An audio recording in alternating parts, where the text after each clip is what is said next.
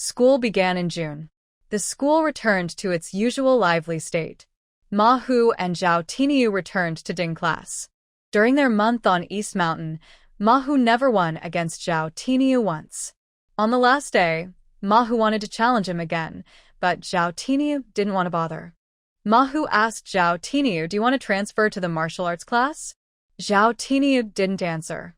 She wanted to transfer, but her parents would definitely disagree. At the blacksmith shop, she had often fought with nearby children and was scolded by her mother for not acting like a proper girl, which was why she was sent here to study.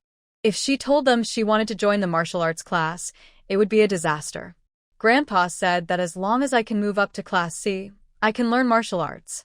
Zhao Tiniu, when the time comes, we'll learn and practice together. I don't want to train alone in secret. That wouldn't be fair, Ma Hu said sincerely, rubbing his hands as he discussed this with Zhao Tiniu. When he mentioned not fair, Zhao Tiniu couldn't help but laugh. Ma Hu's face flushed red, and he hurriedly said, "What are you laughing at?" "I'm serious." "All right, I understand. I'll do my best," Zhao Tiniu replied. Ma Hu then awkwardly nodded in response. Most students have farms at home and need to help with chores. They work in the sun and get tired, so when school starts, they all become darker and thinner. Similarly, Xia Wenwu also lost weight because he was constantly used as a laborer by Lu Shui. Despite eating more, he remained thin. But he had grown taller, making him look more slender and upright. On the first day of school, the class promotion list was announced. Zhu Qingqing and Zhao Daoda moved from Ding class to Bing class. The others stayed the same. Chen Lin felt very disappointed. His brother and Qingqing had moved to Bing class, and he felt abandoned. Ma Hu wasn't too disappointed. He never thought he would be promoted, so he was aware of his situation. What hurt the most was Hua Bear. Hua Bear went to Xiaoyu and said, "Master, I also want to go to Bing class. Can you recite the 3-character classic all by heart?" Xiaoyu asked without looking up. Hua Bear placed his biggest silver bracelet and a small jade flower in front of Xiaoyu. "Master, I want to be promoted." Xiaoyu looked at him silently. "You know a lot for such a young age. You haven't fully learned what Ing class teaches. Sending you to Bing class is like giving you a puzzle you can't solve," Xiaoyu said. Hua Bear clenched his fists and thought for a moment. Then he said, "Then you should let Zhao Daoda go back to Ding class." "Promotion only, no demotion," Xiaoyu said helplessly. "Here's the deal. Whenever you feel ready for promotion, I will find time for you to take an exam. If you pass, you'll be promoted immediately." Seeing that Xiaoyu wouldn't change his mind, Hua Bear pouted and was about to leave. "Wait a moment," Xiaoyu called out. Hua Bear turned back excitedly. "Take your things," Xiaoyu pointed to the silver ring and jade flower on the table. Hua Bear angrily returned, grabbed his belongings, and left in a huff. "Miss, how is it?" Hua Xiu, standing outside the house, asked when Hua Bear came out. Hua Bear shoved the things into Hua Xiu's hands and moodily returned to his room. Bear Jia, Zhang Dandan suddenly appeared, smiling happily. Seeing this, Hua Xiu quickly stepped in front of Hua Bear, looking cautious. "What do you want to do?" Zhang Dandan said with a feeling of injustice. Hua Xiu knew this, but Zhang Dandan gave her the feeling of not being a good person, so she naturally had to be cautious. "Big Sister Bauer, do you want to be in the same class as Zhao Daodu?" Zhang Dandan asked with a smile. Hua Bauer looked at him and asked, "Do you have a way?" Zhang Dandan nodded.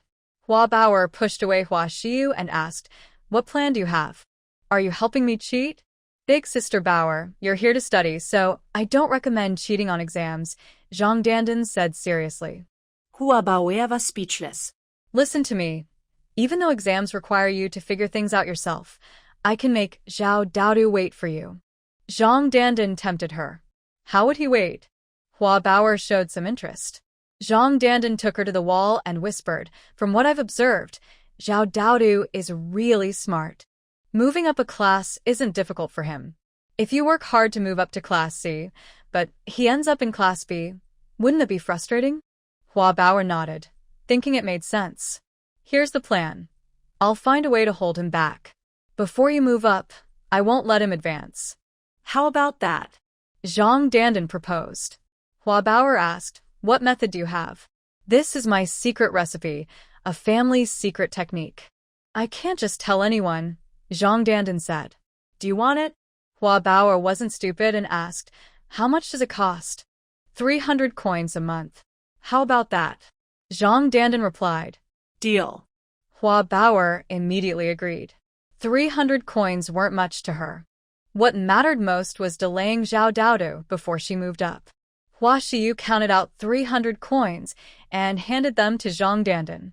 Zhang Dandan happily took the money but still reminded Hua Baoer, "Big Sister Baoer, I'll do this for a month with your money, but as classmates, I want to remind you, you still need to study hard and aim to pass the exams early to move up." Hua Baoer was silent. After receiving the money, Zhang Dandan was about to leave but turned back and asked, "Big Sister Baoer, do you want to find someone for extra lessons?"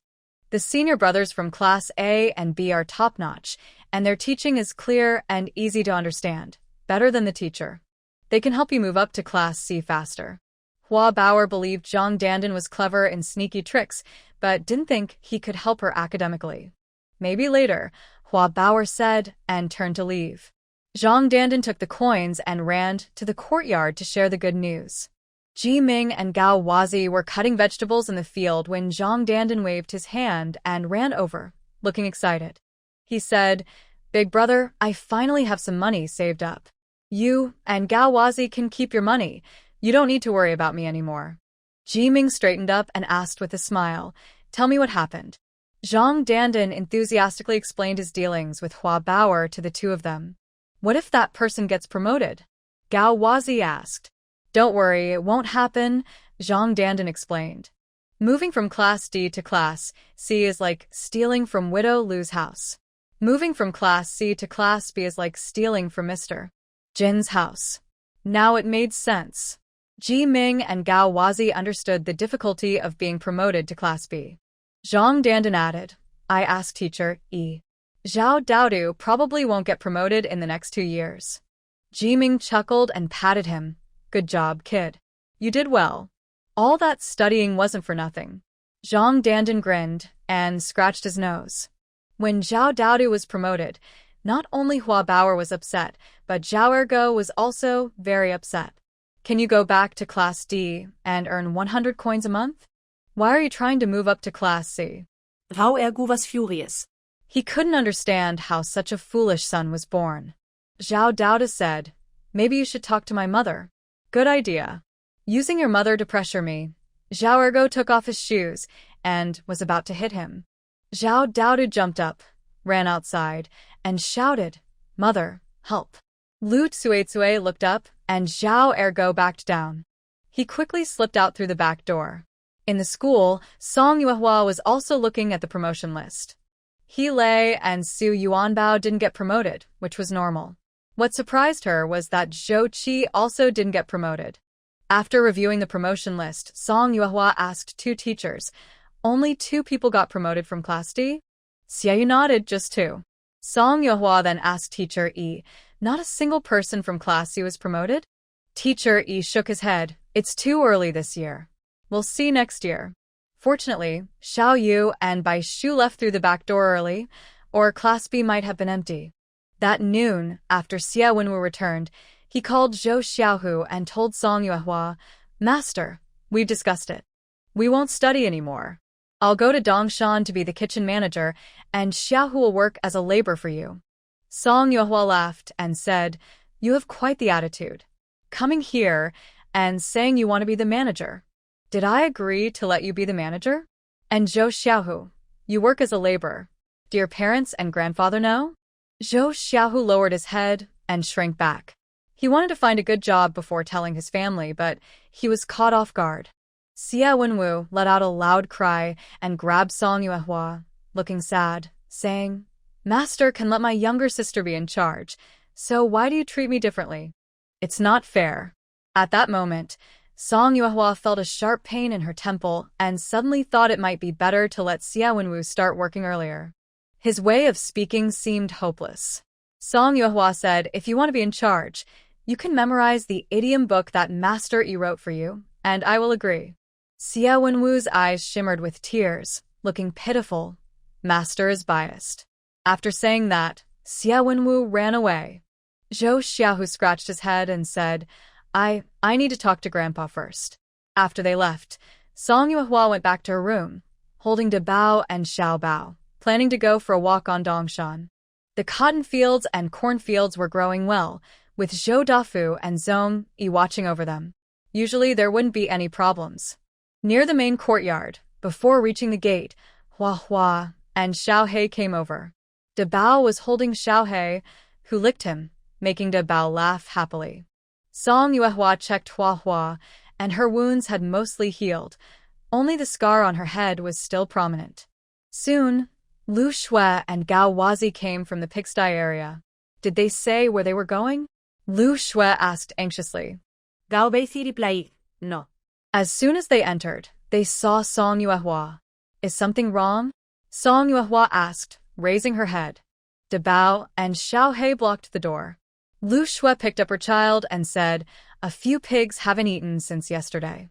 We wanted Brother Jin Shui to come and check, but we've looked for him several times and couldn't find him. Besides him, is there no one else who can check? Song Yuehua asked. There is a specialist in Red Leaf Village who treats animals' illnesses. We asked Ji Ming to call him this morning, but he hasn't come back yet, Lu Shui said, looking anxious. Red Leaf Village isn't far away. Every time we call someone, it's okay if they come, but if they don't, we can only wait anxiously. Song Yuehua wanted to go see the pigsty.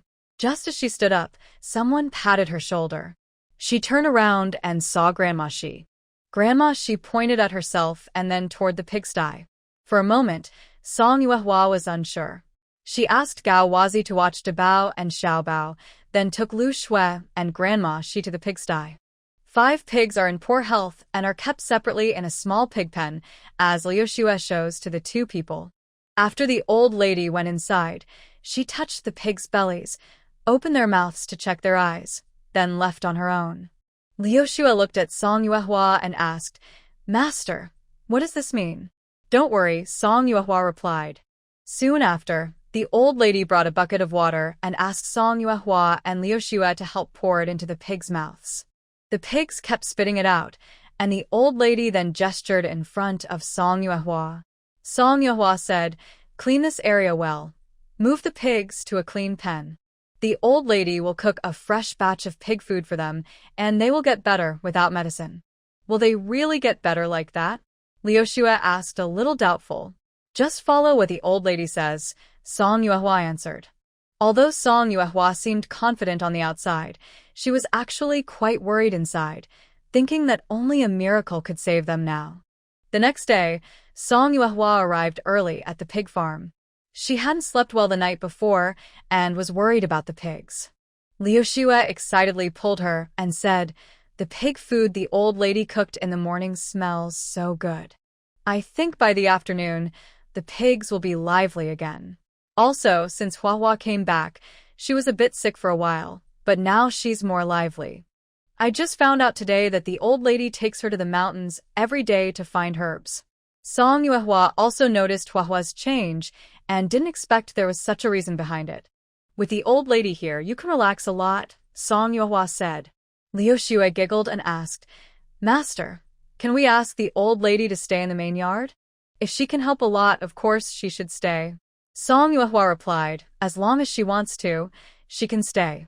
With Ji Ming around, the old lady will definitely agree, Liu Xue said, scheming a little. Song Yuehua felt pleased. Her apprentice was finally thinking more. A few days later, Hu Jin Sui came over. When he arrived, he learned about the old lady's situation. Hu Jin Sui looked embarrassed and said, I've been busy these past 2 days, so I delayed you. It's okay. Once we hire the old lady, we won't need to ask you anymore, Liu Xue said with a smile. Hu Jin Sui hesitated. Isn't this old lady a midwife who helps deliver babies? Hu Jin Sui asked. Is she trying to trick us into giving her work? Of course not. Liu Xue was a bit unhappy and said, these pigs were all cured by Grandma. Brother Jin Shui, please don't think badly of people. Hu Jin Shui explained, I'm just worried you might be tricked because you're young. Liu Xue turned her face away and didn't speak. Realizing Liu Xue was upset, Hu Jinxue quickly tried to smooth things over. My mother wants to talk to you. How about you come to my house tomorrow?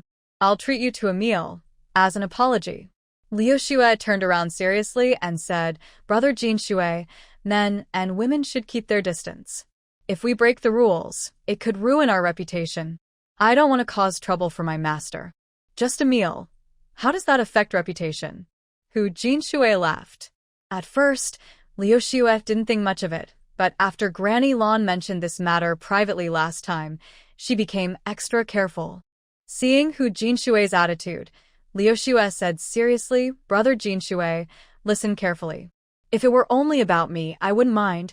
I wasn't planning to marry anyway. But if it involves my master, I can't let that happen.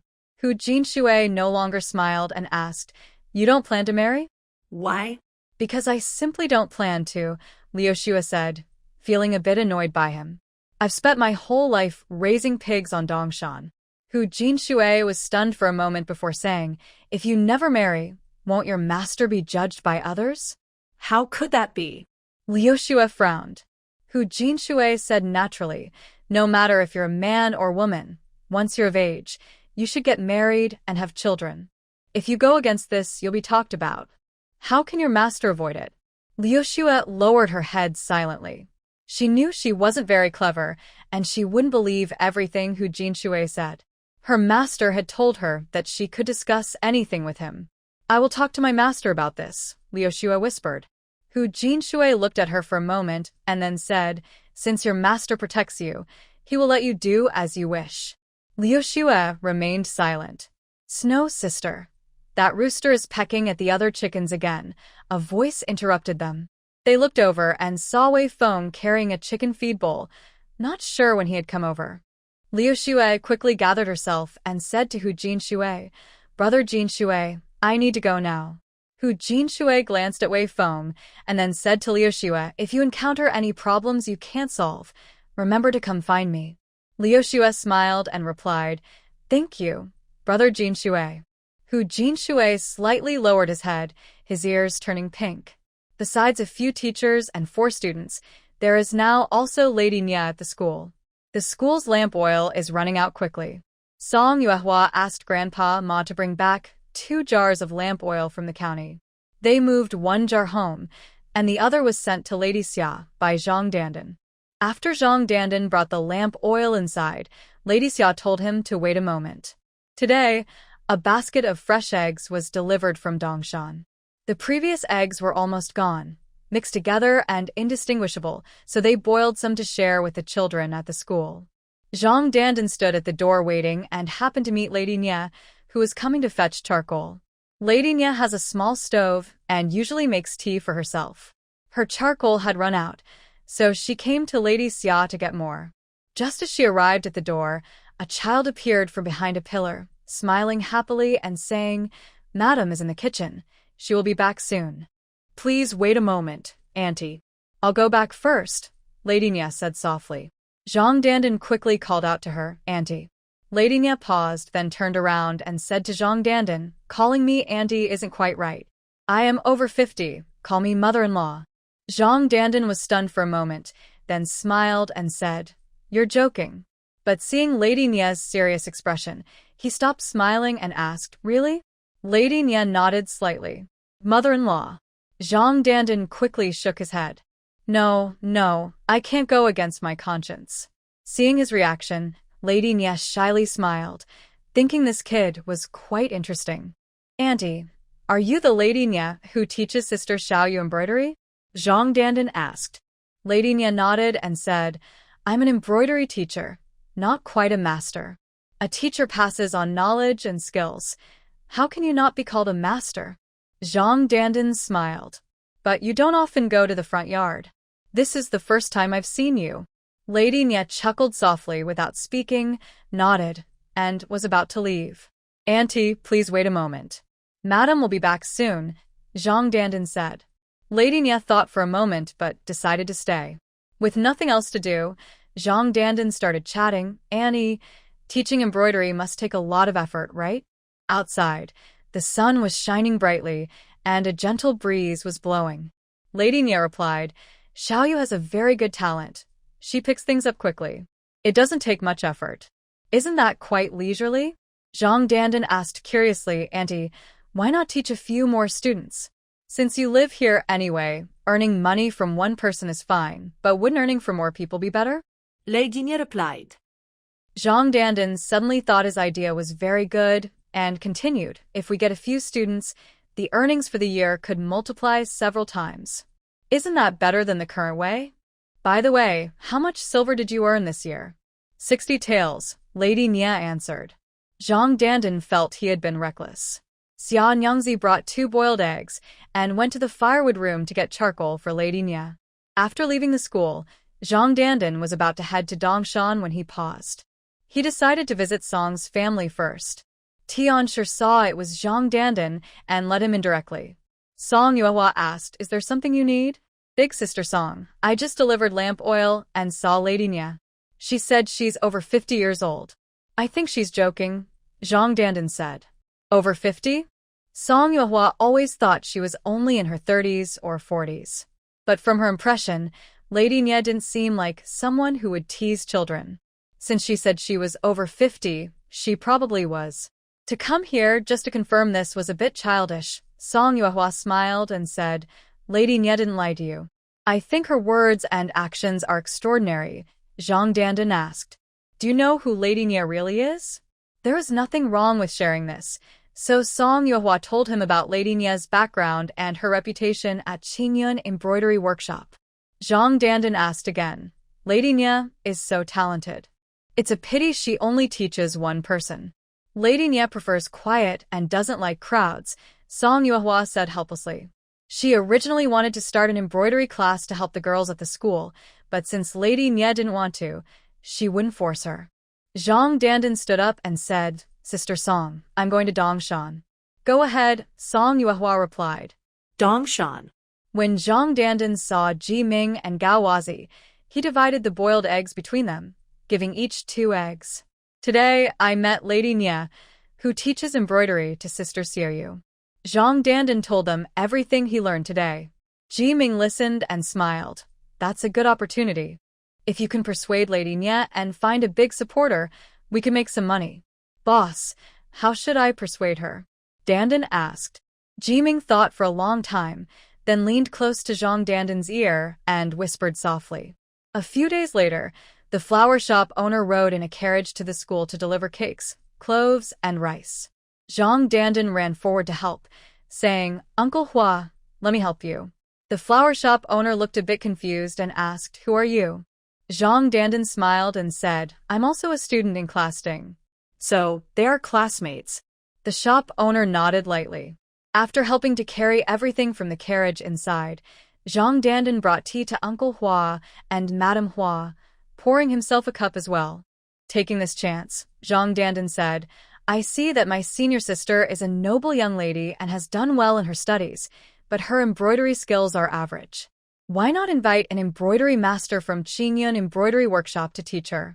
He also knew about Qingyun Embroidery Workshop. The shop owner replied, Ordinary embroidery girls are enough. The masters from Qingyun Embroidery Workshop can't be invited easily. We have one at our school, but Lady Nia only teaches Sister Xiaoyu. If my senior sister is interested, I can ask Lady Nia to help arrange it, Zhang Dandan said. Is it really from Qingyun Embroidery Workshop? The shop owner asked again. Zhang Dandan nodded and said, It was invited by young Master Yan. So it must be true. Young Master Yan Yanjiu, the overseer of Qingyun Embroidery Workshop in Qingzhou, is definitely the one. I wonder how many years the embroidery master has signed with the school? The shop owner asked. 5 years, Zhang Dandan answered immediately. The shop owner sighed softly. What a pity. Uncle, do you want Lady Nia to accept your senior sister as a student? Zhang Dandan asked. If you want, I can go and persuade her. The shop owner's eyes lit up and he smiled. Your senior sister probably won't work out. I have a niece with good talent, but unfortunately, Qingyun Embroidery Workshop doesn't want to accept her. If she could study under this lady, it would be great. Zhang Dandan said, It costs 80 taels a year. Next time, bring her along, and if Lady Nya likes her, she can accept her. I need to discuss this with my husband first, the shop owner said, still worried about the young boy because 80 taels is not a small amount. Zhang Dandan shook his head and said, Lady Nya was invited by Sister Song, and it has nothing to do with my husband. If you agree, I will help persuade her. The shop owner looked at the boy carefully. As long as the embroidery master from Qingyun Embroidery Workshop is genuine, he won't suffer any loss. So he said, if you're not lying to me, once it's done, I'll give you 5 taels of silver as a thank you fee. Uncle Hua, you can rest assured. Zhang Dandan smiled. The two agreed to bring someone over in 5 days. After sending the person away, Wabeoer came over and asked, what were you just talking about? We were talking about bringing your cousin to learn from Mistress Nya and study embroidery, said Zhang Dandan. Nonsense, Wabeoer replied. I only have one cousin. Where would I have a cousin from? Zhang Dandan patted his head and said, maybe you heard wrong. Sister Bauer, do you have something on your mind? Wabeoer looked a bit uneasy and said, you said before that you could find someone to help me with extra lessons. Oh. Zhang Dandan understood and thought today was really a lucky day. Don't worry, Sister Bauer. I recommend only top students from Class A and Class B. I guarantee each one is very talented, knowledgeable about many things, handsome and strong, good at both arts and martial skills. Zhang Dandan spoke more and more excitedly, but Waxia listened less and less seriously, quickly interrupting, A and B classes are just those 4, right? Exactly. Zhang Dandan said. Sister Bauer, just wait. I'll arrange everything for you tomorrow. After saying that, Zhang Dandan ran off. He still needed to persuade Mistress Nya. Since the last time they met, Zhang Dandan had been visiting Mistress Nya almost every day, either bringing wildflowers or a few butterflies. Today, Zhang Dandan brought nothing and smiled. Mistress Nya, may I have a cup of tea? Suyu put away her embroidery frame, about to go home, and saw Zhang Dandan arrive. She teased, why didn't you bring any flowers today? Zhang Dandan smiled and said, today I caught a colorful butterfly, but unfortunately, I used some force when catching it, and it broke apart when I caught it, so I didn't bring it. Sister Suyu, if you like flowers, I can pick some for you next time. Just for myself is enough. You can give them to the master, and I can still see them, Suyu said before heading home. Mistress Nya lit a charcoal fire at the door and brewed a pot of jasmine-scented flower tea. While waiting for the tea, Zhang Dandan sat on a small stool, propping his chin, and asked curiously, Aunt Nya, you love quiet so much. Why not buy a house of your own to enjoy peace? They had been together for a few days and had become somewhat familiar. Mistress Nya replied, I was sold into the embroidery workshop at 13. At 50, I used up all my savings to buy back my freedom. I don't have extra silver to buy a house. Zhang Dandan was stunned and asked, since you lack silver, why only take one apprentice? Wouldn't earning more silver be better? Of course, money is good. Lady Nya sighed softly.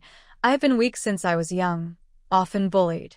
My fingers almost broke at the embroidery workshop, but a teacher saved me, and that's how I got today.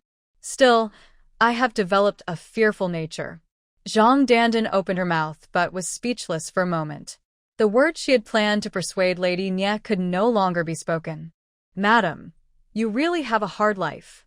Zhang Dandan whispered. She thought Lady Nya was wealthy, but it turned out she was also a person with a tough life. Last time, she even boiled pear water for herself to drink. Seeing her disappointed look, Lady Nya chuckled softly. It's not hard now, but I can't change my nature anymore. The water in the clay stove was steaming hot. Lady Nya, I need to tell you something. Zhang Dandan suddenly stood up and knelt heavily before Lady Nya, pressing her forehead to the ground. Lady Nya was startled and quickly reached out to help her up.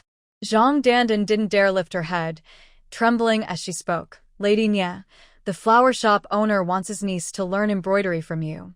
I agreed to persuade you for 5 taels of silver as a fee.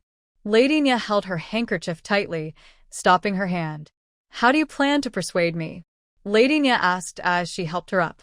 Zhang Dandan lowered her head and didn't dare to speak. The tea in the pot was boiling. Lady Nye poured a cup and handed it to her. Drink it. This tea was made for you. Zhang Dandan took the cup, holding it carefully, and reflected, I will refuse the flower shop owner. Madam, I won't do this again. They sat in silence for a long time, without speaking.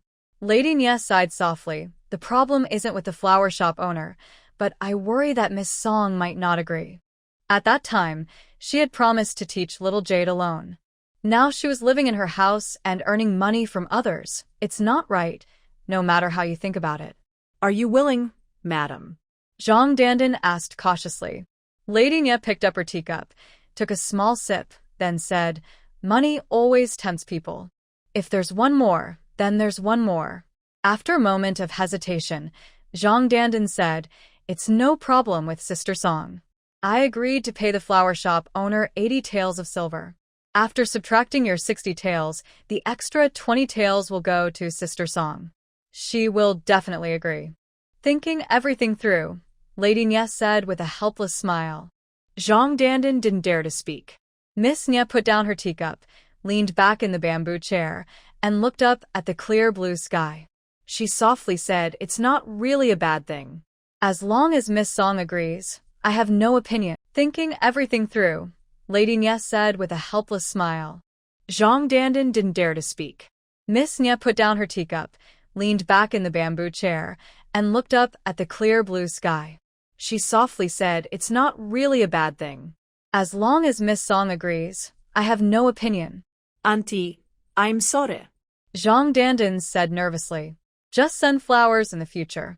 No need to catch butterflies, Miss Nye said. Brother Bienwu, I have a business idea. Do you want to do it? Zhang Dandan asked with a slight nasal tone. Bienwu shook his head and said, No, I won't do it. Listen to me first, then decide, Zhang Dandan urged. Bienwu put down his book and said, All right, go ahead. Ding Ban has a younger sister who wants to move up to Class C. Brother Bienwu, I have a business idea. Do you want to do it? Zhang Dandan asked with a slight nasal tone. Bienwu shook his head and said, No, I won't do it. Listen to me first, then decide, Zhang Dandan urged. Bienwu put down his book and said, All right, go ahead. Ding Ban has a younger sister who wants to move up to Class C. Doing such things would be a waste of time. Zhang Dandan stopped persuading and choked up. All right, then I'll find someone else. Bienwu said nothing. What are you crying for? Bienwu asked awkwardly. Maybe I can agree. Zhang Dandan covered her eyes and shook her head. I just got sand in my eyes. Brother Bienwu, you study your books well. I won't bother you anymore. After saying that, Zhang Dandan rubbed her reddened eyes hard and ran out. Without considering Class A students, she could only look for Class B, little Jade, who wanted to learn embroidery but had no time. So only Bai Shu remained as an option. On Dong Mountain, Ji Ming and Gao Wazi were watering the vegetables in the field. When Zhang Dandan came over, she didn't speak but blushed and squatted nearby, watching silently. What's wrong? Ji Ming immediately noticed she was upset. Zhang Dandan told him everything that happened with Miss Nye today, tears streaming down her face. Brother, I feel like I am really useless. Ji Ming comforted her. It's not a big problem. According to Miss Nye, she doesn't have much money now. Giving her money is fine. Zhang Dandan rubbed her head and said, Big brother, I feel very upset inside. Ji Ming suggested, How about you slap yourself twice and see if it makes you feel better? Would it help? Zhang Dandan wiped his face with his sleeve and was about to slap himself. Probably not, Ji Ming replied. Zhang Dandan pouted. Big brother, now's not the time to tease me. Gao Wazi brought over a basket filled with a sickle. Ji Ming chuckled and handed him the sickle, saying, Go cut those big cabbages over there. Zhang Dandan took the sickle obediently and went to harvest vegetables. Are you okay? Should I talk to the teacher about extra lessons? Ji Ming asked while watering the plants. Big brother, I'll go, Zhang Dandan said, lifting a large cabbage. Yiming nodded. Inside the chicken coop, Bai Shu and Lan Yu were collecting eggs. Zhang Dandan entered the coop and was immediately chased and pecked by a rooster, crying out in pain. Grandma Lan waved her broom a few times, finally saving Zhang Dandan from the rooster. Brother Bai, come out for a moment. I have something to tell you. Zhang Dandan shouted before running out. After Bai Shu came out, he brushed off some chicken feathers and asked, "What's wrong?" "I have a job that can make money. Do you want to do it?" Zhang Dandan asked with a smile. Bai Shu said, "Tell me about it." "Class D has a little sister who wants extra lessons." "You set the price," Zhang Dandan explained. "Not really," Bai Shu said, confused. Who are you talking about? "Who wants extra lessons?" Zhang Dandan explained carefully. Ding Ban's little sister, Hua Bao, wants to move up to Class C. You help her with extra lessons. How much would you charge per month? You tell me, and I'll help you ask. She just wants to move from Class D to Class C? Bai Shu thought it was too simple and said, "I'll discuss it with my sister first." Zhang Dandan nodded. "Go ahead. I'll wait here." Now? Bai Shu asked. "Yes, right now." "Hurry up," Zhang Dandan said with a smile. After Bai Shu left, Zhang Dandan stood excitedly at the chicken coop entrance. Don't go in. A low voice came from behind, startling Zhang Dandan so much he jumped. Seeing who it was, he patted his chest and said, "Wei Feng, you scared me to death." Wei Feng calmly said, "The chickens inside will peck at strangers." "No going in, no going in." Zhang Dandan repeatedly waved his hands, having seen enough of that. Wei Feng carried a large bowl of chicken into the room. Zhang Dandan politely moved aside for him. Soon after, Bai Shu returned and said, "I agree. How about 50 coins a month?" 50 coins? Zhang Dandan looked disappointed. 3 chickens laying eggs for a month are worth more than 50 coins. Can't you be a bit more ambitious? Bai Shu had never dealt with this before and didn't know how to set a price. Then, what do you think is fair? Zhang Dandan patted his shoulder and said, "At least 200 coins a month. Prepare well today and start teaching tomorrow." "Really so soon?" Bai Shu was a little nervous. Zhang Dandan reassured him, "Don't worry. Just answer whatever your junior sister asks. 300 coins are just a small amount for you." After talking with Bai Shu, Zhang Dandan hurried to the schoolhouse. Convincing Bai Shu was easy. He's still in Class B, just catching up on lessons, so it wouldn't take long. Spending an hour each day to earn a little extra money is something anyone would accept. The real issue was Hua Bauer. Bauer's sister, the senior in Class A, charges 2.5 taels a month, and the senior in Class B charges 1 tael. "What do you think?" Zhang Dandan stood at the door, talking to Hua Bauer. 2.5 taels? That's too expensive. Hua Bauer whispered. Zhang Dandan nodded. "It is expensive, but Class A is for the imperial exams. Time is precious for the seniors, so charging 2.5 taels is reasonable." "That's too much. Tell them to charge less," Hua Bauer said. Zhang Dandan chuckled. "Actually, just moving from Class D to Class C is enough for the seniors in Class B. There's no need to spend extra money." "Sister Shiyu, what do you think?" "Sister always uses the best," Hua Shiyu explained. Zhang Dandan advised again, "Good isn't always the right choice. Look at those 2 seniors in Class A, they always have stern faces and are hard to talk to. But Bai Shu in Class B is gentle and polite, speaking softly. Someone like him would be perfect for teaching." "Isn't there also 2 people in Class B?" Hua Shiyu asked. Zhang Dandan explained, "Little Yu is busy embroidery and doesn't have time for this. But she's quite suitable. From her appearance, she definitely won't scold anyone." Who aber wer seid? "All right, then just go with Class B. But if he's not capable, I want him replaced immediately. The Class B senior isn't for the imperial exams, and charging 1 tael is too expensive. Can you negotiate the price?" Flower Shiyu calculated that the school does not charge for extra lessons, only 1 tael per month for food and accommodation. He is just a student in Class B and dares to ask for 1 tael, really asking too much. Zhang Dandan looked hesitant and said, "Sister Bauer, what do you think is a fair price? I can try to negotiate, but I need at least a base price." Hua Bear, Hua Shiyu exchanged a glance. Hua Shiyu clenched his teeth and said, 501. Zhang Dandan, half of that? You really know how to bargain. Two big sisters, the senior brother in Class B is also a senior brother. Shouldn't he get at least 800 won? Zhang Dandan suggested. Hua Baer was about to agree, but Hua Shi stopped her. Maximum 600 won. More than that, I won't accept. Zhang Dandan was about to suggest 700 won, but before he could speak, Hua Shi interrupted. 600 won is fine. If it works, good. If not, forget it. Hua Baer was silent. Seeing the deal was off, Zhang Dandan looked disappointed and said, "All right, I'll go talk to the senior brother." Shiyu, you really know how to make things difficult. After leaving the school, Zhang Dandan went to the Song family. Song Yuehua saw his tired look and asked, "Where are you going?" "To do some business." Zhang Dandan sat down to rest. Song Yuehua poured him a cup of tea and smiled. "What kind of business?" Zhang Dandan looked serious and said, "Sister Song, just one word from you, and I can earn 20 taels. Do you want to do it?" This familiar pitch sounded so familiar. "Master, Hua's girl wants to learn embroidery from Lady Nya. It costs 80 taels a year. Lady Nya charges 60 taels, and Sister Song charges 20 taels. Are you interested?" Zhang Dandan gestured with his fingers. Getting a big offer like this is rare. Who wouldn't want to earn 20 taels? Xiuyu has classes during the day, and Lady Nya has free time. As long as she agrees, both sides win. He can also earn some profit. Of course, Song Yuehua had no objections. But she was curious and asked, "What about you?"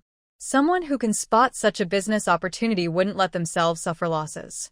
Zhang Dandan honestly explained, "Master, Hua gave me 5 taels to persuade Lady Nya to work with Sister Song." Song Yuehua laughed and said, "Once the money is in hand, I'll give you 3 taels as a thank you. I won't let you suffer." "Thank you, Sister Song," Zhang Dandan said happily.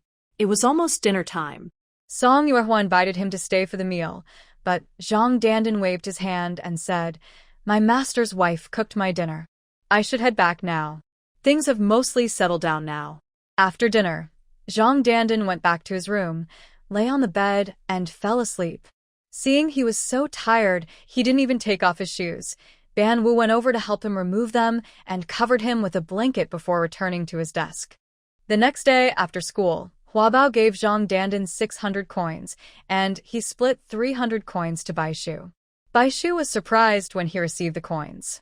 Zhang Dandan smiled and said, "Total of 600 coins, split equally between us. Don't think I took too much, I did have to speak a lot." "Of course not," Bai Shu quickly replied. He originally thought 50 coins would be enough, but Dandan said at least 200 coins, and in the end, he got 300 coins. He had no complaints. If it weren't for Zhang Dandan, he wouldn't have earned even a single coin. Bai Shu stayed in the classroom to teach Hua Bao, and Waxiyu wanted to listen in. Zhang Dandan stopped her, saying, "Sister Shiyu, only one person can attend a class with one payment. If you want to come in, you need to pay extra." "Pay more?" Waxiyu was angry. "Are you crazy about money? I just want to serve my young lady inside, and I won't pay extra." Zhang Dandan whispered in his defense, "Sister Shiyu, don't be upset. The master also said that everyone in the school is equal.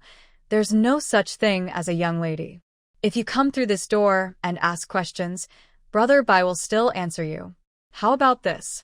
If young lady Bauer agrees, you can pay 200 coins more, and I'll have Brother Bai teach both of you at the same time." Humph. Waxiu thought about the young lady listening to the lesson and lowered her voice sternly. "You little rascal, don't think you can trick the young lady out of another coin." After saying that, Waxiu turned and left, leaving Zhang Dandan helplessly shrugging. Really foolish. On the day agreed with shopkeeper Hua, Zhang Dandan gave a heads-up to Song Yuehua in advance. Shopkeeper Hua brought a girl about 13 years old. The girl was beautiful, with gentle eyes and a white jade butterfly hairpin in her bun. She wore gold earrings with embedded jade on each ear. She was dressed in a light purple silk top and skirt, with a layer of moon-white sheer fabric over it. Her dress was embroidered with a large cluster of purple wisteria flowers, and she had a bright green jade pendant at her waist. She looked noble and elegant, with an extraordinary aura. Shopkeeper Hua introduced her to everyone, saying, "This is my niece, named Guan Xiaodai. Her embroidery skills are not very good, and she came today to seek a master to learn. Afterward, her dress was embroidered with a large cluster of purple wisteria flowers, and she had a bright green jade pendant at her waist. She looked noble and elegant, with an extraordinary aura. Shopkeeper Hua introduced her to everyone, saying, "This is my niece, named Guan Xiaodai." Her embroidery. At this, everyone in the room finally relaxed. Shopkeeper Hua bowed and said to Lady Nia, "I've heard that the Qingyun embroidery workshop's instructors each carry a jade token. I've known about this for a long time. I wonder if Lady Nia can show me more about it?" Song Yuehua was surprised and thought, "Is there such a thing?" Lady Nia nodded slightly, took a small jade token from her, and handed it over. The man standing behind Shopkeeper Hua hurried over and took the token with both hands. After examining it carefully, he handed the jade token to Shopkeeper Hua.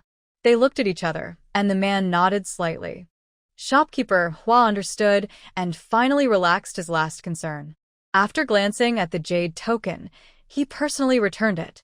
"I was a bit selfish in my request. Thank you for your kindness, lady." Song Yuehua glanced at it and saw that the jade token had a character Nia carved on it. Guan Xiaodai wanted to stay at the school. Besides paying 80 taels to Lady Nia, there were also costs for food and lodging, plus 5 taels for labor, totaling 97 taels of silver. Song Yuehua received 27 taels, and Zhang Dandan received 13 taels. Besides the 8 taels of labor fee given by Shopkeeper Hua and Song Yuehua, Lady Nia also gave him 5 taels of silver. Zhang Dandan counted out 4 taels of silver and handed it to Song Yuehua. "Sister Song, I know that staying at the school costs 12 taels a year for food and lodging. I didn't pay for the tuition, nor did I buy writing brushes or books. I ate and stayed for free all this time. I earned a little money this time, although it's not enough, but I promise I will make it up in the future." Seeing how serious he was, Song Yuehua felt very pleased. She accepted Guan Xiaodai, who had no conflicting interests with her, and received the silver happily. Getting the silver, she also thought of paying part of the living expenses, which showed she wasn't ungrateful. Living in the school costs 1 tael of silver per month, so she could earn some money because the Hua family and Guan Xiaodai were both wealthy young ladies. The rice they ate every day was delivered from their own homes, so she earned even more. "You don't need to split the costs with them," Song Yuehua said. "I'll keep this 4 taels of silver to cover a year's food and lodging expenses." Zhang Dandan hurriedly thanked her, stored the silver, and after leaving the door, went to East Mountain to find Ji Ming and Gao Wazi, dividing the money into 3 parts, 1 for each. "Big brother, with this money, we can rent a small house in the county town, invite Dasha and Tang Yuan and their friends to come along, and no longer have to live in the broken temple. We can live more comfortably and start a small business to support ourselves," Zhang Dandan said excitedly.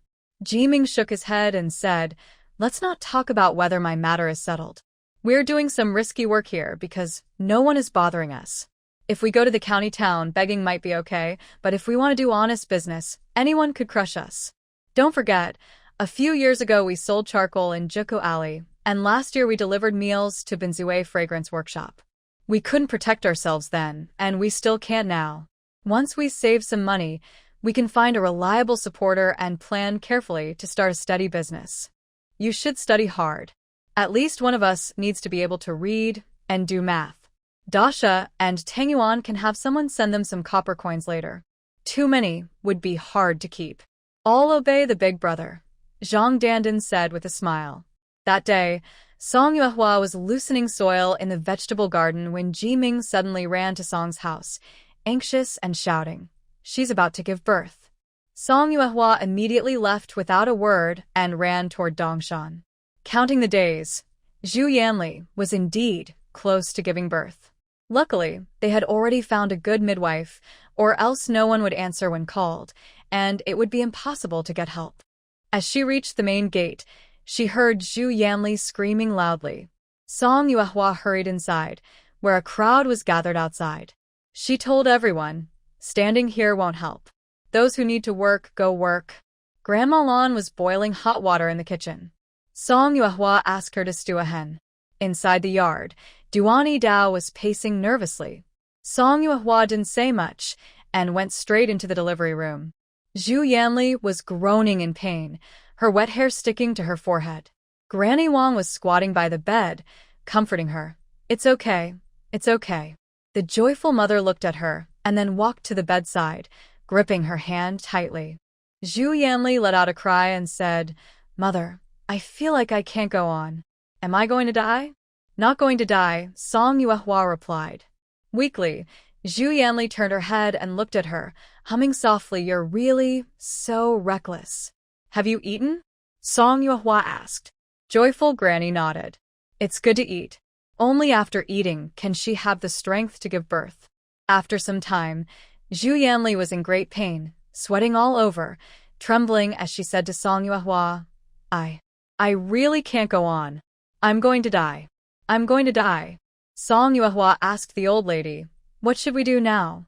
The old lady looked under Zhu Yanli and gently touched her belly, nodding slightly. Song Yuehua said, Take some deep breaths, don't think too much. Your baby's position is good. Everything is going smoothly. Don't worry.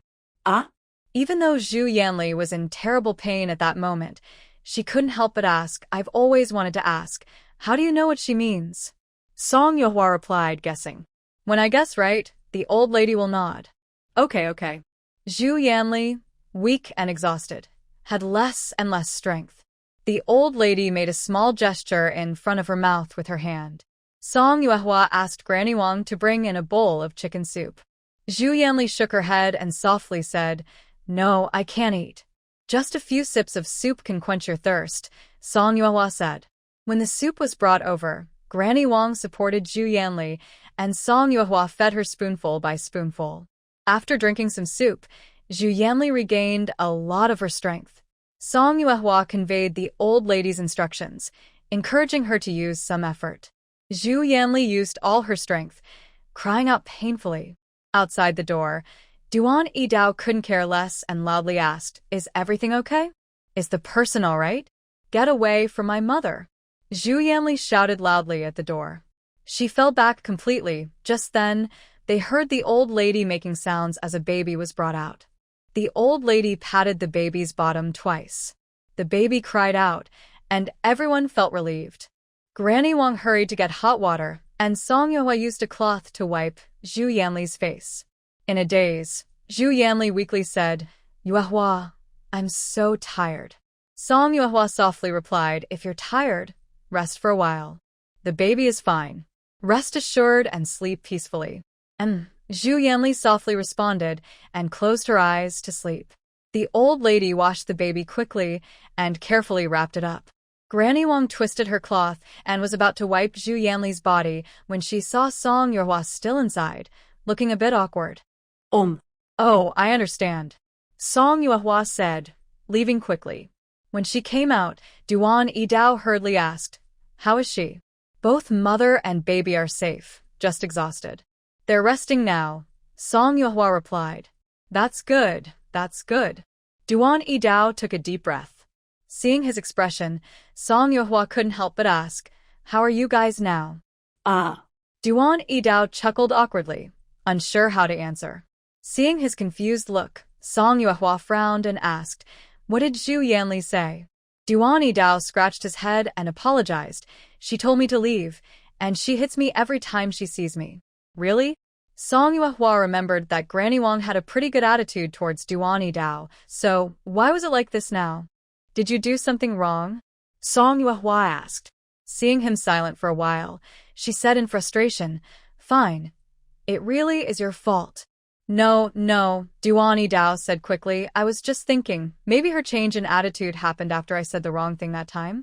Curious, Song Yuehua asked, What change? What did you say? Actually, it was about the time Duan Dao pretended to be Song Yuehua to ask the doctor to see Zhu Yanli.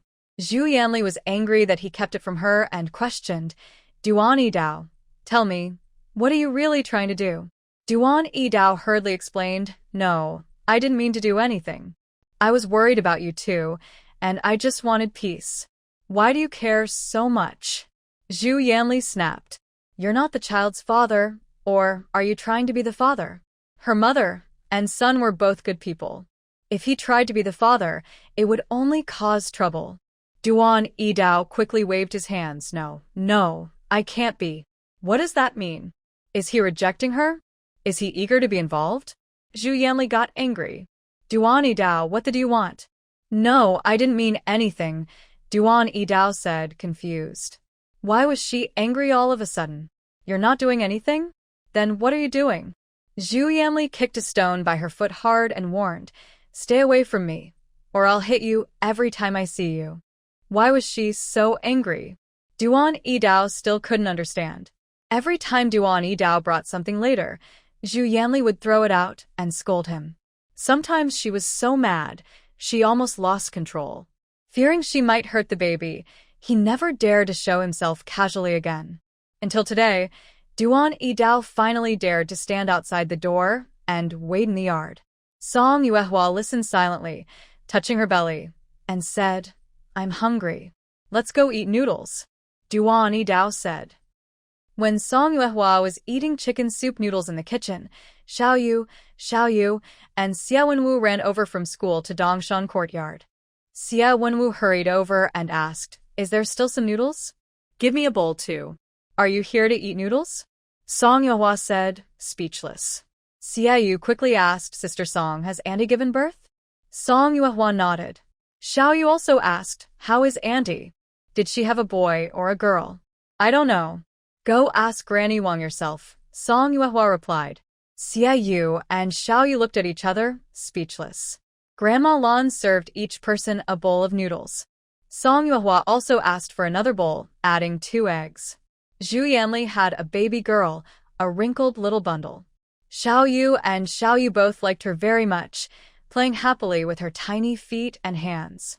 The next morning, as soon as they woke up, Song Yuehua packed away the old clothes of the big and small children into a large bamboo basket.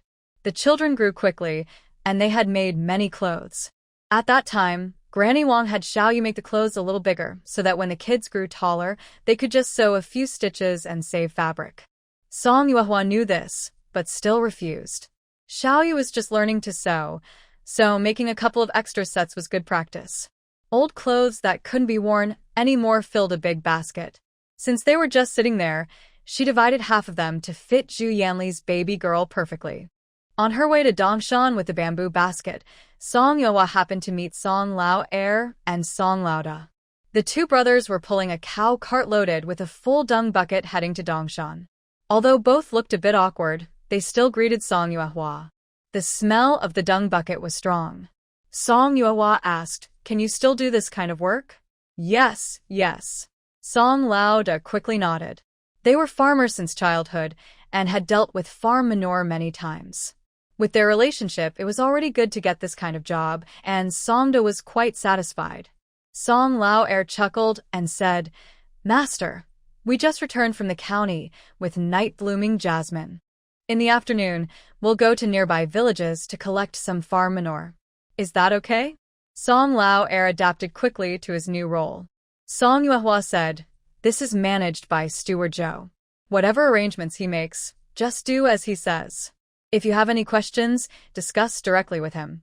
Okay. Song Lao Er smiled a little, and Song Yuehua didn't pay much more attention. Then she left. As soon as she arrived at the courtyard, Song Yuehua saw Duan Yidao, looking very discouraged. She couldn't help but ask, Did you get scolded again? Duan Yidao nodded slightly. The next day, Song Yuehua received a letter from Da Mao.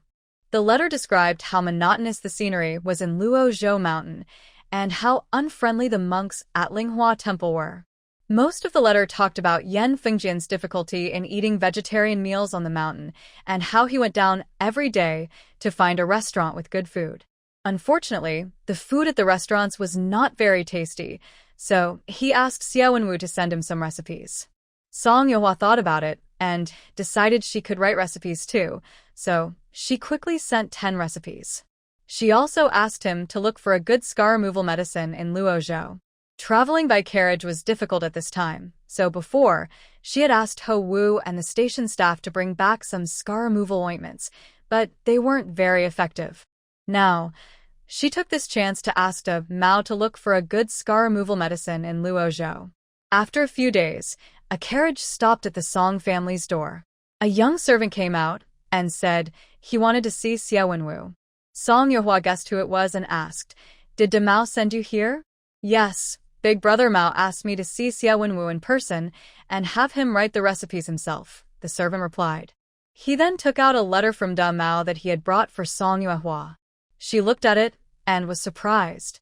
She opened the letter, which only said that De Mao was looking for a scar removal medicine and mentioned some trivial matters, but there was no mention of recipes. Song Yuehua called Xia Wenwu over. The servant handed him De Mao's letter.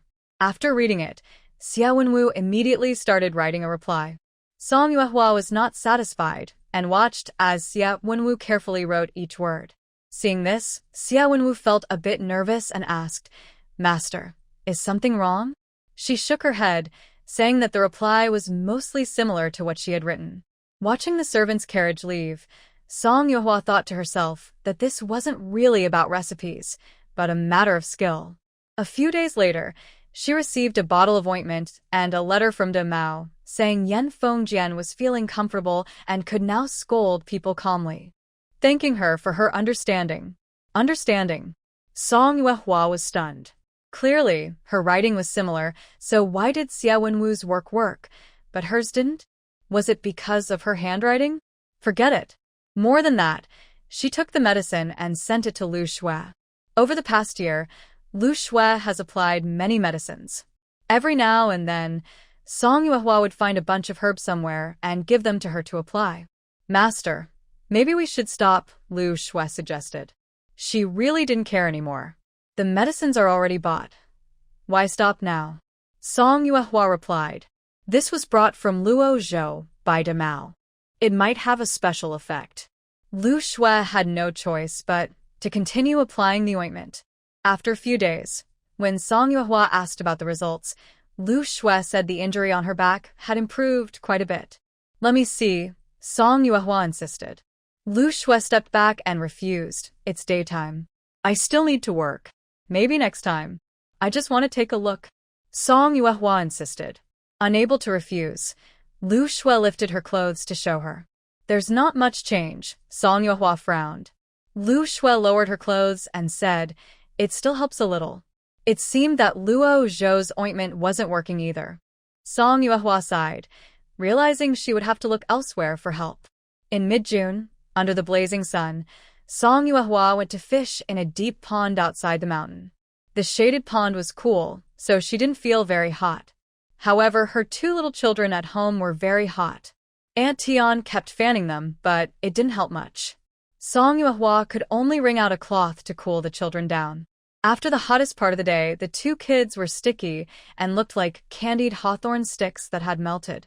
She took the children to a bath bucket for a wash. After cleaning, they were no longer sticky, and the older one started jumping around happily. As soon as he got out of the bath, he ran outside. Aunt Tian was still cooking, so Song Yuehua quickly carried the younger one and chased after the older boy. At that moment, someone knocked on the door. Song Yuehua handed the two children to Aunt Tian and went to open the door herself. Outside stood Fuzi with a stern-looking man in black. Seeing the man in black, Song Yuehua chuckled softly. Fuzi was busy introducing, not noticing their expressions. "This child wants to learn martial arts. Old man Duan isn't here, so I brought him over for you to see." Song Yuehua told Fuzi to go back to the school for his class, then looked at the man in front of her. "Is your mind cured? Has your memory returned?" Jin Xiaoyang frowned in confusion. "Did I offend you before?" "No," Song Yuehua replied. Jin Xiaoyang asked, "Why does that girl seem to dislike me so much?" "Dislike?" Song Yuehua laughed. "We don't know each other, so how could there be dislike? Young Master Jin, you might have misunderstood. Everyone is cautious around strangers. I haven't harmed you. In fact, I helped you find your family." How could that be called dislike? Then, Jin Xiaoyang said with a light smile, "I suppose Miss Song won't stop me from enrolling. Starting a school to accept students is a good thing. Why would I oppose it? After saying this, Song Yuehua asked back, but I don't understand one thing. I hope you can clarify. Your family is wealthy, so if you want to learn martial arts, why come to a rural school like mine where no martial master can be found? Jin Xiaoyang replied self-deprecatingly, you really don't understand. Even if you're from a rich family, if your biological mother is just a disliked concubine, wealth doesn't mean much to me. As everyone knows, the Jin family has 18 concubines, with 12 children in total. Not everyone gets what they wish for. Oh. Song Yuehua softly responded, pondering silently. She hadn't inquired about the Jin family's private affairs, and was too lazy to do so. But if she wanted to send this person away, she needed a good reason. With a smile, Song Yuehua said, the tuition fee is 20 taels a year, and living expenses are 10 taels. Jin Xiaoyang nodded without objection and took out a silver note for 30 taels, handing it over. Song Yuehua was momentarily speechless. Looking at the silver note, she didn't take it but asked, why did you faint in the forest? Although she understood this person's background, it didn't make sense for someone to faint in a place like Buga Mountain. Jin Xiaoyang chuckled self-deprecatingly and said, it was just a common sibling quarrel in a wealthy household. Song Yuehua crossed her arms and leaned against the doorframe. Tell me more. Jin Xiaoyang looked a bit helpless. Standing here and talking? Song Yuehua nodded seriously. Jin Xiaoyang glanced around and, seeing no one nearby, lowered his voice. My elder brother from the second household was jealous because our father praised my looks. He pretended to go hunting but actually knocked me out and threw me into Buga Mountain. As the name suggests, Buga Mountain means no return. Once you're thrown in, there's no coming back. Throwing you in quite accurately, Song Yuehua said. And into a place where others could easily see. Miss Song. Jin Xiaoyang suddenly raised his voice. What exactly are you doubting? If it weren't for this experience, I wouldn't have wanted to learn martial arts to defend myself. 30 taels can find a very good martial artist. If you can't find one, I can help you look, Song Yuehua said without any hint of sympathy. Jin Xiaoyang's eyes were firm. Even the best martial artist isn't a martial prodigy. What martial prodigy? Song Yuehua's heart skipped a beat. Jin Xiaoyang chuckled softly. I was fortunate to see General Gongsun leading troops long ago. The scar on Duan Tanhua's face was unforgettable. I happened to see it again recently, which reminded me. Song Yuehua felt as if someone was choking her. Duan Yidao's identity must never be exposed. This scoundrel was threatening her. After a moment of silence, Song Yuehua reached out her hand. Jin Xiaoyang immediately understood and handed her a silver note. She took it, folding the note as she spoke softly, I don't want to hear anything about Duan Tanhua. Otherwise. Jin Xiaoyang's face was half smiling, as if waiting to see what harsh words she might say. Song Yuehua's expression darkened. I'll kill you. Jin Xiaoyang was speechless. On the playground, Goa and Ergotu were being trained by Duan Yidao, making loud noises. Both of them clenched their fists, stretching their arms outward, stepping their legs apart, lowering their waists, with a bucket hanging from each arm. Master, should we take a break? Goa was almost crying. This old man was never kind to them. Recently, Duan Yidao had been in a very good mood and was not angry. He just smiled and said, endure hardship to become a better person. Zhu Yanli's baby was now frequently held by Duan Yidao. The little one was so small that he knew what it felt like to be cherished and protected. Naturally, he was in a good mood. Duan Yidao owed his ability to hold the baby to the help of 2 grandmothers. A few days ago, he learned that Zhu Yanli didn't have enough milk. He went to the county to find a young goat, searched everywhere in the county, but couldn't find one, so he went to nearby villages. Finally, he asked Song Yuehua and found a market vegetable seller. He bought a young goat from her family. A grown man coming early every morning to milk the goat, clumsy as he was, made Granny Lan speak kindly of him. After hearing this, Zhu Yanli also felt a bit guilty. Since she was pregnant, and until now during her postpartum period, Zhu Yanli drank chicken soup all day. She even started to smell like chicken feathers, so she casually complained to Granny Wang. Somehow, Duani Dao found out about it. That evening, she took a day off work and drove to the county to buy the freshest pig's trotters. Granny Wang accepted the items and was about to ask for payment when Duan Yidao suddenly ran over, refusing to take anything. When Zhu Yanli found out, she told Granny Wang, "Let him be. I'll settle the bill with him later." In the following days, Duan Yidao would bring Zhu Yanli fresh food from the county or the mountains every day. After they finished eating, he would carefully sit at the door and ask if she still liked the food.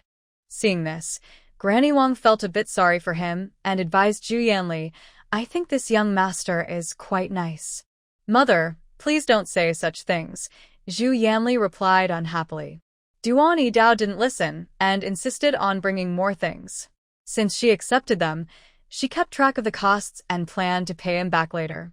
Honestly, she couldn't deny she had feelings for him.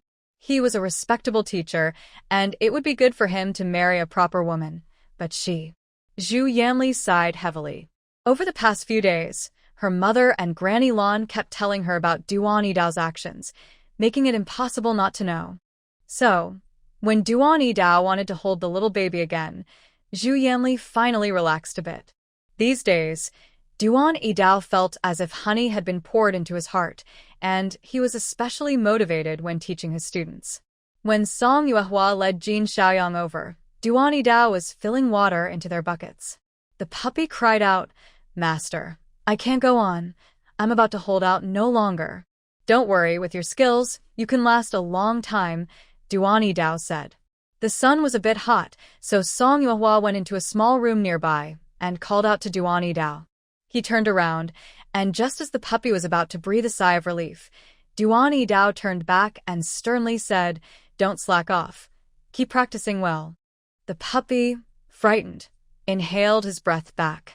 "He is Jin Xiaoyang, here to learn martial arts," Song Yuehua said, then added, "Give him a room to stay in." Jin Xiaoyang quickly bowed. "Student Jin Xiaoyang greets Master Duan." Duan Yidao waved his hand and said, "Learning martial arts doesn't have to be so formal. Come over and practice." Song Yuehua stood in the shade, watching Jin Xiaoyang get knocked down by Duan Yidao after just a few moves. "That's enough." Duan Yidao raised one hand to stop Jin Xiaoyang from charging, then said to Ergua Tu, "Second brother, you come and spar with him." Jin Xiaoyang's eyes flickered, and he gathered his strength again. After about 10 exchanges with Ergua Tu, Duan Yidao called a halt and brought in Go Wazi to fight him. Just as Jin Xiaoyang was about to speak, Go Wazi, crying, said, "Master, I stood in the sun for hours. My arms are almost too tired to lift. Why should I fight him? I might just get beaten up."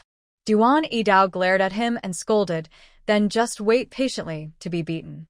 Though Go Wazi was timid, he still managed a few exchanges before being knocked down. After the sparring, Duan Yidao introduced Jin Xiaoyang. "From now on, he is your third junior brother." While they talked, Duan Yidao drank a big bowl of water and said, "There are only 2 rooms here. That might not be enough. If someone else comes to stay, others won't have a place to rest." Song Yuehua nodded and said, "Got it, I will take care of it." Turning around, Song Yuehua asked Jin Xiaoyang, "Are you this weak?" Jin Xiaoyang was speechless. "Yes, I am weak. That's why I need to practice martial arts for self-defense." Back home, Song Yuehua asked Zhou Ergui to add 4 more rooms next to the training ground. Right now, there are 2 mud brick houses beside the field. Lu Yufu and Wang Gongzi live in one, Ji Ming and Gao Wazi in the other. Jin Xiaoyang wanted to stay on East Mountain, so he had to share a room with them. They thought the young master of the Jin family would be unhappy, but he didn't complain at all. Although Jin Xiaoyang didn't speak, more rooms still needed to be built, so future martial arts students would have a place to stay. When the weather got hot, the workers would also have a place to rest. Actually, Song Yuehua also wanted to build a small thatched shed to serve as a training room. Otherwise, during rain, the fighters would get soaked, and in bad weather, they could only watch helplessly. After hearing about the training room idea, Zhou Ergui said, "A thatched shed is easy to build. A few workers can finish it in a few days, and it doesn't cost much. But the land is already planted with cotton seedlings, and your proposed space isn't small." If we clear new land, it might delay the work on East Mountain. Song Yuehua also thought about this point.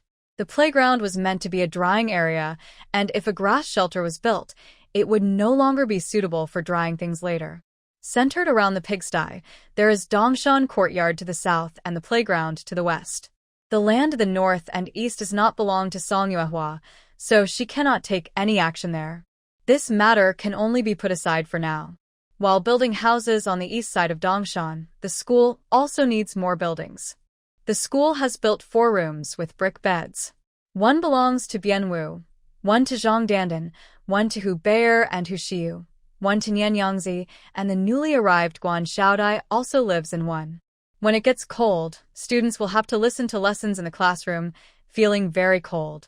Since there is still time now, Song Yuehua plans to build 2 large shared rooms with bigger beds, adding a couple more, enough to accommodate this year's students. The 4 brick houses, 2 large shared rooms, and the additional beds will cost about 7 taels of silver. Song Yuehua gives 9 taels of silver to Zhou Ergui. Zhou Ergui chuckled and pushed back 2 taels, saying, "This money, Uncle Ergui feels guilty about accepting. I definitely won't take it. Next time, when you build more houses, we can settle it then." Just as Song Yuehua pushed the silver forward and was about to speak, Zhou Ergui grabbed the 7 taels and ran away. At the door, he called out to Song Yuehua, "Girl, don't worry. I will take care of the house and make sure nothing goes wrong." After saying this, he ran out of the yard and disappeared. Song Yuehua was momentarily speechless, feeling both amused and helpless. Although she didn't like Jin Xiaoyang, she had already enrolled him in school. She even specifically asked Ho Wu to check Jin Xiaoyang's background. Jin Xiaoyang is the 8th child in the Jin family. Among his siblings, he is the most low-key and rarely appears in front of others. His biological mother is not particularly favored either. Everything is as Jin Xiaoyang said, and Song Yuehua even wondered if she was being too suspicious. Without solid evidence, she could only privately instruct Duan Yidao to pay more attention to him. Duan Yidao thought she was asking him to watch the new student and didn't think much of it. He cheerfully said, "The new one has a good foundation and can endure hardship. If he trains hard, he still has a chance to surpass me in 100 or 200 years." Song Yuehua was speechless. A few days later, Xie Feng suddenly came to the Song family. Usually, unless he was delivering silver or picking up children, the Xie family rarely visited voluntarily. Song Yuehua quickly asked, "Second Uncle Xie, is something wrong?" Xie Feng chuckled softly and said, "I'm here to find Duan Yidao." Song Yuehua felt relieved inside. It was true that old friends should get together more often. She smiled and said, "Let's eat dinner first, then you can leave. I'll cook a few good dishes, and you two can enjoy a drink together." Xie Feng hesitated but refused, "Not yet. I have something at home later. I'll stay next time." Song Yuehua didn't insist and said, "All right, next time, I won't let you leave until you're drunk." She also wanted to send him off, but he refused again. Xie Uncle's personality was always like this, so Song Yuehua didn't think much of it. That night, Duan Yidao returned late. When Song Yuehua, half asleep in the middle of the night, took Debao outside too, she heard some noise outside. She set up a ladder, climbed over the wall, and saw Duan Yidao sneaking into the schoolyard. Song Yuehua thought, he really knows how to have fun. The next day, she asked Duan Yidao about climbing over the wall. He chuckled and said, "Have you heard of Candlelit Talks?" Before she could speak, he added, "Miss, you should read more books. If you have free time, come to Old Yi's place for lessons." Song Yuehua felt frustrated. She couldn't explain this clearly, so she just went home angrily. After she left, Duan Yidao let out a long sigh, thinking, luckily, he's clever enough. Jin Xiaoyang's arrival also caught Fu's attention. Ever since the matter between Ren Xiaoxi and Zhou fell through, Fu hadn't been at peace. Xiaoxi was already 14 years old. If she waited a couple more years, it would be harder for her to marry. Every time Fu passed by the big courtyard, she saw Duan Yidao practicing martial arts with 2 apprentices on the training ground. After watching for a while, she started to have ideas. "Xiaoxi, What do you think of Goa and Erbotu? Fu asked, pulling Ren Xiaoxi aside to discuss.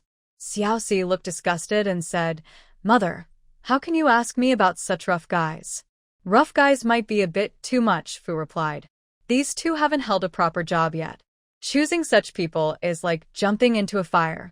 I might as well jump into the fire myself and die quickly. Xiaoxi couldn't help but vent her anger. Fu patted her and said, You're so young and always talking about life and death. Men will think about marriage naturally. With your talent, after marriage, you'll be in charge. Xiaoxi couldn't stand hearing this and retorted, Marrying a wife doesn't mean changing your mind. A useless person is always a useless person.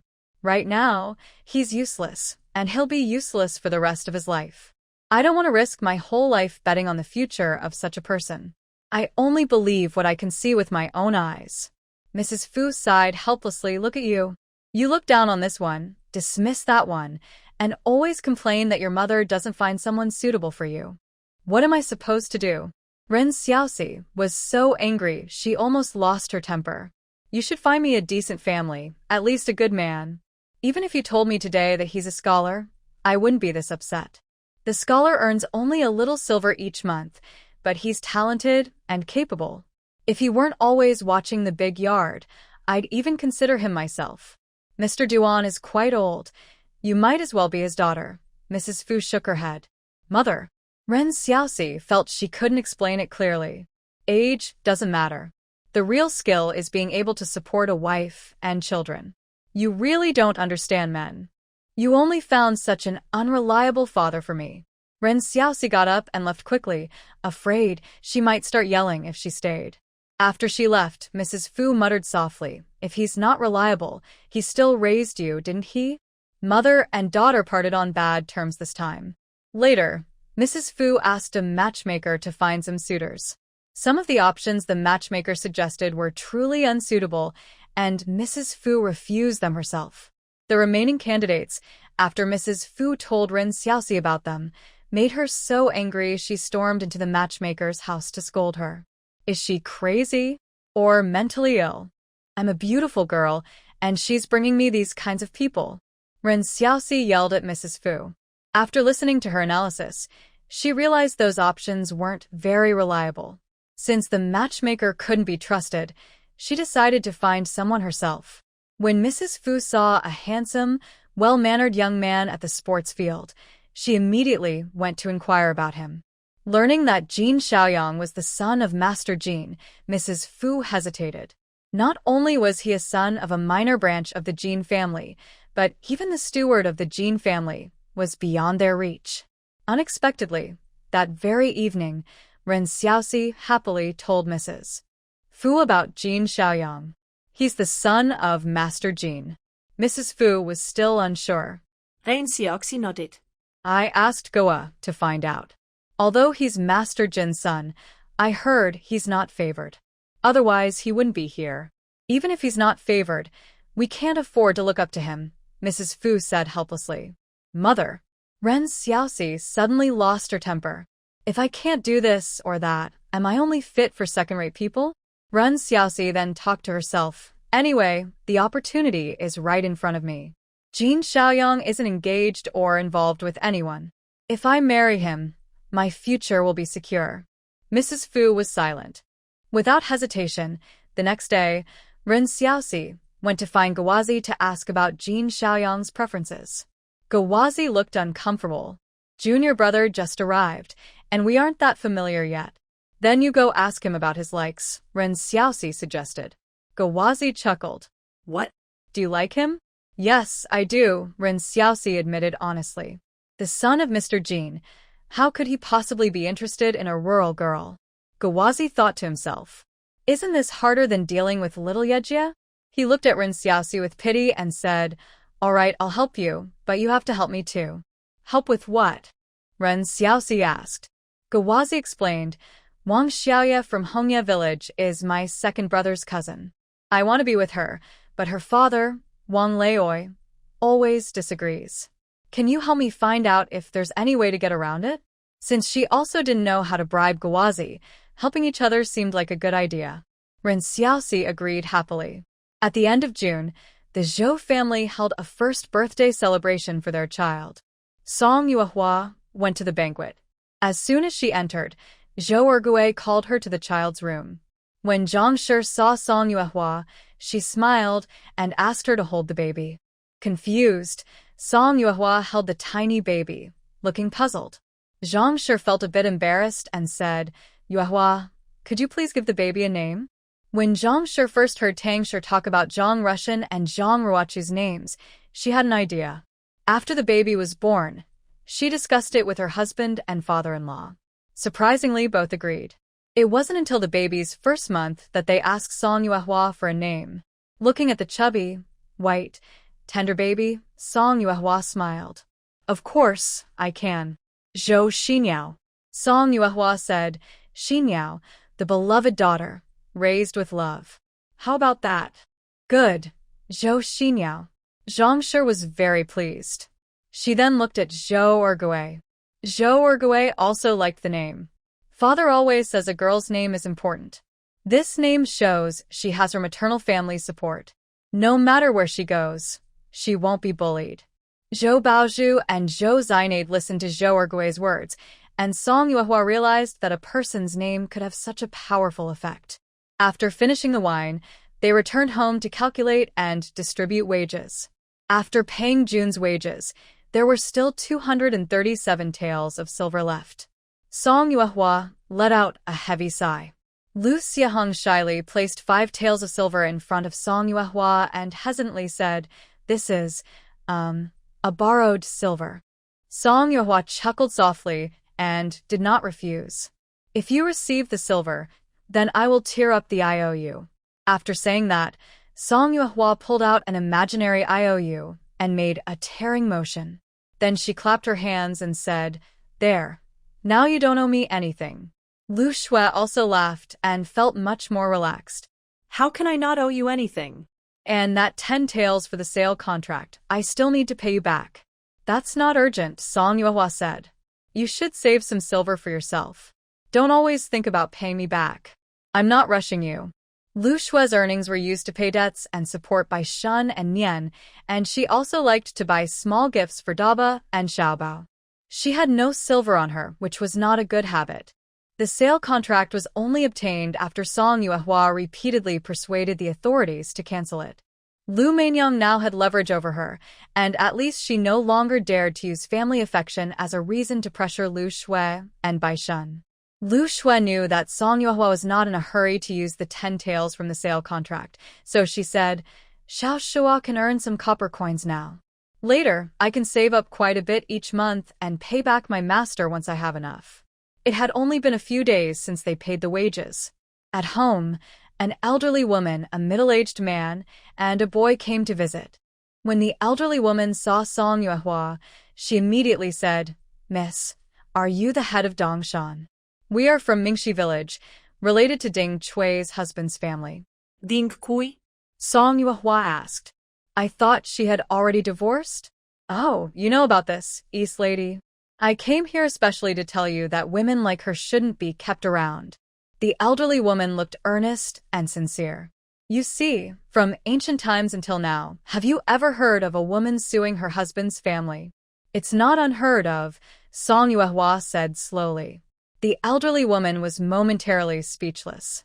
The man accompanying her spoke up, saying, "We are also worried that the girl might be deceived. Ding Chui Gu has a bad reputation locally. For the sake of the girl's honor, she shouldn't be allowed to cause trouble. From Mingxi village to Taoyuan village, that's quite far." "You two are really kind-hearted," Song Yuehua asked coldly. "Now, news travels slowly in this place. I'm afraid that once this family hears the news, they will rush over impatiently. They came all this way just to ruin the former wife's livelihood. That's truly shameless." Song Yuehua sipped her tea calmly and said, "I already know what you're talking about. I will make my decision soon." The two people still looked at Song Yuehua eagerly. At this moment, Tianshi stepped forward and said, "Master, Daba is looking for you urgently. You should go quickly. I can't calm him down." Song Yuehua stood up and said to the two, "Then I won't see you out. Big sister, can I see my mother?" The little boy looked up eagerly at Song Yuehua. If she works all day, I have to pay her for each day. Wasting time without working? Are you going to make up for that money? Song Yuehua looked at the elderly woman and the man. The elderly woman was silent, wondering why they were being asked for money again. The two of them didn't speak, and Song Yuehua didn't bother to stay. Seeing her about to leave, the elderly woman and the man hurriedly asked, "Master, are you going to dismiss Ding Chuegu? What are you two to tell me what to do?" Tian sure scolded. The elderly woman wanted to argue, but the man quickly pulled her away. After they left, Tian sure asked Song Yuehua, "These two are trying to sow discord. Why are you being so polite to them?"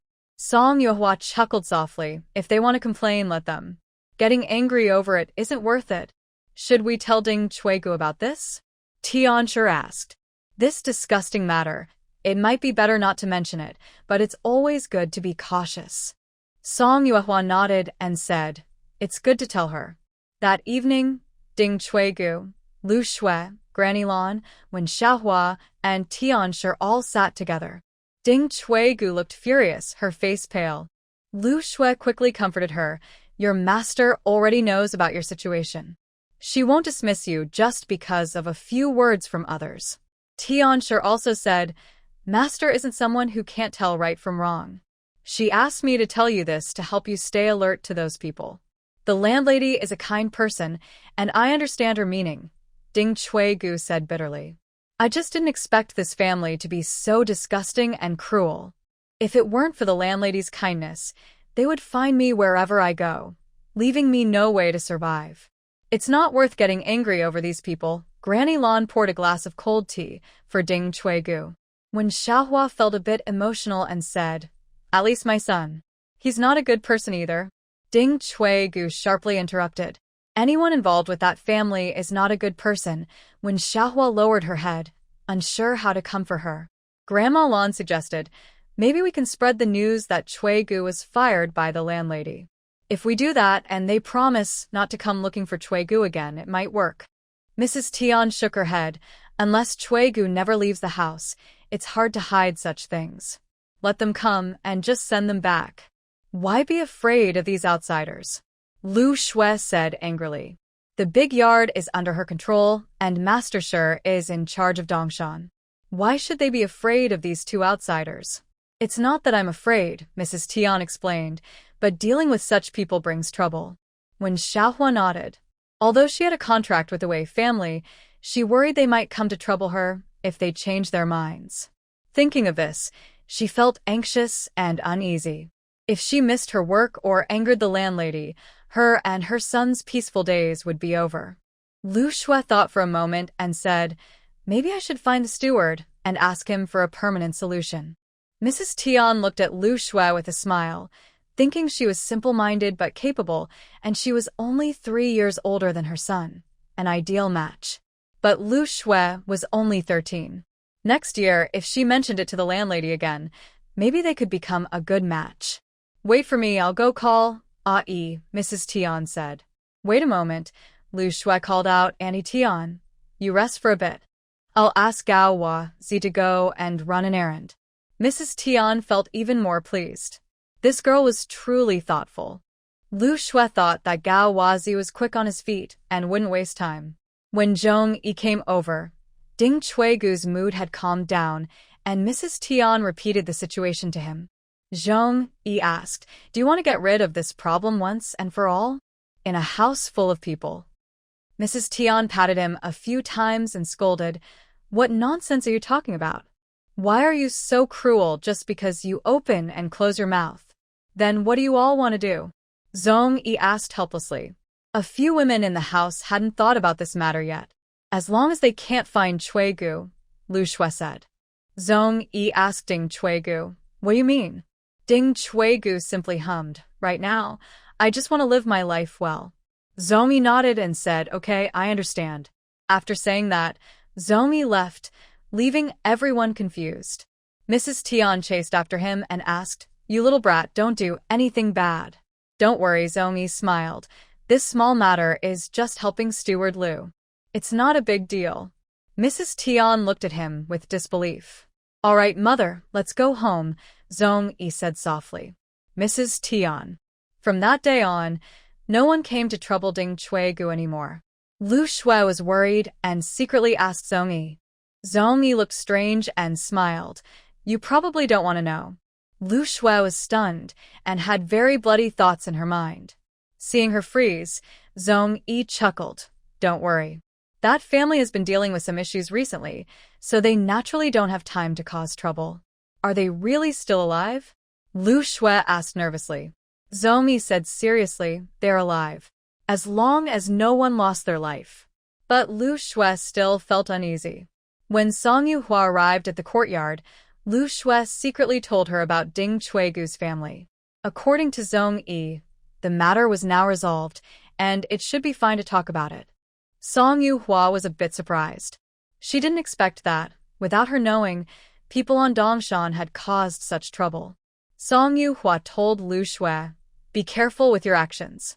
Don't go too far. Should I go talk to Zhong-yi again? Lu Shui asked. No need, Song Yuhua said. He's clever and won't overlook it. Ding Chuegu's ex-husband's family was indeed hateful. Someone under them was doing things their own way, so she couldn't ignore it either. That night, Song Yuhua called Zhong-yi to her house and asked what he had done. Zhong-yi finally explained everything. Ding Chuegu's ex-husband liked to drink. Usually, when he drank too much, he would cause trouble. At home, when drunk, he would often beat Ding Chuegu. Zhong-yi found a troublemaker and invited him to drink wine in the county. Since the wine was free, he naturally drank without hesitation. The two sat at a wonton stall in the busy market, drinking, and after most of a jar of wine, they were feeling quite tipsy. At this moment, if anyone had come forward to provoke them again, it would have been a good show. Next to the wonton stall was Zhu the butcher's pork stand, and the two of them started arguing with Zhu. Just then, Zhu's mother came to deliver food, and in the scuffle, she was accidentally hurt. Everyone in the busy market knew Zhu the butcher was fierce and ruthless when he fought. His wife and children had died early, and he was a single widower living with his mother. Hurting Zhu's mother meant he was completely angered. He had already broken the leg of her ex-husband, and now he was causing trouble at their house. He waved a big knife, demanding compensation for Zhu's mother's medical expenses. With that attitude, who would dare refuse? They paid once, almost emptying their savings. Song Yuehua listened quietly and then said after a moment, was the person drinking with you someone you personally sought out? Of course not, Zhong-yi replied. Don't worry, I left no clues. Did you arrange for Zhu's mother to be there? Zhong-yi shook his head. No, that was an accident. Zhu's mother wasn't badly hurt. Zhu the butcher was just being unreasonable and exaggerated the injury. Song Yuehua nodded softly and said, next time, try not to involve innocent people. Also, this will pass eventually. Oh, what do you mean? Zhong-yi still had tricks up his sleeve, but he guessed the boss wouldn't like it, so he didn't say more. Song Yuehua looked outside, thought for a long time, then said, use their own methods against them. Zhong-yi sighed helplessly and smiled bitterly. Boss, I didn't go to school. Song Yuehua smiled and sat back down, quietly sharing her plan with him. Some days later, Zhou Dafu's older aunt came to visit relatives and specially went to Dongshan to see Ding Cuegu. Seeing her like this, she felt very pleased. They talked for a long time until today, Ding Cuegu finally learned about Zhu the butcher and his family. It's truly karma, Ding Cuegu said angrily. Zhou's older aunt patted her hand and said, I think their family is finally at peace. A few days ago, a Taoist priest came to the village to read fortunes. That reading was very accurate. When he arrived at their house, do you know what the Taoist said? What did he say? Ding Cuegu was a bit curious. Old Aunt Zhou sighed. They say that her family and her son are incompatible, so he's been having so much bad luck lately. Ding Cuegu was surprised and asked, is that so? Yes, Aunt Zhou continued. Now they argue at home every day, and a few days ago, she even hit her mother. A scoundrel's leg was broken, and now someone gave him an excuse to vent. Whether it's true or false doesn't matter much anymore. Ding Cuegu felt unexpectedly happy inside. In the past, when she was beaten, that mean old woman would just say that every woman goes through this, and no woman is spared from being hit. Now, she was glad to let her experience what it feels like to be beaten every day. For a moment, all the long-standing frustration in her heart seemed to melt away. That day, Song Yuehua went early in the morning to Bui Mountain to feed the white snake. She caught a few wild chickens and picked many wild vegetables. She didn't plan to return home until evening. Just as she left the mountain, she met Zhang Dandan at the crossroads. "What are you doing here?" Song Yuehua asked. Zhang Dandan asked Sister Song, "Will you go into the mountain tomorrow?" "Not sure," replied Song Yuehua. "There's a lot of work in Dongshan and I can't go into the mountain every day." Zhang Dandan asked again, "Can you take me with you next time?" "No," Song Yuehua refused firmly. Zhang Dandan looked disappointed. She led him back and scolded, "Villagers don't dare go into the mountain. Are you trying to be snacks for wolves and tigers?" "It's not like that," Zhang Dandan said, stopping to ask Sister Song, "Do you know how to catch snakes?" Song Yuehua hesitated. "I just feed snakes." Zhang Dandan said, "Aunt Nia's eyes hurt every day. She says it's a stubborn illness that can't be cured. I saw an old beggar eat snake gall to treat his eyes before. So, next time I go into the mountain, I'll help you catch one," Song Yuehua replied without stopping. Zhang Dandan smiled and thanked her. "Sister Song, you're really a kind goddess." "Catching a snake is no problem," Song Yuehua said casually. "It seems Aunt Nia treats you well." Zhang Dandan nodded heavily. "Aunt Nia is the best." Song Yuehua chuckled softly and looked at him. "In embroidery work, it's true that eye problems are common. Xiao Yu also needs to be reminded to be more careful. Go out more when you're free. Look at flowers and plants. It's good for your eyes." Sadly, Aunt Nia doesn't want to go out. Song Yuehua softly spoke. Next to her, Zhang Dandan listened and remembered it. Every day after school, Zhang Dandan would pick many flowers and herbs from the village to bring to Lady Nia. "Use your free time to read more books," Lady Nia said. "It's okay. My teacher said I should balance work and rest. I plan to go to East Mountain to see my older brother, and picking flowers is just a side trip," Zhang Dandan said with a smile.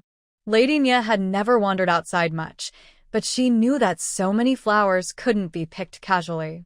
Guan Xiaodai took out a vase from inside. The flowers inside still looked fresh. When she was about to take them out, Lady Nia stopped her, saying, "No, don't throw them away. It's a pity. Get another vase. Once arranged, put it in your room. Do you like it? Who doesn't love flowers?" Guan Xiaodai said softly. "Wildflowers last longer than potted ones. They look stubborn." Lady Nia smiled and said, "You're quite insightful." Zhang Dandan sat outside and said, "If Sister Xiaodai likes them, I can pick flowers for you every day."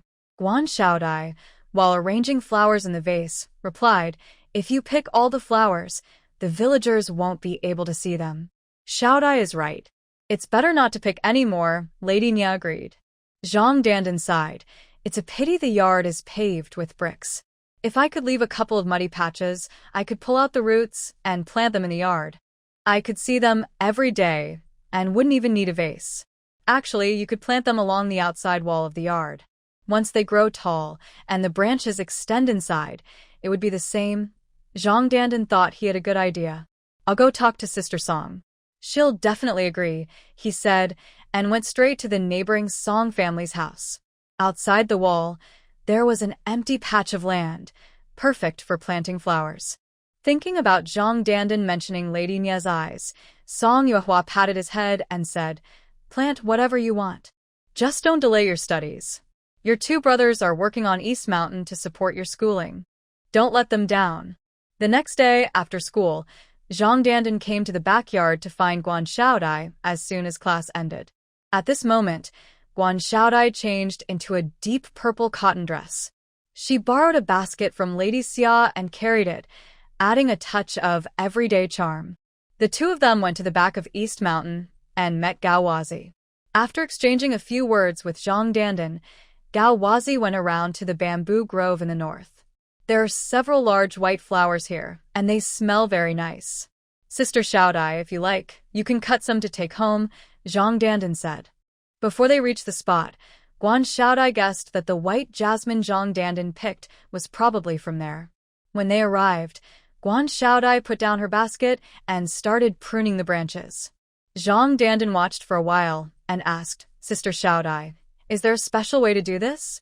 Guan Xiaodai replied, "Choose thicker branches, cut at an angle without damaging the plant. There's no special rule, just cut several, and some will surely survive." That made sense. Wildflowers are truly different, Guan Xiaodai said with a light smile. Each one blooms so freely. Zhang Dandan hesitated, unsure what to say next. When Guan Xiaodai stood up, Zhang Dandan approached and said, "There's another bunch of climbing red flowers over there. They're beautiful and fragrant, but the stems are covered in thorns. Sister Xiaodai, I can help you cut them. You can watch from the side, and be careful not to your hand." The thorny red flowers were likely roses. Guan Xiaodai nodded. Zhang Dandan picked up the basket and casually asked, "Sister Xiaodai, what is your relationship with Hua Baoer? I always feel like you two are from noble families, but very different." Guan Xiaodai said, "The Guan family owns Fumin Tower, and the flower shopkeeper is the manager of Fumin Tower." Zhang Dandan was surprised. So one is the owner, and the other is the manager. No wonder they don't usually interact much. "Sister Xiaodai, so you're the real young lady after all?" Zhang Dandan exclaimed. Guan Xiaodai softly said, "What's real or fake? Hua's girl has a free spirit and that's quite good." "That's true." Zhang Dandan reflected on himself. He had been doing business with Hua Baoer and talking behind her back. He really shouldn't do that. "Thank you, Sister Xiaodai," Zhang Dandan said. Guan Xiaodai looked at him with confusion. Zhang Dandan asked, "Sister Xiaodai, is Mu Xiao going home this time?" "No," she replied. As soon as she finished speaking, they arrived at a rose bush. Zhang Dandan took scissors and jumped down a steep nearby. He shouted to Guan Xiaodai on the Xiaodai, "The soil here isn't firm. Don't move. I'll finish cutting and then show you." Zhang Dandan disappeared from sight below, and Guan Xiaodai could only wait above. Suddenly, Zhang Dandan let out a loud cry. "What's wrong?" Guan Xiaodai quickly stood up and looked down, but she didn't notice the loose soil under her feet. She lost her balance and fell forward to the right, her mind going blank with fear. "Hey! Are you stupid?" Guan Xiaodai looked at her clenched left hand and followed the arm to see a young boy dressed in gray robes. At that moment, the soil beneath her shifted downward. Jiming grabbed her and threw her backward, then fell himself. "Ah!" Guan Xiaodai screamed and hurriedly hid behind Zhang Dandan, who was frightened and quickly jumped out. A gray shadow tumbled down from above. Once he saw clearly, he shouted, "Big brother." Guan Xiaodai quickly got up and ran to find help. Jiming had fallen into a thorny bush and couldn't move. Zhang Dandan didn't know what to do and couldn't climb over. "Big brother! Big brother!" Zhang Dandan was so anxious he shouted loudly below. "Shut up, I'm not dead." Jiming felt like all his bones were broken. His face and hands hurt as if cut by knives. It was painful, but he was determined. "Big brother, what do I do? How can I get you out?" Zhang Dandan cried with tears and snot. Jiming didn't expect the thorny bushes to trap him. He tried to move slightly, but it hurt like being pricked by needles. Forcing himself out would be very painful. If there was no other way, he could only endure the pain and try to break free. "Don't cry yet. Let me rest a bit." Jiming took a deep breath. He needed to think about how to suffer less and then muster his strength to escape. "Yiming!" A voice came from the hillside. Jiming struggled to lift his head. It was Song Yuehua, Gao Wazi, and the girl who almost fell down.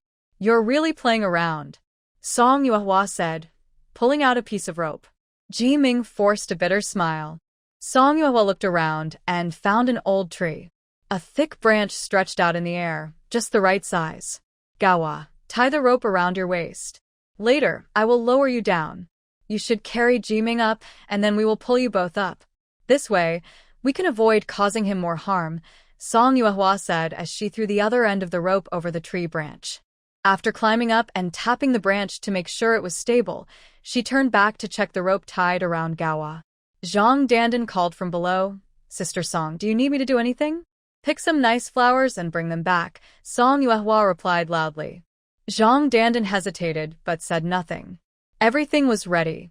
Just as Song Yuehua was about to lower Gawa, Xiao Dai came over with a pale face and whispered, I want to help too. Song Yuehua handed her a piece of rope, lying on the ground. Help me pull from behind. Gawa was tall and heavy, but to Song Yuehua, it was just a small challenge. She slowly lowered the rope. When Gawa shouted out, Song Yuehua immediately tightened it. After a moment, Gawa called out again. Song Yuehua alternated pulling the rope with both hands, gradually lifting both of them. Only then did Xiao Dai realize her help was not very useful. Once they were pulled up, Song Yuehua tightened the rope, took Ji Ming from Gawa, and pulled Gawa over. How are you? Are you okay? Xiao die crouched beside Ji Ming, looking worried. Ji Ming nodded lightly.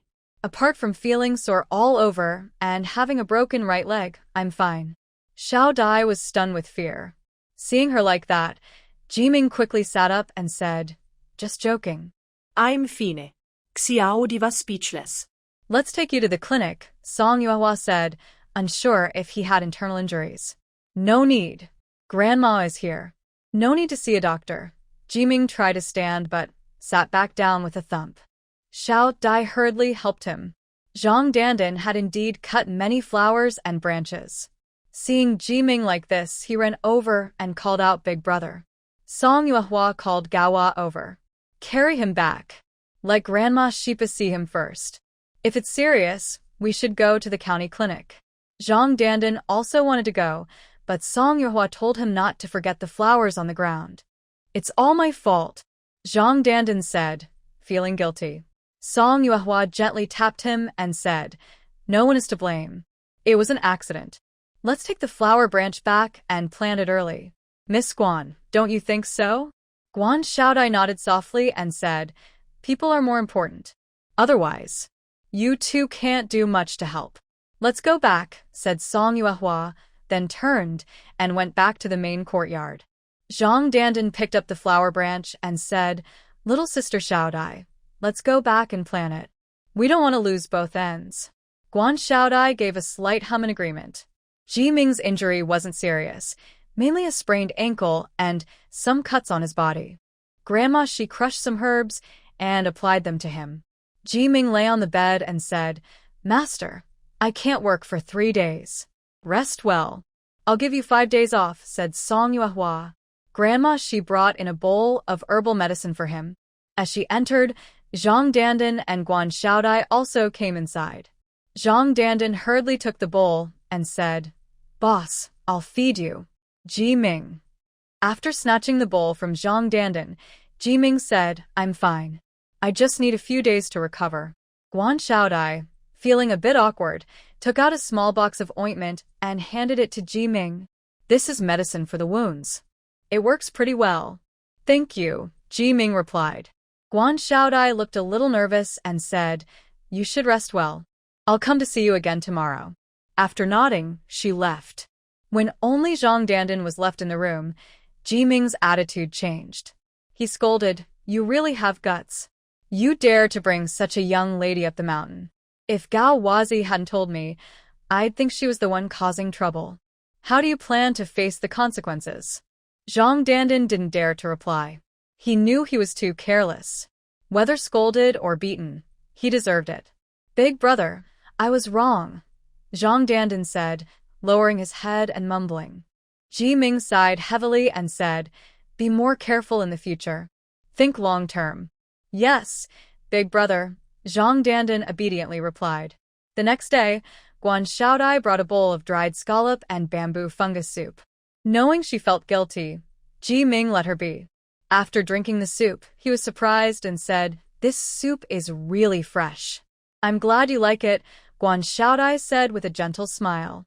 Compared to yesterday's nervousness, Guan Xiaodai was much more calm today, and she laid out the pastries and bouquets she brought.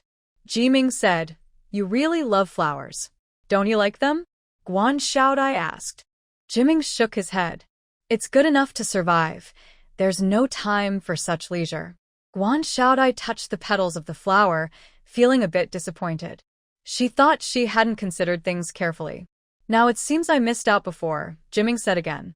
Things that are both beautiful and fragrant really make people happy. Guan Xiaodai looked at him and asked, "Are you often teasing people?" Jiming waved his hand. "No, I only tease beautiful women." "That's nonsense." Guan Xiaodai blushed like a peach blossom, angry, and put down her things before leaving. Jiming took a sip of his soup, truly amazed. After a while, Song Yuehua also came over. Seeing the bouquet on the table, she smiled. "These flowers are nice. Putting them in a bottle with some water to keep them fresh can last a few days." "No need," Jiming softly said. "These flowers are placed in the wrong spot." Song Yuehua stared at him and asked, "Do you dislike my house?" "Not at all," Jiming said self-deprecatingly.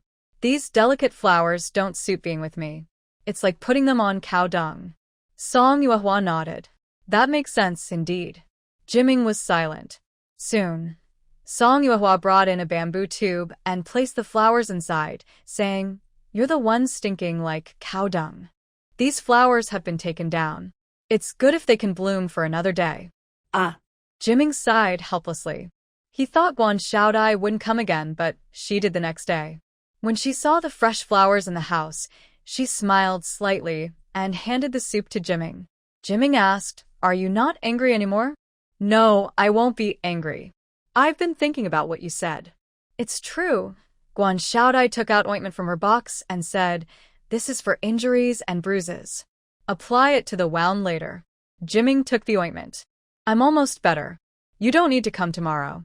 Guan Xiaodai looked up, staring at him blankly, and asked, "Why?" "Because I'm almost better." Guan Xiaodia's eyes flickered with disappointment. She lowered her head and softly said, "Okay." After tidying up her box, she walked to the door and then turned back. "Since you got hurt because of me, if you don't show any thanks, then just give me some silver," Jiming said with a smile. "I like silver the most." Guan Xiaodai stood at the door, the light shining on half of her face, while the other half seemed to be in shadow. "All right." She said this, then took off a purple pouch embroidered with wisteria and placed it next to Jiming. After the others left, Jiming opened his purse, which contained 2 silver notes worth 10 taels each and a few broken silver coins. Jiming put the coins and notes inside, then clutched the purse close to his chest. In July, a singing troupe came to the village. These troupes usually travel from place to place, performing wherever they go. Villagers in the countryside mostly work and chat. They have little entertainment.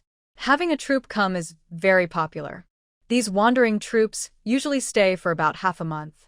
If they perform well, villagers throw some money. If not, they lose little. At the village entrance, there is a large empty field. After the troupe's leader got permission from Zhou Lijing, they set up there. In the past, people watched plays by leaning against walls. Now, the troupe performs specially for the villagers, who are very happy. Some idle men carry bowls of rice and go to talk to the performers. Since the troupe travels all over the south and north, they are used to seeing many things and speak confidently, often convincing villagers who have never left the village. It took a day to set up the stage. When the performance started the next day, everyone in the village went to watch in the evening. Song Yuehua also took her whole family, carrying long benches to watch the show. On stage, the singing was rough and uneven. Song Yuehua looked confused. She glanced at the crowd, who seemed absorbed in the performance. Could she be the only one who doesn't understand? The drama was better in the martial arts scenes, and the acrobatic actor, who looked young, was quite skilled. After watching several acts, Song Yuehua began to understand a little. Every evening after dinner, she would bring Daba and Xiaobao to watch the play with other villagers. Afterward, they would toss a few copper coins onto the stage as a tip. She stayed in the village for a few days and became familiar with the troupe members. When she went to Dongshan, she saw a stranger. She pulled Gawazi over and asked about him. It turned out he was the martial arts actor from the troupe. "Why is he here in Dongshan?" Song Yuehua asked. Gawazi smiled nervously and pointed with his mouth at Ren Xiaoxi, who was bringing out tea from inside. Song Yuehua was silent. They were a bit far from the martial artist and Rin Xiaoxi, so she couldn't hear what they said. But from the way the martial artist looked around, Song Yuehua felt he wasn't a good person. He looked around and asked absent-mindedly, "Are these lands owned by your master?" "Yes," she giggled softly. "Miss is the most impressive woman I've ever seen. If she were a man, I wonder how many women would be captivated by her." The martial artist chuckled softly and looked at her. Being admired by such a lovely girl, I'm sure no man could resist. "Oh, stop talking nonsense." Xinshi blushed and scolded playfully. "Your words are so sweet. You really know how to flatter people." From afar, Song Yuehua heard the mischievous laugh and asked, "You're laughing so much. Aren't you afraid no girl will like you?" The boy hesitated but didn't reply. He felt annoyed that she was poking at his feelings. Meanwhile, Xinshi cleared her throat and asked, "How much do you earn from acting in plays each month?" The martial artist paused for a moment before smiling. "At least enough to eat and drink well." "Oh." Xinshi wasn't satisfied and asked sweetly, "But how much exactly?" "About 301, he replied. 301? Is that per day or per month?" Xinshi asked again. "Oh, you." He looked at her with affection. "Are you a fairy? You don't even know common people's wages. No one earns 301 in a day." "Oh." Xinshi looked down, disappointed. She finally met someone who looked nice and had talent, but he was so poor. He's not even as well off as the laborers on the Eastern Hill, who earn 400 a month. It was so frustrating. "The sky's getting late. I should go home now," Xinshi said, standing up to leave. The martial artist looked around and nodded. "Will you come to watch the play again tomorrow?" Xinshi hesitated a little. "My father hasn't been feeling well lately. I'll come when I have time." Her attitude seemed a bit conflicted. After thinking for a moment, he guessed she was probably asking about her wages. "I've prepared a gift for you. Please come tomorrow. Don't break your promise, okay?" he said sincerely. Xinshi didn't really want to go, but hearing about the gift, she nodded almost automatically. Because they were so far apart, Song Yuehua didn't know exactly what they were talking about, but from Xinshi's expression, it seemed she had agreed to something with the man.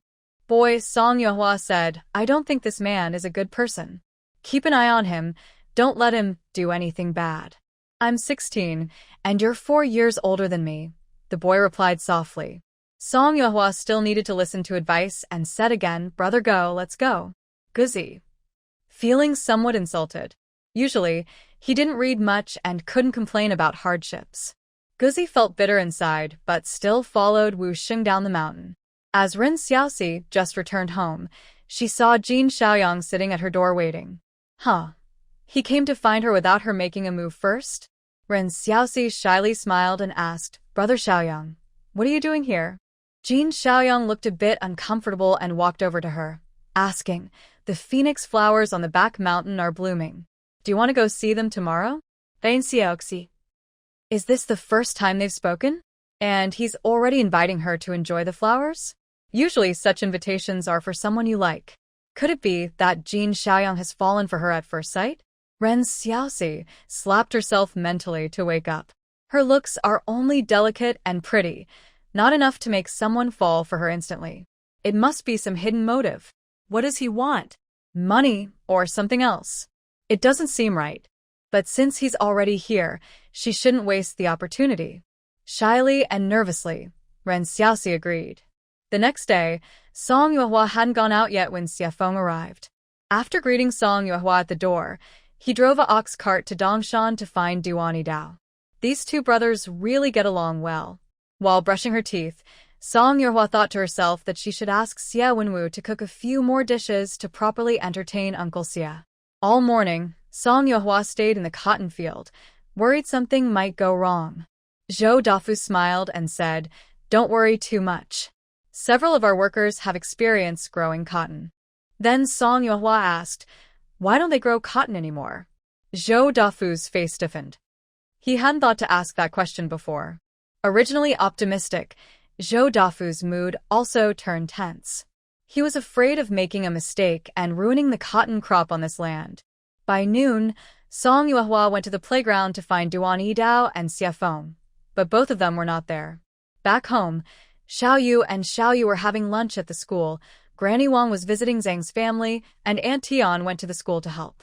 They only had a table full of dishes to eat together with Xie Wenwu. Didn't I say my second uncle was coming? Xie Wenwu asked. Couldn't find him, Song Yuehua replied while eating. Xie Wenwu seemed a bit strange. Master, you said our second uncle often comes here, but he doesn't look at me or look for you. He just keeps circling around Master Duan. Are they up to something bad? Song Yuehua gave him a chicken leg. Think carefully about your second uncle. Be careful, he might hit you. Oh, Xie Wenwu wisely kept quiet. After lunch, Gawazi hurried over. Big sister, that actor has been taken away. What's going on? Song Yuehua was confused. Actually, Gawazi wasn't exactly sure either. Since returning from Dongshan, he had been secretly following that actor. He saw him doing nothing unusual, practicing plays, eating, chatting. Suddenly, a group of soldiers appeared out of nowhere. They quickly subdued the actor. The drama troupe wanted an explanation but was scolded by the soldiers. Gawazi, being an outsider, didn't dare ask. Soldiers? Song Yuehua had a bad feeling. Gawazi patted his chest. That actor is quite skilled. The first soldiers to rush up couldn't catch him. Several more came, and only then did they manage to take him down. After dismissing Gawazi, Song Yuehua sat at the door waiting. Soon enough, Xie Feng came over himself. Second Uncle Xie, is that actor related to you? Song Yuehua asked. Xie Feng sat down before replying somewhat. As soon as he entered the city, he was watched. When I heard they came here, I was worried, so I came to check. Spies from the Desert Kingdom? Song Yuehua's palms started to sweat slightly. Xie Feng nodded. Song Yuehua was stunned for a moment before asking, was he coming for me? Xie Feng chuckled softly. Why would he come for you? Not knowing where to start, Song Yuehua steadied himself and said, I once caught a spy from the Desert Kingdom in the county. This has nothing to do with you, Xie Feng said gently. You're just a common person. This person has been traveling with a drama troupe for many years, gathering information to draw maps of our empire. Even if he wanted revenge, he couldn't target you. Don't worry. Song Yuehua breathed a sigh of relief. It was good that they weren't after her. If such a powerful force targeted her, she might not live peacefully for the rest of her life. Second Uncle Xie, how do you know so much? Song Yuehua was very curious and couldn't help asking. Xie Feng poured her a cup of tea and explained, the city's guard commander is an old friend of mine. I usually help him with some things. Today, the opera troupe's incident was unknown to Ren Xiaoxi. She had long forgotten her promise with Wu Sheng. Jin Xiaoyang arrived early to pick her up. They went to the back mountain and looked at a few withered phoenix flowers. Although they didn't come to enjoy the flowers, Ren Xiaoxi couldn't help but feel speechless when she saw the scene. Jin Xiaoyang also felt awkward. He remembered everything was fine yesterday. How did it turn into this overnight? He could only explain it looked pretty good yesterday. Ren Xiaoxi didn't want to bother with this and asked instead, Xiaoyang, when did you see me? Yesterday. Jin Xiaoyang replied. Ren Xiaoxi was silent. They had just met and arranged to enjoy flowers together, and they were looking at these sad flowers. What a? Then why did you invite me out? Ren Xiaoxi asked softly. Jin Xiaoyang looked at the struggling flowers and gave a faint smile. He looked at her and said, wanting to enjoy flowers with a pretty girl. Do I need a reason? He was a playful guy. Ren Xiaoxi turned slightly and asked sweetly, Xiaoyang, do you like me? From a distance, there was some movement. Jin Xiaoyang squinted and looked ahead, suspecting someone was following him. He responded absent-mindedly, When he saw it was just a small cat, he relaxed. Seeing his answer, Ren Xiaoxi's eyes lit up. Then it's a deal. You must not change your mind. Jin Xiaoyang was silent, unsure what he had said.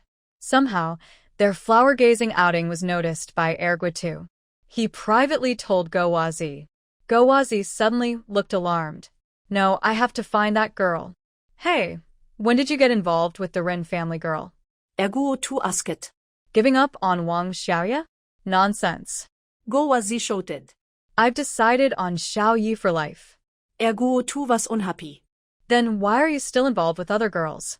His brother was already ugly, poor, and foolish, and now he was being flirtatious.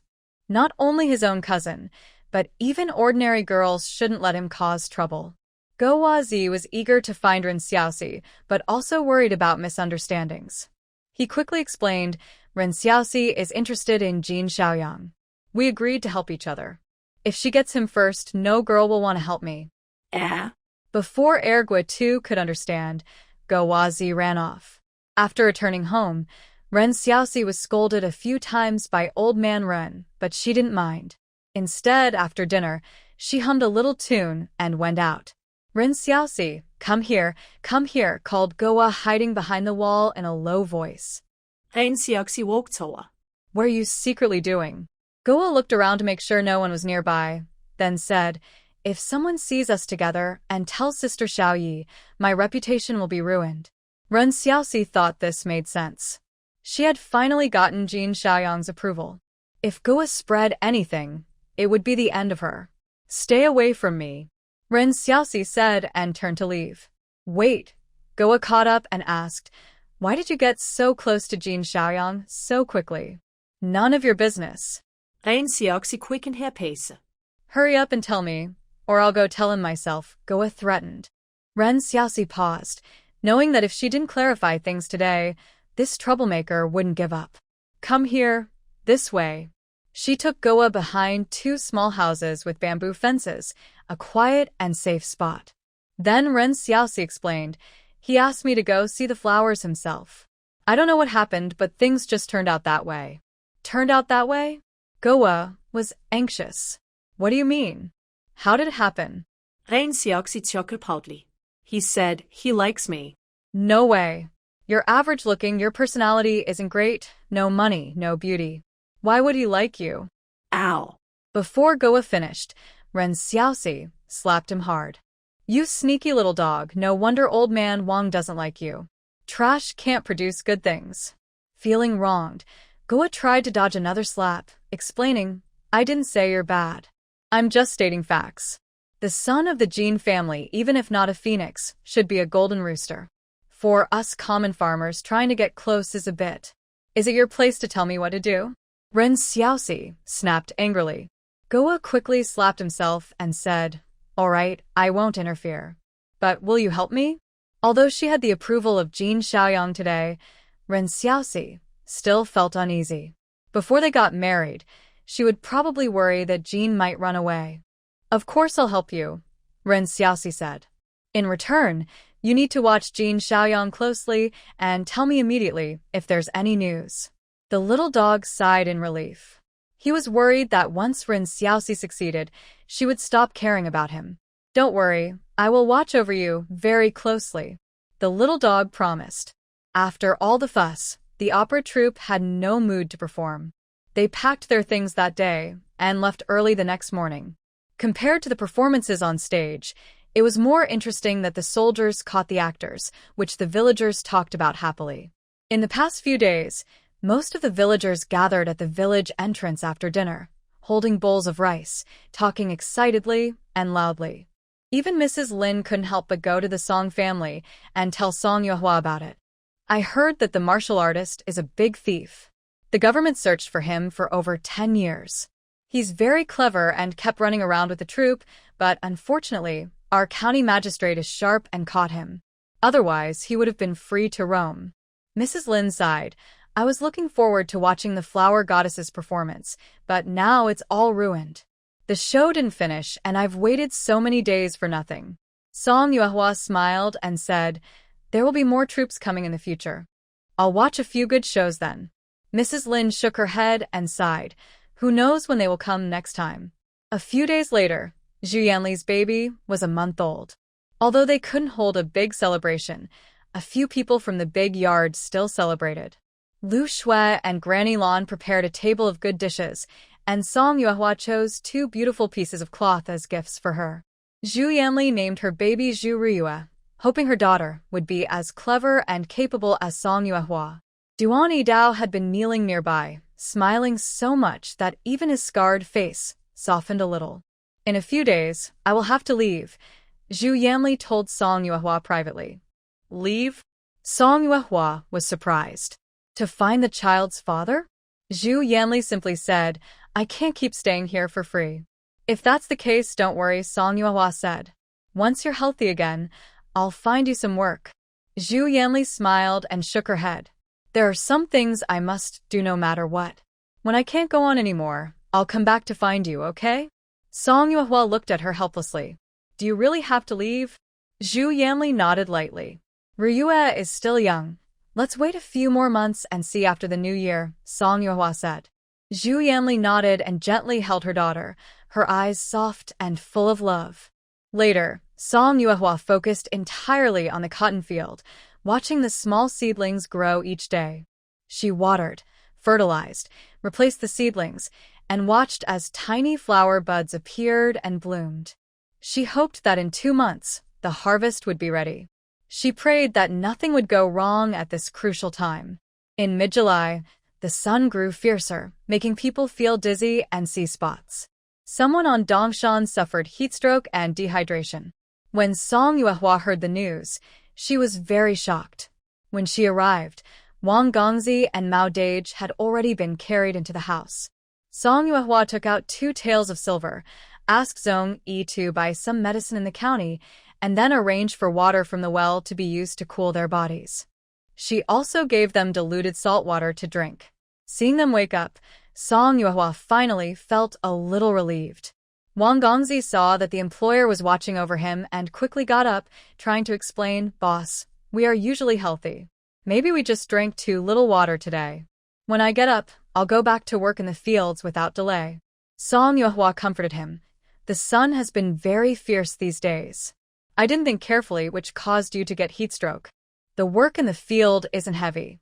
Rest here for a few days until you recover. Don't worry, your wages won't be deducted. Wang Gongzi and Mao Dage were stunned. They had just heard that they wouldn't lose wages and could rest. Boss, I feel much better now. I don't need to rest. Mao Dage hurriedly said. He didn't doubt Song Yuehua's words, but was more worried about losing this job. Song Yuehua looked at Zhou Dafu and asked him to speak. After Song Yuehua left the house, Zhou Dafu said, Boss told you to rest well, so you should rest. If you insist on working, are you trying to cause trouble for the manager? We don't dare. We don't dare, Wang Gongzi said awkwardly with a smile. We're mainly worried about delaying the work in the field. We're also afraid. Afraid that next year, the employer might think we're not capable. He didn't say the last part aloud, but everyone understood. Zhou Dafu could only sigh, relax and rest well. You're all old workers on Dongshan. Trust the employer's good character. Mao Dage nodded heavily and, overwhelmed, couldn't hold back tears. His voice choked as he said, The boss has been so good to us. In the future, we can't slack off. We must work hard and give it our all. Wang Gongzi also said, Usually the master treats us very well. I've worked many places, and here I earn the most wages, eat the fullest, and sleep the most comfortably. Life elsewhere isn't as comfortable as here. Zhou Dafu saw they had calmed down and didn't stay long. Inside, Su Yutian, who was taking care of the two, heard the sound of a bullock cart and ran outside to look. He said to them, Your medicine has arrived. Zhong Yi showed Song Yuehua 10 packs of medicine for heatstroke, along with 20 pounds of green beans and 10 pounds of chrysanthemum flowers. Green beans and chrysanthemum flowers too? Song Yuehua exclaimed happily. Zhong Yi said, I thought the master might need them, so I bought some. Song Yuehua praised, Good, good. You've handled this well. In her haste, she was mainly focused on instructing someone to buy the medicine. Buying green beans and chrysanthemum flowers was necessary, even if only a little. Thinking ahead made Song Yuehua very satisfied.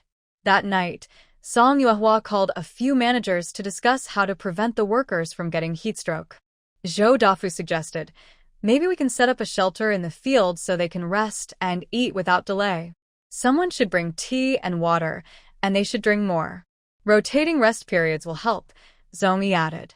Lu Shui sighed and said, Our big yard probably won't get heatstroke, but it's so hot that dozens of chickens have died from the heat. It's really worrying. Lu Shui, have the chickens you sent me these days all died from the heat? Song Yuehua asked, realizing. Yes, they died from the heat, not poison. No need to worry, Lu Shui replied. Song Yuehua was speechless. Zhong Yi added, since the bullock cart is free, it can be used to deliver tea and water. Tian brought some green bean soup to a few people. Song Yuehua took a sip and said, this idea works. Zhong Yi, you handle the arrangements. She continued, besides tea, we can't stop making green bean soup. Lu Shui, tell the kitchen to cook it every day and put it in the well to cool. When it's hot, we can distribute it to everyone. Lu Shui nodded in agreement. Song Yuehua also discussed with Zhou Dafu. There aren't many places to set up a cool shelter. Uncle Dafu, see if there's a suitable spot. Find a few people to build a shelter, and later, we can order bamboo stools from the bamboo craftsman's shop to make resting inside easier. Okay, Zhou Dafu replied. Besides the tea and the shelter, Song Yuehua also wanted to adjust the work schedule. Since the field work wasn't urgent, she thought it best to avoid the hottest parts of the day whenever possible. Song Yuehua said, start work earlier, rest more at noon, and work again after the sun goes down. It's okay to finish a little later, but don't let people work under the hot sun. There's no other way at the chicken farm, just water more, keep the place ventilated, and maintain cleanliness to prevent illness. The pig farm is the same. Adjust feeding times. Feed earlier in the morning and later in the evening, give more water, and let the pigs bathe. Lu Shui knew there was no better solution, so she accepted it. After organizing everything, Song Yuehua gave 8 taels of silver to Aunt Tian. Aunt Tian, go to Lord Ma's house and ask him to bring back 300 jin of green beans and 20 jin of chrysanthemum. Aunt Tian finished pouring tea for everyone, quickly wiped her hands, took the silver and said, I'll go now. Because of the hot weather, Song Yuehua could only think of these ways to stay cool for now. In the following days, besides the problem of 2 chickens dying from heat every other day at the big yard, things weren't too bad. Song Yuehua roasted 6 chickens at once and took them to Buguishan to deliver to the snake cave. The snake cave was the same as always. After jumping down from the pit, just as she reached the entrance, Song Yuehua hadn't spoken, yet when the white snake swam out. Great Immortal, I brought you some roasted chickens, Song Yuehua said, setting down her basket and taking out the chickens. For the white snake, 6 chickens were like candies. Song Yuehua smiled and said, once the cotton harvest is over, I'll bring you a roasted piglet to eat. After chatting with Great Immortal Bai for a while, Song Yuehua carried her basket and left the snake cave. There weren't many wild animals on the way. She picked a lot of wild vegetables and found a few nests of wild eggs, then hurried home before dinner. As soon as she arrived, the school was just letting out. Zhang Dandan ran out of the school gate and saw Song Yuehua, waving her hand. Ma Hu, who was behind, called her back. Hugo, what's wrong? Zhang Dandan asked. Ma Hu pulled him over and asked, Hua Bauer, you asked Bai Shu to give her extra lessons, right? Well, I've noticed she's been doing really well lately. Master Xie praised her several times. I was thinking, can I also learn with Zhao Tiniu? Zhang Dandan thought to himself that Ma Hu came to him instead of directly asking Bai Shu, so he was a decent person. Seeing that he didn't speak, Ma Hu continued, I know extra lessons cost money. Just tell me the amount, and I'll discuss it with my mother. Zhang Dandan patted his shoulder and said, Brother, Hu, we are brothers. How can I earn your money? How about this? Tomorrow, Bai Shu will give Wabeoer a lesson, and you can listen next door in the other classroom. What do you think? Ma, who was very touched. Brother Dandan, thank you. After hearing Zhang Dandan's words, Ma Hu went to the Zhu family to find Zhao Tiniu. He told her about this plan. However, Ma Hu didn't expect that his transfer to Class C allowed him to attend the martial arts class, but Zhao Tiniu, even if she moved up to Class C, might not be able to attend the martial arts class. Seeing Ma Hu so eager to help her transfer to a higher class, Zhao Tiniu didn't want to hide her feelings. I haven't told my parents about transferring to the martial arts class yet. Even if I move up, I might not be able to transfer. Then, are you planning to tell them? Ma Hu asked. Zhao Tiniu didn't know how to respond. Her parents might cause trouble. I'll find time to discuss it with my grandfather first, she said helplessly. For now, that was the only way. Mahu nodded and said, after school tomorrow. Don't rush to leave. Stay and listen to the lessons together. Zhao Tiniu felt a little shy and hesitated. Can Xiaofu come too? The two sisters were in the same class. Qingqing had moved up to Class C and was planning to do so again. That meant only Xiaofu would be left behind. Mao nodded. Sure, since it's just listening in secretly, one more person doesn't matter. I'll tell Zhang Dandan later. Thank you, Zhao Tinia said gratefully. After they agreed, Mahu left.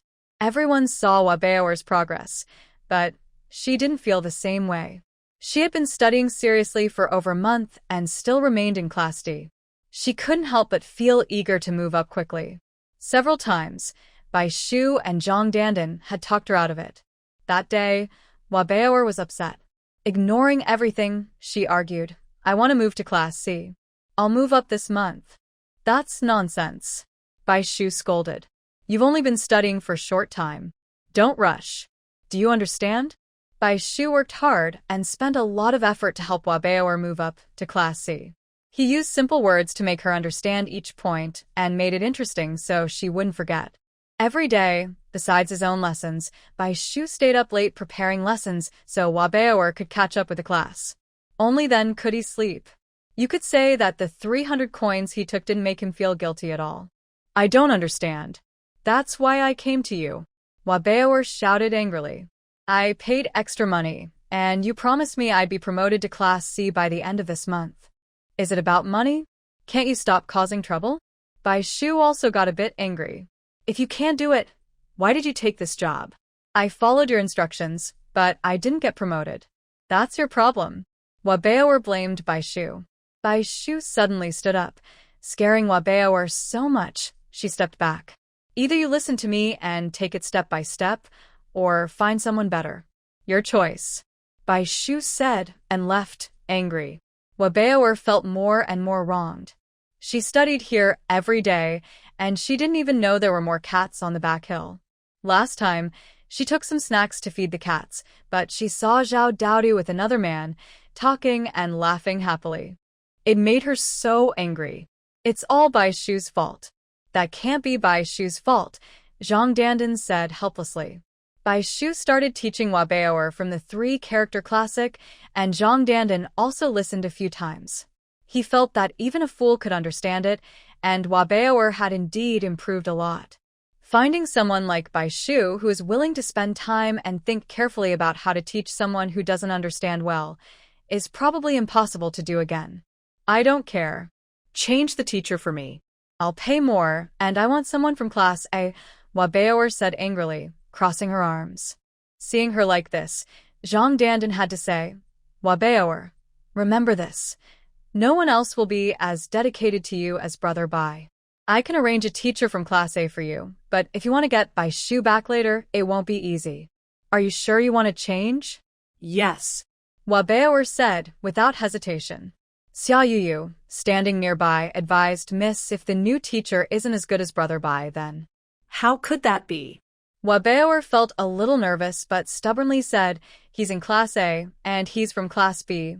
Zhang Dandan also advised, being good at studying doesn't mean they can teach well. I'll arrange 2 lessons for you. Try them first. If you still insist on changing, I won't argue. But after that, if you want Bai Shu back, you'll have to apologize to him yourself. Why should I? Wabeoer said defiantly. I said it before, because besides him, no one else cares about you as much. Under his guidance, you might have a chance to move up to Class C, Zhang Dandan said. Wabeoer crossed her arms and refused to speak. Zhang Dandan said, let's just make a bet, okay? Fine, let's bet. Wabeoer snorted and, with Hua Shiyu, flung her sleeve and left. Everything was fine before, so why is she suddenly so anxious? Zhang Dandan thought the problem must be with Zhao Daodu. Right now, Zhao Daodu was on Dongshan Mountain. In his basket, there were 4 small cats, and he was holding one in his arms. He handed the kitten to Grandma Shi and said, Grandma, little Orange's eyes are always blurry. Please take a look and see what's wrong. Grandma Shi took the kitten, looked at it, and gestured. Ming Ji, standing nearby, explained, "Grandma wants you to show her all the cats in the basket." Zhao Daodu took the basket down and handed it over. The kittens inside meowed loudly. Zhao Daodu was worried and asked, "Senior Ji, translate for me." Ming Ji looked at him helplessly and said, "I don't understand cat language." Zhao Daodu sighed regretfully. "Did you find the wisteria vine I asked you to look for last time?" Ming Ji asked. Zhao Daodu nodded and said, "Yes, I found it, but it's a bit far away, inside the Buguishan Mountain. I'll look elsewhere." "Buguishan Mountain? Did you go in?" Ming Ji asked. Zhao Daodu tilted his head and frowned. "How could I? With my body, that's just asking for trouble. I only heard from the village elders that it's best not to go in." Villagers didn't dare go deep into Buguishan Mountain. The braver ones only wandered around the outskirts, where the wisteria vine was. While Ming Ji was thinking about how to get into the mountain, Grandma Shi handed over the basket, making gestures with her hands. Ming Ji said, "Grandma said she's going to get some medicine. You wait here." Zhao Daodu nodded obediently. While Ming Ji was still pondering about the wisteria vine, Zhang Dandan came over. "Big brother." "Zhao Daodu, what are you doing here?" Before coming here, Zhang Dandan searched all over Zhao's house and the back mountain but couldn't find Zhao Daodu. He didn't expect him to be with his older brother. "Is something the matter?" Zhao Daodu asked, raising his eyelids. "Zhao Daodu, what's going on with you and Hua Bauer? Did you have a fight?" Zhang Dandan asked as he sat down across from them. "I'm not in the same class as her, so we don't even talk. What's there to fight about?" Zhao Daodu looked confused. Zhang Dandan hesitated, then said nothing. "Big brother, what are you all doing here?" Zhang Dandan turned to ask Ji Ming. Ji Ming replied, "The cat is sick. I brought it here to see the vet." While the two were busy, Zhang Dandan told Ji Ming about the situation between Bai Shu and Hua Bauer. "Some people won't give up easily, even if they wish to. It's better if she behaves herself from now on," Ji Ming said calmly. Zhang Dandan nodded, knowing what to do next. Grandma, she came out holding a basket of herbs and a pestle, and she applied the crushed medicine to the small cat's wound. Dao Zhao helped Grandma, she put medicine on the kitten. Zhang Dandan asked Ji Ming, "Big brother, how did you end up hanging out with this kid? Can't you tell?" Ji Ming pointed at Grandma Shi and Dao Zhao. Zhang Dandan chuckled softly and said, "Big brother, you go ahead. I'll go back and find Bian Wuge to teach Hua Bauer a couple of lessons." Ji Ming nodded and asked, "Are the flower branches I cut last time still alive?" "I'm not sure if they're alive, but several branches haven't wilted, so they probably are," Zhang Dandan replied. Ji Ming smiled and said, "You go handle Hua Bauer first. Come to Dongshan another day and teach me how to prune the flower branches." Pruning flower branches? Zhang Dandan was stunned. When did his big brother start liking such delicate things? Ji Ming slapped his head and scolded, "What nonsense are you thinking?" Zhang Dandan seemed to be snapped out of his daze. He knew his big brother was a shrewd person who wouldn't act without reason. If his brother said to prune flowers, there must be a good reason, probably a big business opportunity he hadn't seen. He patted his chest and said, "Tomorrow, no. The day after tomorrow, I'll take my big brother to the back mountain to prune branches. I'll make sure he learns it." Back at the school, Zhang Dandan asked Bian Wu to give just one lesson. After thinking it over, Bian Wu agreed. The next day after school, Bian Wu gave Hua Bauer a lesson. Bian Wu didn't expect Hua Bauer to be so difficult to teach, and Hua Bauer didn't expect Bian Wu's teaching to be so hard. It was completely different from what Bai Shu usually taught. Zhang Dandan also listened nearby and made comparisons in his mind. After Bian Wu left, Zhang Dandan confided sincerely to Hua Bauer, "Bauer Jia, brother Bian Wu, is very patient." Hua Bauer turned to the side, puffing out her cheeks. Zhang Dandan encouraged her, saying, "Brother Bai is in Class B, but he's also our senior. If you miss him, you'll never find such a dedicated senior again." "Then go call him back," Hua Bauer said sadly. When she was being dismissed earlier, she wasn't like this. Zhang Dandan shook his head and said, "Only the person who caused the problem can fix it. Sister Bauer, this is something you need to do." Hua Baoer looked at Waxiu, surprised that Waxiu also agreed with Zhang Dandan. Miss, I think it's better if Brother Bai teaches. If they don't give Hua Baoer a warning now, they'll treat the school like their own servants. They can call him and dismiss him at will, and soon she might lose control of her temper altogether. If they keep pushing like this twice more, and if Bai Shu quits, Zhang Dandan won't find anyone else who can teach Hua Baoer. That would ruin their good business. Hua Baoer was unhappy and pouted, saying, "Why does he have such a big attitude? I should go ask him myself." Zhang Dandan knelt in front of her, looking serious, and said, "Respect your teachers and elders, Sister Baoer. Brother Bai isn't obliged to do this. Paying is fair. This isn't charity. It's a fair exchange. Some people pay, but still can't find a good teacher. Someone like Brother Bai who cares so much for you is probably unique in the world. You should respect him." Hua Baoer seemed moved, thinking for a long time with her pretty little head, then crossed her arms and huffed, "I'll only look for him this once. If he wants to come, he comes. If not, forget it. Are you here for revenge or reconciliation?" Zhang Dandan felt helpless, but knew this was the biggest concession the young lady could make. Hua Baoer was visiting Dongshan for the first time. Along the way, she looked at the wildflowers by the roadside, feeling quite curious. They walked and picked flowers together. Finally arriving at the big courtyard, the two girls held a large bunch of wildflowers of various colors. Bai Shu, Lan Yu, and Wei Feng were sitting in the yard doing their homework. "There's something wrong here."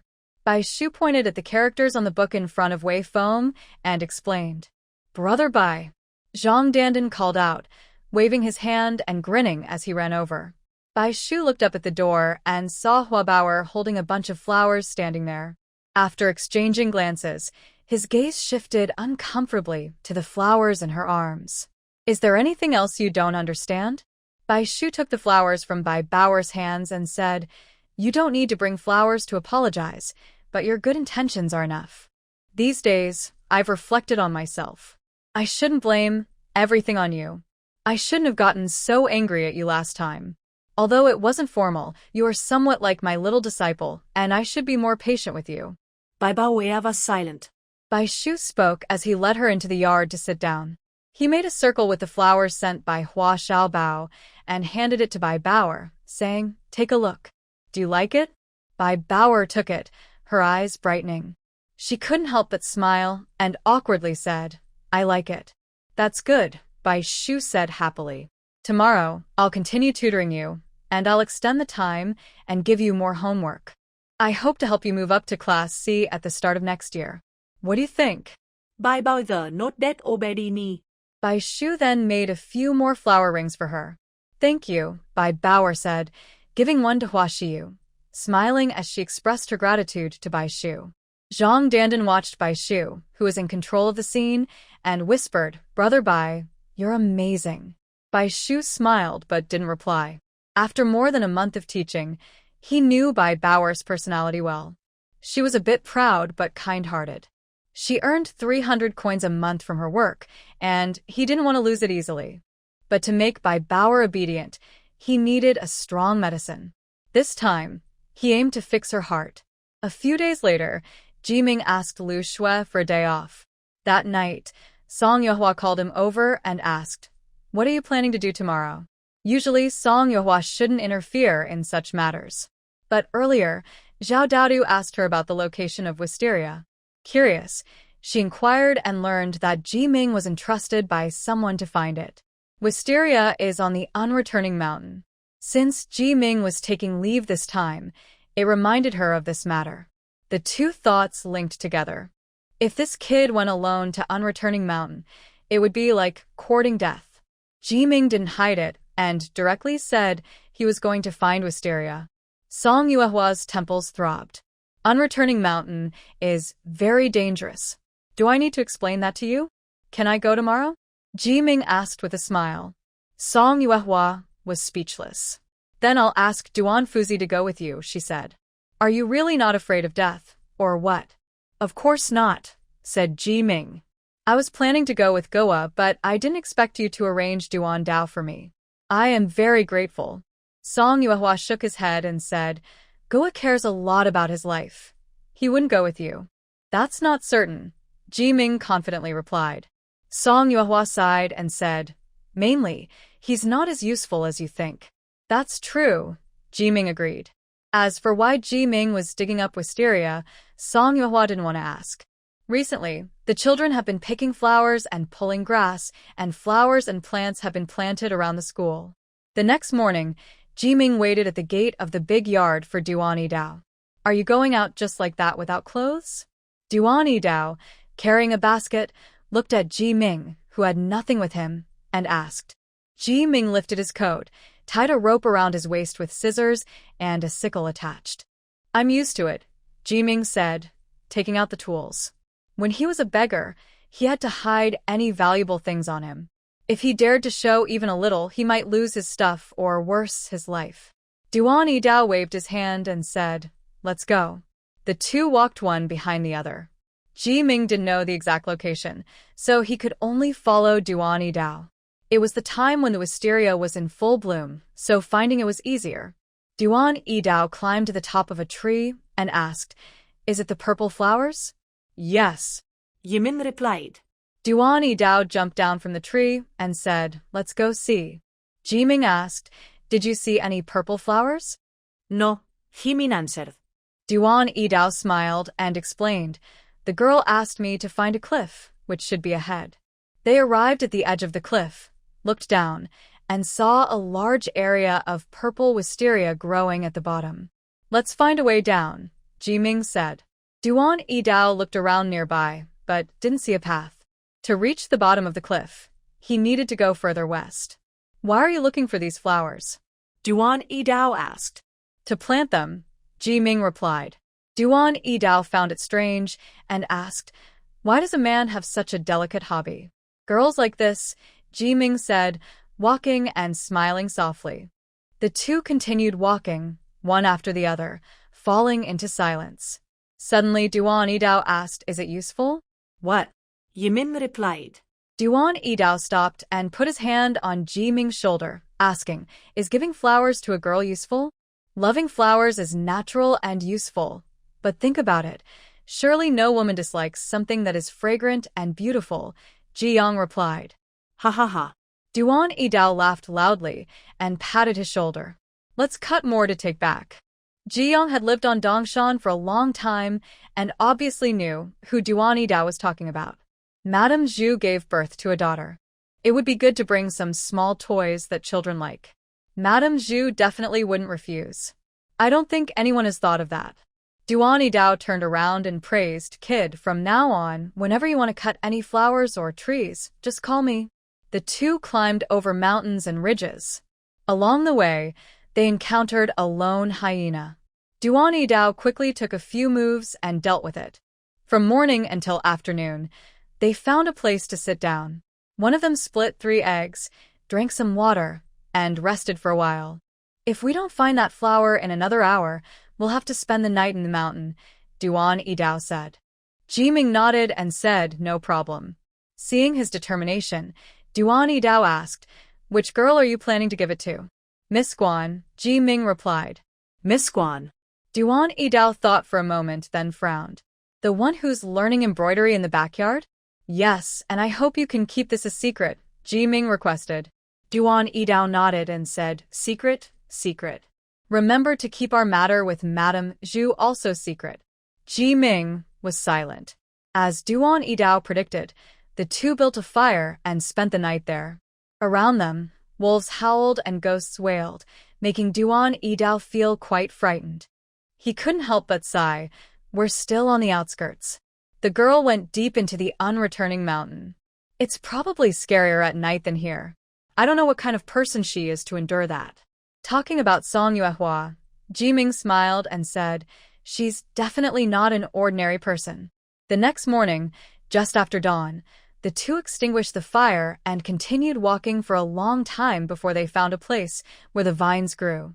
The vines below were intertwined, each one thick and strong. Should we dig up the roots? Duan Yi-dao asked. Ji-ming shook his head and said, No need. Cutting the branches will let it survive. It would be a pity to dig up such a large cluster of flowers. Since that was the case, Duan Yidao decided not to act and let Jiming handle it himself. Whenever Duan Yidao had free time, he would wander nearby. One day, he found a bright red flower that was very eye-catching, just like a beautiful jewel. He immediately dug out the whole plant, roots and flowers together. Luckily, the plant wasn't very big. He scooped the soil around the flower into a basket, then planted the whole plant into the soil. When Ji Ming finished cutting the branches, Duan Yidao carried the flower over. "Looks good. Aunt Shu will definitely like it," Ji Ming said, looking at the red flower on Duan Yidao's head. Duan Yidao smiled and said, "Your aunt will be happy. I'll come again next time." They took a shortcut back home, which wasn't very close, and arrived at the East Mountain courtyard in the afternoon. Ji Ming gave the vine branches to Zhang Dandan to plant outside the school wall. Duan Yidao gave the red flower from his basket to Zhu Yanli. Seeing Duan Yidao carrying a basket of soil and walking all day just to bring her a flower, Zhu Yanli sighed softly. "It looks nice. It's a pity if it dies now." "Plant it at the door," she said. All right. Duan Yidao wanted to do it himself, but was worried he wouldn't do a good job, so he asked Zhou Dafu for advice. Zhou Dafu thought planting flowers and vegetables was similar. He dug a hole, planted the whole flower, and added some fertilizer. Duan Yidao had been thinking about a small gadget Ji Ming mentioned before. He initially wanted to ask Carpenter Yang to make one, but later decided to do it himself. He also asked Song Yuehua for help and discussed with her to learn from Yang Carpenter for half a month. After knowing his plan, Song Yuehua suggested, playing with small toys might not be very suitable for kids. Why not sew some dolls instead? What kind of dolls? Duan Yidao couldn't think of any. Song Yuehua took a pillow and gestured, "Little cats, little dogs, little rabbits, anything you can hug." "Will that work?" Duan Yidao was doubtful. Song Yuehua held Little Bao and said, "Don't forget, I've raised 2 children before." Duan Yidao was convinced instantly. But then he worried, would I need to use needles and thread to sew them? "It's okay. There's still time. You can ask Grandma Wang to teach you slowly," Song Yuehua said. Duan Yidao wasn't very willing to learn from Grandma Wang because he was afraid he might be rejected, which would be a waste of effort. According to Xiaoyu, Duan Yidao specifically went to Sinan village to find Xie Quansheng to learn sewing. "Xie Quansheng? Did you talk to him?" Song Yuehua asked. Xiaoyu nodded and said, "My father's skills are decent. Teaching Mr. Duan is no problem for him. It's quite interesting to see 2 grown men sitting together, sharing sewing needles and learning from each other." After returning from Lady Nie's place, Xiaoyu drank a bowl of water and sat on the kong, listening to the 2 men talk. Song Yuehua was still thinking about the 2 men sewing clothes under the lamp. "Does your father know how to make clothes?" Song Yuehua asked. Xiaoyu shook her head and said, "Clothes are made by the village women. Simple repairs are done by my father. Only my father and I know how to sew clothes at home. Don't you also know how to do it?" Song Yuehua remembered Xiaoyu had been learning sewing from Xiaoyu, and her skills were quite good. "I do know, but I'm not very good at it," Xiaoyu said shyly, showing a jacket she had sewn over a few days. Song Yuehua took it and looked at it. "Is it for a man?" "It's for Bianwu," Xiaoyu replied. "I made it for him last time, but it wasn't good enough. I want to fix it and give it to him." Song Yuehua remembered that when Gao was new to Dongshan, he asked Bianwu for a set of clothes. Later, Xiaoyu and Xiaoyu made a new set for him to return, but it still wasn't finished. Song Yuehua handed the jacket to Xiaoyu. Xiaoyu held it up, looked at the style and stitches, and said, "There are a few small problems, but it doesn't affect wearing." Seeing how complicated things had become, Song Yuehua suggested, "Maybe Xiaoyu should just finish it for him, so you don't have to keep fixing it." No need, Xiaoyu said, putting the jacket away. "I just want to practice a bit. It's almost done anyway." After saying that, Xiaoyu took the jacket and asked Xiaoyu for advice. Song Yuehua went to the main yard. Daba and Xiaobao were playing with a little rabbit in the yard. Xiaobao was feeding the rabbit green leaves, while Daba chased the rabbit around the yard. Big sister, big sister." Daba held a round object and presented it to Song Yuehua like a treasure. When she took it, she saw it was rabbit droppings. Her mouth twitched and she smiled. Thanks, Daba. Go play now. Daba happily went back to chase the rabbit. Xiaobao ran over and stretched out her hands, softly saying, Big sister, hug, please. While Daba played with the rabbit, Song Yuehua picked up Xiaobao and strolled around the village. Not far from the door, she met Granny Wang, carrying a basket, coming back from Dongshan. Girl, have you eaten yet? Granny Wang waved and asked. Song Yuehua stood still and smiled. Yes, I have. Here is the improved and translated version. I have brought a big jar of rabbit meat. Would you like to eat some? Grandma Wang asked. Song Yuehua smelled the delicious aroma, but felt too full. She sighed, I'm really full. I just carried little treasure out to help with digestion. Little Jade, little you, and Wenwu are all at home, right? Grandma Wang said she didn't plan to take the jar of meat back home. Master Duan caught a whole nest of rabbits today, and they're all injured. I cooked a pot of stew, but I can't eat it all. I'll give some to the little ones now, and leave a bowl for you on the stove. After you finish eating, you can come back for more. No need, Grandma. You can take it back for Stone and little Mian, Song Yuehua said, holding Grandma Wang's hand. Grandma Wang waved her hand and said, They already ate in the big yard. They're still there doing homework. I wanted to bring some before dinner, but I guess I came too late. It's all tender rabbit meat. Very tasty, Grandma Wang said as she grabbed the jar and went inside. Song Yuehua had no choice but to carry little treasure and walk outside. Recently, the schoolyard has planted many flowers. She hadn't had a good look at them yet. She walked around to the back wall, where Zhang Dandan and Guan Xiaodai were watering the plants. Zhang Dandan smiled and greeted her, Sister Song. Are you here to see the flowers? Yes. How are they growing? Song Yuehua asked. Zhang Dandan replied, Very well. Big brother trimmed the branches he brought back nicely. They've been planted for a few days. Most of the cuttings haven't rotted. If they grow well, next year we'll be able to sit in the yard and enjoy the flowers.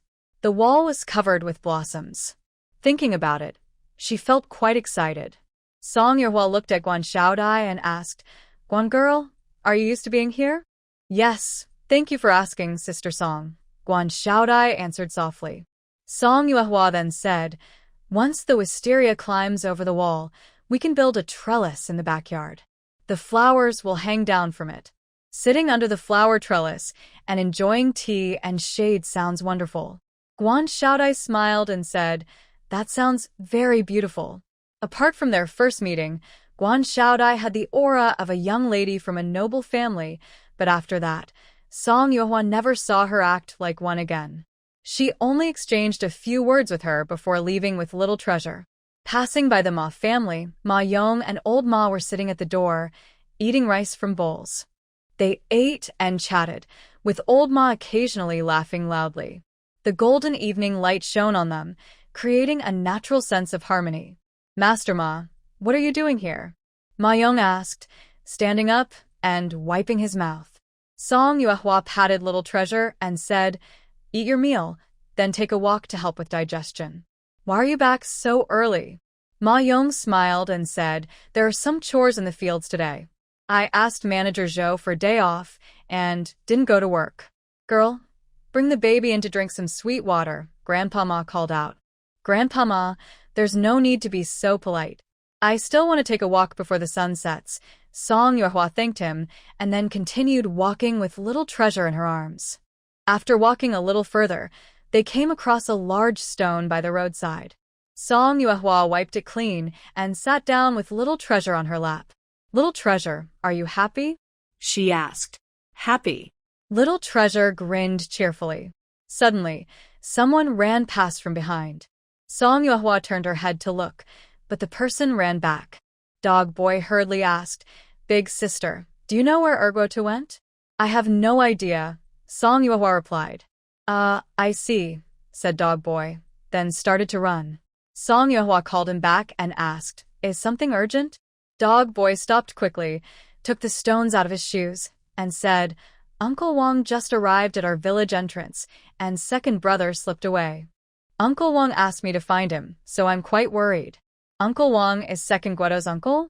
Song Yuehua remembered a little. Dog Boy nodded. Guatu doesn't want to see him. That's his family matter. Why are you involved? Song Yuehua asked. Dog Boy cleared his throat and said, Uncle Wang is Little Ye's father. I want to make him happy. So, you're helping him find a son-in-law? Song Yuehua said. Dog Boy was silent, realizing it. Then Dog Boy looked confused. Song Yuehua said, Go to Teacher Duan at the school and see if you can find him. Why should I go? That would just make me feel worse, Dog Boy said, putting on his shoes with a gloomy expression. Big sister. Little Treasure lifted his small face and called out. Song Yuehua picked up Little Treasure and stood up. If you go, do you think he'll listen to you? Exactly. Dog Boy suddenly seemed to understand. Then why are you telling me all this? Song Yuehua sighed. Some things you should understand in your heart. Besides, I didn't say anything wrong. That's right. See? That's right. After that, Song Yuehua carried Little Treasure and continued toward the village entrance. Although Zhang Dainiu and Zhang Erniu have separated, their relationship has improved because they still farm together. Usually, the two brothers work in the fields with their wives, and only Grandma Jean stays at home, cooking meals for everyone. Recently, Grandma Jean hasn't been feeling well. Tang and Zhang take turns cooking at home. After dinner today, Tang and Zhang are tidying up the kitchen, while Zhang Dainiu and Zhang Erniu are fetching water in the backyard. Grandma Jean is too restless to sit still. She takes a broom and sweeps the fallen leaves in front of the door. From afar, she sees a figure walking over. She squints and watches for a while, then recognizes it as Song Yuehua, who is carrying Little Bao. Girl, why are you so free today? Grandma Jean asks with a smile. Song Yuehua replies happily after eating, I took Little Bao out for a walk. Grandma Jean holds Little Bao's hand and says cheerfully, It's good to take a walk. It'll help you get familiar with things. When you grow up a bit, you can come to the village head to visit Grandma. Come inside and sit. Grandma Jean invites her sisters. Song Yuehua shakes her head gently and says, Thank you, Grandma Jean. But we can't stay today. We still need to walk around the village. Girl, wait for me a moment, Grandma Jean says, then quickly goes inside. When she comes out again, she is holding a small paper-wrapped package. She hands it to Little Bao and says, I heard this is from the county's bakery. It's a treat for the little one. This small package probably isn't cheap. Song Yuehua takes it and says, Just try a little. The rest you can keep for yourself.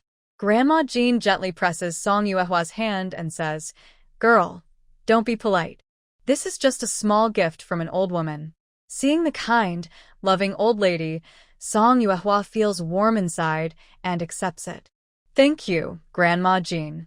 Not far from Zhang's house, they reach the village entrance. Song Yuehua says to Little Bao, This is our village. From here, until we reach our home. Do you remember? Yes, Little Bao answers seriously. Song Yuehua doesn't believe him and picks him up, walking back. Most people in the village have finished eating and are gathered in groups, chatting about all sorts of things. Even if they've only traveled as far as the county seat, their imaginations run wild. In some larger courtyards, entire families sit outside, fanning themselves and doing chores, chatting and laughing. When passing by the Zhou family, Mrs. Lin calls out to her, inviting Little Bao to come in and see the little child. Mrs. Zhang's little baby is just over 2 months old, with big, round eyes. Little Baozi leaned over, stretched out his small finger, and touched the baby's hand, then turned around and hugged Song Yuehua. What's wrong, Little Baozi? Song Yuehua asked softly. Mrs. Zhang smiled and said, Don't be afraid, Little Baozi. My baby doesn't bite. Mrs. Lin brought 2 bowls of egg sugar water, giving one to Song Yuehua and holding the other to feed Little Baozi. At the Zhou family, Song Yuehua was also not polite. They drank the sugar water, and Mrs. Lin talked about Zhou Xiaohu experimenting with cooking at home. Father doesn't say much, but he knows. I talked to his father, and since he can't go to school, it's good if he learns some other skills. At least he won't go hungry, Mrs. Lin sighed. Although Zhou Xiaohu loudly claims otherwise, his cooking skills are quite poor. If he could cook like Xia Wenwu, that would be good. With his current skills, he can't do much. Just then, Zhou Ergui knocked on the door and came in with a plate of pastries. He brought these. He said little Baozi is visiting for the first time, so he should be well treated, he said. Song Yuehua quickly stood up and said, I'll go say hello to Grandpa Zhou. Mrs. Lin handed a snack to little Baozi. Go ahead. Little Baozi is with me. Don't worry. Thank you, Aunt Lin, Song Yuehua said gratefully, then went over. Zhou Lijing was sitting by the oil lamp, squinting at a book in his hand, while Chen Shu was reading aloud beside him. When Song Yuehua reached the door, she paused. Chen Shu heard the noise and told Zhou Lijing. Girl, come in and sit, Zhou Lijing said, putting away his book.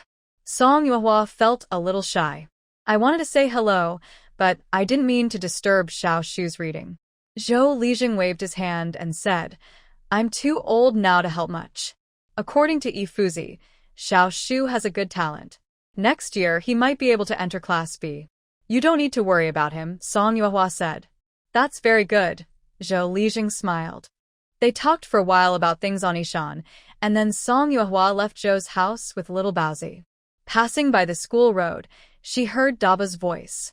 She carried little Baozi inside to take a look and saw Xie Wenwu, Xiao Yu, and Zhang Dandan playing hide and seek with Daba. Hua Bauer and Hua Shi watched them play, looking a bit envious. Hua Bauer, come join us, Zhang Dandan called. Hua Bauer responded with an and ran over, pulling Hua Shi along. Little Treasure, are you going too? Song Yuehua put Little Treasure on the ground and let her play with the children. Master Yi slowly walked over and asked Miss, don't you want to play? Master, I am already grown up.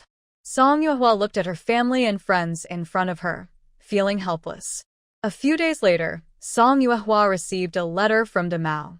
Because she had previously asked Lady Nye, her plans weren't very well thought out. If Lady Nye hadn't been so particular, everything would have fallen apart. So later, Song Yuehua wrote back to De Mao, asking him to find out all the details and costs involved in entering the Qingyun embroidery workshop. Given her poor background in her past and present life, she never expected there could be other expenses.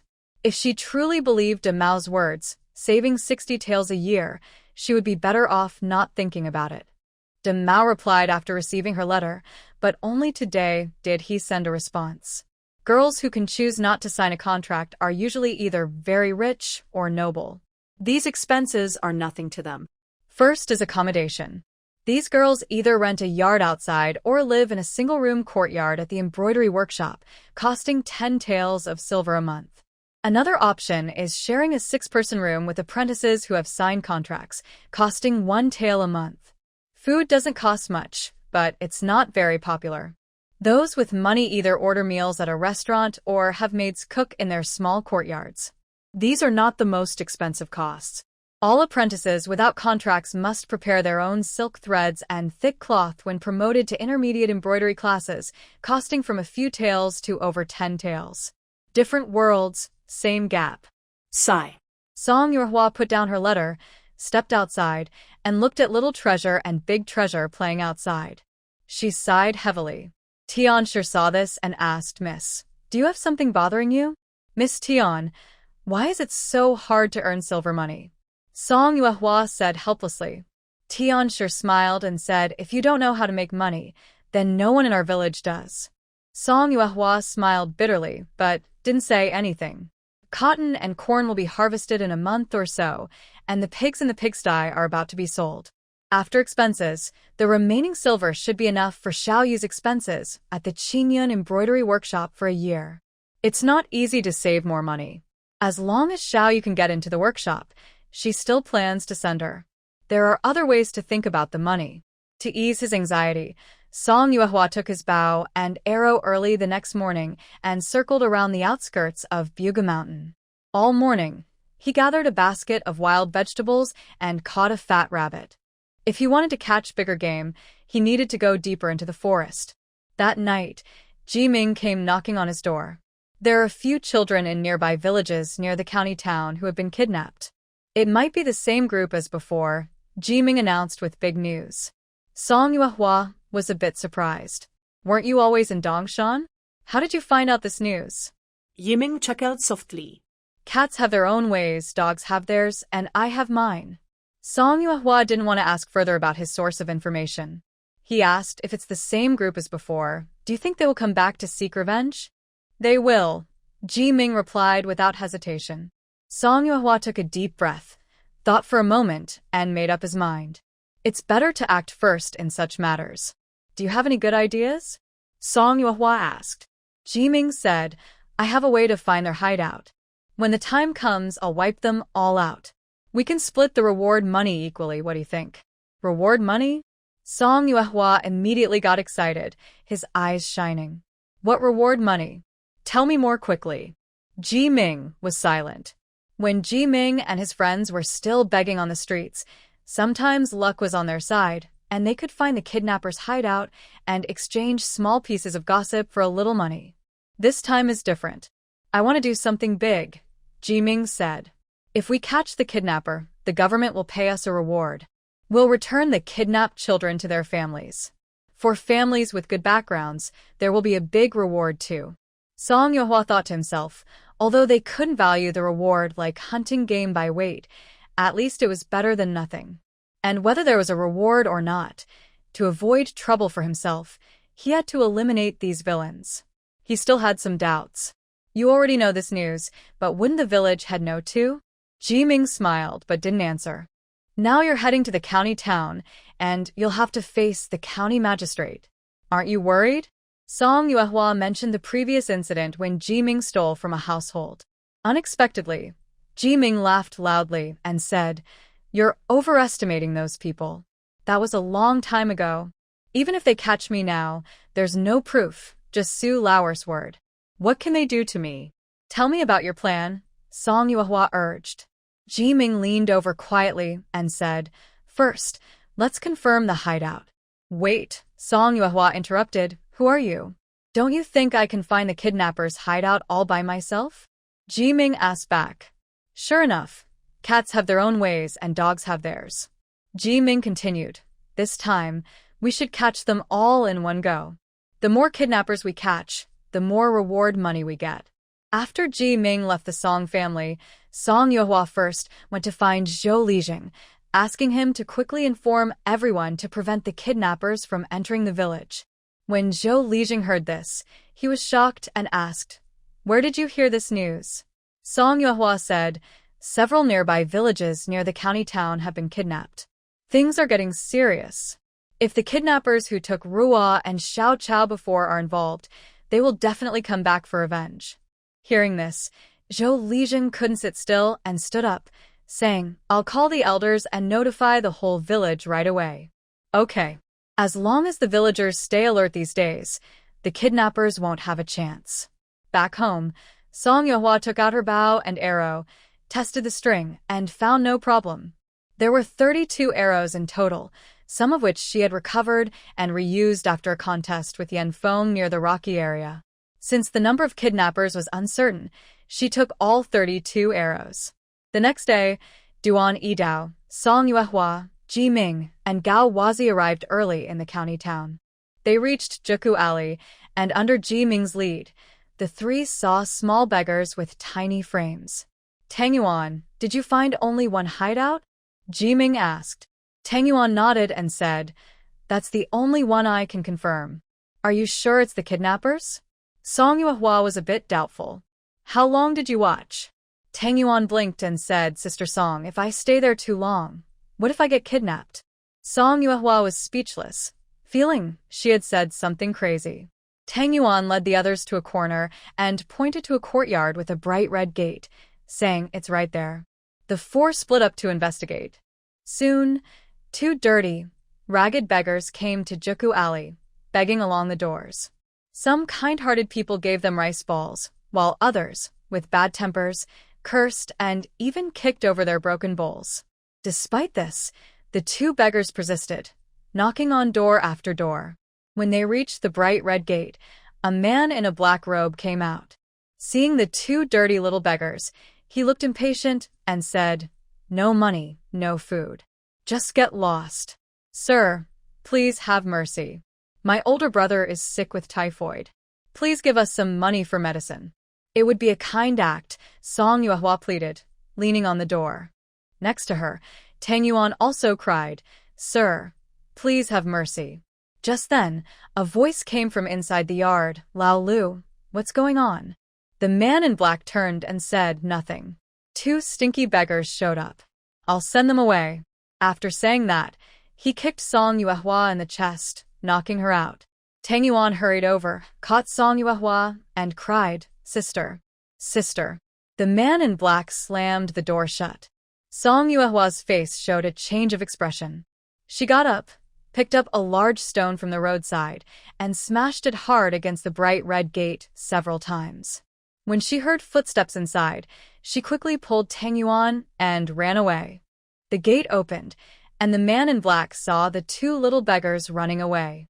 He was about to chase them when a man behind him stopped him, saying, Don't go. There's something more important. The man in black snorted angrily and closed the door again. Inside, a deep voice said, Who's foolish enough to choose such a broken place? Big brother, it's Lao Lu. Third brother, didn't you say that hiding in the city is better? After Song Yuehua and Tang Yuan ran far away, they hid behind a house's back wall. Song Yuehua wiped the black ash off her face. To avoid being recognized by the kidnappers earlier, she carefully applied some mud on her face and also wore the tattered clothes that Ji Ming found for her. But she applied too much, and her face felt a bit sore. Tang Yuan asked worriedly, Sister Song, are you okay? I'm fine, Song Yuehua replied, taking out a broken piece of tile from her pocket. If she tried to hold it tightly, she might hurt herself inside. She sat against the wall, took out 2 vegetable buns she had begged for, gave one to Tang Yuan and ate the other. After taking a bite, she spat it out. It's spoiled. Tang Yuan tasted a piece and said, It's still edible. Don't eat it. I'll buy you some buns later, Song Yuehua said. Tang Yuan put the vegetable bun away with a smile, saying, Thank you, sister. After a while, Ji Ming and Duan Yidao arrived. Ji Ming first said, I looked along the wall. There are only 2 doors, front and back, no dog holes. I'm not sure how many people are inside. Then everyone looked at Duan Yidao. I checked all the rooms. I only saw 1 tied-up child. There are only 4 people in the yard, Duan Yidao said. A child? Song Yuehua looked at Tang Yuan. Didn't they say that the kidnappers took several children from the village? Tang Yuan also got anxious. We heard from the county officials' messengers that the news must be true. Could there be another hideout? That's right. Tang Yuan whispered excitedly. Last night, when I sneaked into the county kitchen, I overheard the cook talking about the county magistrate's grandson being lost. Later, I hid in the front hall. It was brightly lit all night. Big brother, what do you think? Duan Yidao also chimed in. That tied-up child's clothes don't look cheap. Ji Ming got excited. That means they are quite wealthy. Although it wasn't the same group of kidnappers as before, it was still noticeable. Song Yuehua said, Let's stick to the original plan. Capture those people and rescue the child. After speaking, Song Yuehua took out 10 copper coins and handed them to Tang Yuan. Wait for us near the county office. If we don't come back in an hour, you can go buy some buns with this money. Tang Yuan nodded and ran off. Now only 3 people remained. Duan Yidao took out 2 pieces of black cloth and covered his head. Song Yuehua hesitated. We're not here to rob. Duan Yidao wrapped his face tightly. No choice. My looks are too distinctive. I might get remembered. Song Yuehua thought for a moment, then took a handkerchief and covered her face as well. Your face is so dark. Is that necessary? Ji Ming asked confused. Song Yuehua replied, Better safe than sorry. That makes sense.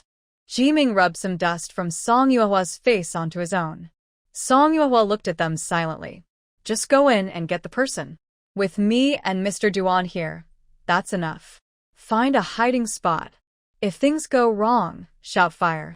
Someone will come, she said. That won't do, Ji Ming said, pulling out a big bundle of rope from his basket. The kidnappers inside must be handed over to the magistrate personally. If they go through the guards, we might not get half of the reward.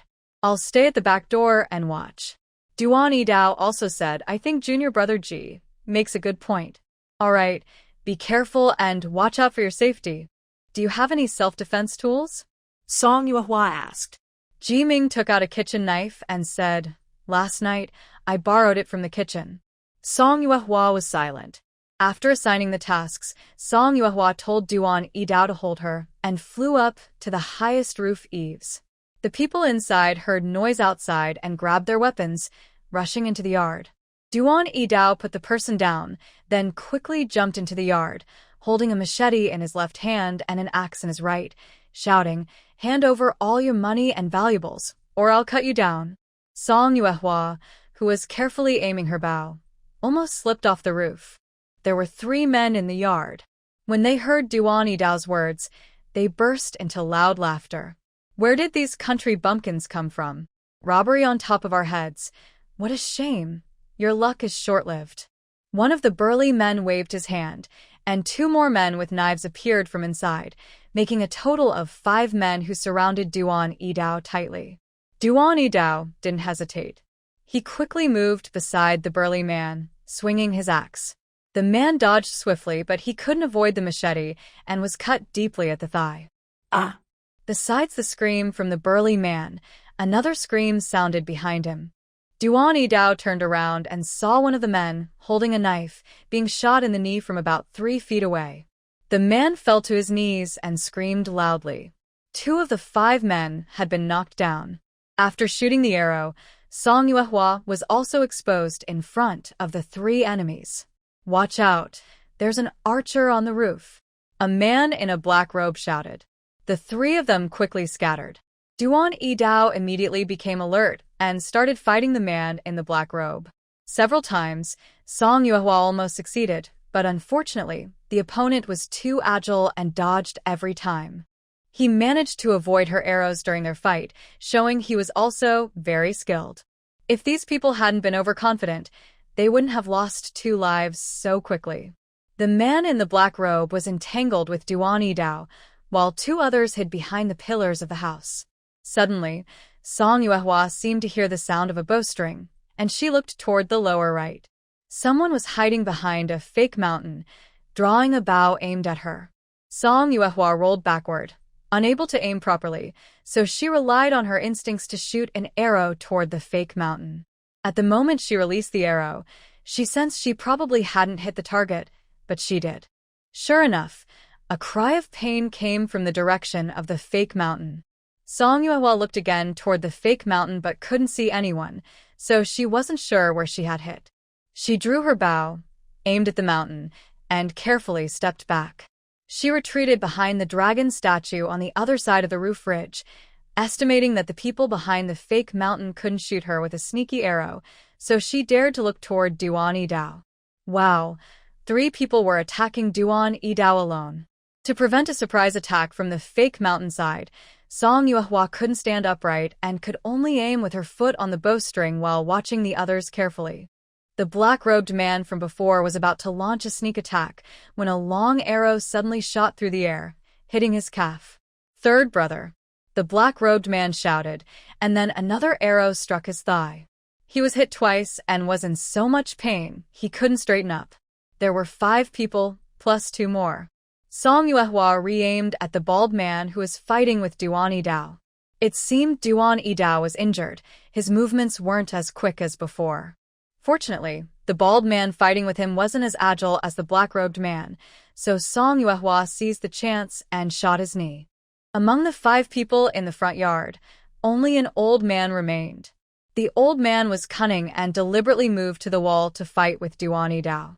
Song Yuehua couldn't aim properly and was about to move toward the eaves when she sensed danger. She looked toward the fake mountain and saw that the person there was still shooting arrows. Unable to dodge in time, an arrow hit her shoulder. She leaned against a stone statue, gritted her teeth, and pulled out the arrow stuck in her shoulder. Luckily, it didn't hit the bone, or it would have been more troublesome. She grabbed the arrow covered in her blood and flesh, knocked it on her bow, and pulled the string tight. Then she suddenly stood up, shot an arrow at the half-visible head peeking out from the fake mountain, and immediately fell backward. A scream came from the fake mountainside, sounding quite painful. She wondered if falling down would hurt even more. As she fell from the roof, Song Yuehua prepared for a rough landing. But Duan Yidao, who was rushing to catch her, caught her instead. "You're really ruthless." Duan Yidao's expression was strange. He was clearly waiting for her to deal with the person in front of him, and the one on the fake mountain couldn't escape either, yet he insisted on fighting face to face and almost fell off the roof. Song Yu didn't understand the meaning behind Duan Yidao's words, or she would have responded to him. Over time, things might have worsened. After putting the person down, Duan Yidao jumped onto a fake mountain and pulled down the archer, who had been shot in the eye socket. It turned out he had hit the eye socket. Song Yuehua asked, "Are you still alive?" "I won't die," Duan Yidao said as he threw the person aside.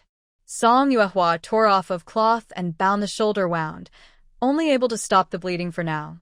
The bald man with a knee injury tried to sneak away when the two weren't paying attention, crawling to the door, but was kicked back by Ji Ming with a kitchen knife. After tying up all 6 people, Duan Yidao grabbed the bald man and asked, "Are there any others?" Spit. The bald man spat fiercely and said, "If you dare, kill me." He realized these two wouldn't really kill anyone. "If we can't kill you, we can make your life miserable," Song Yuehua said calmly. Ha. Before the man could curse again, Song Yuehua coldly ordered, "Castrate him." All the men present shivered at her words. The previously defiant bald man quickly gave in. "There's 6 of us in total. All here." Duan Yidao and Ji Ming exchanged looks. "Second brother." Another man, who also only had a knee injury, shouted. The bald man responded loudly. "This crazy woman said she would castrate me. Do you think I can let her do it?" The man being shouted at remained silent. After tying everyone up securely, Duan Yidao told Song Yuehua and Ji Ming to stay outside and watch, then went inside to look around. Ji Ming searched through the men's belongings and found 8 taels of silver and a pile of copper coins. "I'll go look inside the house," Ji Ming said. Song Yuehua nodded and let him go, while she collected their weapons. The bows and arrows were okay, but if they took these weapons back as they were, it might cause trouble. Better to send them to the blacksmith to remake some hoes. After wrapping up the items, Song Yuehua looked at the archer, who was already unconscious from pain. The strongest man, shot in the thigh, appeared to have fainted from blood loss. The older man was also knocked out by Duan Yidao. The man in the black robe, who had been hit by 2 arrows in one leg, dared not move now. Only the bald man and another man with a knee injury seemed to be in good spirits. When their eyes met, the bald man instinctively moved back. After a while, Duan Yidao came out carrying a small child. "Miss, there's only one."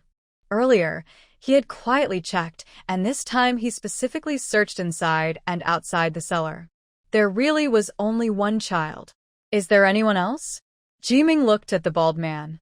"Who else?" "The county magistrate only has this one kid," the bald man replied loudly. The 3 of them exchanged glances. Anyway, it was fine to just bring the person to the yamen. The child looked stunned and scared. Duan Yidao quietly asked Ji Ming, "Have you seen this child before?" Ji Ming shook his head. Not only had he never seen the child, he had never even heard that the county magistrate had any grandchildren.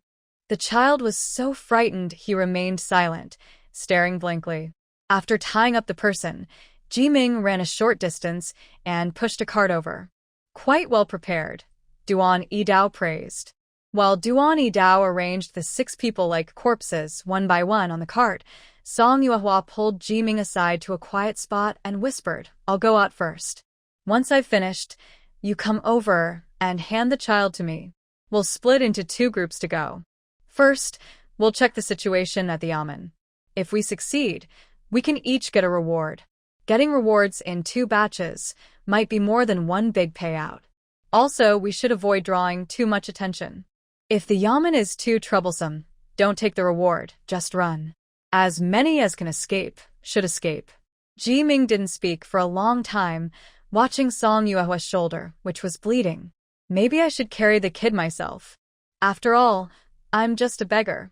No matter what happens, they can't do much to me. Plus, I still owe you a life." "Don't mention that," Song Yuehua said. "You don't owe me and I don't owe you. I look like a good citizen, so I should go. Besides, I'm injured. I'll probably get a bigger reward than you, she added. Ji Ming didn't argue. He only said, after you go out, I'll take these people to the Amen. The village knows I'm a good person. If Master Duan appears, causing so much trouble won't make sense. I'm just a beggar who's been working in the courtyard. Not many people know me. That made sense. Song Yuehua said, I'll have Master Duan secretly protect you. Go ahead and treat your wound first, Ji Ming advised. It's all ready. As long as it stops bleeding, it's fine, Song Yuehua replied. Ji Ming sighed.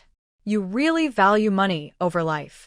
Song Yuehua washed her face carefully, tidied her hair, and took off her torn clothes. She then grabbed a clean outfit hanging outside from a neighboring house, draping it over her shoulders to hide the bloodstains. She passed through the front gate of the courtyard. Ji Ming played a scene with her before she handed the child over.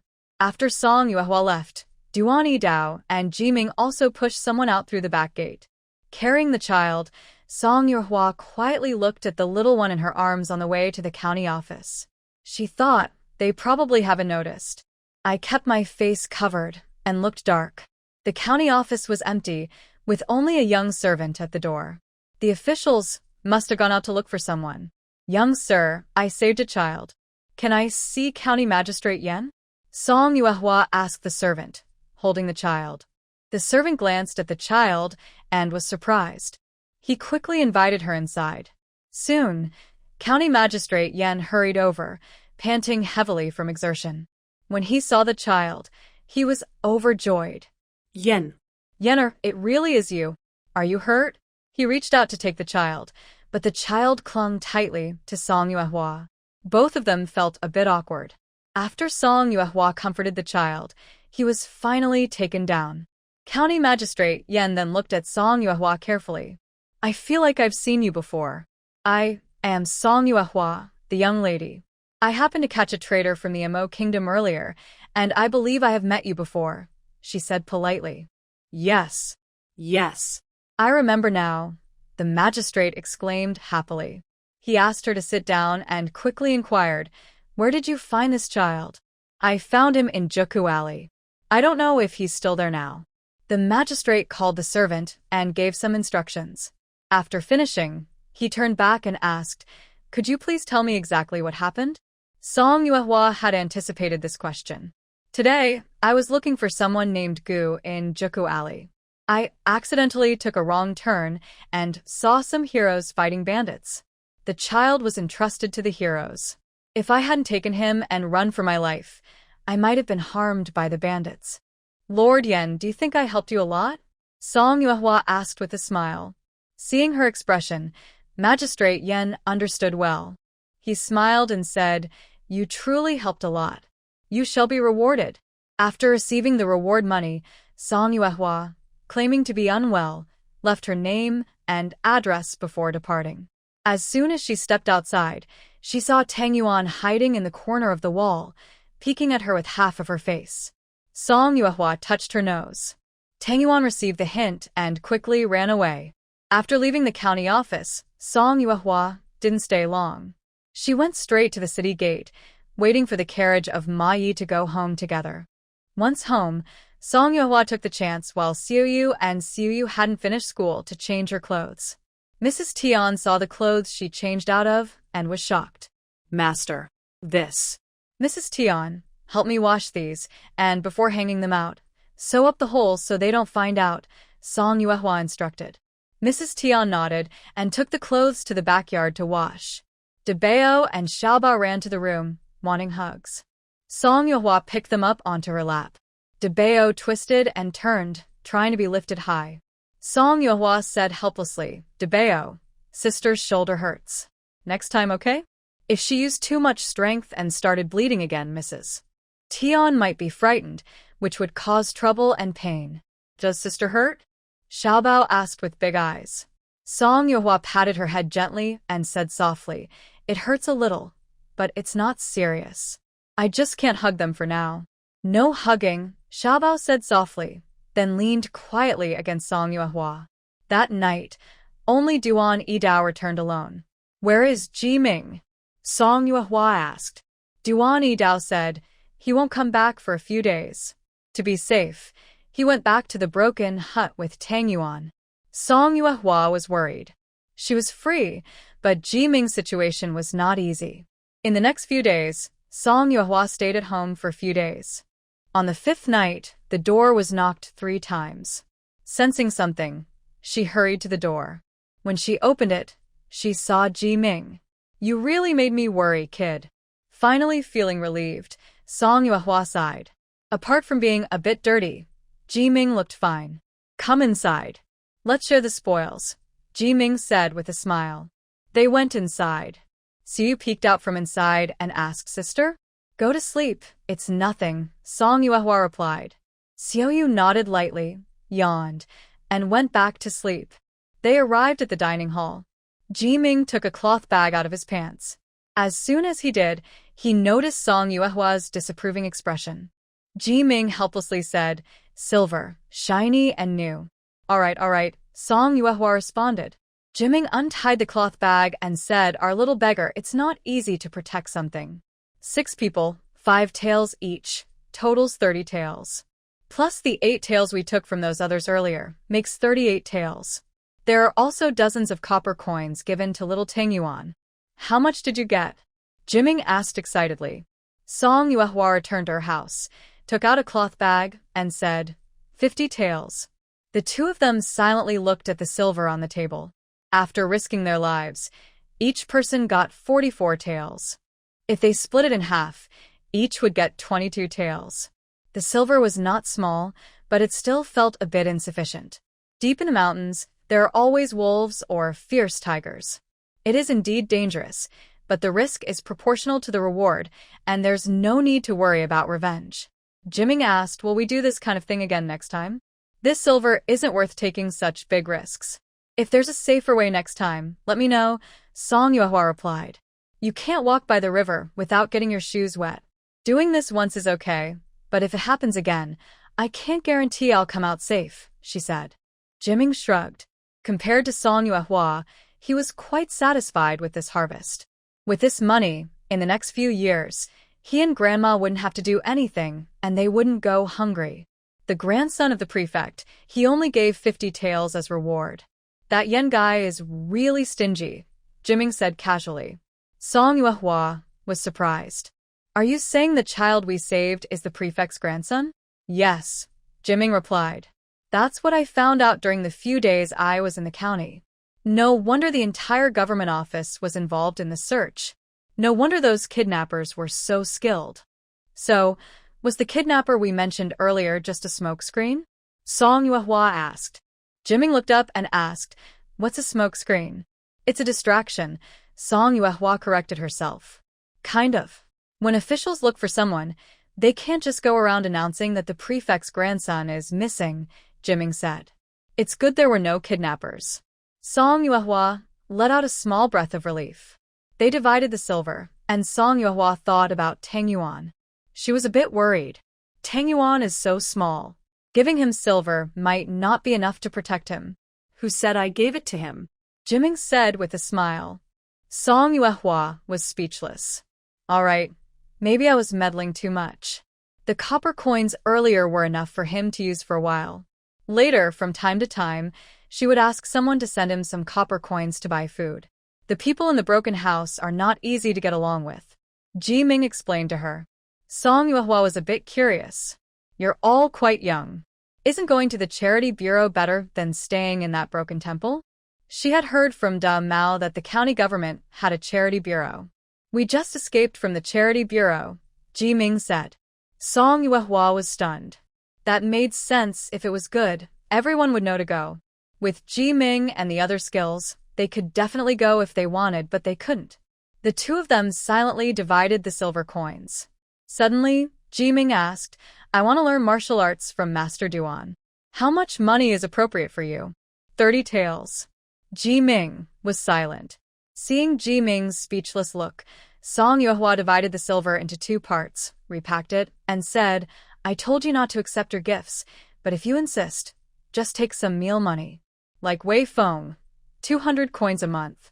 Ji-ming pushed over 5 taels of silver and said for 2 years. Song Yuehua accepted it. Then, thinking that only Gao Weizi was still working among the 3, she asked, what about Gao Weizi, should we? Before she finished speaking, Ji-ming knew what she meant. He smiled and said, I'm their big brother, not their mother. Besides, all 3 of us are beggars. If there's a problem, don't be afraid to speak up. If you're hungry and don't find food yourself, then you deserve to starve. The next morning, when Duan Yidao left, Song Yuehua called him in and took out a large pouch, giving it to him. I divided 44 taels each for Ji-ming and me. We split it equally. This reward was hard to come by and very dangerous. Duan Yidao worked hard for this half, which was rightfully his. He didn't take it. Instead, he said, I'm just their girl's protector. There's no need to give me extra. If you really want to give me something, better to get me a stone playground. Song Yuehua didn't refuse. Duan Yidao didn't seem like someone who would save money. She took 12 taels of silver from the back shelf and said, I'll consider the stone playground. Keep these 12 taels for yourself. The remaining 10 taels will stay with me for now. When you get married or need money urgently, you can take it anytime. I'll write you a note. Duan Yidao wanted to refuse again. Kids spend money in many places, Song Yuehua said, pulling out a piece of paper and ink from behind. His hand, which was about to push the money away, hesitated and then pulled it back. Duan Yidao took the 12 taels and nodded. Kids do spend a lot.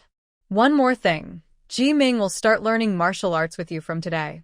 While speaking, Song Yuehua was also writing a deposit slip. Duan Yidao looked up and smiled. Oh, so this kid has finally opened his mind? Opened my mind about what? After signing with his fingerprint, Song Yuehua handed over the deposit slip. Since the last time they returned from Wiguishan, Duan Yidao occasionally taught Ji-ming some fighting moves when he had free time, initially just to strengthen his body. Later, he realized that Ji-ming's understanding and reaction skills were very quick. I've advised him several times to practice martial arts seriously with me. I also want to have my own Zhong Russian like old E, Duan Yidao said with a smile. Zhong Russian? Song Yuehua was surprised. Does Ji-ming have such great potential? Duan Yidao nodded confidently. He surpasses even that. A few days later, Song Yuehua kept secretly changing her dressing, and her wound had formed a thin scab. The county magistrate's people called her over, and she had to testify as a witness during the trial of 6 people in the hall.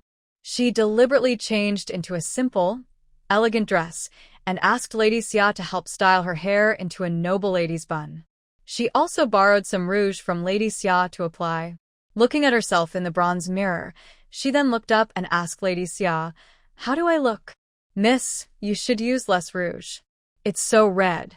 Lady Xia hesitated, feeling it didn't matter much about beauty, more like something from an opera troupe.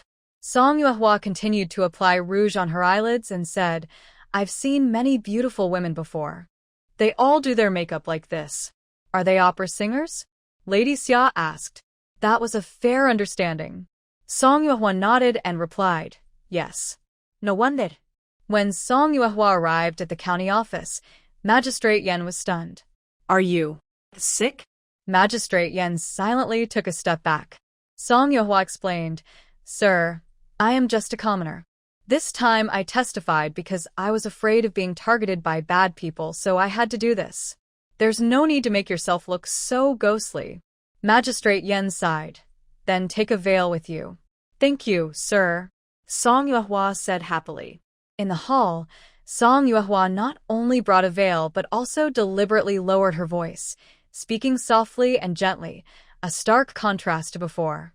The 6 prisoners, tortured in jail, were barely alive, and in the hall, they could only kneel and crawl, not daring to lift their heads to look closely, so they naturally didn't recognize Song Yuehua's identity. Finally, after this ordeal was over, Song Yuehua breathed a sigh of relief, thinking to herself that she would never do such things again. On the 15th day of August, the Mid-Autumn Festival. Before the festival, Song Yuehua had already prepared the ingredients for mooncakes, lotus seeds, salted egg yolks, ham, and red beans. Last month, De Mouse sent some snacks with mixed nuts, which were perfect for making 5-nut filling. The night before the festival, Xia Wenwu, Song Yuehua, and the Tian family were busy in the kitchen until late. On the day of the festival, Song Yuehua spent 25 coins to buy 5 beautiful, well-made hand-woven baskets from a bamboo craftsman. She sent 1 basket each to the Zhou, Wang, Zhang, and Ma families, filled with mooncakes and salted eggs. When Xia Feng came to pick up Xia Wenwu and his sister from the Song family, he brought 3 ducks as a festival gift. Song Yuehua carried the prepared mooncake baskets onto the ox cart. Second uncle, Happy Mid-Autumn Festival. Happy Mid-Autumn, Xia Feng replied with a light smile. Master, next year I will celebrate Mid-Autumn with you, Xia Wenwu said as he got on the ox cart and turned back to speak to Song Yuehua. He was already annoyed. We'll be back tomorrow. Song Yuehua patted their heads and said, Spend some good time with your parents. I don't need to worry here. It's okay to come back a couple of days later. For Xiaoyu, I asked Zhang Russian to give a few extra lessons, so it's not a big problem. Wenwu. Xia Wenwu could take a couple of extra lessons or miss a few, and it wouldn't affect him much. Song Yuehua sighed softly and said, Wenwu, just stay at home and rest for a few days. Finally, she invited Xia Feng again, second uncle, next time you come, stay for a meal. I've made a new dish. 8 treasures duck. Please help us taste it. Thank you, I'll definitely stay, Xia Feng replied. Just after seeing them off, the Zhang, Zhou, Ma, and Wang families sent their return gifts. Lin Shi gave each of her 4 siblings a pair of shoes. My sister Zhang and I have been at home with nothing to do, so I made a few pairs of cloth shoes. Try them on and see if they fit. The Zhou family's gifts were always thoughtful. Tang Shi and Zhang Shi came together, bringing homemade dried vermicelli, dried bamboo shoots, and 2 dried chickens. Seeing the shoes Lin Shi gave, Tang Shi smiled. We don't have such clever ideas. These are fresh dried goods made this year. They won't spoil. When there's time, we can try them. The Zhang family usually like to give food as gifts. Song Yuehua sniffed and said, They smell really good. Why bother with anything else? I'm afraid I'll get too hungry tonight and won't sleep. Everyone laughed happily. Qin Xiuxiu sent a box of dried seaweed. Aunt Qin, this is too precious, someone said. This thing is probably not available in the county town, so Song Yuehua dare not accept it. Qin Xiuxiu smiled and said, My father-in-law knows a few people who go to the sea in the county. When they came back this time, they brought some local specialties for our family. I heard they are not expensive, just to let everyone try something new. Rare items are valuable. Things that can't be found in the county are usually costly. Seeing Song Yuehua look hesitant, Qin Xiuxiu pushed the item into her arms and said, It's just some food. If you keep refusing, I will have to tell the old master. All right, I'll accept it, Song Yuehua said with a smile. Grandmother Wang made new clothes for both children. Grandmother, why are you going to all this trouble? Song Yuehua asked. Grandmother Wang smiled and said, This is the only skill I have. Song Yuehua dressed the children in their new clothes and shoes. The weather was nice, so she let the 2 little ones play in the yard with Zhang Dandan, Lu Shitu, and Bai Shu. Zhu Wenyang and Lu Xiaomian sat nearby, feeding the little white rabbit with some vegetable leaves. Lu Shui and Ji Ming, along with Grandma Shi, were invited to the Song family to celebrate the festival.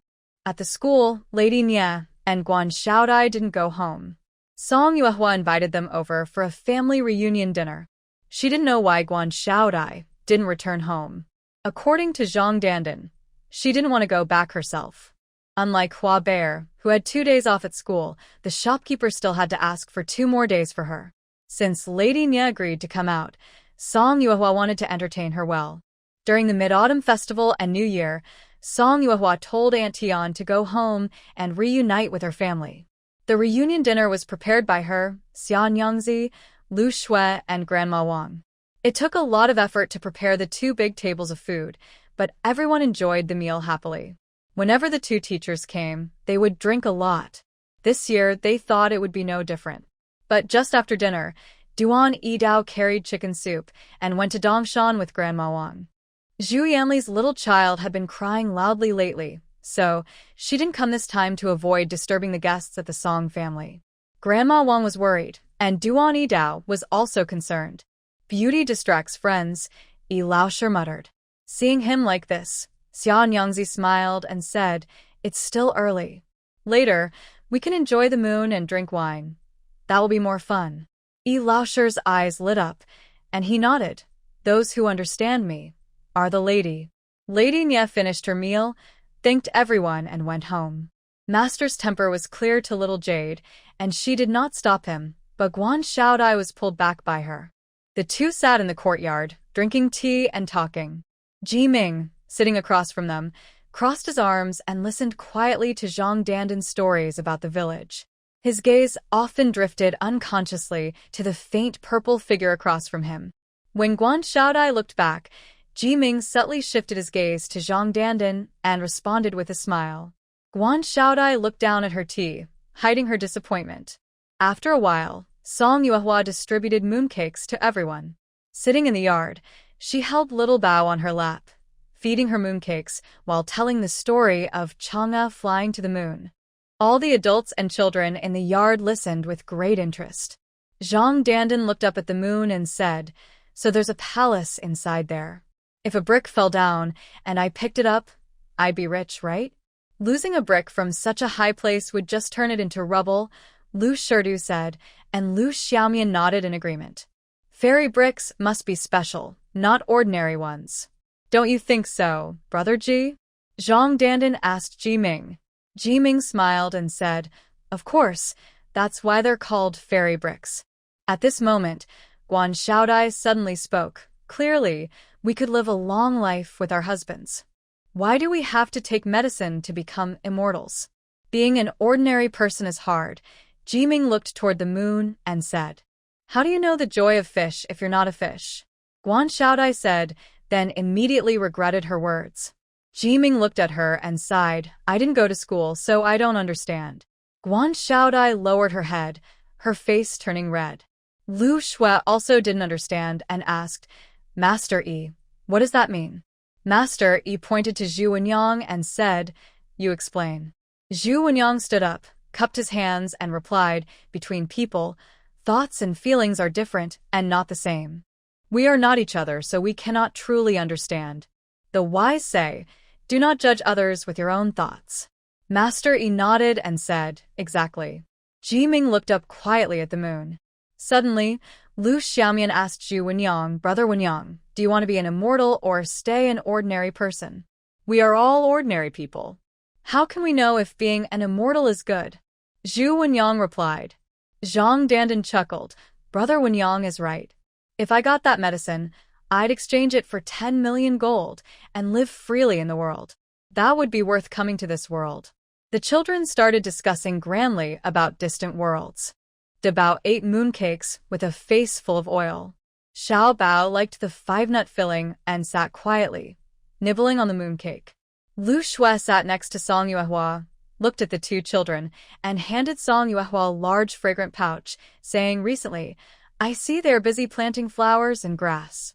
This smell is quite nice. I made some dried flowers. Do you like it? Song Yuehua took it and sniffed.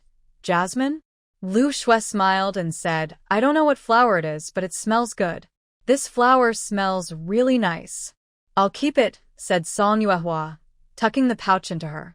After eating mooncakes and drinking tea, everyone went back. After Yi Fuzi left, he looked toward Dongshan and asked, Why haven't they come back yet? Xian Yangzi was a bit impatient. Duan Fuzi doesn't have wings. How can he come back so quickly? Yi Fuzi could only keep quiet. Guan Xiaodai walked over to Ji Ming and softly asked, The vine has grown. Do you want to go see it? Later, Ji Ming replied without looking at her. Will you come see it when the flowers bloom? Guan Xiaodai looked at Ji Ming. Ji Ming nodded and hurriedly left. Watching his back, Guan Xiaodai sighed softly. When Duan Fuzi returned, only Song Yuehua, Xiao Yu, and the little and big Bao were left in the courtyard. Have they all left? Duan Yidao asked.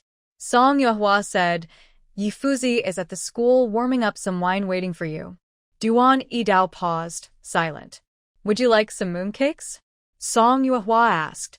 There were still quite a few mooncakes at home, and Duan Yidao hadn't had any. Bring me a few. I'll take them to drink with alcohol, he said. Xiao Yu wrapped 4 mooncakes for him. Duan Yidao took the mooncakes and just reached the school gate. Just as he was about to push the door open, he heard Erguitu shouting and running toward him. Master, Gowa was almost beaten to death by his old man. Hurry and save him. What's going on? Duan Yidao withdrew his hand and hurried over to Erguitu. On the way, Erguitu explained, Gowa stole his father Wang Xiaoya's pipe to make his old man happy and bought pastries from Baihua Street. Hearing this, Duan Yidao stopped in his tracks. This isn't my business. That kid deserves to be beaten. Master, I heard that the old pipe has been passed down for 3 generations. I'm worried that the old man might go crazy and beat Gowa to death. Master, Gowa is your close disciple. Erguitu was very anxious. Duan Yidao said, Did I break some heavenly rule? Why did I have to meet you 2 troublemakers? Master, old Zhang is so angry he's lost his mind. He won't listen to anyone now. Only you can calm him down. Erguitu continued to persuade. I only teach you martial arts. I forgot to teach you how to be good people, Duan Yidao said, then sighed heavily. At this moment, the Zhang family was in a big fuss. It was Mid-Autumn Festival, a day for family reunion. The eldest and second son had taken their wives to visit their parents for lunch, and in the evening, the whole family gathered. Old Zhang only then realized his cigarette holder was stolen by his younger son. Usually, stealing was no big deal, but on such a big holiday, stealing his cigarette holder to sell made him so angry he almost couldn't breathe. He slammed the door, grabbed a rolling pin, and started hitting the little boy. At first, the older brother's families tried to stop him, but after seeing the boy's nose and face swollen and bleeding, they rushed to hold him back. You useless kid, you're already 17 this year. The family is falling apart, you don't work, and all you think about is stealing from me. I'd rather beat you to death today. Old Zhang swung the rolling pin and hit twice hard. Brother Zhang wanted to block, but seeing such a thick stick, he immediately stepped back. The boy was hit twice and tripped over by Brother Zhang. He couldn't run away and was crying out loud from the beating. Dad, let's stay calm and ask the boy properly. We don't want him to cause a big problem or hide something from us, Brother Zhang said reasonably. Isn't this a big problem already? What more trouble can there be? Old Zhang was so angry he almost fainted. Everyone get out of my way. If you stop me again, I'll beat all of you too. Old master. Duan Yidao called out from the door. Everyone looked over. The boy crawled and rolled to Duan Yidao's feet. Master. Duan Yidao walked toward Old Zhang. Old Zhang was so angry he almost fainted, but when he saw his master, he managed to stay calm. Old master, you've hit him and scolded him already. Today is a festival, so I will take him away to ask clearly. If I haven't disciplined him well, I also share responsibility. Do you think that's okay?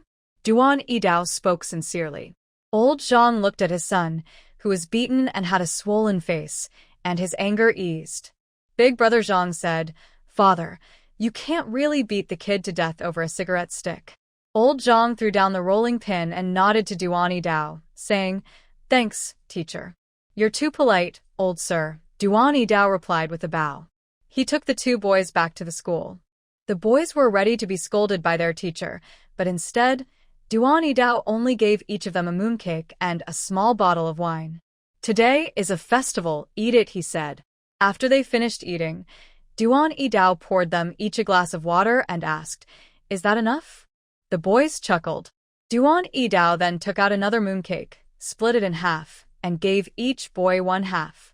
After eating the mooncakes and drinking tea, he asked, How much did you sell the cigarette stick for?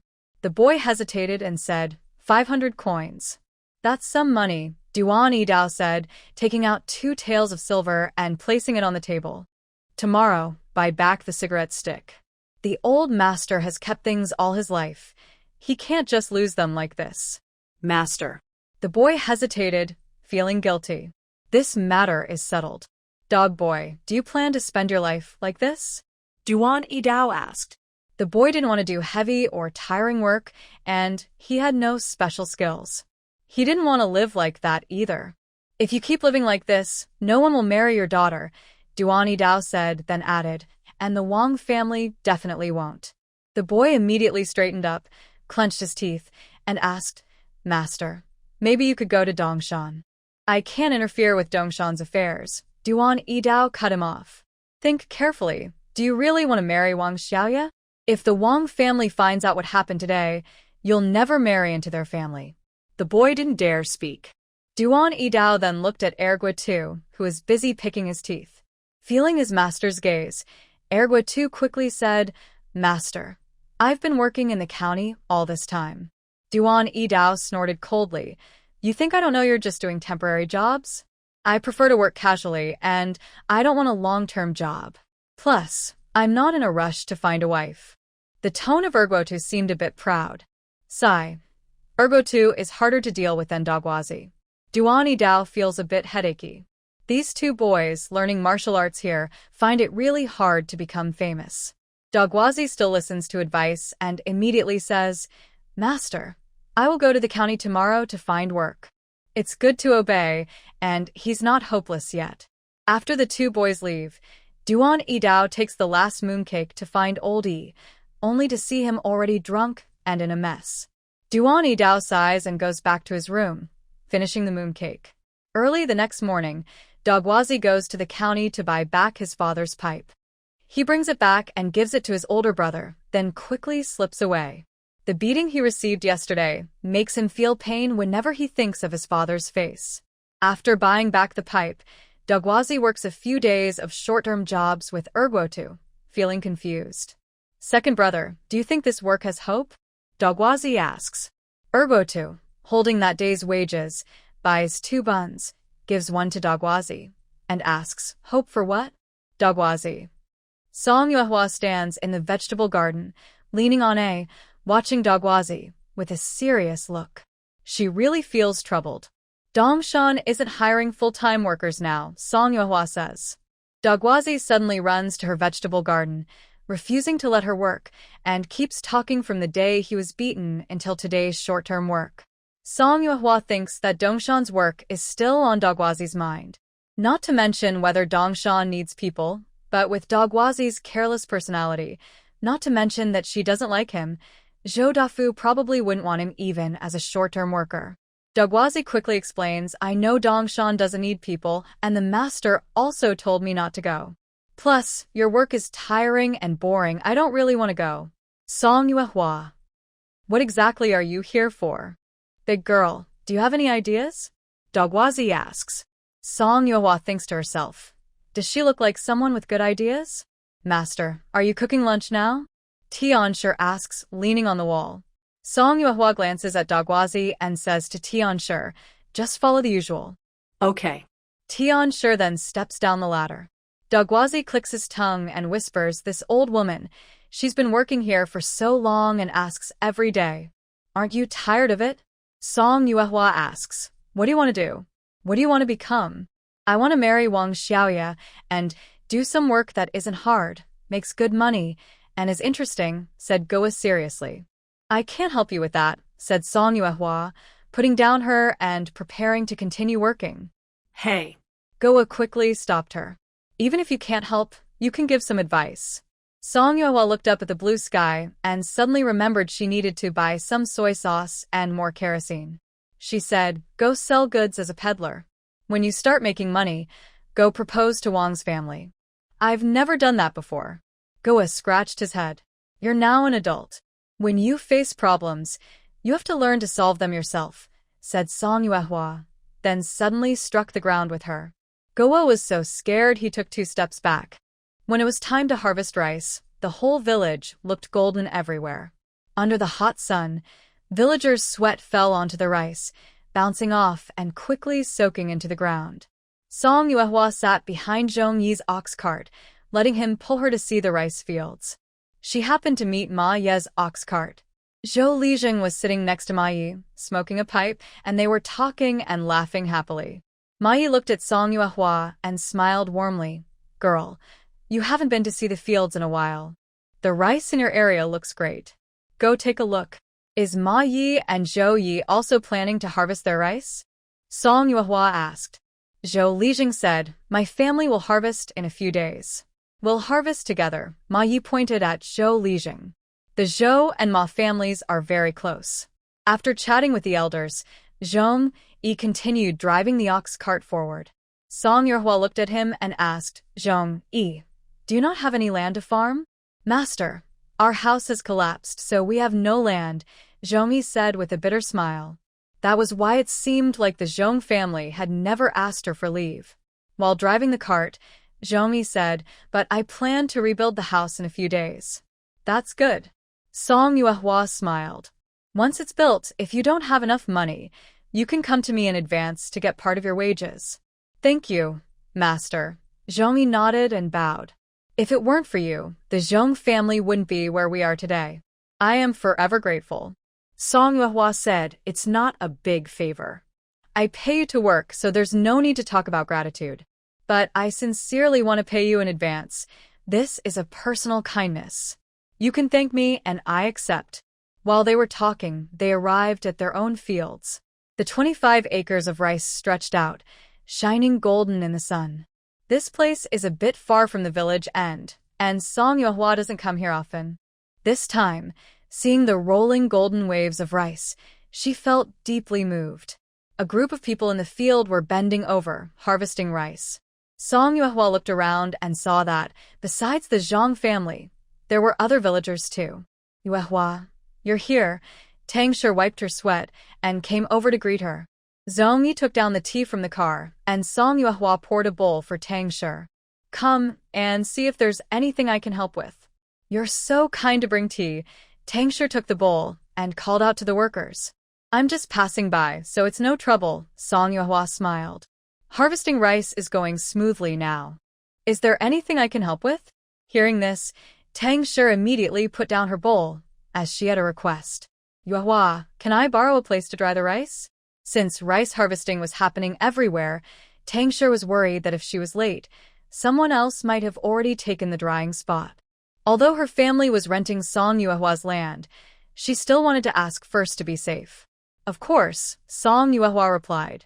The front and backyards of the school can be used for drying. The big yard on the East Mountain has paved stones, which are convenient for drying rice. The playground was originally made as a drying area, so there should be enough space. By the way, the oxen are idle lately, so they can help haul the rice. Oh, we won't need to borrow the ox cart, Tang Shi quickly said. There's a lot of work on East Mountain, so we shouldn't delay things there. East Mountain only has 2 oxen, which are used for both manure and hauling carts. If there were one more, she wouldn't hesitate to ask. Actually, Tang Shi misunderstood something, but since many people came to drink tea, Song Yuehua didn't say much. Song Da and Song Er had to drive ox carts to the county every day to deliver the night fragrant, and they only needed 1 ox. Right now, they didn't need to plow fields. Riding in the ox cart was just for convenience, so there was no need to occupy another ox. After returning home, Song Yuehua asked Zhong Yi to send the ox cart to the Zhang family the next day. The next day, Zhong Yi took the ox cart and only returned at noon. Song Yuehua asked, nothing happened, right? No. Uncle Da and Uncle Er didn't drive the oxen. I took them a few times, he replied. Zhong Yi Dao. Song Yuehua nodded, forgetting about this matter. A few days later, both the front and backyards of the school and the courtyard were filled with rice. From afar, it looked bright yellow. She casually grabbed a handful. Each grain was full and no empty shells could be seen. The rice on the school grounds was turned and dried with the help of Lady Xia, and the people in the courtyard also helped with turning the rice. Unfortunately, Huahua and Xiaohei ran into the rice fields to play, getting covered in rice and even trapping rice in their claws. When Song Yuehua went over, Grandma she was cleaning rice grains from Huahua and Xiaohei. Lu Shui scolded nearby, recently when drying rice you just walk over it, but you're rolling around inside? Are you itchy? Don't do that again, understand? Zhu Yanli took out a few small pieces of cloth from the house and tied them to Huahua and Xiaohei's paws. Song Yuehua looked curiously and took a closer look. Inside, she found cotton stuffed in the cloth. She smiled and said, I didn't expect you to be a dog lover. Dogs aren't bad. When I was pregnant with Ryue, if it weren't for Hua, I almost fell. My belly was big then, and who knows what could have happened, Zhu Yanli said. You almost fell? Song Yuehua asked in surprise. Zhu Yanli waved her hand lazily, not wanting to talk more, and stood up to pick up a bamboo rake to turn the rice. Wait a moment, Song Yuehua called, taking the rake. Let me do it. You still need to take care of Ryue, so you don't have to do this. Zhu Yanli didn't refuse and sat on the steps, smiling sweetly. How about I let Ryue recognize you as her godmother? Lu Shui was busy grooming Hua when she heard this and quickly said, Master is only 12. Aunt Zhu, what are you thinking? Song Yuehua nodded. She was only 12 years old, and even without pain, she didn't really want to be a mother. Such a pity. Zhu Yanli chuckled softly. Inside, the baby's crying could be heard. Zhu Yanli stood up, took off her outer coat outside the door, then entered the house. Everyone finished turning the rice in the courtyard, and Song Yuehua still needed to check the cotton fields. On the way past the playground, she met Grandma Jean, who was turning rice to dry. Song Yuehua smiled and greeted her, Grandma Jean. It should be over 1,000 Jean, right? It should be more, Grandma Jean replied. This place is big, and the rice dries quickly. With a few more sunny days, it will be dry. Then we can weigh it and see. Song Yuehua didn't delay and said a few words before leaving. The rice harvesting and drying continued until the end of the month. Once the rice was dry and weighed, it totaled over 2,300 Jean. After paying the grain tax, Zhang's family sent 60% of the remaining grain to the Song family. On the day they delivered the grain, after weighing it, Mrs. Tang said, Yuehua, do you want to sell this rice together? I don't plan to sell mine, Song Yuehua replied. Their family and the school all need food. Song Yuehua never thought about selling the harvest from her 25 acres of land. Zhang's family, however, planned to sell their 880 Jean of rice. Song Yuehua asked, Aunt Tang, since you're selling anyway, why not sell to me? The rice isn't expensive. If you can shell it, I'll buy it at 40 won per Jean of white rice.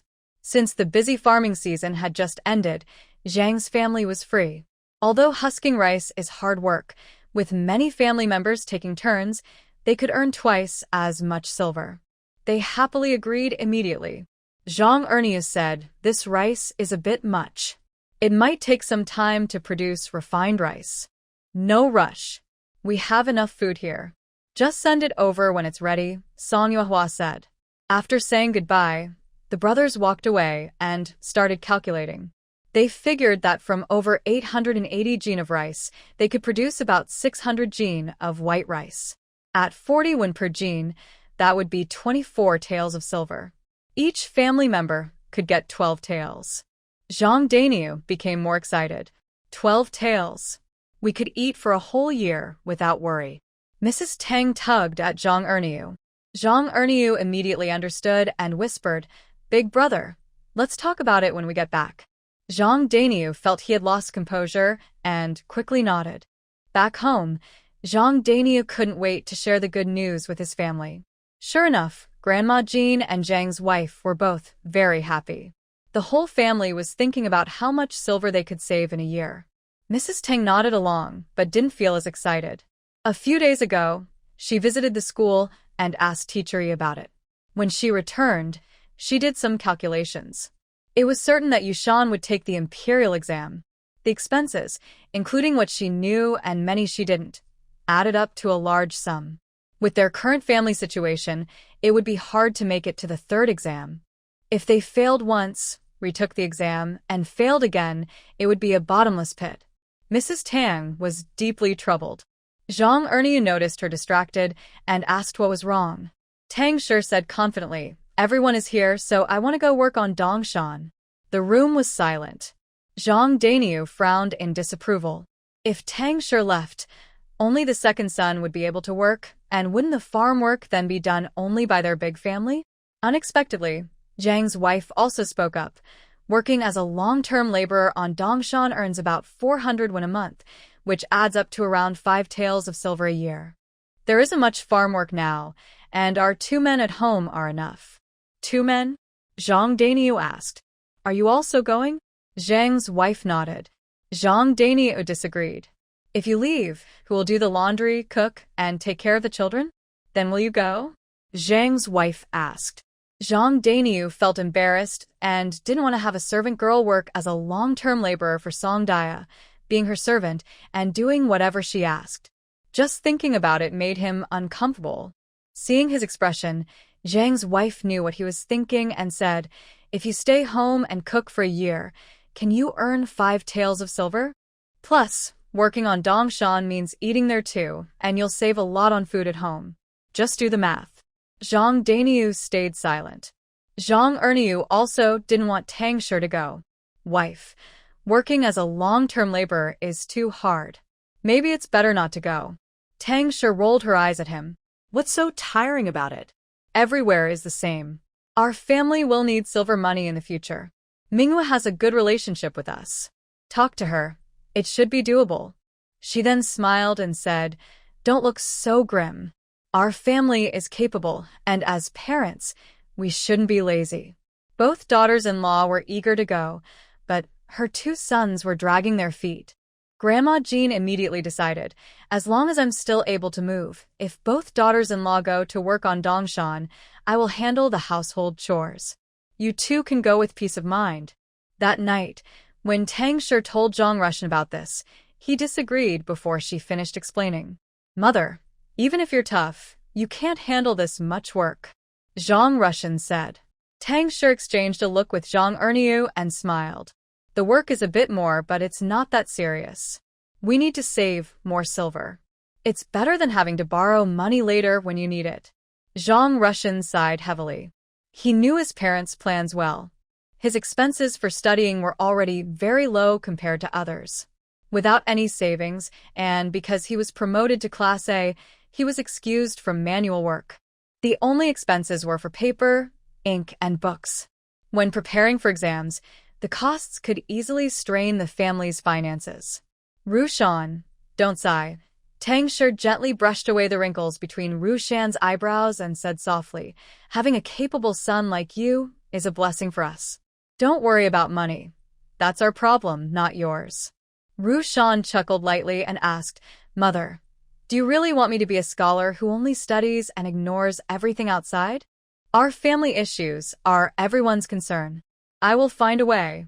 I don't want to see you and Dad exhausted on the day of the exam results, Tang Shi replied. Niuzhang also spoke to reassure him, Rushan, don't worry. With me and your uncle working in the fields, your mother and Annie only need to work on the East Mountain. There's nothing to be anxious about. If I can't keep up, I definitely won't force myself, Rushan said. Definitely, both parents promised. After dinner, Xiao Yu and Xiao Yu, along with the little ones, went to wash up. Song Yuehua took out her notebook and was calculating this month's wages when Tang Shi and Zhang Shi arrived.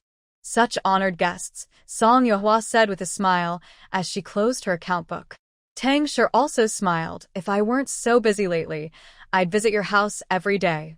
Do you still think of me as just a guest? In the evening, the 2 sisters-in-law came over together. Song Yuehua didn't really think they were just visiting, so she asked, Aunties, is there something you need? Tang Shi smiled and was about to speak when Zhang Shi said directly, Yuehua, do you still need workers on the East Mountain? Song Yuehua looked at both of them. Aunt Tang and Aunt Zhang want to go work on the East Mountain? They nodded. Tang Shi explained, don't worry about the farm work. We've discussed it. As long as we exchange workers with others, it won't delay the farming. The Zhang family rented land and also took on rice milling work. Now they want to be long-term workers and exchange work with others. Song Yuehua was worried for them, asking, won't it be too hard? It's not hard. That's how farmers usually work, Tang Shi replied. Song Yuehua nodded and said, tomorrow, both of you should go to the big yard to find Lu Shui. Come back in the evening to sign the contract. Next year, we'll use the ox from East Mountain for farming. 2 oxen together, so even exchanging work won't be so tough. Okay, that's good, Tang Shi said, feeling touched. Once the others left, Song Yuehua added 2 more names to the account book. Zhang Dandan had been working at the school and Zhang Russian had heard a little about it. On the second day after school, as Zhang Dandan was about to go to East Mountain, Zhang Russian stopped him. "Brother Russian, is something the matter?" Zhang Dandan asked. Zhang Russian chuckled softly. "Don't be nervous. I just have something I want to ask you about." "What is it?" Zhang Dandan said, initially not nervous, but he took a step back instinctively when he heard that. Zhang Russian put his arm around Zhang Dandan's shoulder and asked, "Do you have any other ways to make money? How about taking me along?" He startled Zhang Dandan, who patted his chest and said, "Brother Russian, I don't have any methods right now, but I can take you to see my older brother. He probably has a way to help you." All right. Zhang Russian and Zhang Dandan went together to East Mountain to find Ji Ming. Ji Ming was cleaning the pigsty with Gao Wazi. Although Ji Ming no longer worked at the big courtyard, he still came over to help when he was free. Without wasting words, Zhang Russian directly said he wanted to make money. Ji Ming looked at him for a moment and then said, "With your skills, making a little bit of money isn't hard. Big money depends on opportunity, and bad money depends on courage." Zhang Russian quickly asked, "Brother Ji, tell me more." Ji Ming handed each of them a broom and sat on a low wall, speaking. "Small money comes slowly and in small amounts. Someone like you, who can read and write letters, can handle that. When a good opportunity for big money comes, as long as you seize it, you can make a lot. But these opportunities are unpredictable and hard to grasp. If you're really desperate, you could choose to steal, rob, cheat, or deceive." "I'm aiming for the imperial exams," Zhang Russian said, standing with his broom, looking helpless. Ji Ming crossed his legs and said, "I know. Are you saying there are no other options?" Zhang Russian asked. Zhang Dandan couldn't help but speak up. "Brother Russian, before we came here, the three of us were beggars. If we could get rich, we wouldn't be out on the streets begging." Zhang Russian sighed and lowered his head to continue cleaning the pigsty. Ji Ming chuckled and said, "We three brothers do have some tricks with shady methods, but I don't recommend them. Money isn't something you can get instantly. There's no rush. If you register with me, there will be opportunities in the future, and I will definitely share a piece with you." "Thank you, Brother Ji," Zhang Russian said, bowing. Egg and Zhang Russian covered the pig pen together.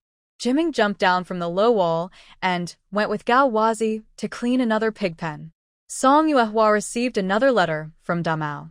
This time, he didn't mention the scenery of Luo Zhou Mountain or chat casually.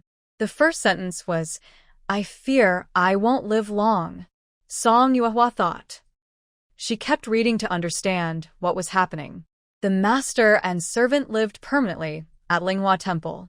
Because they paid enough incense money, even Yan Fengjian, as an outsider, could practice martial arts with the temple's monks. They often sparred, but as long as it wasn't too much, the kind-hearted monks wouldn't mind. Recently, Yan Fengjian had injured his youngest junior brother. Even the most compassionate master couldn't tolerate his wild behavior anymore. Yan Fengjian wanted to stay, so he cut his hair and became a monk. He thought that if he became a disciple instead of an outsider, and as long as he didn't commit a serious mistake, the temple wouldn't drive him away. Song Yuehua thought. When she woke up, her third master had no hair. Damao felt like the sky was darkening and thought his time was near, so he wrote a letter to Song Yuehua. "What's the use of writing to me? I don't have any hair growth potion," she muttered while looking at the letter. Xiao Yu and Xiao Yu heard her and asked what was wrong. Song Yuehua told them about Yan Fengjian becoming a monk. Xiao Yu and Xiao Yu were silent. "Sister Song, what can we do about this?" Xiao Yu said helplessly. Xiao Yu nodded and said, "Hair doesn't grow back overnight." Song Yuehua rested her chin on her hand and thought for a long time. Whether he could become a monk or not, she knew she couldn't hide the fact that he shaved his head. It would be discovered sooner or later. In ancient times, such things seemed quite serious. If Yan's family found out, they might sell Damao's hair or even harm him. At this point, she could only tell her that Damao was probably truly at the end of his rope. Since going to Luozhou, Damao had been writing to her from time to time. He often asked someone to bring small gifts for the children and looked for medicine for her. This kid was good-hearted and was her only real connection to the officials. Song Yuehua really wanted to help him. She touched her own hair. Her hair was still thick. If she cut it and made a wig, she might be able to fool others. But if she cut all her hair, that wouldn't be good. Respecting the body and hair given by her parents, she preferred not to let others notice. She didn't want to attract gossip unnecessarily. There is no need to delay. Let's get started right away.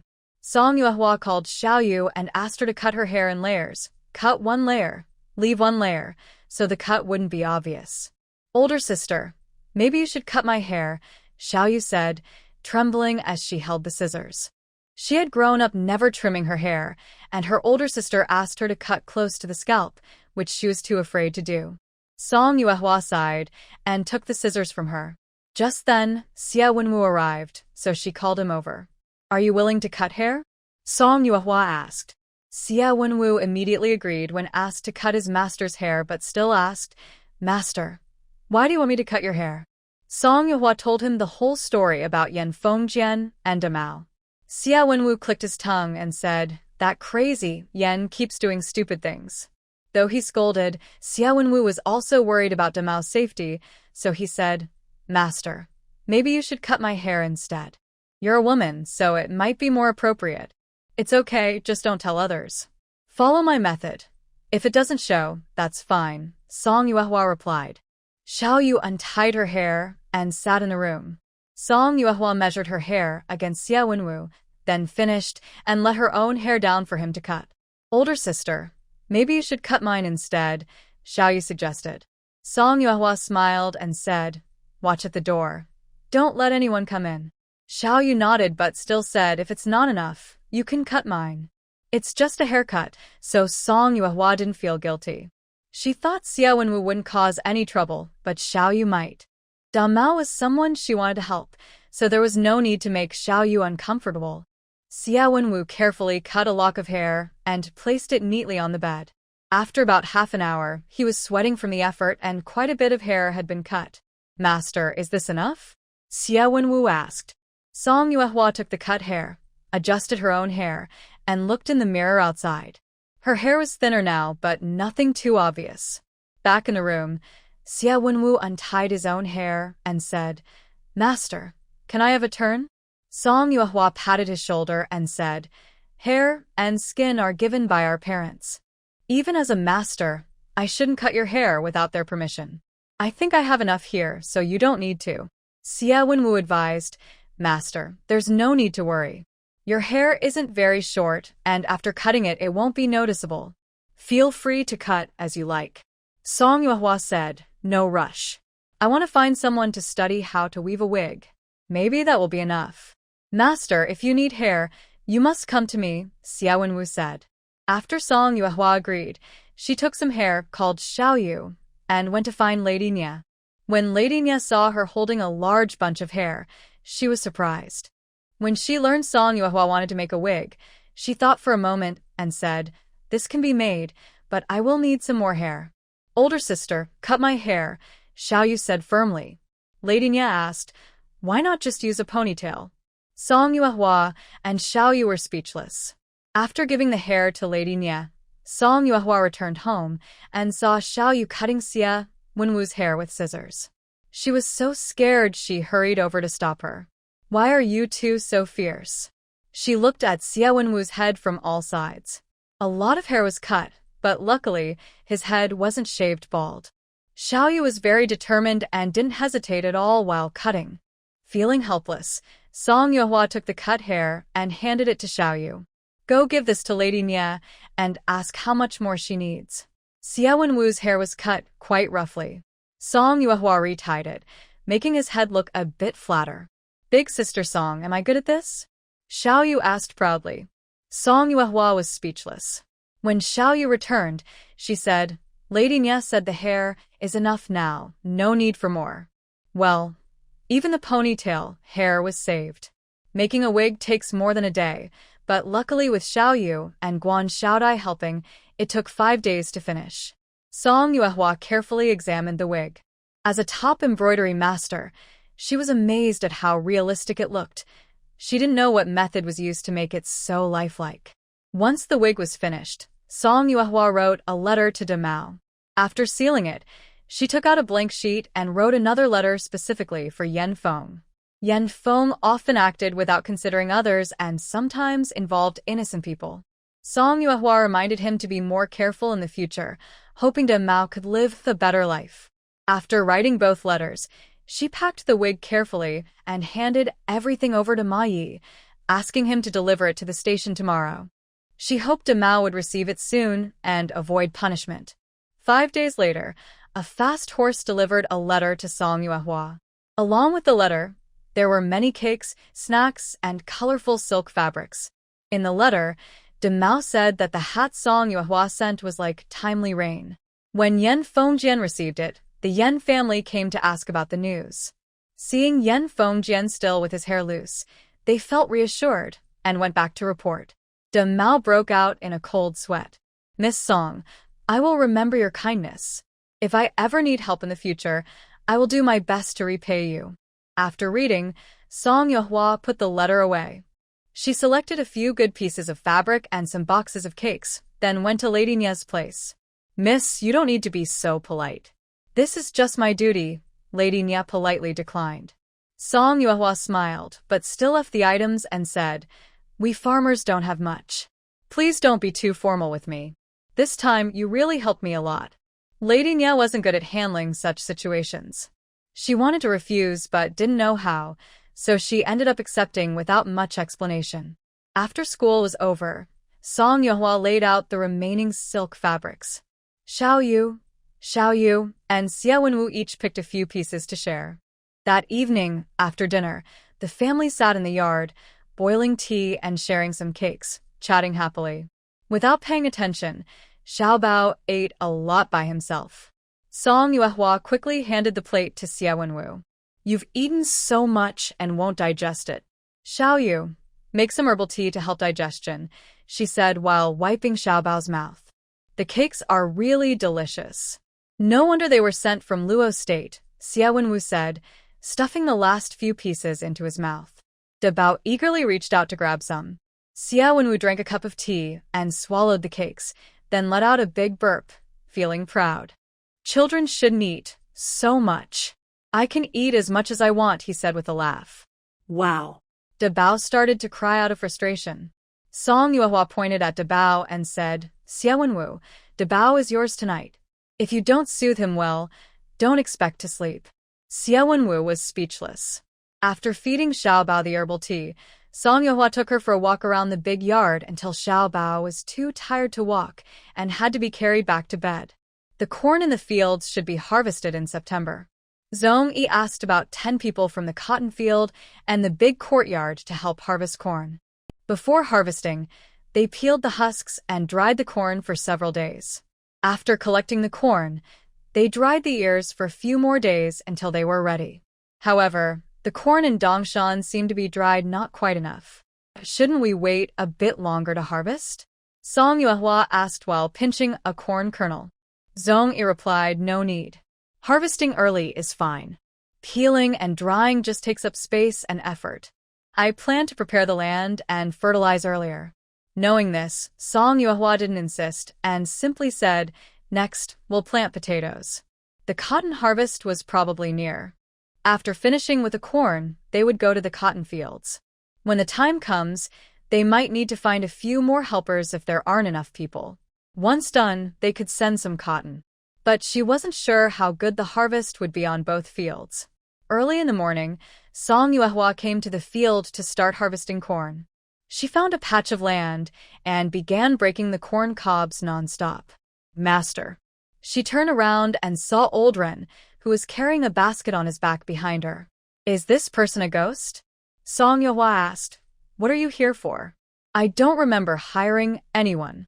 "There's no need to be so formal, Master. Since we live in your house, helping out is only right," Old Ren said. Then he pointed to the side. Wow, besides Old Ren, Shu's wife and Old Ren's daughter also came. "There's enough help here. No need to trouble you," Song Yuehua said, feeling a bit speechless. Old Ren chuckled. "More hands make work lighter. The sooner we finish, the sooner we rest. I'm going to work nearby, so I won't disturb you." After saying that, old Ren, his daughter-in-law, and his daughter tried to stay within Song Yuehua's sight and diligently broke the corn. Song Yuehua sighed heavily. Later, she decided to ask Zhong Yi to calculate their wages for these 2 days. Fortunately, the weather had been good these days. The courtyard, the front and backyards of the school, and the playground were all covered with corn. The corn hadn't been dried and weighed yet.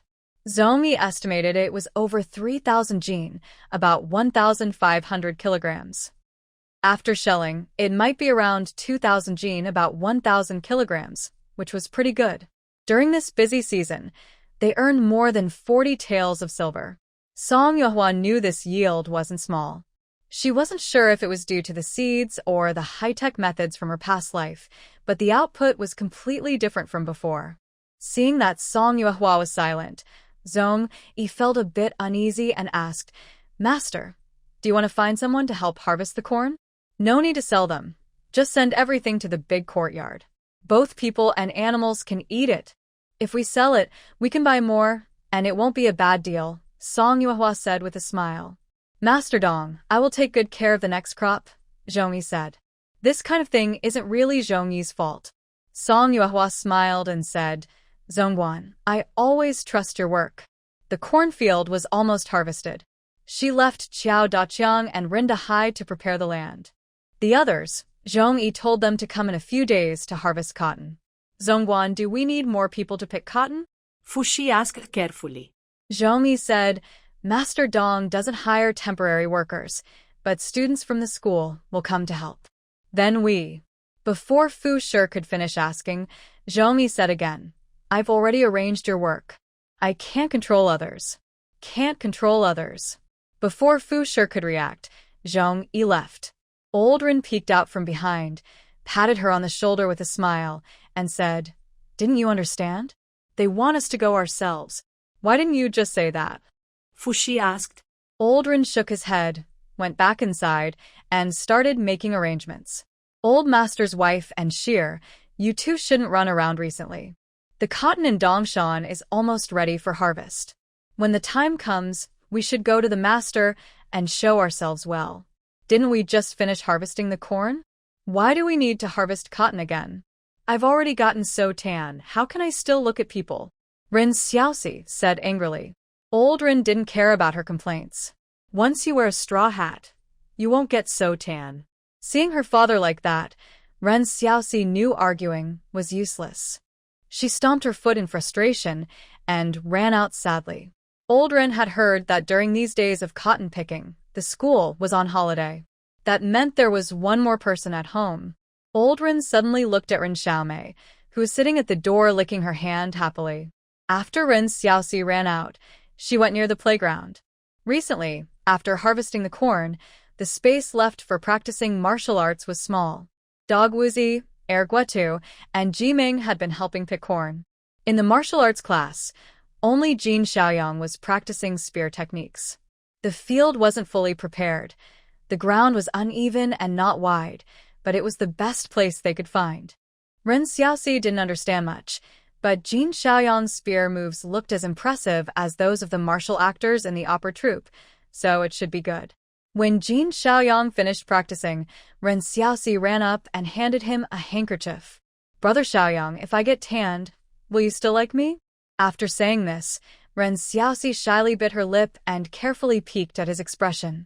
Jin Xiaoyang wiped his sweat, took a sip from the water bottle nearby, and casually said, "It's ugly when it's dark. It's better if it's a bit fairer." Ren Xiaoxi. Jin Xiaoyang, you're so mean. After scolding him, Ren Xiaoxi turned and ran away.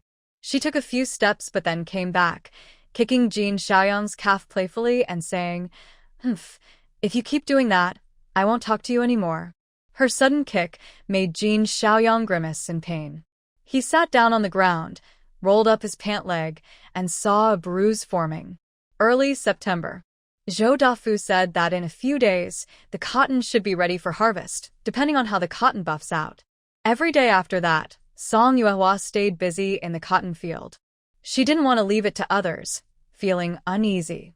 Harvest was near, And if something went wrong, those 30 acres of cotton would be lost. Fortunately, nothing bad happened. Thanks to Song Yuehua and Zhou Dafu's careful care, by mid-month, the cotton was full of white fluff. 5 days after the cotton buffed out, Zhou Dafu told Song Yuehua it was time to harvest. The school was closed for 3 days. Song Yuehua asked Granny Wang to bring the younger children from her family to pick cotton on Dongshan. She also asked Xiaoyu to inform Zhang Dandan. Big sister, should we invite Bower and Little Butterfly too? Xiaoyu asked. What's the point of inviting Little Butterfly? You shouldn't go either. You need to protect your embroidery skills and not lose them over small things, Song Yuehua said. As for Bower, just tell her too. Xiaoyu said, that little girl probably won't come. It doesn't matter if she comes or not. If everyone else is invited and she isn't, that would be too unfair. Besides, a teacher shouldn't be biased, Song Yuehua smiled. Xiaoyu slapped her forehead. I must be out of my mind. I'll go talk to them. Also, call Bianwu go too. He's been cooped up in the house all day and must be bored. All right, Song Yuehua agreed. Then I'll go tell them now, Xiaoyu said, putting down her brush and getting up to leave. Seeing her so eager, Song Yuehua smiled and said, she's been taking classes every day. I think Xiaoyu is getting a bit bored. Picking cotton to change her mood is a good idea. Xiaoyu smiled with her lips pressed together, clutching her hands, feeling a bit sad inside. Although Xiaoyu can't pick cotton, would it be okay if she helps deliver tea later? Song Yuehua asked. Xiaoyu quickly nodded, yes, of course. At school. When Xiaoyu arrived, Bai Shu was teaching Hua Baoer. Next door, Ma Hu, Zhao Tiniu, Zhao Xiaofu, and Zhang Dandan were listening eagerly. Didn't we just talk about this yesterday? Zhao Tiniu whispered. Zhang Dandan hurriedly shushed him. Remember the rules. Only listen, no questions. Zhao Tiniu. Big sister, I actually forgot a bit too, Zhao Xiaofu whispered into Zhao Tiniu's ear, then shyly smiled after speaking. Zhao Tiniu smiled softly. Good thing I brought you here. Mao. Actually, I forgot too. In the next room, Bai Shu repeated the question, asking, do you understand now? Yes, we remember, Hua Baoer said, rubbing her nose. Bai Shu chuckled softly, handed her a handkerchief, and said, wipe your nose. It has ink on it. You're so patient. If Teacher Xia were here, he might get angry, Hua Baoer said, wiping her nose, knowing her limits. Bai Shu smiled but said nothing. 300 when a month was not much. Brother Bai Shu, you're really good at being a teacher.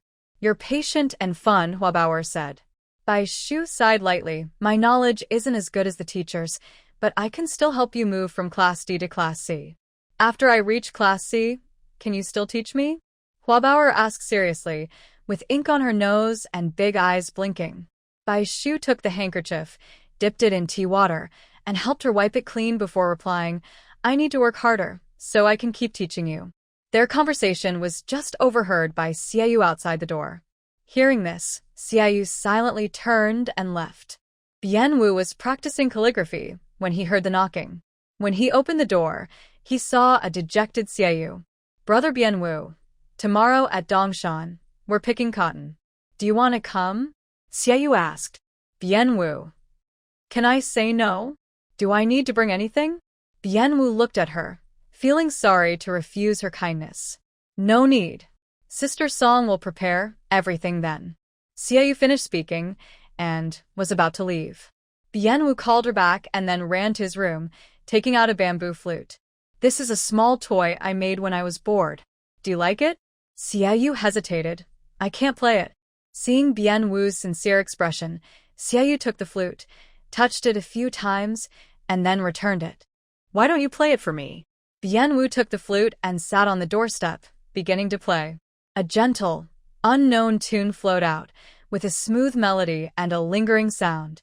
In the warm glow of the sunset, it sounded like a flowing stream, wisps of smoke rising, like a pastoral poem.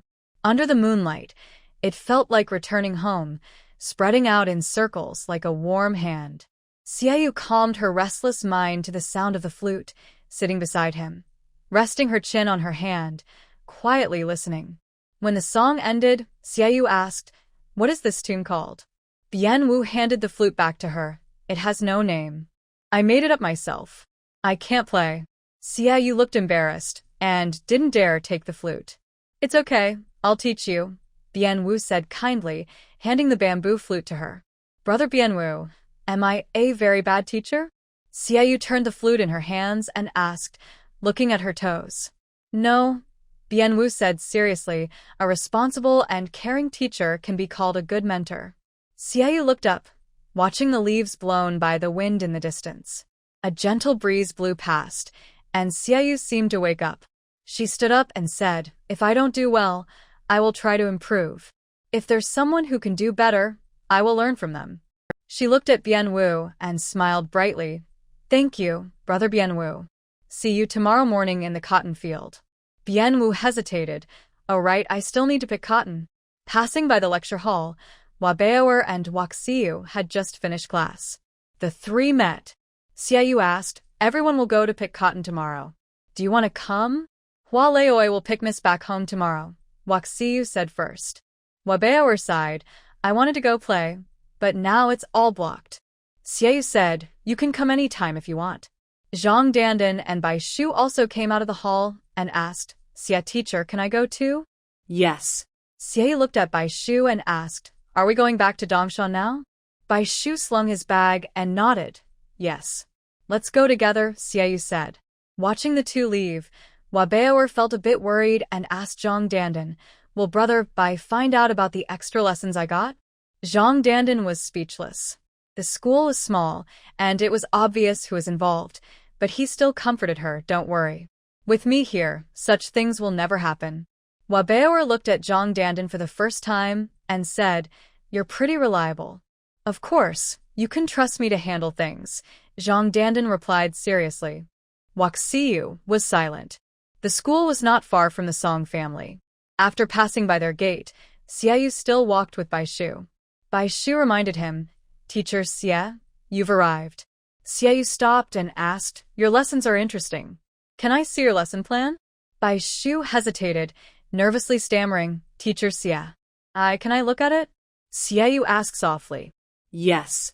Bai Shu took out thick handmade paper, each sheet filled with small writing. Inside the book of the three-character classic, several sheets were tucked between pages, also densely written. Xiaoyu looked at it for a while before asking, "You write so small. Doesn't it hurt your eyes?" "No, it doesn't hurt," Bai Shu whispered, clutching his sleeve. "Wait here for a moment," Xiaoyu said, then turned and ran into the house. Bai Shu felt anxious. Both Teacher Yi and Teacher Xie knew about the extra lessons, but neither had talked to him about it. Today, Teacher Xie asking to see his lesson plan seemed to have a purpose. Was it? Even if he was giving extra lessons, it shouldn't affect the teachers. Maybe he was being too showy, making Teacher Xie unhappy. Soon, Xiaoyu came out holding a stack of rice paper and a brush with ink. "Here you go." Bai Shu took it blankly. "I won't just look at your lesson plan for nothing. You can use these for exchange. Are you willing?" Xiaoyu asked. Bai Shu quickly shook his head. "Teacher Xie just wants to see it. You don't need to give me these. It's not worth it." Xiaoyu took the lesson plan and stepped back, saying, "Let me borrow it for one night. I'll return it tomorrow." Bai Shu wanted to return the paper and ink. As Xiaoyu entered the gate and was about to close it, Bai Shu hurriedly asked, "Teacher Xie, can I continue?"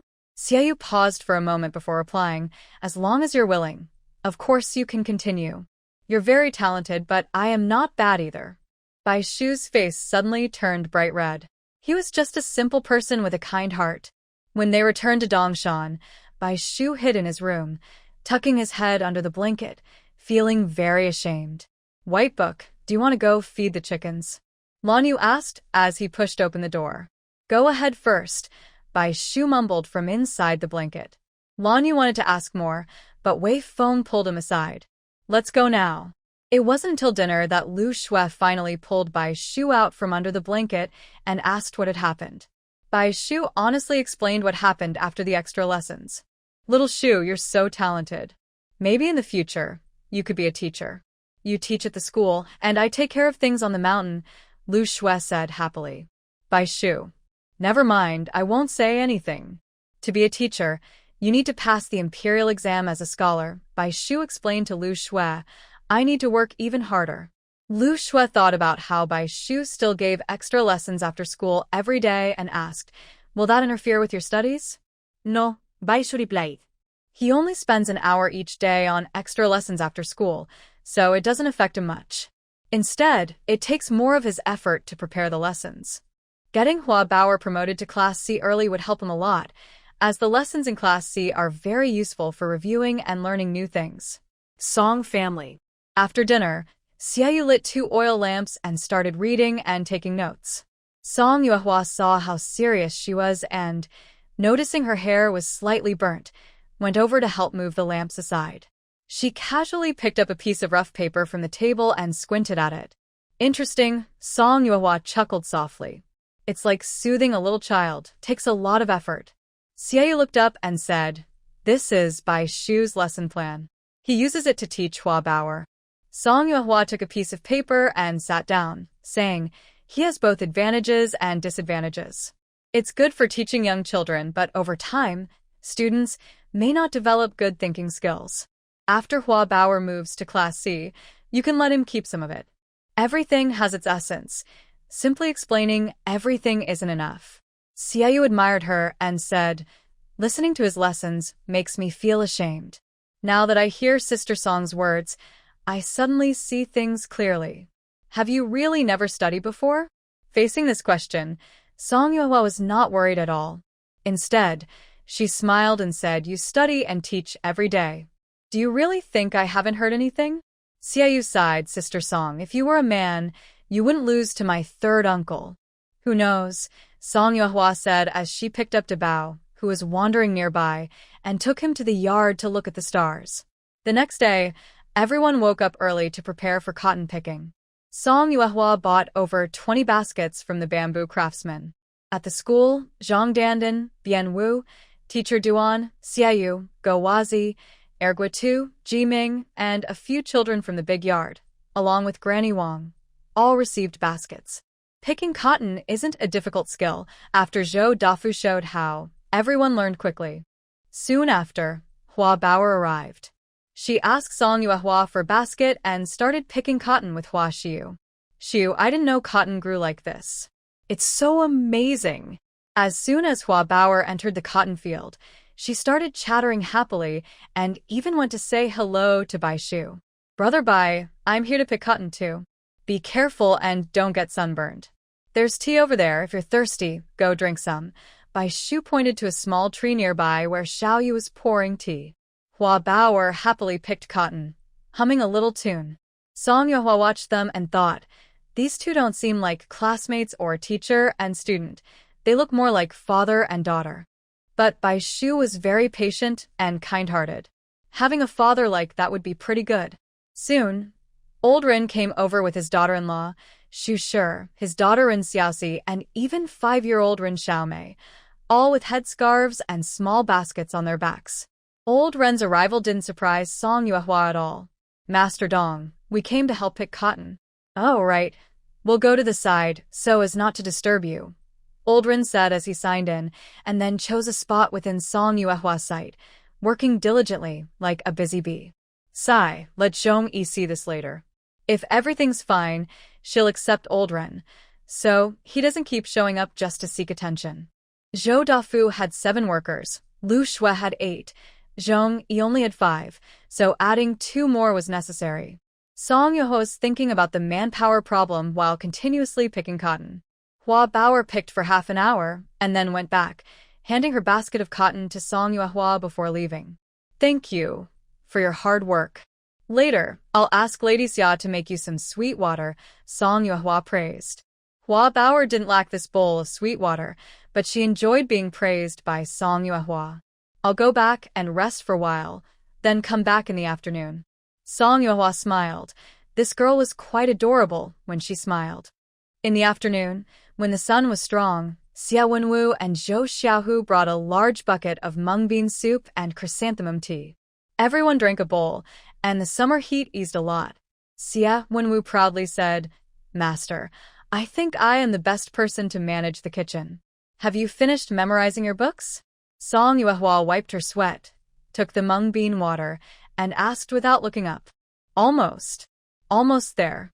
After drinking a mouthful, Song Yuehua gave him a slight smile. Xia Wenwu was speechless. Old Xia, why don't we go back and review our lessons? Otherwise, there won't be much space left for us in the kitchen, Zhou Xiaohu worried. Xia Wenwu put down his bowl, looking sad. Let's finish this busy time first. The master needs me. Zhou Xiaohu was silent. Everyone worked hard for 3 days and collected over 1,000 jin of cotton. The first harvest was quite good. They slowly picked out the cotton seeds in the courtyard. The remaining cotton that hadn't been ginned was waiting for the workers to pick it gradually. By the end of the month, all the cotton in the field was harvested. After weighing, it totaled over 1,900 jin, averaging more than 60 jin per mu. Now, some leftover cotton lint remained in the field, and Song Yuehua no longer managed the harvesting. After cleaning the cotton seeds, Song Yuehua and Duan Yidao took 1,500 jin of cotton to the county fabric shop. The shopkeeper's wife was surprised to see new cotton. Song Yuehua said, "This cotton was originally found by you. Since I have cotton here, I prioritize your side." Just smelling the new cotton was enough to tell its quality. The shopkeeper's wife happily asked, "How much do you have in total?" Song Yuehua replied, 1,500 jin. Such good cotton. Only 1,500 jin? What can I do with it? The shopkeeper's wife felt a bit regretful, then turned around with a smile and asked, "I'll take it all." "What's your price?" Song Yuehua asked, "Whatever others charge, that's what I'll charge." Ha ha ha. The shop owner smiled and said, "You're quite interesting. Honestly, I don't mind telling you that other cotton merchants from the north spend more on labor and supplies for transportation. They sell to me at 100 coins per jin, so even if you give me 90 coins per jin, I will still earn more than they do." Song Yuehua gently replied, "The shop owner knows that cotton is hard to grow in the south. It's not easy to bring it here, and planting it myself is even more difficult. But I remember the help you've given me, so I can sell to you at 90 coins per jin. However, next year, I can only give you half. What do you think?" They paused for a moment. "How much will you plant next year?" the shop owner asked. Song Yuehua smiled and said, "As much as I can." Sighing, the shop owner didn't want to beat around the bush and said directly, "At 100 coins per jin, I won't argue. Plant more next year. Let me know when the cotton is ready, all right?" Deal. After asking for Song Yuehua's address, the shop owner said, "I remember that hill over there is quite large. The more you invest, the more you'll get. Isn't that right?" Song Yuehua smiled and said, "You have to take things step by step, bite by bite." "That's true." The shop owner called the clerk to weigh the goods, then handed 2 silver notes to Song Yuehua. She looked at the notes and said, "I only accept cash." Huh? The shop owner said, "Why make things complicated? I don't have cash on hand. Would a big cloth shop like yours really be out of cash?" Song Yuehua smiled.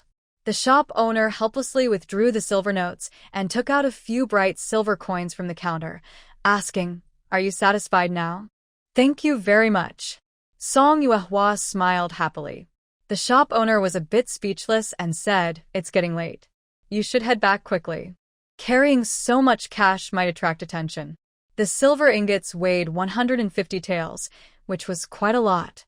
After thanking the shop owner, Song Yuehua sat on the ox cart, holding the silver, and took advantage of the quiet road to hurry home.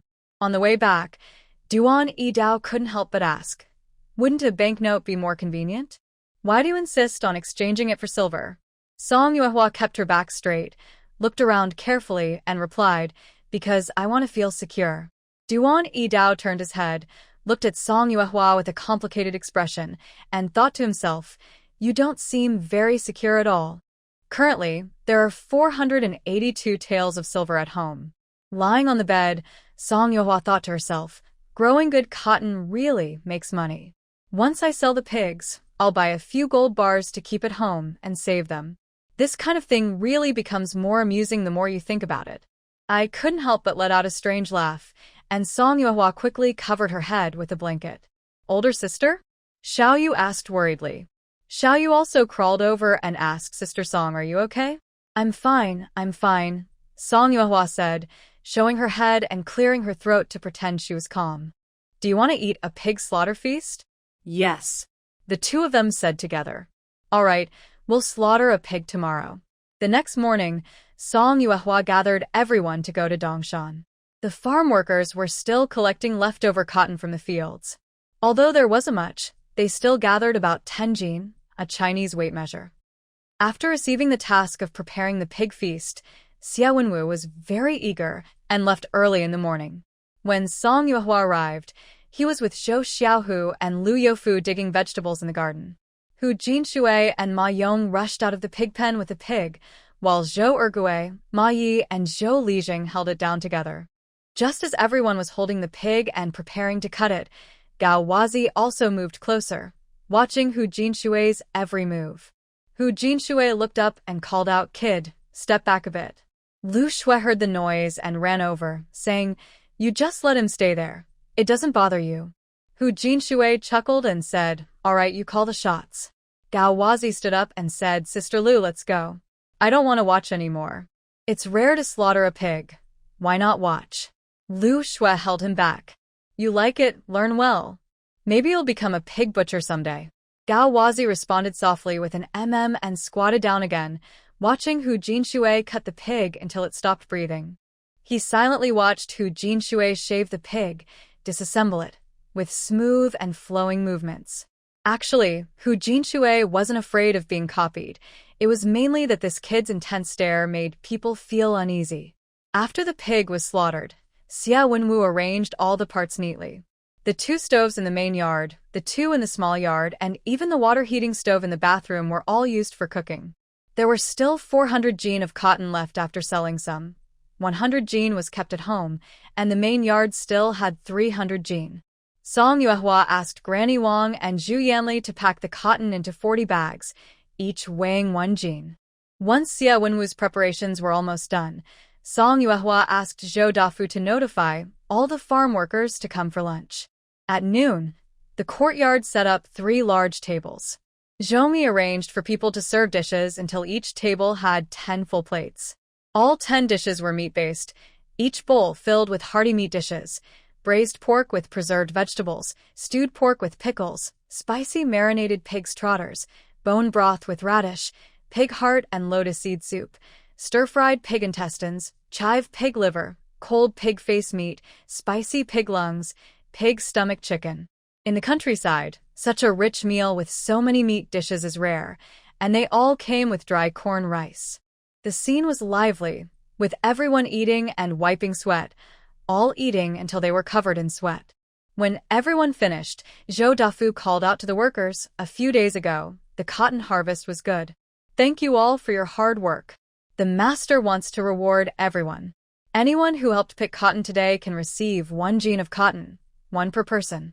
No late claims." As soon as he finished speaking, the crowd burst into activity.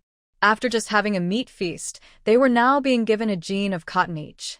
1 jin costs about 120 won, which is half a month's wages for them. Even the villagers felt a bit embarrassed. Helping the master was their duty, but now they were eating and receiving gifts. Someone asked, "Are the regular workers included?" Zhou Dafu said, "Of course."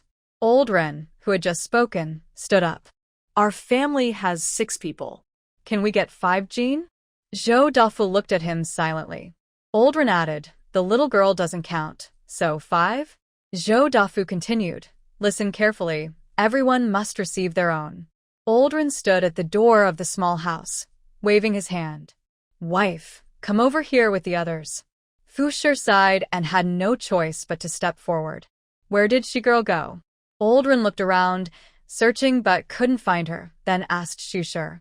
Shu Shi shrugged and said, "How should I know where she went? She eats plain rice every day. What use is she to you?" Old Ren scolded. During the feast, Ren Xiaoxi saw Jin Xiaoyang and quickly ate a couple of bites before rushing over.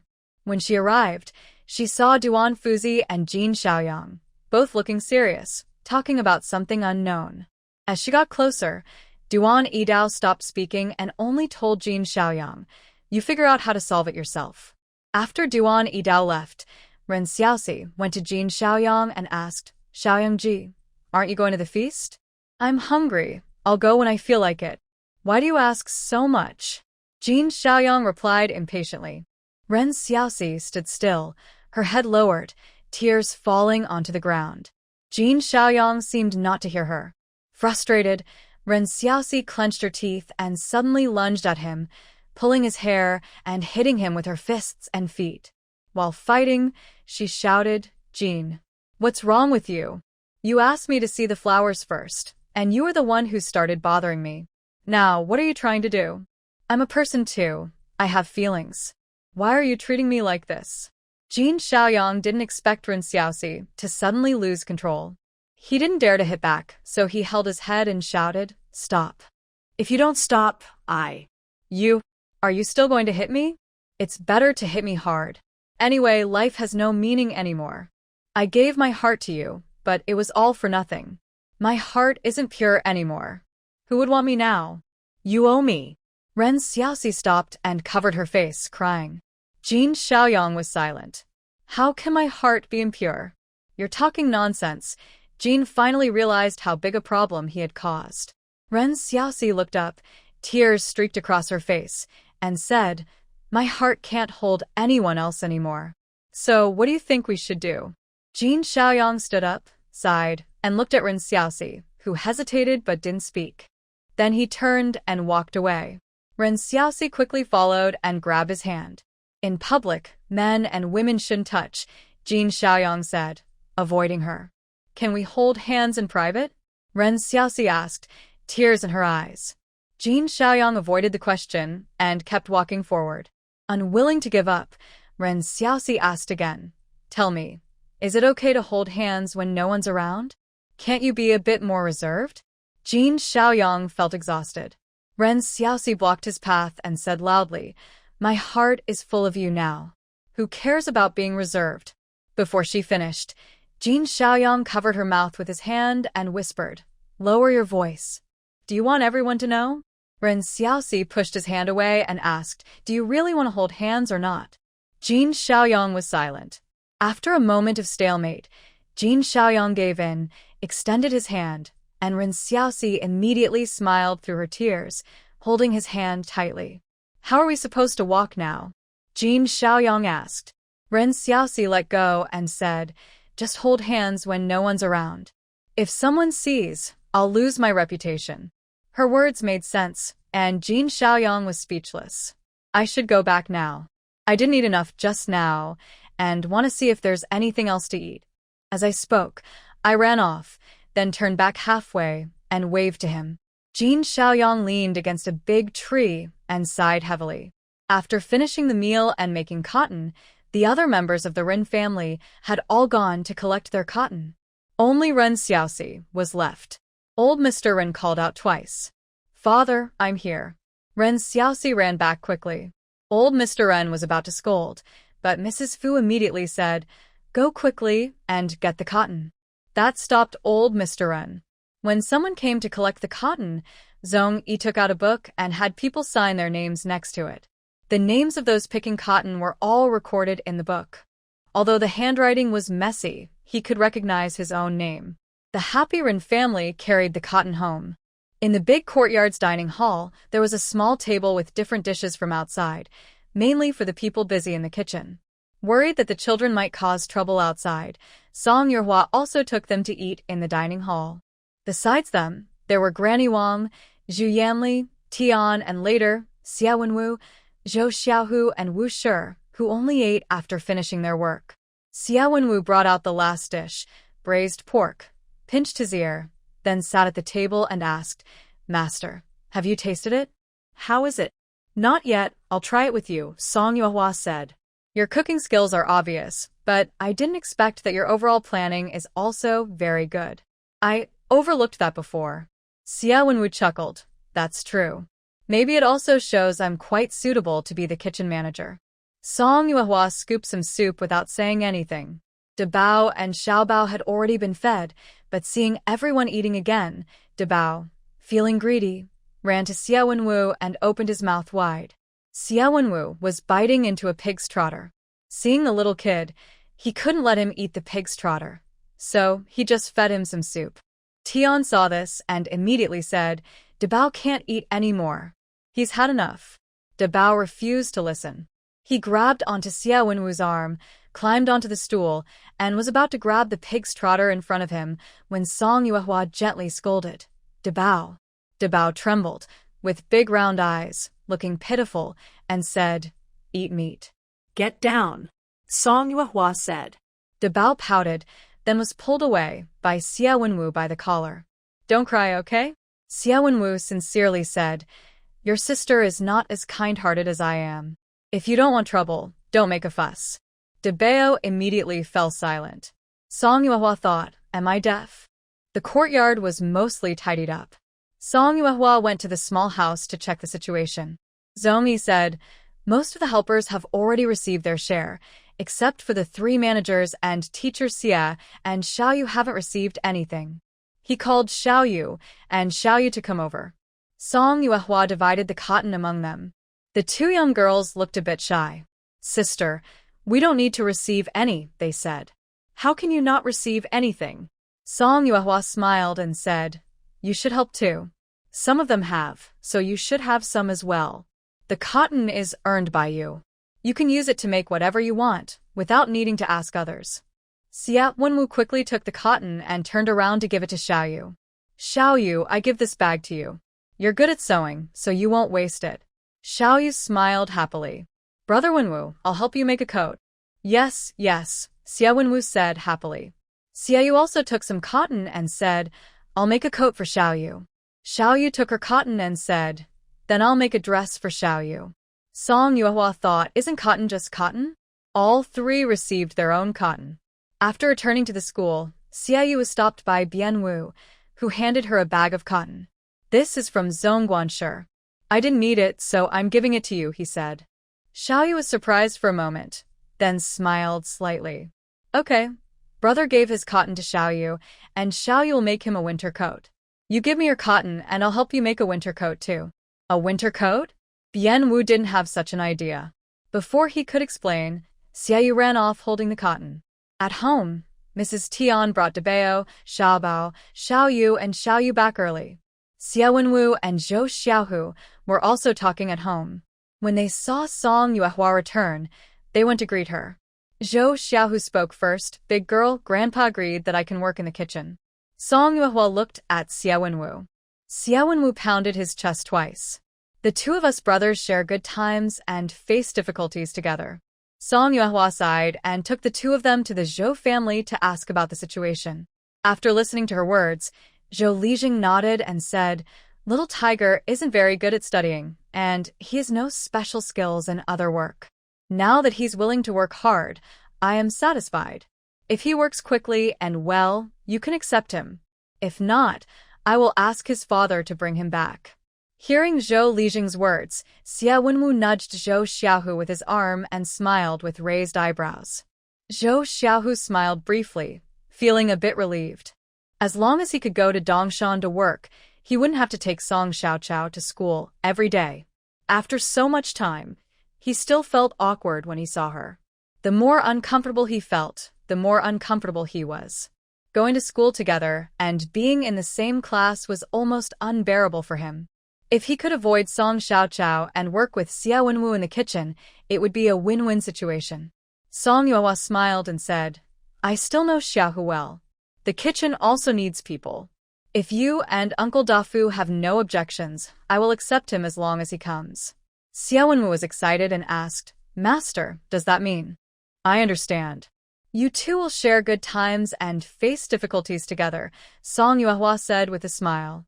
Before you finish memorizing the idiom collection, you 2 should focus on studying honestly. Old Xia. Zhou Xiaohu looked at Xia Wenwu with hope in his eyes. Xia Wenwu hesitated, silent. Song Yuehua was also a bit anxious. Currently, only Mrs. Wu was working in the kitchen, and they still needed help from the people in the courtyard. It wasn't that Song Yuehua didn't want to clarify things. She was also waiting for Xia Wenwu. If everyone was properly assigned, Xia Wenwu wouldn't find it easy to become the manager or even just a cook. Xie Wenwu and Zhou Xiaohu were the most suitable candidates for the kitchen.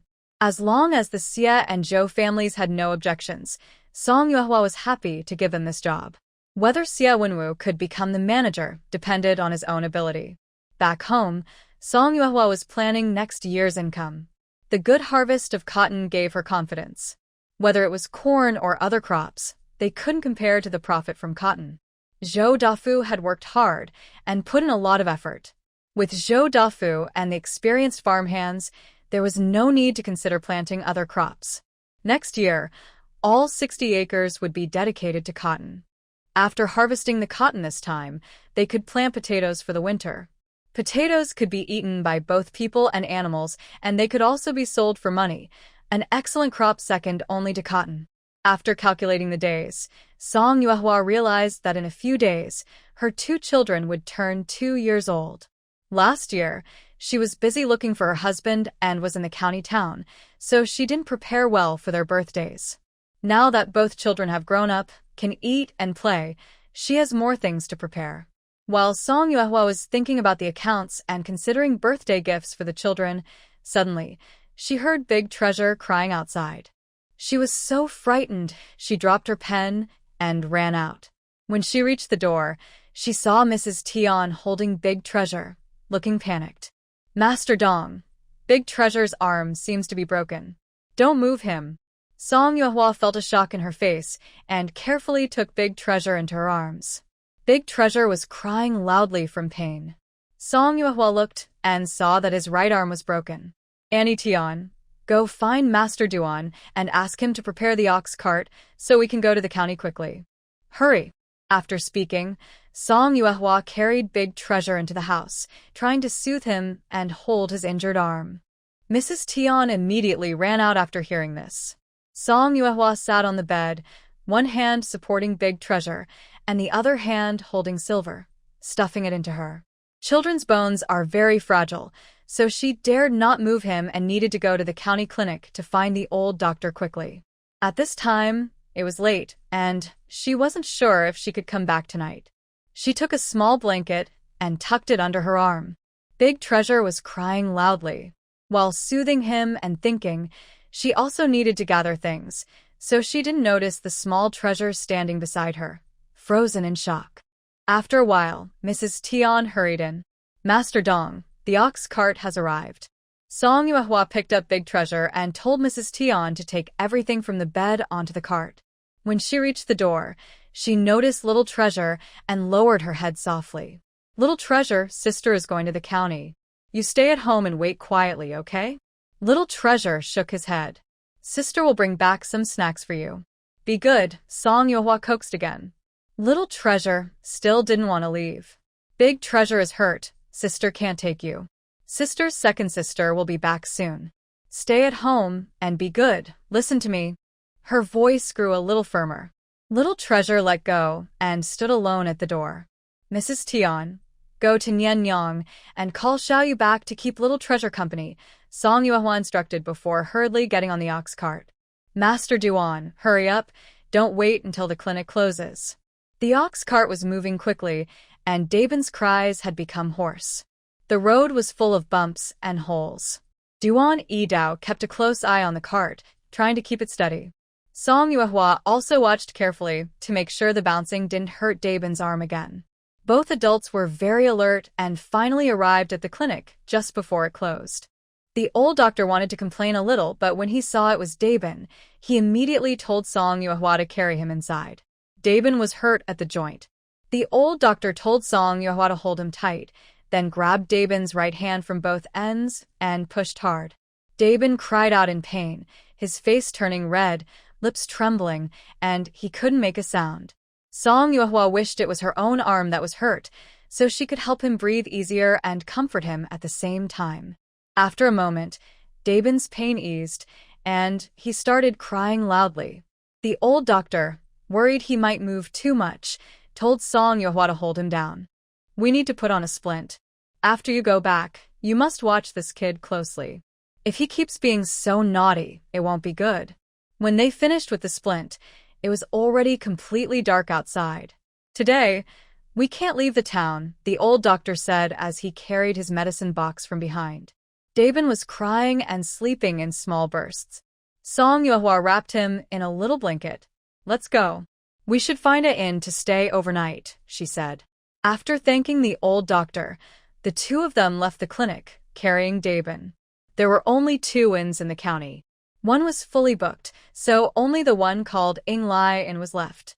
When they heard they needed a room, the innkeeper yawned and said, 3 taels per room, no bargaining. 3 taels. Duani Dao shouted. Even in the capital, it's only 3 taels. Your inn is really expensive. The innkeeper sighed and looked up, asking, Are the city gates closed? Is the place across full? Are you planning to stay here? Song Yuehua and Duani Dao were silent. Just as Song Yuehua was about to speak, the innkeeper quickly added, Once the city gates are closed, prices won't go down. This was clearly a scam. Song Yuehua took out 6 taels of silver and said, 2 rooms. Miss, don't waste your silver. I'll sleep on the roof. Duan Dao took the silver back. Roof sleeping costs 1 tael, the innkeeper said slowly. Song Yuehua swallowed her frustration, pushed the silver forward, and smiled. No need. Just 2 rooms, she said. The 2 rooms upstairs, the innkeeper accepted the silver and called inside. Soon after, a young clerk arrived and led them upstairs. The wooden stairs creaked loudly with each step. Song Yuehua complained, We've spent so much silver on repairs, but I don't know why we haven't fixed up the shop properly. Unexpectedly, the shop assistant responded, Yes, it's been so dark and not many people are staying here anymore. Then you. Duan Dao felt frustrated but couldn't finish his sentence. The shop assistant probably understood what he wanted to say and smiled, saying, The building belongs to the landlord. As long as there are customers, we can make money. There are only 2 inns in the county, but they still make some profit. You all have quite big hearts, Song Yuehua said sarcastically. Back in the room, Song Yuehua placed Dabeo on the bed. He had been crying all the way here and didn't eat anything tonight. Fortunately, Dabeo ate a lot at noon, so he probably wasn't hungry now. After dressing, Song Yuehua lay beside Dabeo and carefully wiped away his tears with a cloth. Throughout the night, Song Yuehua didn't dare sleep too deeply. He was afraid Dabeo might move the splint or that he might accidentally press down on him. Before dawn the next day, Song Yuehua woke up, went downstairs, and bought 10 buns. When he returned to the room, Dabeo was still sleeping, probably exhausted from crying too much yesterday. After eating 2 buns, Duan Dao arrived. Song Yuehua shared 5 buns with Duan Dao. After he finished eating, Dabeo woke up. As soon as he opened his eyes, he saw his arm was.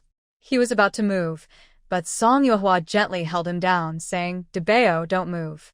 Once your arm heals, sister will make you something tasty. I want to eat meat, Dabeo said in a hoarse voice. Okay, we'll eat meat. Song Yuehua carried Dabeo away from the inn. Before going home, they went to the clinic to have the doctor check him again. Don't move around too much. Rest well. Come back in half a month, said the old doctor. Holding Dabeo, Song Yuehua and Duan Dao, who was carrying a medicine bag, were about to take a bullock cart home when they ran into Gawezi on the street. Gawezi was carrying a basket and waved at them.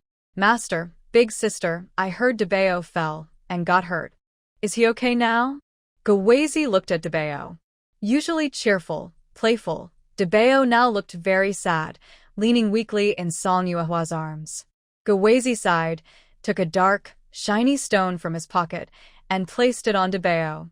Once Brother Go earns some silver, I'll buy you meat to eat. For now, just make do with this stone. Song Yuehua was speechless. Duan Dao asked, Are you selling goods? Dog Boy replied, On Dongshan, everyone's cotton was sold by me. At 120 coins per jean, I earn 10 coins per jean and give them 110 coins. Is it easy to sell? Song Yuehua asked.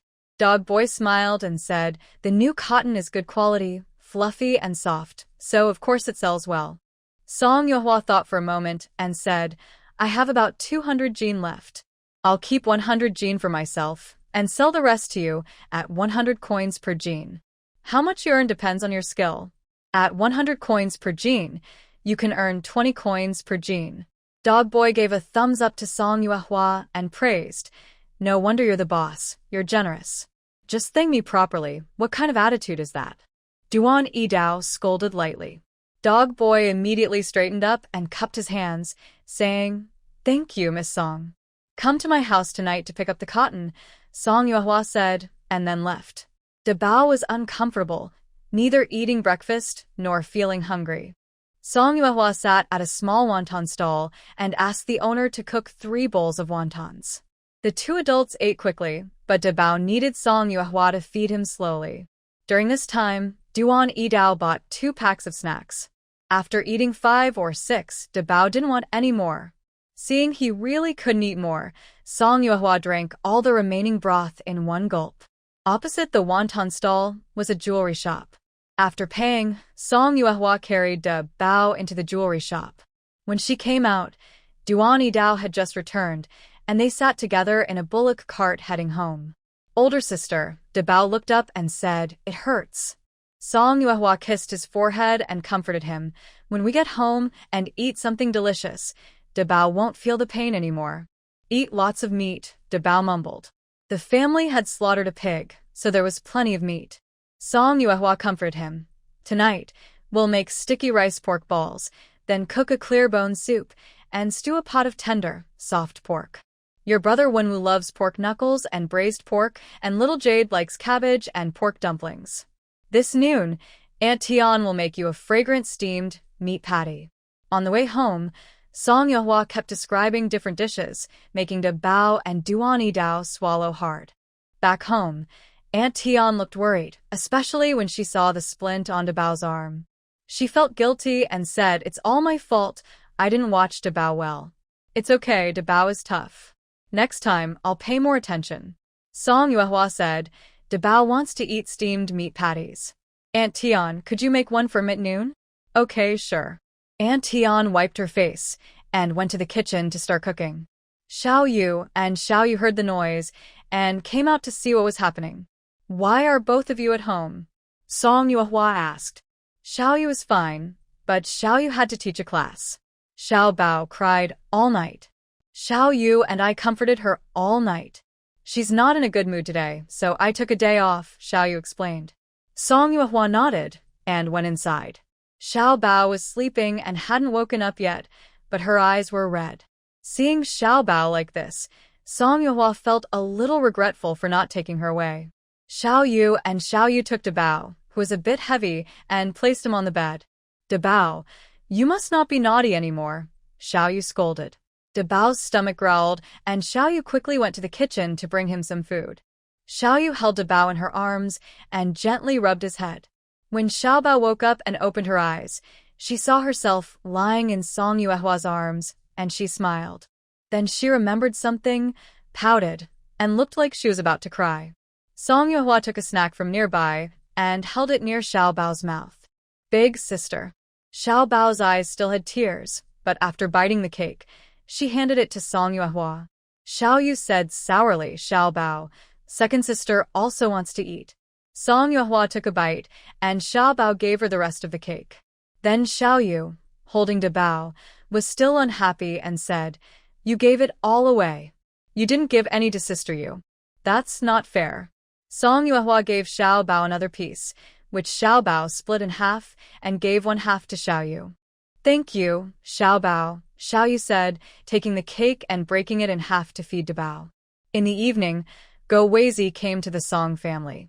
Manhwa was ready, and after weighing himself, Go Weizi asked, Can I take half now and pay the rest later? I don't have enough money right now. Just sell everything first, and then pay me after you sell it, Song Yuehua replied. Thank you so much, big sister. Go Weizi said happily. Song Yuehua asked, after selling the cotton, What do you plan to sell next? Go Weizi sighed and said, Probably go to the neighboring county, buy at a lower price, and sell for a profit to make some small money. Song Yuehua thought for a moment and said, Eggs outside sell for 1 coin each. I'll give you 3 for 2 coins. How much you can sell depends on your skill. Big sister, you are such a good person. Dog Wazi spoke seriously. Song Yuehua said, There are no words, and no need to praise excessively. At first, it was just a casual idea, and he didn't expect him to actually do it. For now, selling eggs to gain experience, as Dongshan's egg production increases, it's just right for Dogwa Z to sell his goods. New cotton is easy to sell. Just take it to a few big households and all of it is sold within 2 days. Everyone's cotton was sold, except for Dogwa Z's own share. Today, he specifically brought cotton to the Wang family. Coincidentally, Wang Er was not at home. Dogwa Z delivered the cotton to Wang Xiaoyi and said, "This is the cotton I earned working in Dongshan. Sister Xiaoyi, use it to make a new jacket." Wang Xiaoyi looked at it without much emotion and said, "Take it back. Dad will be angry. If you hide it, Uncle Wang won't find out," Dogwa Z said. "Dad doesn't know, but isn't that useless?" Wang Xiaoyi asked. Dogwa Z was speechless for a moment. After thinking for a while, he finally understood what Wang Xiaoyi meant. "Little Yi, I just want to make a good impression in your father's eyes, but that doesn't mean I don't care about you. My kindness to you can be seen or unseen. As long as you're happy, I am happy," he said. Wang Xiaoyi looked at Dogwa Z and chuckled softly, saying, "This cotton isn't cheap. It's a pity to secretly give it away." What's so pity about that? Wang Er came in from outside. Seeing Dogwa Z, he immediately grabbed a broom and tried to chase him out. "Didn't I tell you not to come? Are you a fool? Once you're involved, you can't get rid of it. I'm here to deliver cotton," Dogwa Z said while running. "Who the wants your cotton?" Wang Er grew angrier.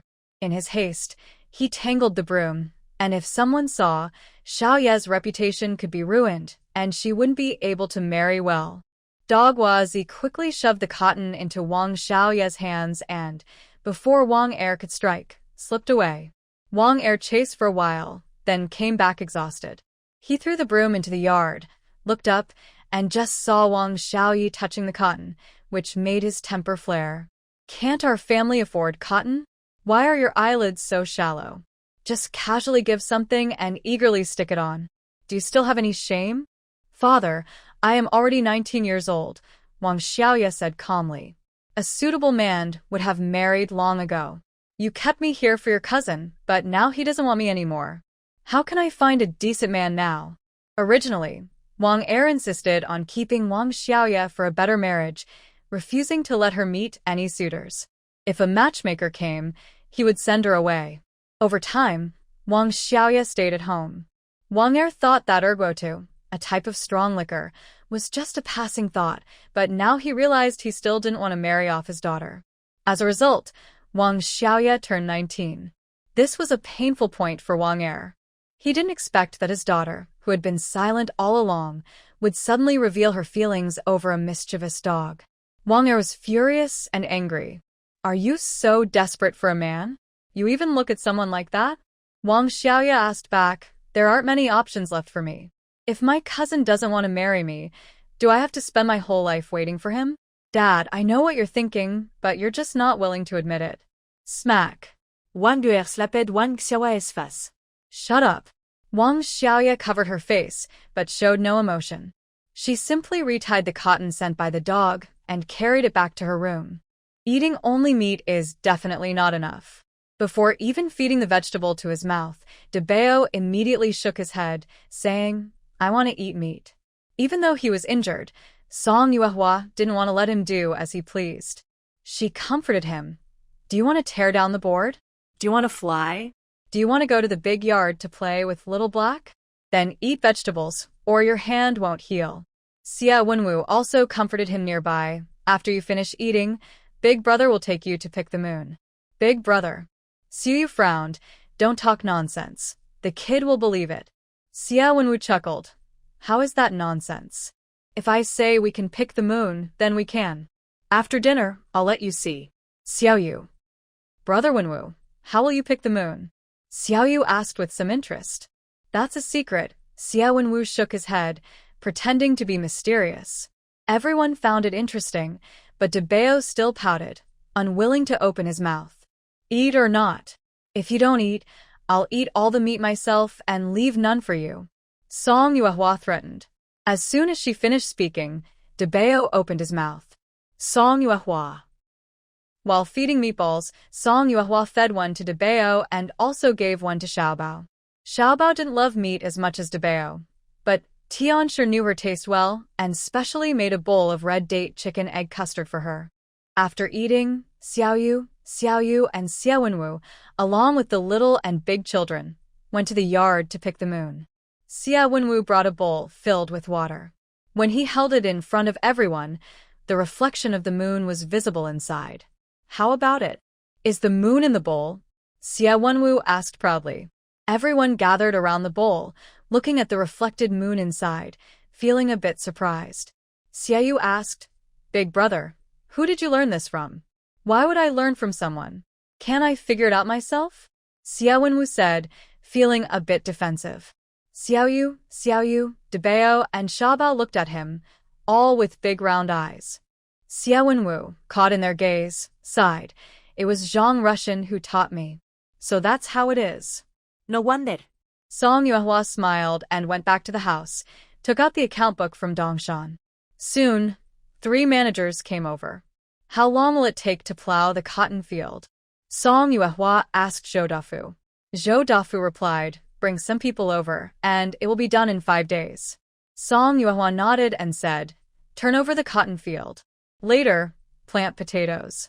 By the way, is there enough farm manure?" Recently, 30 acres of land over at Zhongyi's side were fertilized, and Zhou Dafu finished plowing his fields and was eager to harvest. Song Yuehua was worried there might not be enough fertilizer stored. Song Da and Song Er have been leaving early and returning late. They've brought back a lot of farm manure from the county, plus some from the breeding farm, so it should be enough, Zhou Dafu said. Ever since the old Song brothers took on the job of collecting farm manure, the old Song family has been quiet. Thinking about it, this business is quite profitable. They didn't seem to see Song Da and Song Er when harvesting cotton before. Song Yuehua asked, "How are they working?" "Every day they collect full buckets of manure, and they do their tasks quickly," Zhou Dafu replied. "All right then. As long as they work hard, that's enough." Song Yuehua didn't ask further and turned to Zhongyi, saying, "Ren's family still has 2 people, right? You can have them do short-term work for a month. If they do well, we can keep them." Old Ren keeps bothering Song Yuehua whenever he visits Dongshan, always trying to cause trouble for her. Zhongyi added, "If after a month they don't work out, I'll send them away." He chuckled, "But we can't let others know about this trick, or else many people will come to Dongshan just to hang around." Zhou Dafu laughed. "Someone like Old Ren is quite rare." "That's true." Everyone in the house chuckled. Song Yuehua looked at Lu Shui and asked, "How are the pigs and chickens now?" Recently, after cotton harvest, they've been very busy, and she hadn't visited the pigsty for several days. Lu Shui said, "The pigs will be ready for slaughter by the end of the month. The chicken farm is laying about 100 eggs daily now. The newly hatched chicks, only 280 have survived, and several nests of eggs haven't hatched yet." Song Yuehua said, "Let the pig farmer know in advance when to come and collect them. When raising chicks, be more careful. They won't need to buy more chicks." Song Yuehua took out 50 taels of silver and handed it to Lu Shui, saying, "Tomorrow, you and Aunt Qin can go to the county to buy 50 more piglets. Also, do you want to plant some other vegetables?" Lu Shui replied, "It would be good to plant more radishes and cabbages. There's a lot of dried and pickled vegetables to make in winter. Besides pigs, people also need to eat. People eat more than pigs." The 2 managers looked stiff. Song Yuehua smiled helplessly. "People are people, pigs are pigs. There's no need to compare them. It might offend someone. Luckily they're family, so it's okay. But in front of outsiders, you better watch your words." Zhou Dafu smiled and said, "People who are straightforward in their actions don't have many twists in their guts. When they speak, they tend to be direct and not worry about small details." Zhongyi also said, "Even if my words are not very polite, they are still better than those who speak sweetly but have hidden intentions." The people inside the house started joking and laughing again. Lu Shui felt so ashamed that she almost lowered her head to the ground. After joking around for a while, Song Yuehua said to Lu Shui, "Let Aunt Qin help you plant vegetables. Whatever the farm needs, just grow that." All the important things were explained, and Zhou Dafu and Zhong Yi went back home. Lu Shui stayed behind, playing with little treasure for a while, then asked, Master, did I embarrass you? I don't have anything to be embarrassed about, but you should try not to hurt others. Song Yuehua stood up, went to the yard, and took big treasure back inside. How did I hurt anyone? I didn't mean to. Lu Shui argued hard. I just have a bad brain. I only realize I offended someone after I speak. If it weren't for Master today, I might have offended everyone, she said. Song Yuehua waved her hand and said, if it's so easy to offend, then it's not a big deal. In the future, think before you speak when you're outside. Remember to think twice before you say anything. Lu Shui nodded blankly. You don't need to hold back in front of me. Say whatever you want, Song Yuehua said. Xiao Yu poked her head in and asked, Sister, I boiled some water. Do you want to give Big Treasure a bath? It's so late, taking a bath might catch a cold. Let's wait. I'll soak my feet later, Song Yuehua replied. Then I'll bring it to you, Xiao Yu said, then quickly withdrew her head. Lu Shui leaned back, half lying on the Kong bed, and said in a low voice, Master, maybe I shouldn't talk any more in the future. That's good. You can try, Song Yuehua nodded. Lu Shui was silent. The next afternoon, Lu Shui and Qin Xiuxiu returned together with 2 carts of pigs. There were 50 piglets, and Qin Xiuxiu insisted on getting 1,000 jin of bran from the pig farmer. To know, a bag of bran weighing 100 jin costs 70 won, so 1,000 jin costs 700 won. That was almost enough for 1 piglet, and last time, Song Yuehua bought 20 piglets and only received 200 jin of bran. Song Yuehua was very impressed and gave Qin Xiuxiu a thumbs up. Qin Xiuxiu didn't understand what it meant. Lu Shui explained, it means you're really great. Oh, come on, I'm not that good. If I wasn't worried about coming back late, I would definitely ask him for 2,000 jin. Qin Xiuxiu shyly said, holding her face. Yes, she's good at bargaining. In the future, take Qin Xiuxiu shopping and you'll never lose out. Song Yuehua also asked, Aunt Qin, have you heard of anyone in the village raising sows? Buying them like this all the time might not be very cost-effective. Qin Xiuxiu was surprised and said seriously, you can try raising a few sows. Hu Jinshui's family used to raise them too. Later, they stopped because it wasn't profitable. Maybe we should ask around first. Hu Jinshui is a big pig farmer in the village. Asking him shouldn't be wrong. To be fully self-sufficient with piglets, there's still a long way to go. The main problem now is that funds are tight, and sows are too expensive. For now, they will raise a male pig. Suddenly, so many piglets arrived at the pig farm, and everyone started working. Song Yuehua also wanted to go see Zhu Yanli. The piglets were carried out of the cage by Gao Zizi, all squealing loudly and looking lively. The piglets, just arrived here, were usually given water by Lu Shui to help them adjust for a day, then fed some soft pig feed. Grandma Shi was outside cooking pig feed for a large pig. When Lu Shui went to see, she found Grandma Shi was cooking in 2 pots. Grandma Shi, the piglets just came back. They might be a bit scared. Do we need to wait until tomorrow to feed them? Lu Shui remembered Hu Jinshui told her this. Grandma Shi gestured, and Jiming happened to come over, explaining, Grandma cooked them separately. The piglets' food is different from regular pig feed, so don't worry. She had taken the piglets from her master, so she naturally trusted her. Lu Shui nodded. Besides feeding, hygiene is also very important. Lu Shui took a shovel and went into the pig pen to clean with Ding Suigu and Lu Yufu. When Xiaohua and Granny Lan were cleaning the chicken coop, as they carried chicken manure to the door, she called inside, Manager Lu, someone is looking for you. Lu Shui stood up from the pig pen and asked, who is it? When she looked at the door, it was Hu Jinshui, who was busy at the moment. Lu Shui asked, Brother Jinshui, is something the matter? No, I just saw the pig keeper's cage cart. Why didn't you ask me to help you pick out piglets? Hu Jinshui said. The matter at the big courtyard doesn't need to be discussed with him every time. Lu Shui thought it was a bit strange. I went with Aunt Qin. It's not good to trouble you all the time. Trouble? Not at all, Hu Jinshui said, scratching his nose. Next time. Manager Lu, What are you chatting about here? Grandma Lan came over and stood between them.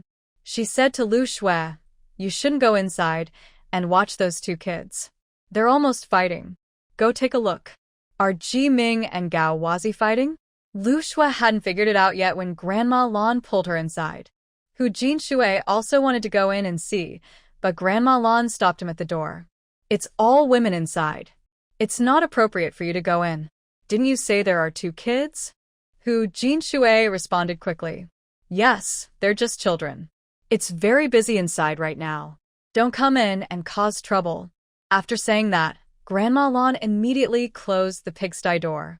Hu Jinshui stood outside for a while before leaving. Inside the pigsty, Grandma Lan pulled Lu Shui aside and warned her that Hu Gai isn't up to good. Don't talk to him privately. Although Hu Jinshui's words today made people uncomfortable, Lu Shui didn't think it was that serious. Brother Jinshui also teaches us how to raise pigs. He's helped us a lot. It wouldn't be good not to say anything. Well, that's not good either, Grandma Lan said. Lu Shui took Grandma Lan's hand and said, from now on, if you talk to him, try to find a place with others. Try to avoid him if you can, Grandma Lan said, still worried. She warned her again and again. Song Yuehua sat with Zhu Yanli in her room for a while. At the foot of the bed, there were several roughly made dolls. Song Yuehua pretended not to see them and walked over to pick up a small doll with squinted eyes. The doll had been there for a few days, and its skin had grown quite a bit, but it still looked fragile. After holding it for a while, Zhu Yanli smiled and said, you're not very old, but you're quite skilled at holding dolls. When we just divided the family, Daba and Xiaobao were about this size, Song Yuehua said. Zhu Yanli was lying back, looking thoughtful. She said, you're really capable. You want something, you earn it yourself. The children are grown, and you're earning money too. Seeing her melancholic look, Song Yuehua worried and asked, are you suffering from postpartum depression? What do you mean? Zhu Yanli asked. Song Yuehua explained, when your heart is heavy and you can't understand or let go, it's hard to control your feelings. Do you ever feel that way? Zhu Yanli chuckled and lay on the bed, tilting her head with a smile. It's not that sad. I just realized that people can live like this. Do you regret it? Song Yuehua asked. Not really, Zhu Yanli replied with a pout. I have no special skills, my personality is lazy, and I enjoy comfort. It seems there's no better way. Don't dwell on the past. Think about the future, Song Yuehua said, placing a small doll beside Zhu Yanli. Outside, there was the sound of Duan Yidao. Zhu Yanli sighed softly. Song Yuehua came out of the room and saw Duan Yidao carrying a bucket of fish, talking to Granny Wang. This was just caught from the mountain. No charge. Everyone can make some soup to drink. Everyone knew it was a gift for Zhu Yanli, not just for everyone. Granny Wang looked hesitant. Song Yuehua stepped closer and asked, was it caught in the pond outside the mountain? Duan Yidao chuckled twice. Granny Wang, just take it. Cook some noodles in it, Song Yuehua said before turning to leave. Duan Yidao called out loudly behind her, Miss, 2 of these are for you. I'll bring them to you later. Song Yuehua waved her hand dismissively. Back home, Song Yuehua called Xie Wenwu over and said, the day after tomorrow, Daba and Xiaobao will turn too. Please make a cake. Xie Wenwu smiled. I will definitely make a cake, but I've also prepared something else. What have you prepared? Song Yuehua asked. Xie Wenwu exclaimed and took a step back, speaking while retreating. That's a secret. Everyone will find out later. After saying that, he ran into the house. Song Yuehua was left speechless. On the birthday, Daba and Xiaobao woke up early and wore the new clothes made by Little Jade. I always give clothes. Am I running out of ideas? Little Jade sighed. Song Yuehua asked Daba, do you like your sister's gift? Yes. Daba jumped around happily in his new clothes on the bed. Little Jade was startled and quickly held him down. You're still wearing the splint. Can't you be good? Then she asked Xiaobao, do you like it? Yes, Xiaobao said quietly, dressed in his new clothes, looking peaceful like a little lucky boy. Song Yuehua gently pinched the chubby face of Little Bao. Little Bao happily snuggled into her arms. Big sister, hold me, Little Bao begged softly. Okay, Song Yuehua replied, hugging little Bao. She also took out the gift she prepared, unwrapping the soft cloth to reveal 2 silver bracelets. The bracelets were engraved with lucky words on the outside, and inside, the names Song Yunshang and Song Qingzhou were carved. Xiaoyu took Big Bao's bracelet and examined it. Sister, it's so heavy. Can Big Bao and Little Bao wear these? They're so small now, so they shouldn't wear them yet. But they should receive them as gifts. When they grow up, they can wear them. Gold and silver are always good, said Song Yuehua. She placed the bracelets into Little Bao's hands. Do you like it, Little Bao? Yes, Little Bao replied, grabbing the silver bracelet with both hands. She leaned her head against Song Yuehua's neck, speaking softly and cutely. Hearing this, Song Yuehua couldn't help but kiss her forehead. Xiaoyu handed Big Bao his bracelet, which he rolled around on the bed like a wheel. Big Bao isn't very good with words, but it seems he likes it too, Xiaoyu added with a smile. Song Yuehua thought the same. Xiaoyu pushed open the door and said, Big Bao, Little Bao, come out quickly. I have a big gift for you, lots of meat and cakes. Eat meat. Big Bao cheered and ran out, dropping his bracelet.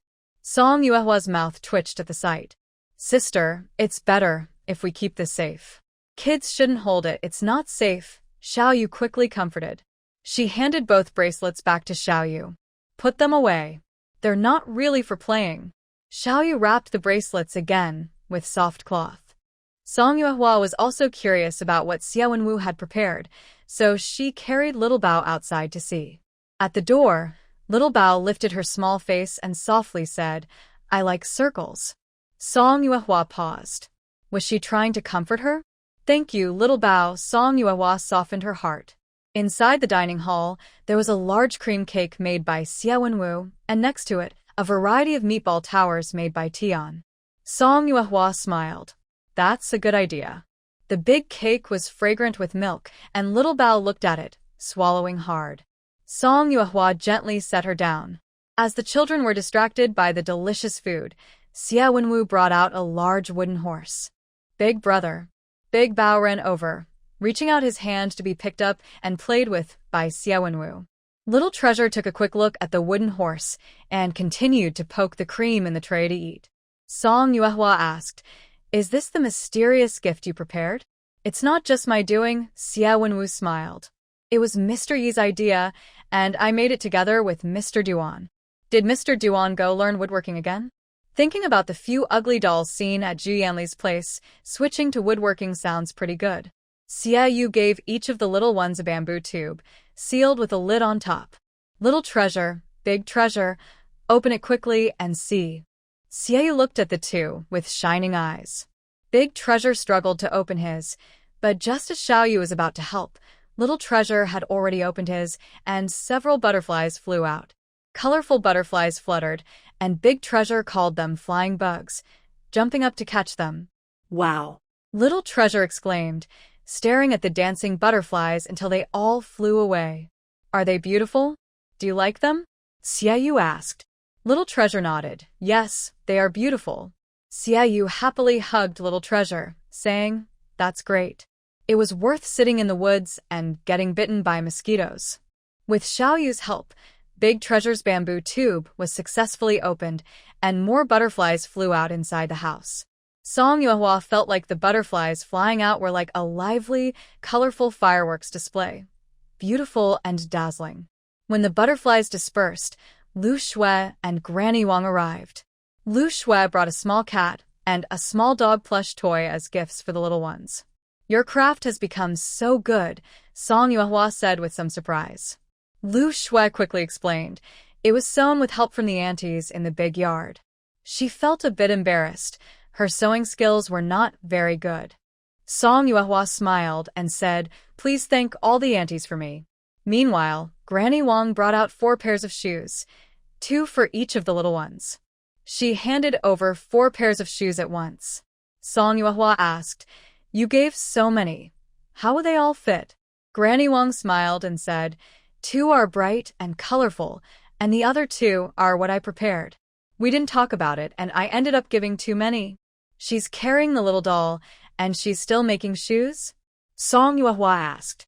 Granny Wang brought Little Treasure over, put shoes on her while explaining, she had these shoes ready long ago. I just waited for the right day to give them. Song Yuehua smiled and said, I didn't expect her to remember. During the Mid-Autumn Festival, I just received a few pairs of shoes. This birthday, I received 2 pairs again. Little Treasure is doing fine, but Big Treasure changes shoes almost every day. Grandma Wang brought the Little and Big Treasures over to change shoes and asked, Little Treasure, come and see if these fit. Little Treasure jumped a couple of times in the shoes. Grandma Wang smiled and said, if they fit, that's good. Big Treasure, you try too. Big Treasure immediately ran over to Xiaowenwu. Grandma Wang called twice before calling him back, you little monkey, running so far. Do these fit? Big Treasure looked longingly at the meatball tower and the big wooden horse, nodded happily. Seeing he was drooling over the toys, Grandma Wang let him go play. For lunch, Song Yuehua, Xiaowenwu, and Tian sure cooked together. After eating cake, they didn't feel like eating much, so they made only a little food. After lunch, Big Treasure pulled Xiaowenwu to hold him and sit on the wooden horse. Little Treasure wasn't very interested in the wooden horse, so he kept eating cake from his bowl. Song Yuehua thought it was enough and took Little Treasure's bowl, saying no more eating. Let's go play together, okay? Little Treasure looked at the cake in his bowl, a bit reluctant, but nodded and said, okay. In the evening, everyone sat together in the small yard. Song Yuehua told the story of Mulan going to war, and everyone listened quietly. When she finished, both the Little and Big Treasures were already asleep. After putting them to bed, Song Yuehua came out to drink tea. Xiao Yu asked sister, why didn't we invite more people for the big day of the Little and Big Treasures? It's so lively, just like my birthday last year. Xiao Yu also looked at Song Yuehua. Last year, because she was busy with school matters, she didn't celebrate her birthday properly. But this year there was enough time. It's not very appropriate, Song Yuehua explained. For a 2-year-old, such a big celebration might cause trouble. The Little Treasures are still young. As long as they have food and play, that's enough. There's no need to make it too fancy. Just let them remember that their birthday is a happy day. That's enough.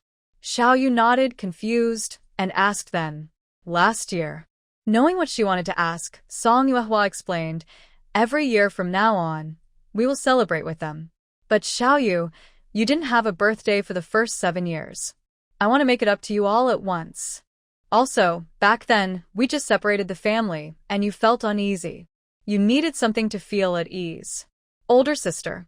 Xiao Yu blushed and buried her face in Song Yuehua's arm.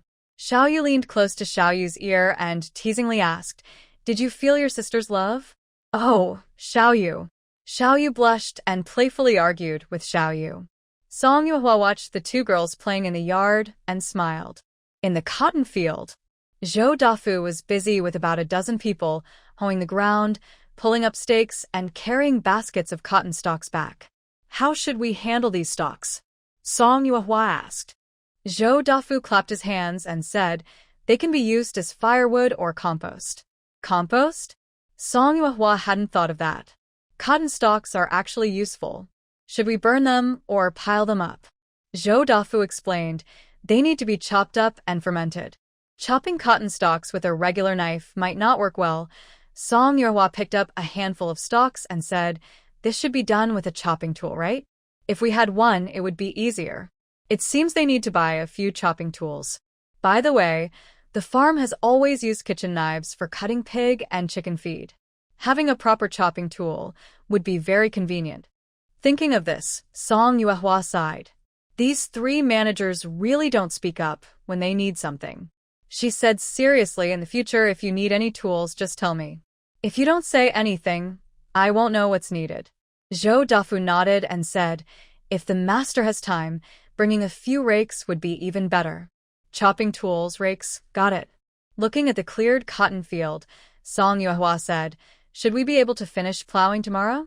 Zhou Dafu replied, yes, it should be possible. Song Yuehua still wanted to visit Zhong Yi's place. The work there isn't heavy, but since they borrowed 3 people from him, it's still a bit busy. When she arrived at the potato field, Song Yuehua saw old Ren waving at her from afar. Song Yuehua thought, this old man has good eyesight. Looking closer, she saw his daughter-in-law, Shu Shi, working in the field too. Zhong Yi ran over quickly. How are these two doing with their work? Song Yuehua asked. Old Ren is doing okay, but his daughter-in-law isn't very good, Zhong Yi honestly said. That was a bit surprising. Song Yuehua remembered Lu Shui saying that back in school. Zhong Yi almost fought with Old Ren, yet he still had a forgiving heart. Alright, since it's only for a month, just stay if you want. You decide, said Song Yuehua. There weren't enough workers here, so Song Yuehua helped with the chores. They worked until noon. Looking at the sun, it was time for lunch. Today's meals were brought over from the main yard. Today, Gao Wazi delivered the food to Zhong Yi's side. Song Yuehua approached and asked, Why are you the only one here? The main yard prepared lunch to be delivered to two places, Zhong Yi's side and Zhou Dafu's side. The original plan was for Wen Xiaohua and Gao Wazi to deliver to one place, Lu Youfu to the other. Besides delivering food, they also brought some tea. Today, only Gao Wazi was here, so Song Yuehua was curious. Gao Wazi said, Brother Fufu went home to get married. Ah! Song Yuehua exclaimed in surprise. Are you joking? Seeing Gao Wazi's serious expression, it didn't seem like a joke. Everyone in the main yard was eating lunch in the dining hall. When Wu Shi saw Song Yuehua, she quickly said, The master hasn't eaten yet. No rush, said Song Yuehua looking around. Where did Steward Lu go? Lao Papa said, Steward Lu has finished eating. He should be at the pigpen now. Inside the pigpen, Lu Shui was holding a piglet, washing it while muttering, Are you stupid? Who keeps pigs that like to roll in the dirt? You're happy, but I can't eat my meal. I'm here washing your dirt. Is this easy for me? Seeing her like this, Song Yuehua almost wanted to laugh. When someone approached, Lu Shui looked up and smiled. Master, come help, quick. Song Yuehua sighed. Unable to help, she grabbed the piglet covered in dirt. Lu Shui washed and scrubbed it while talking. Does it need to be so clean? Asked Song Yuehua doubtfully. A rinse with water should be enough. Lu Shui said, It's just playing around, and it's still timid. It got all dirty before, and I washed it with water. It was so scared it didn't eat for days. I've never seen such a troublesome pig. Song Yuehua patted the piglet's head and gently said, This kind of pig, if it's so fussy, the meat should be good. We can keep it and slaughter it ourselves later. Good idea, said Lu Shui. By the way, what's going on with Lu Youfu? Asked Song Yuehua. Lu Shui replied, The village head from Kaiyan village sent a message. It's about the matchmaker from the village arranging a marriage for Youfu. I gave him 2 days off. Lu Youfu is now 19 years old. If he were from a normal family, he would have married and had children long ago. Why did someone suddenly show interest in him? Song Yuehua asked. Lu Shui shook her head. The village chief of Chaoyan village, who is Uncle Dafu's father-in-law, sent a letter. There shouldn't be any problem. No wonder Gao Wazi said Lu Youfu went home to get married. After washing the piglets, the two let them wander in the sun to dry. Master, if Brother Youfu is interested, what about his wife? Song Yuehua brought a bucket of water to clean the ground, while Lu Shui swept with a bamboo broom and spoke. It's their family's matter. They should handle it themselves. We shouldn't interfere, Song Yuehua said. Lu Shui sighed. Since she had been working under her, it was understandable for ordinary people, but Lu Youfu's situation made everyone in the big courtyard want to help him. Although Song Yuehua said it like that after dinner, she took the children for a walk and stopped by the Zhou family. The Zhou family ate early and was now sitting in the yard enjoying the cool. When Lin Shi saw Song Yuehua coming, she quickly got up and said, Yuehua, come sit here. There's a chair. As soon as Song Yuehua sat down, the children ran over to look at the little baby with Zhang Shi. Zhou Xinai had grown taller now and looked very white and tender. Big brother, little brother, this is my sister, Zhang Shi said, holding her side to show the two. Little brother carefully touched Zhou Xinai's tiny hand and said, So small. Everyone in the yard laughed. Big brother wanted to poke her, but luckily Song Yuehua was quick and took him away before he could. Zhou Lizheng was holding a grass cricket and smiled as he waved. Big brother ran over happily. Come, come, Grandpa Zhou will teach you. Do you want to learn? Zhou Lijing tapped his pipe and casually plucked some straw to teach the two kids how to make grass crickets. Just then, Dafu had finished his bath and came to the front yard. East. Uncle Dafu, I want to ask you and Aunt Lin about something. That's why I came to visit, Song Yuehua said with a smile. Zhou Dafu chuckled. If you have something to ask, just ask. No need to bother us. Lin Shi brought over a cup of tea brewed with wild chrysanthemum and said, That's right. There's no need to be so polite. I heard Lu Youfu went back to the village to get engaged, Song Yuehua asked. Mrs. Lin brought over a stool and sat opposite her, saying, It's a young widow from the village, not too old, with a 3-year-old son. She then sighed, Yuehua, you know the situation. If things were better, a proper young lady would. Song Yuehua nodded and took a sip of tea. Zhou Dafu asked, Is there anything wrong? No, nothing's wrong, Song Yuehua smiled. I just happened to pass by and wanted to check. After all, Lu Youfu also works on Dongshan. The others didn't have more news, so they sat in the yard and chatted for a while. Until Da Bao and Xiao Bao left, they didn't manage to catch any grass crickets. Grandpa, I'll come again next time, Da Bao promised Zhou Eljing. Zhou Eljing chuckled, Sure, next time, Grandpa will teach you more fun things. Song Yuehua watched Xiao Bao, still busy with the straw, and then she and the children went home. The next day, after arriving in the county town by ox cart, Song Yuehua first went to the blacksmith shop to buy 5 rakes and 3 sickles. Blacksmith Zhao knew that Song Yuehua owned land on Dongshan, so it was not strange for her to buy so many tools, but he didn't have them in stock. He said they would be delivered in 5 days.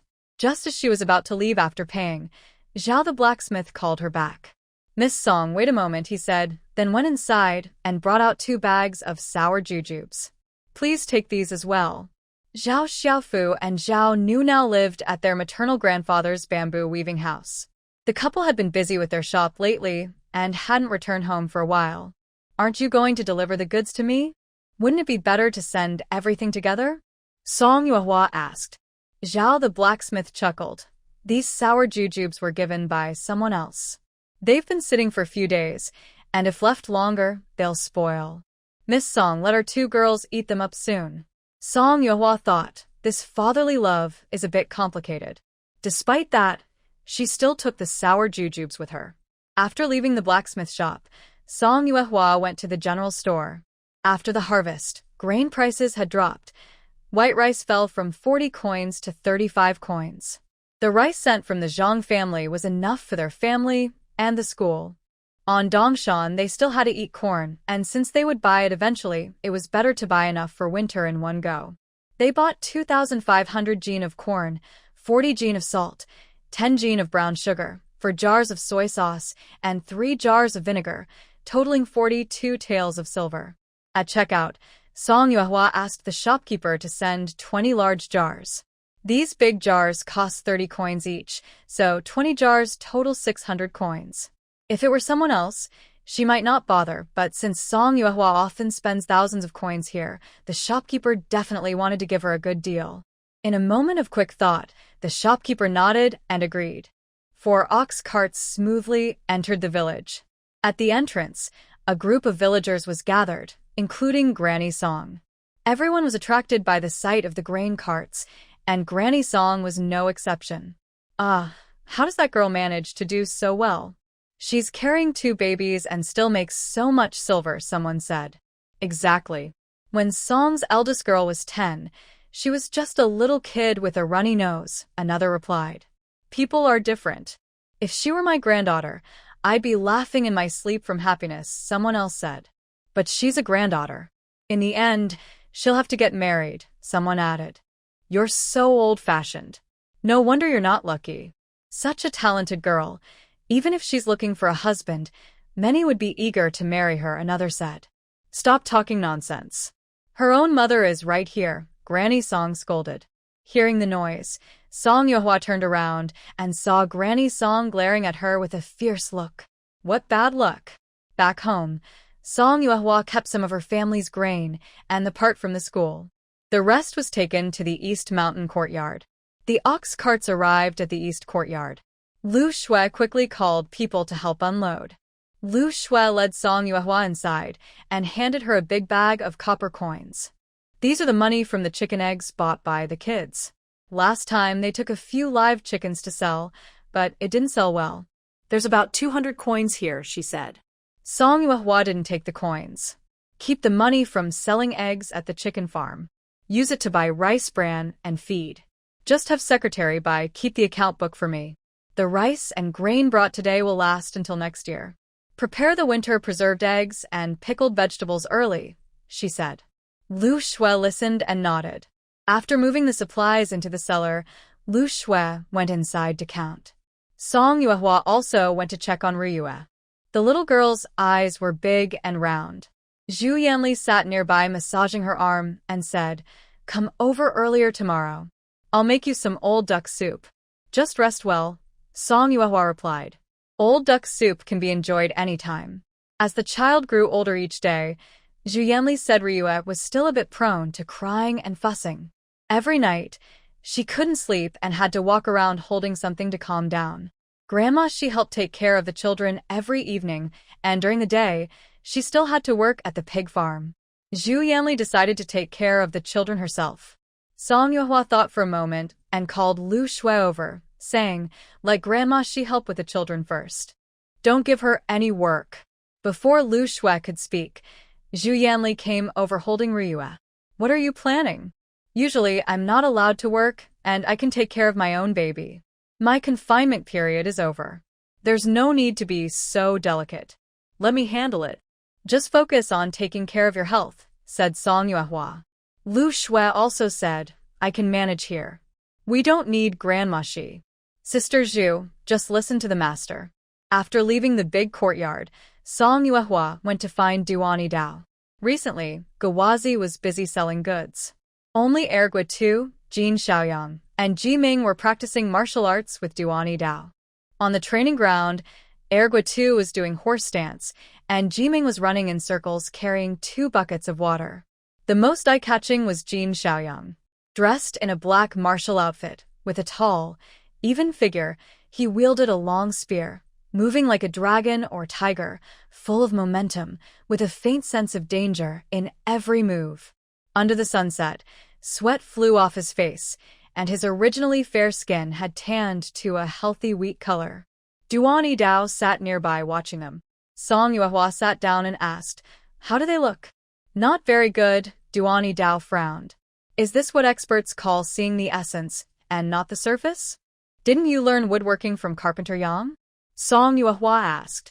Duani Dao turned his head and said, "I'm doing okay with that. If you need anything, just tell me. Convert the cart into a baby stroller, something easy to push. You and teacher E can figure out how to modify it," said Song Yuehua. "Ryue is too lively. If we can push her around during the day to play, she'll be tired and the adults can sleep better at night." Duani Dao suddenly stood up, walked to his 3 apprentices, and pointed at each of them. Then he said, "Practice for another half hour. Don't slack off." After that, Duani Dao left. Song Yuehua thought his execution is truly impressive. Ergua Tu leaned back, saw Duani Dao leave, and relaxed completely. He said to the other 2, "Senior brother is going home first today. See you tomorrow." Jin Xiaoyang nodded and continued practicing with the spear. Ji Ming added some water to the bucket without turning around and waved his hand dismissively. "Are you not afraid I will complain?" Song Yuehua sat where she was and said calmly. Ergua Tu paused, then turned back and said, "You're not that kind of petty person. Who knows? You never judge a person by their face," Song Yuehua said with a smile. Ergua Tu hesitated, then asked, "What do you want to do?" Song Yuehua seriously replied, "I don't want to threaten anyone. You're learning martial arts for yourself, not for others. Cheating won't help you. If you want to leave, just go.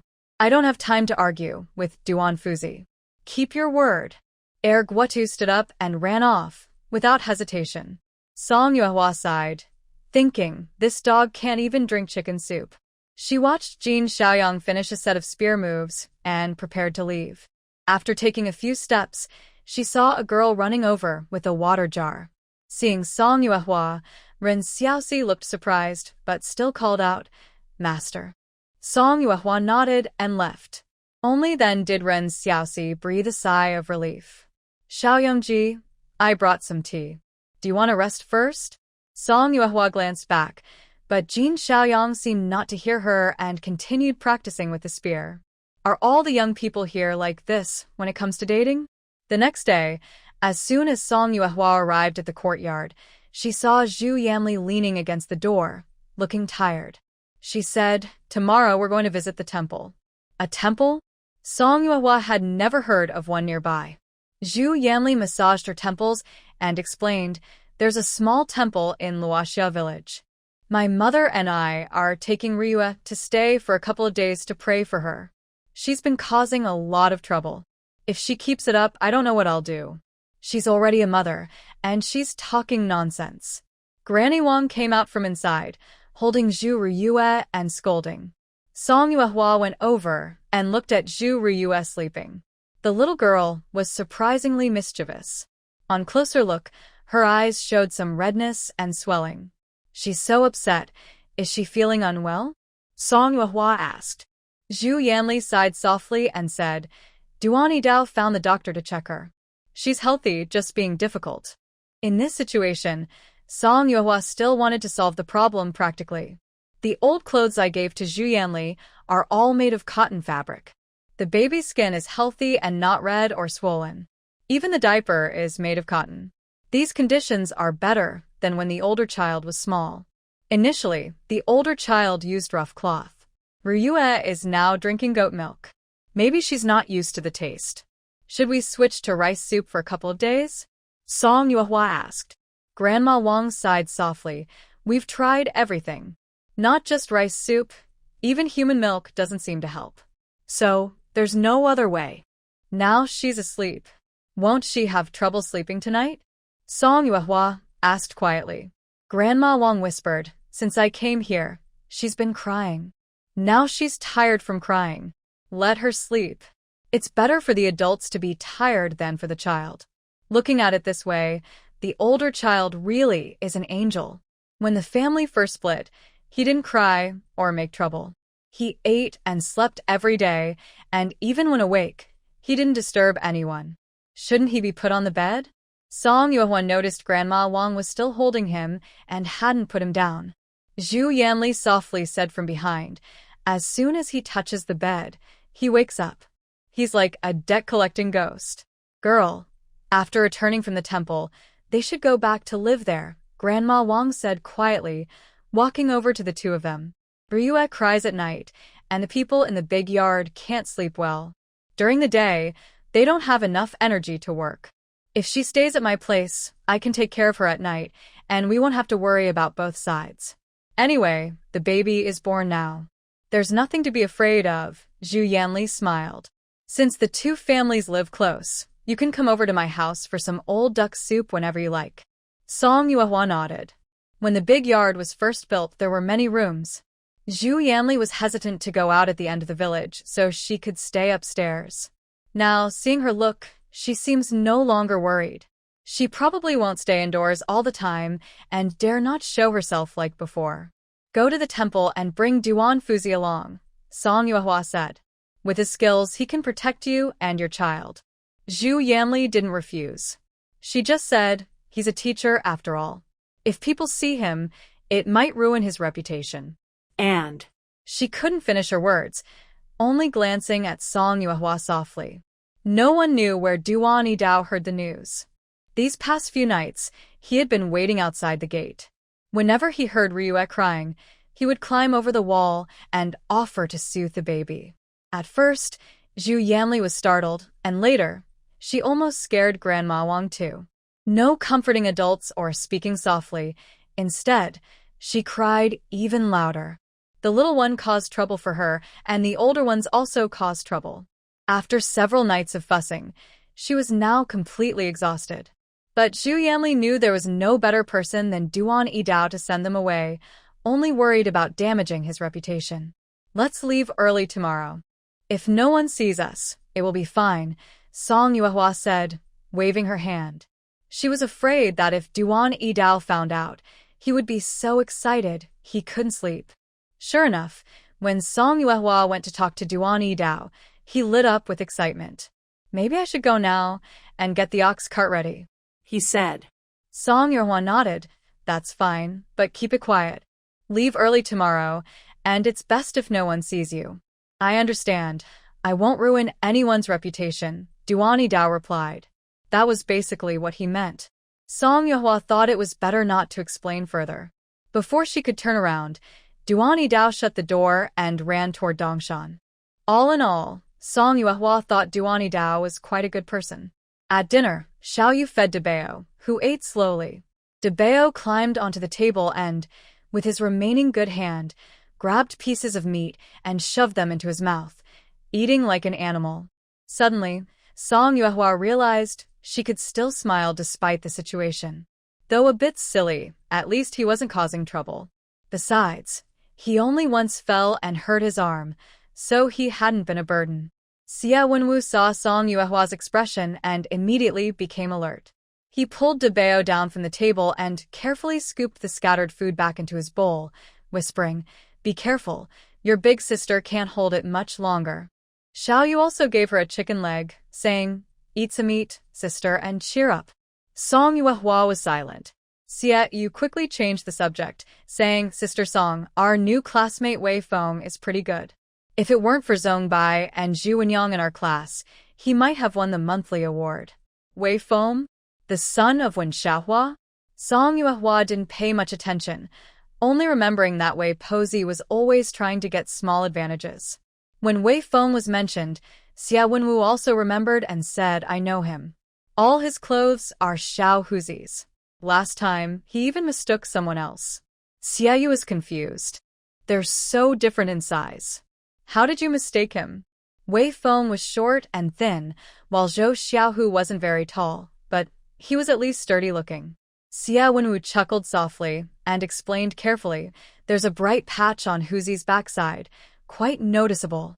Song Yuehua and Xiu Yu looked at him silently, as if asking, "Are you only recognizing people by their behinds?" Xiu Yu added, "Brother Xiao who has several clothes with patches made from patterned fabric, which really stand out. Most children in the village wear clothes patched repeatedly, often with colorful patches." Thinking of this, Song Yuehua suddenly thought of a good business idea to suggest to Goa. After dinner, Song Yuehua asked Xia Wenwu to call Goa over to their house. Many villagers on East Mountain had made some money, so buying new clothes for children might be too extravagant. But old clothes, even patched, would make anyone willing to spend a few coins to give their kids decent clothes. When Goa arrived, Song Yuehua shared her idea with him. "Dia, your idea is good. But where can I find old clothes to collect?" Goa asked. Song Yuehua replied, "I don't know, but someone might know." "Who?" "Ji Ming." The next noon, Lu Youfu returned to East Mountain. At that time, everyone was eating in the dining hall, including Song Yuehua. As soon as Lu Youfu entered the courtyard, he excitedly said, "Grandma, Auntie, I'm getting married." Everyone turned to look, and Tang Shi asked with a smile, "Are you engaged?" "I don't know," Lu Youfu shook his head. This answer didn't surprise the others. Granny Lan stood up and asked, "Have you eaten yet?" "Not yet." Granny Lan went to the kitchen to get him a bowl of rice, and when Xiaohua poured him a glass of water. After drinking, Lu Shui asked, "You just went back, and now you're engaged? How did that happen so fast? Is that a problem?" Lu Youfu looked at her. Lu Shui looked at Song Yuehua, asking, "Is that okay?" Song Yuehua responded, I don't know." Zhang Shi then spoke up, "You went back to see her, which only takes a couple of days. Getting engaged so quickly is a bit rushed. Although our countryside isn't as wealthy as the big families, we should still follow the proper procedures." "Fufu, what do you think of the girl you're seeing?" Tang Shi asked. Lu Youfu shook his head. "I'll ask Steward Lu when I go back. If he agrees, I'll ask Grandpa Lin to help me with the arrangements." Liu Xue just took a bite of vegetables and said. Grandma Lan brought over a large bowl, scooped some food, and handed it to Lu Youfu, saying, "Your marriage is your business. Why bring Lu Guanshi into it?" Lu Youfu held his bowl and whispered, "Grandpa Lin told me to listen to Guanshi and follow the master's instructions." Shouldn't I ask questions? Everyone was silent. After swallowing his food, Liu Shue said, I also need to ask my master. Song Yuehua sighed. Why does this always involve me? Seeing that these two girls were unreliable, Grandma Lan asked, did the women make any demands? How much dowry was asked for? Lu Youfu chewed his rice and said, they want a dowry of 3 taels. I don't know much else, but the woman's mother-in-law privately told me that future wages should go to the wife and she should raise the children. Everyone in the courtyard fell silent. Is that woman's mother-in-law her former mother-in-law? Ding Kuigu asked. All the wages are to be handed over, not only to raise her former husband's children but also her former mother-in-law. The plan is very clever. When Xiaohua whispered, maybe that woman has her reasons.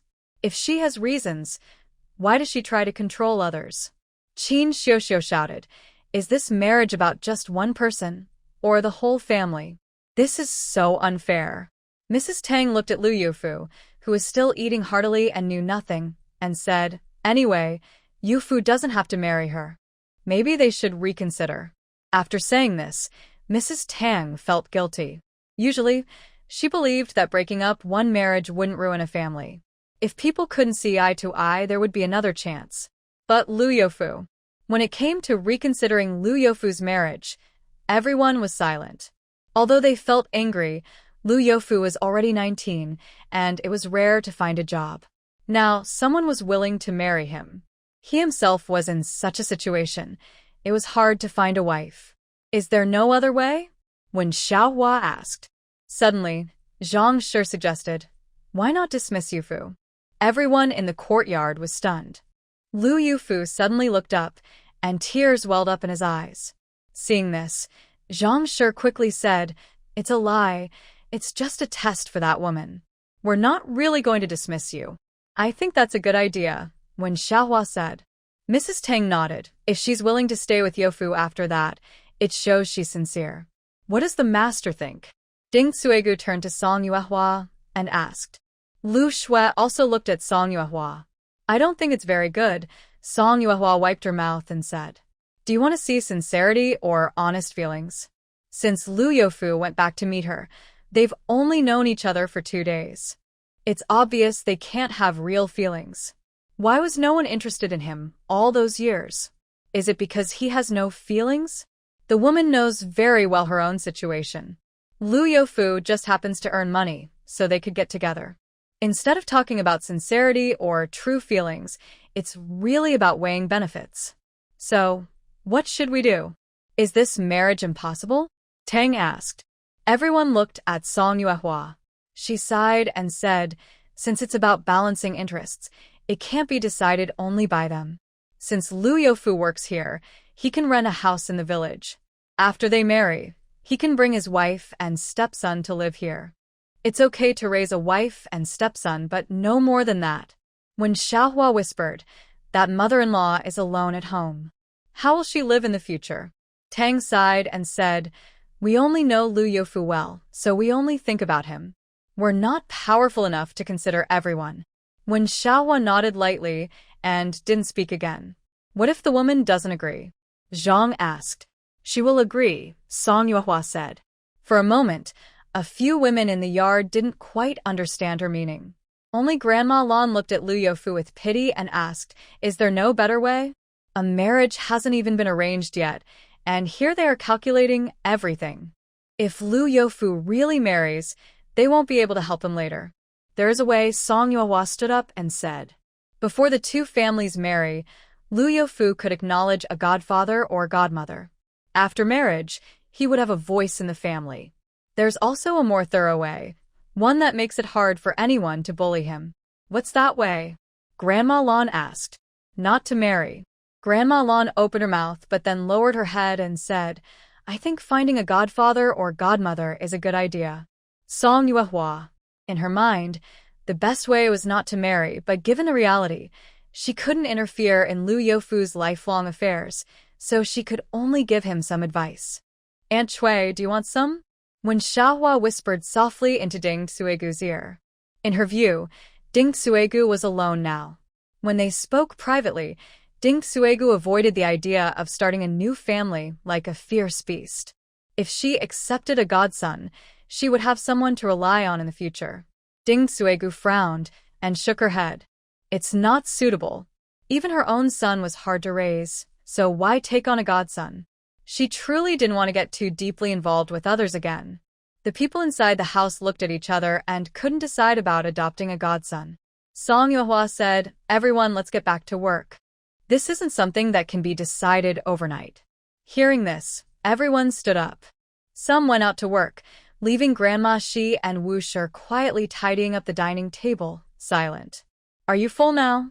Have you eaten enough?" Grandma Lan asked. Lu Youfu swallowed and said, "Grandma, I'm full." Grandma Lan smiled and said, "There's some left over in the kitchen. Come over, and I'll serve it all to you."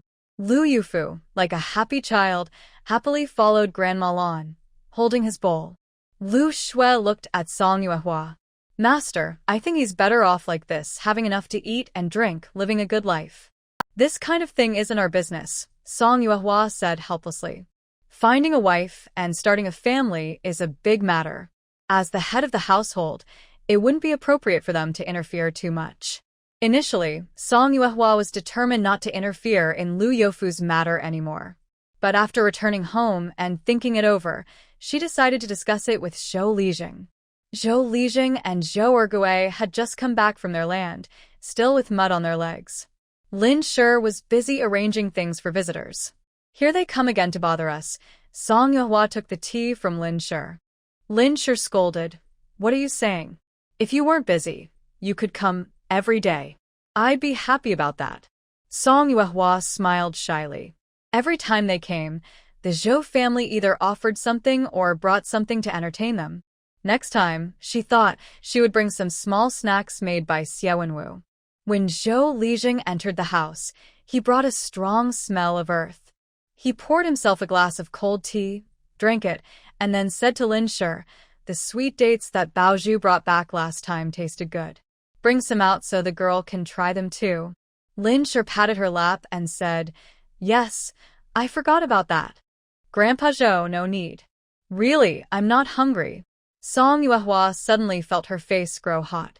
Every time she came empty-handed, she only left after eating her fill. Mrs. Lin had already gone out, and Zhou Lijing was sitting down, sipping hot flower tea. He asked, "Is there something you came to see me about now?"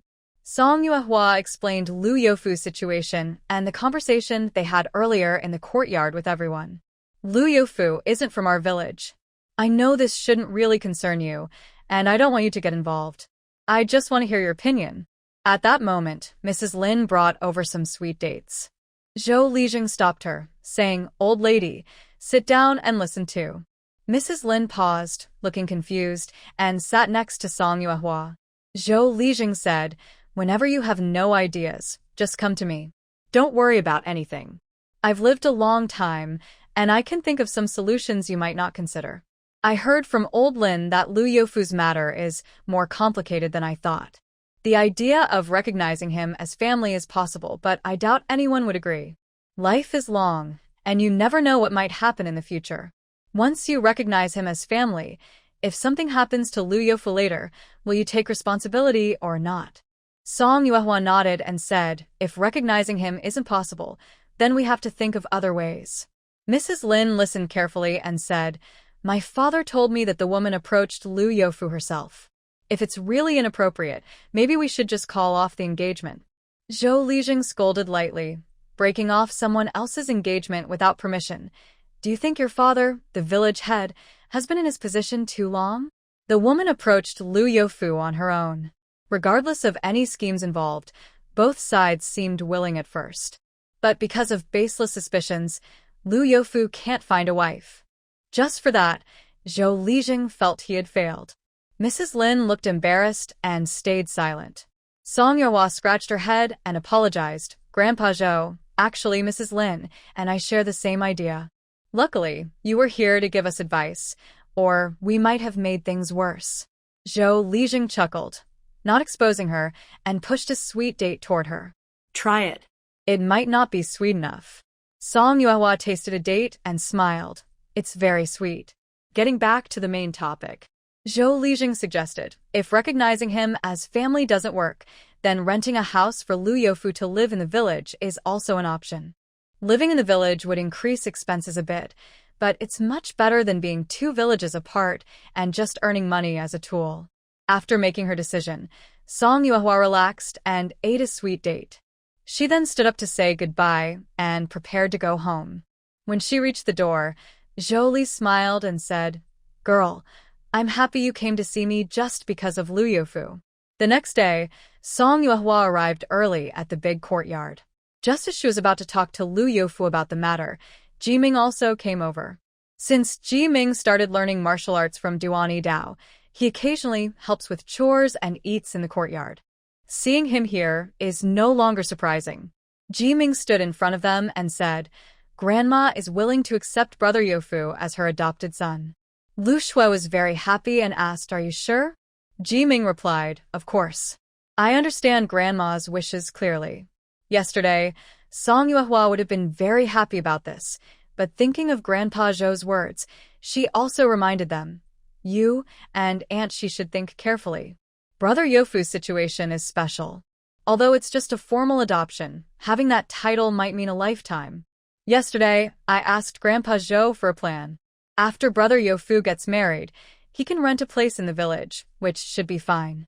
Jiming chuckled softly and said, "We, the grandmother and grandson, are not fools. As long as Brother Youfu agrees, he can accept Grandma as his adoptive mother and also gain a new uncle. As for renting a house after marriage, our family of 6 can rent in the village, which is also possible. Think it over carefully. This is not a small matter," Song Yuehua said seriously. Jiming put away his smile and said seriously, "Grandma is not a fool. She has thought about this carefully just like you. This decision has been well considered. Since that's the case, there's no need to worry. But it's still important to ask Lu Youfu what he thinks." Just then, Lu Youfu, holding a shovel and about to clean the pigsty, was called over by Lu Shui. She asked if he was willing to accept Aunt Shi as his adoptive mother. "Accept her as my adoptive mother? Can I still work here, eat here, and stay with everyone?" Lu Youfu asked nervously. Lu Shui smiled and said, "Of course." Lu Youfu grinned and quickly nodded. "I want to accept her as my adoptive mother. I want to stay with everyone." Seeing his reaction, Song Yuehua had nothing more to say. What she didn't expect was that soon after, Granny Lan also came over and said she was willing to be Lu Youfu's adoptive grandmother. "Grandma Lan, you are a little late," Song Yuehua said with a helpless smile. "Grandma Shi has already come." Grandma Lan was surprised. "Grandma Shi?" After realizing, Grandma Lan nodded and smiled. "That's good.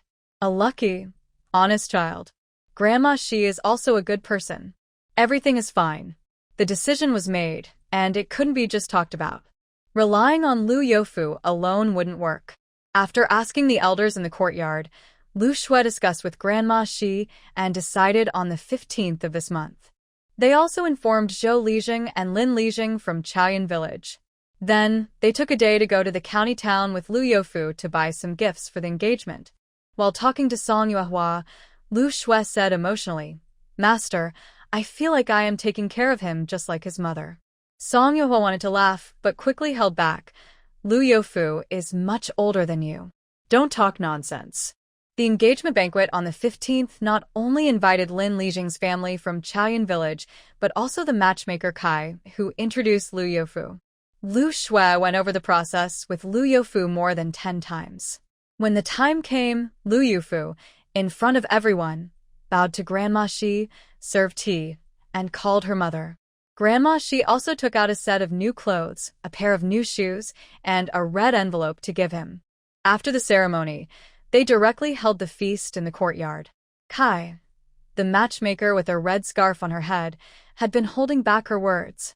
Only after everyone was seated did she find a spot next to Lin Lijing and whisper, suddenly having a stepmother, "Will the marriage with Sister Huang still go ahead? Her stepmother also works here and gets 400 coins a month. Would she still hold him back?" Lin Lijing asked back. Kai was momentarily speechless. It's true that this is how it is, but with an elder added to the family, the situation changes a lot. Whether Liu Youfu can get all his wages or not, he can't take care of his former mother-in-law anymore. Sister Huang originally agreed to the match because of these two reasons. Now, whether the matchmaker can still be called that is a question. Kai couldn't help but complain with things turning out like this. How am I supposed to tell Sister Huang? If the east side can't do it, then the west side will. What are you worried about? Song Yuehua, sitting back to back with Kai, heard their conversation and deliberately turned around to speak. Kai also turned around and saw a girl about 10 years old, feeling a bit surprised. Just then, Zhou Dafu spoke up, saying, "The master is right. Following him brings good fortune. At least you won't have to worry about food and clothing. But are you worried about not finding a wife?" Despite her young age, she was already the head of this household. Aunt Kai, a matchmaker, suddenly had a professional instinct and quietly asked, "Miss, do you have someone in mind for marriage?" Song Yuehua hesitated, but then replied, "Hey, your good fortune hasn't been settled yet. Why are you thinking about the young master?" Ela hiena li whispered sharply. Song Yuehua shifted the topic back, saying, "Auntie, look at Brother Fu. He's simple, but his other qualities are good. The family you mention now, if it works out, great. If not, it's okay. Our village has a school. People from other villages working on the East Mountain can also attend. Compared to others, how many can match this?" Grandma, she made a gesture towards Ji Ming. Ji Ming also sat down and spoke to Aunt Kai. "I'm Grandma's grandson. Uncle Fu is my godfather. When you go back, tell the other side clearly. After the marriage, our family will rent a house in Taoyuan village. I can't promise everything, but I can guarantee that we won't go hungry or be cold. The children can still go to school. If these conditions aren't enough, then perhaps they should look for someone else." Song Yuehua's words suddenly opened Aunt Kai's mind. Even though Huang Damei introduced her, she didn't necessarily have to match Huang Damei with Liu Youfu. Considering Liu Youfu's conditions, even if he's not very smart, his other qualities are undeniable. Plus, this stepmother seems easy to get along with. Finding someone to live a good life with isn't difficult. Aunt Kai stood up, smiling warmly, and said, "Don't worry, young man. With Fu's qualities, any girl would be jealous. As the master said, our Tsaitskin village isn't short of women. Even if there are none here, are there no women in nearby villages?" Afterward, she went over to Grandma Shi and started talking with her. Ji Ming passed messages from the side, making the scene lively. Lu Shui tugged Song Yuehua and whispered, "Master, this aunt really knows how to talk." Song Yuehua smiled and said, "That's her profession." After the matchmaking feast, the matchmaker promised to deliver news within 3 days. But before 3 days passed, on the second day, Huang Damei, who was interested in Liu Youfu, came to the Song family. Song Yuehua was very curious why she came. Huang Damei was not tall, looked somewhat thin and weak. At first glance, she resembled Wen Xiaohua, but her eyes were unusually stubborn. "Are you the head of Liu Youfu?" Huang Damei asked with a displeased tone. Song Yuehua lightly cleared her throat and asked, "What brings you here?" Just 3 days after returning, Liu Youfu suddenly has a new godmother and a godnephew? Huang Damei's eyes sharpened. "Master, we've never met before. Why do you want to harm me?" "Harm you?" Song Yuehua found it amusing. "Having a godmother for Liu Youfu is harming you? Just tell me, how does that harm you?" Huang Damei pursed her lips and said nothing, glaring at her fiercely. Song Yuehua's expression grew cold as she looked at her and asked, "Did you think someone would protect this fool? That you'd bite into something hard and get hurt? Whether you want this marriage or not doesn't matter. I advise you not to offend me. Dongshan belongs to me, and so does the school. If I'm unhappy, you can't predict anything." Huang Damei lowered her eyes, suddenly losing some of her confidence. I didn't mean that." "Think it through, then go talk to the matchmaker. Don't come in front of me with your nonsense." After saying this, Song Yuehua didn't sit down but left immediately. Mrs. Tian saw the opportunity and came in to chase her away. Huang Damei, unable to gain any benefit, had to awkwardly leave. As she passed by the school, she stood at the door and looked inside for a long time. Hearing the clear reading aloud from inside, Her emotions surged. If Tai Nyo had the chance to study here, then any hardship she endured would be worth it. At that moment, Huang Damei made up her mind. After the people left, Mrs. Tian ran back and told Song Yuehua, "That woman left our house and went straight to the school. I saw her peeking through the door, probably trying to see Yufu. From her behavior, it seems she's forgotten there's still someone like him." Seeing Mrs. Tian's righteous anger, Song Yuehua smiled and said, "They don't have any feelings. If she says she misses Lu Youfu so much, do you believe her?" Mrs. Tian had nothing to say. Huang Damei returned home, and within a day, matchmaker Kai came specially to report good news to Song Yuehua. She said Huang Damei had relaxed and was just waiting for Lu Youfu to come and propose. Song Yuehua was speechless. Why does everyone keep coming to me? The matter with Lu Youfu had caused Song Yuehua to lose her sense of identity. Didn't he have a godmother now? Why are all the good and bad things coming to her?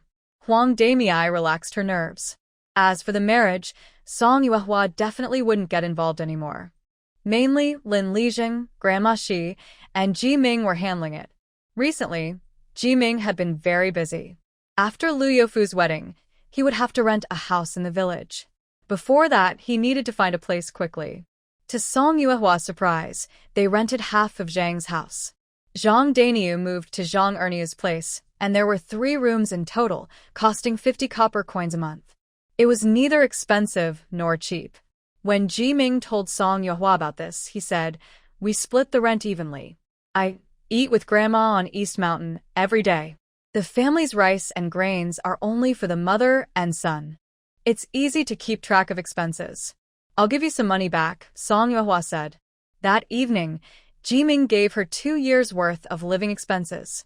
Ji Ming said casually, "No need. I've been practicing martial arts lately, so I eat more." "Have the dates been fixed?" Song Yuehua asked. Hearing this, Ji Ming chuckled. "I heard the new bride wants to set the date earlier. We originally planned for the 20th of next month, but after discussing it, we decided on the end of this month. Just a few days until the end of the month. Is it so urgent?" Song Yuehua thought of Huang Damei that day. She was quite flexible. After Ji Ming finished speaking, Song Yuehua went to Lu Youfu, who was fetching water from the water jar. "Lu Youfu, are you getting married? Did you know?" Song Yuehua helped him pull the water rope. Lu Youfu smiled and said, "Yes, I know. Brother Ming told me. My mother is helping me with it." Song Yuehua carried a water bucket with one hand and poured it into the jar. "Huang Damei, have you seen her? Do you like her?" Lu Youfu, who had no work to do, looked a bit anxious. Song Yuehua handed the water bucket back to him. "Huang Damei doesn't like me," Lu Youfu said with a slightly sad face. Song Yuehua was surprised. It turned out he knew everything. Lu Youfu quickly smiled and said, "Brother Ming said, if you like her, live happily. If not, break up. Our family is together, and we can still have a good life." Song Yuehua was silent. "Do you like Huang Damei?" Lu Youfu looked at Song Yuehua with clear eyes and replied, "Yes, I do." A few days later, Duan Yidao returned from the temple with Granny Wang and Zhu Yanli's daughter. As soon as they arrived, they heard the news that Lu Youfu was getting married. Everyone was very curious. After asking around from Song Yuehua, the 3 of them fell silent. Granny Wang sighed and said, "This new bride is quite impressive. It's good to have a matchmaker and Brother Ming. As long as they live happily, that's enough." "Humph," Zhu Yanli snorted. "Living like that is better than being alone." "How can you say that?" Granny Wang scolded. Zhu Yanli held Ryue and walked outside. Duan Yidao listened to her and didn't dare to speak. "All right, everything is settled. We will go together to celebrate later," said Song Yuehua. After Zhu Yanli returned this time, mother and daughter moved back to Granny Wang's house from Dongshan. According to Zhu Yanli, after visiting the temple, Ryue was much calmer at night and finally could sleep peacefully. At the end of October, Lu Youfu's wedding was held in Kaiyun village. The banquet was set up in front of the straw hut where Lu Youfu had lived before. Although it looked old and worn, Ji Ming said that he had helped repair it with villagers and Lin Zheng. "Will you stay here tonight?" Song Yuehua asked. No, Zhang's family has already prepared everything. We will carry the bride there later, Ji Ming replied. Song Yuehua wasn't very familiar with local customs, but thought it might not be very proper. Would that be okay? Ji Ming smiled and said, It's fine. Everyone is from the village. Song Yuehua was silent. The bride's mother-in-law and Lin Jung sat on the main hall, receiving the guests' bows. After the ceremony, the bride went into the room of the straw hut. Lu Youfu was outside enjoying the feast. Lu Shui originally sat at the table talking with Song Yuehua. When the food was served, she stood up. Master, you eat first. I'll go deliver a bowl of rice to the bride.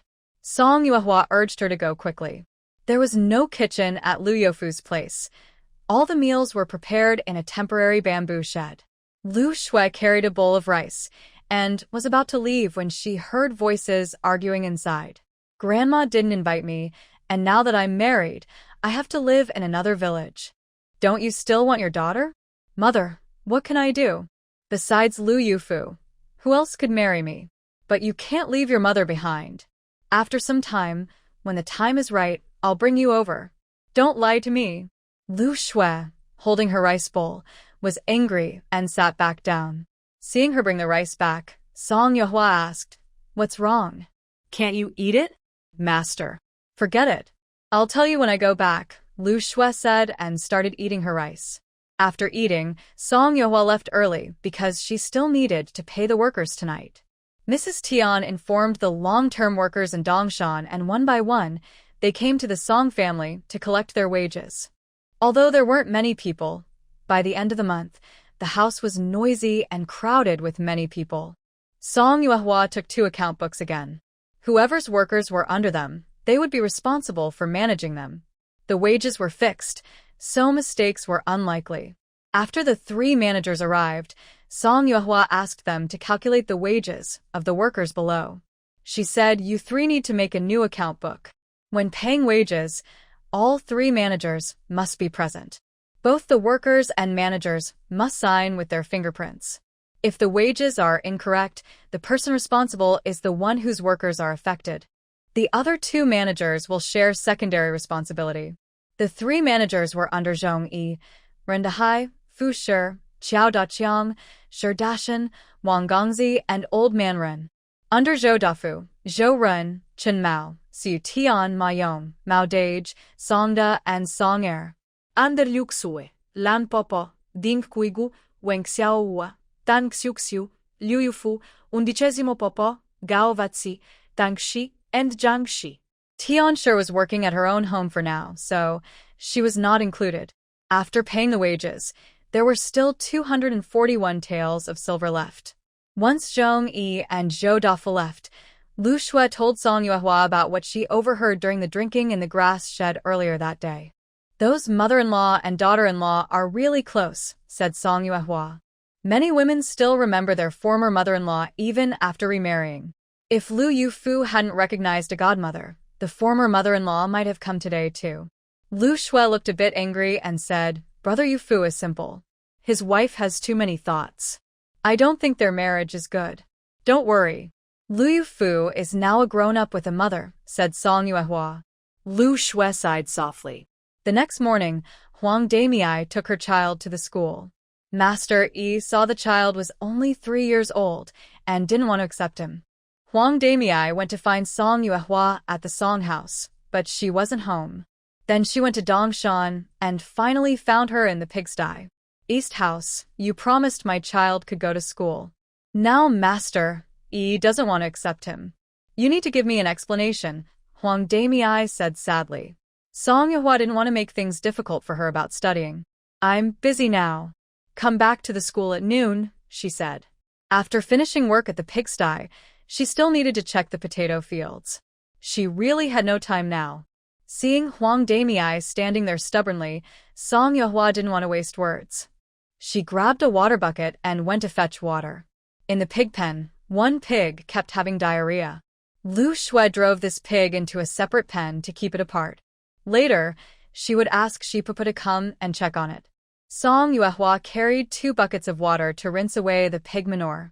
In a few days, I will have the pig farmer come to collect the pigs. Please don't weigh yourself at this time. Liu Xue worriedly said. Song Yehua straightened up and comforted her. Since the pigs are so fat, they won't lose much weight in a day or two. Qin Shoushou ran over quietly and whispered, Master, the people have left. Then let them go, Song Yehua said, without looking up. But that's not how we should say it, Qin Shoushou said softly while pouring water. They just got married, went into the bridal chamber last night, so they're considered a married couple now. Today they came to Dongshan and they didn't even look to see if it was lucky. I'm worried about whether they really became a couple last night. Song Yehua paused but seemed to understand or pretend not to. Qin Shoushou shouted loudly and called Tang Shi over, leaning close to her ear to ask something. Tang Shi pushed her away gently and scolded, What are you thinking? We are a married couple, are we such people? Just celebrating the wedding night. What's the big deal?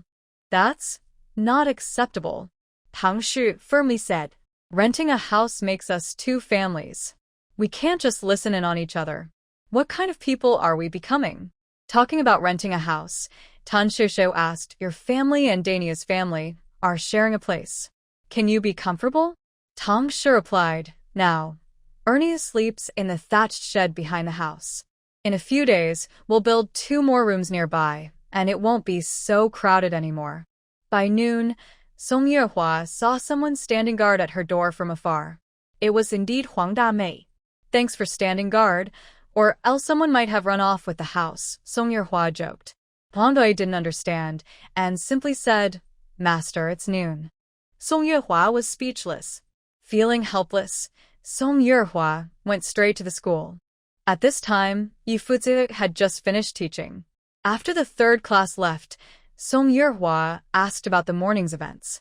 After hearing it was a matter of age, Song Yehua asked, Is there no problem with intelligence? There's no problem, they replied. Then we'll take him. After agreeing with Yifuzi, Xia Niangzi called Huang Damei and her son, Yuan Tianyou, into the room. The child looked only 3 years old and seemed confused. When told they needed to buy brushes and ink, Huang Damei looked worried and said, Master, you didn't say anything. Song Yehua thought for a moment and realized she hadn't mentioned it before, so she said, If you don't want to buy, you can just listen to the lessons for now. But without textbooks, how can he learn well? Huang Damei asked.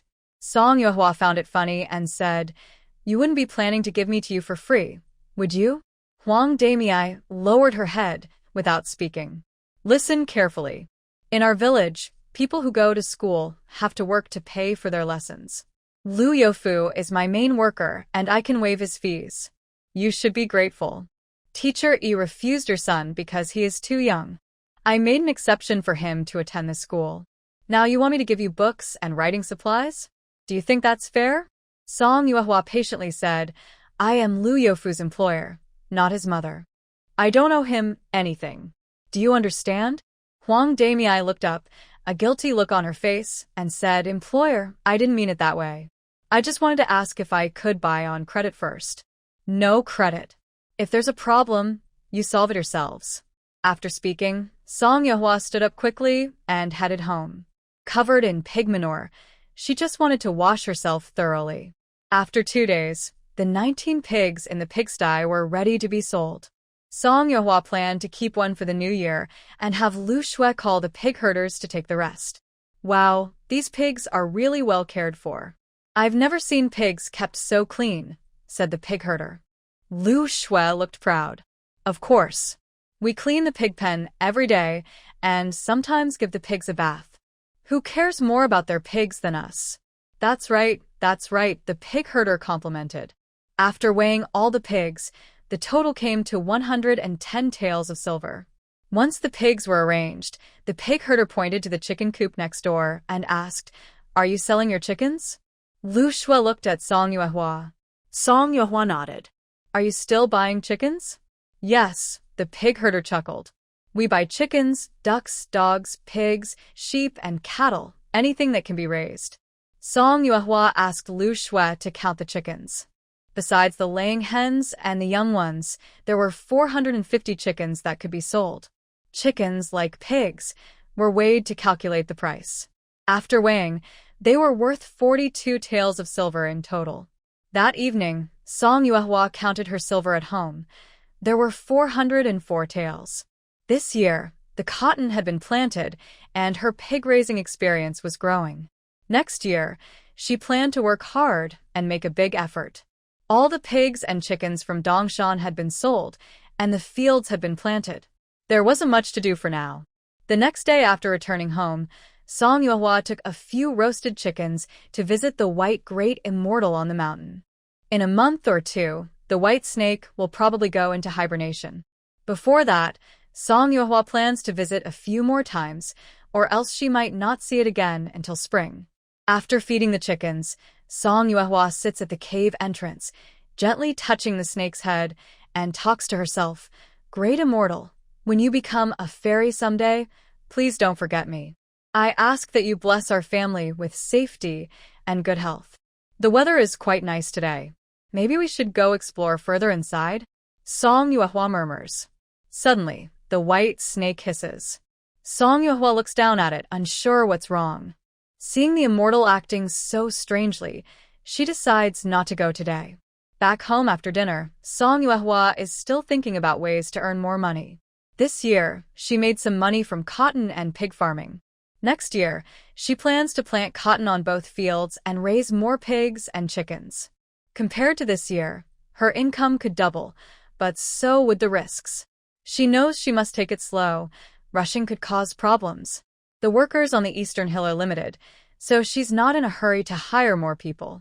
Besides hunting in the mountains and earning bounties, she's managed to make some money. She no longer considers bounty hunting seriously. Her family depends on her, and she can't afford to attract trouble. As for hunting, it's risky but quick money. She's grown taller and stronger, so hunting now is much better than before. Maybe she should start a small business? A food stall probably wouldn't work. She knows her cooking skills are not that good. Opening a tailor shop? She'd wait until Xiuyu is older. Reselling goods?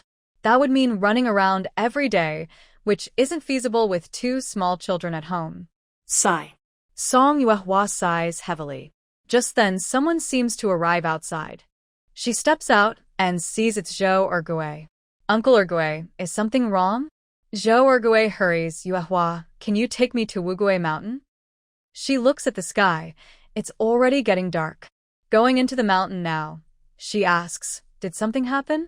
Well, it turns out to be Zhang's younger brother, Zhang Erlang, Zhou Ergui's brother-in-law. He's 19 years old and has been traveling with a convoy escorting goods. He only comes home once or twice a year. This time, he's visiting his sister and niece. After arriving, the family started talking happily. Not only did Zhou Dafu become the head, but Zhou Ergui also took on the role of supervisor. Seeing that the sisters' family was getting better and better, they learned about Song Yuehua's family situation. Unexpectedly, Zhang Erlang quietly returned home, bought a bow, practiced for a few days, and then took his big sword used for escorting. Luckily, he entered the mountain at noon when no one was around, so no one knew where he went. If he had been seen, he might have been in danger. Song Yuehua earned money from hunting, and the villagers were jealous. But Zhou Lijing was capable and kept the restless people in check. Many villagers saw Song Yuehua's archery skills and spread praise about it, so no one dared to challenge him for a while. However, Zhou Lijing managed to control the villagers, but couldn't control his own relatives. He had already sent someone to inform Zhang's family in their village. If it was someone from Taoyuan village, it would be fine, but since Zhang Erlang was from another village, there wouldn't be many people willing to help. As the number of helpers decreased, fewer people dared to go. Hearing this, Song Yuehua immediately went back to her house to get her bow and also took her hunting supplies, like medicinal powder, rope, and other items. Second Uncle Ergui, tell the villagers to go back. I will go into the mountains with Master Duan, Song Yuehua said. How can that be? He replied. It's not right for a young girl like you to go on such an adventure for our family. After preparing everything, Song Yuehua looked serious and said, Trust me. If you come along, you'll only get in my way. Zhou Ergui was momentarily speechless and then said, I'll discuss it with my father. After they left, Song Yuehua turned to look at Xiaoyu, and Tianshi, who looked worried. Did you hear that? I need to go into the mountains to find someone. You two stay at home and watch over the little ones. Big sister, don't go, Xiaoyu said softly. She knew it was selfish, but she hoped her sister would stay safe more than anything. Songjie, if you don't go, no one will blame you, Xiaoyu added quietly. Xiao Bao looked up at her eagerly, eyes full of hope. Song Yuehua smiled and said, if something happens to that person, Grandpa Zhou will be very sad. I don't want to make him sad. Big sister. Xiaoyu hugged her tightly, voice trembling. Xiaoyu also came over to hug Song Yuehua. Held by a few young girls, Song Yuehua felt both amused and helpless. All right, what does this look like? I am called Duan Fuzi, and I will return safely. Please trust me, okay? Xiaoyu sniffed and nodded, while Xiaoyu also agreed. Song Yuehua knelt down, kissed the little one, then the older one, and assured them, Big sister will be back very soon. Next door, Duan Fuzi had just finished bathing and was about to share a drink with Lao Yi when Song Yuehua called him out. Bring the things, let's go to Uyghur Mountain to find someone. Duan Yidao immediately ran to the firewood shed, strapped his axe and chopping knife to his waist, and followed Song Yuehua out.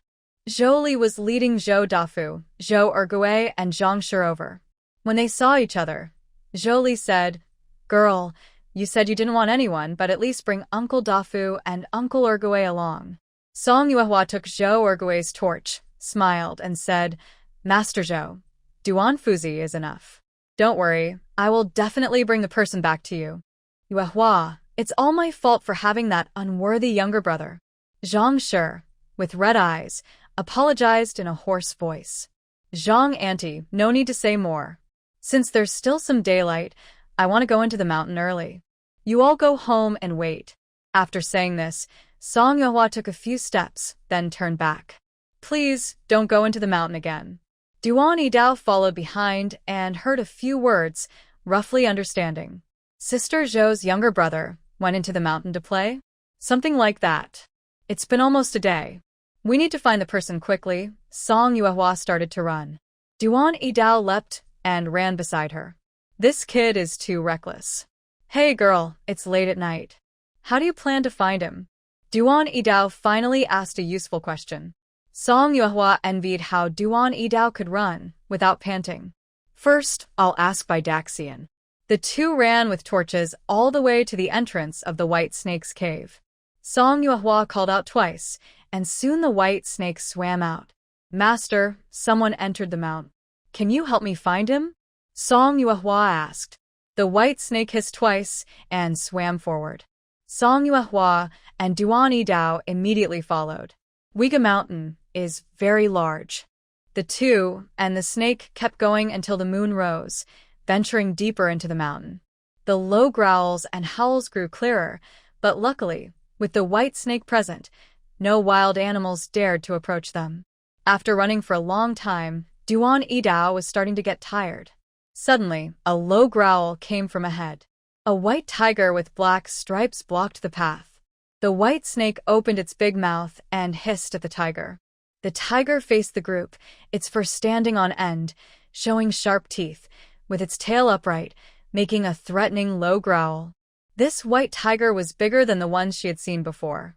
Its strength and speed were very intimidating. The White Snake opened its mouth and lunged at the tiger. In an instant, the two animals started fighting. Duan Yidao stuck his torch in the ground and drew his axe and machete, ready to strike when the chance came. Song Yuehua found a high spot, drew her arrow, pulled the bowstring tight, and squinted to aim at the white tiger. Although the White Snake was holding its own, Song Yuehua didn't want to wait until the snake exhausted the tiger. She aimed for a vital spot, knowing it was unlikely to be a one-hit kill from this angle. When the tiger exposed its side, she shot an arrow.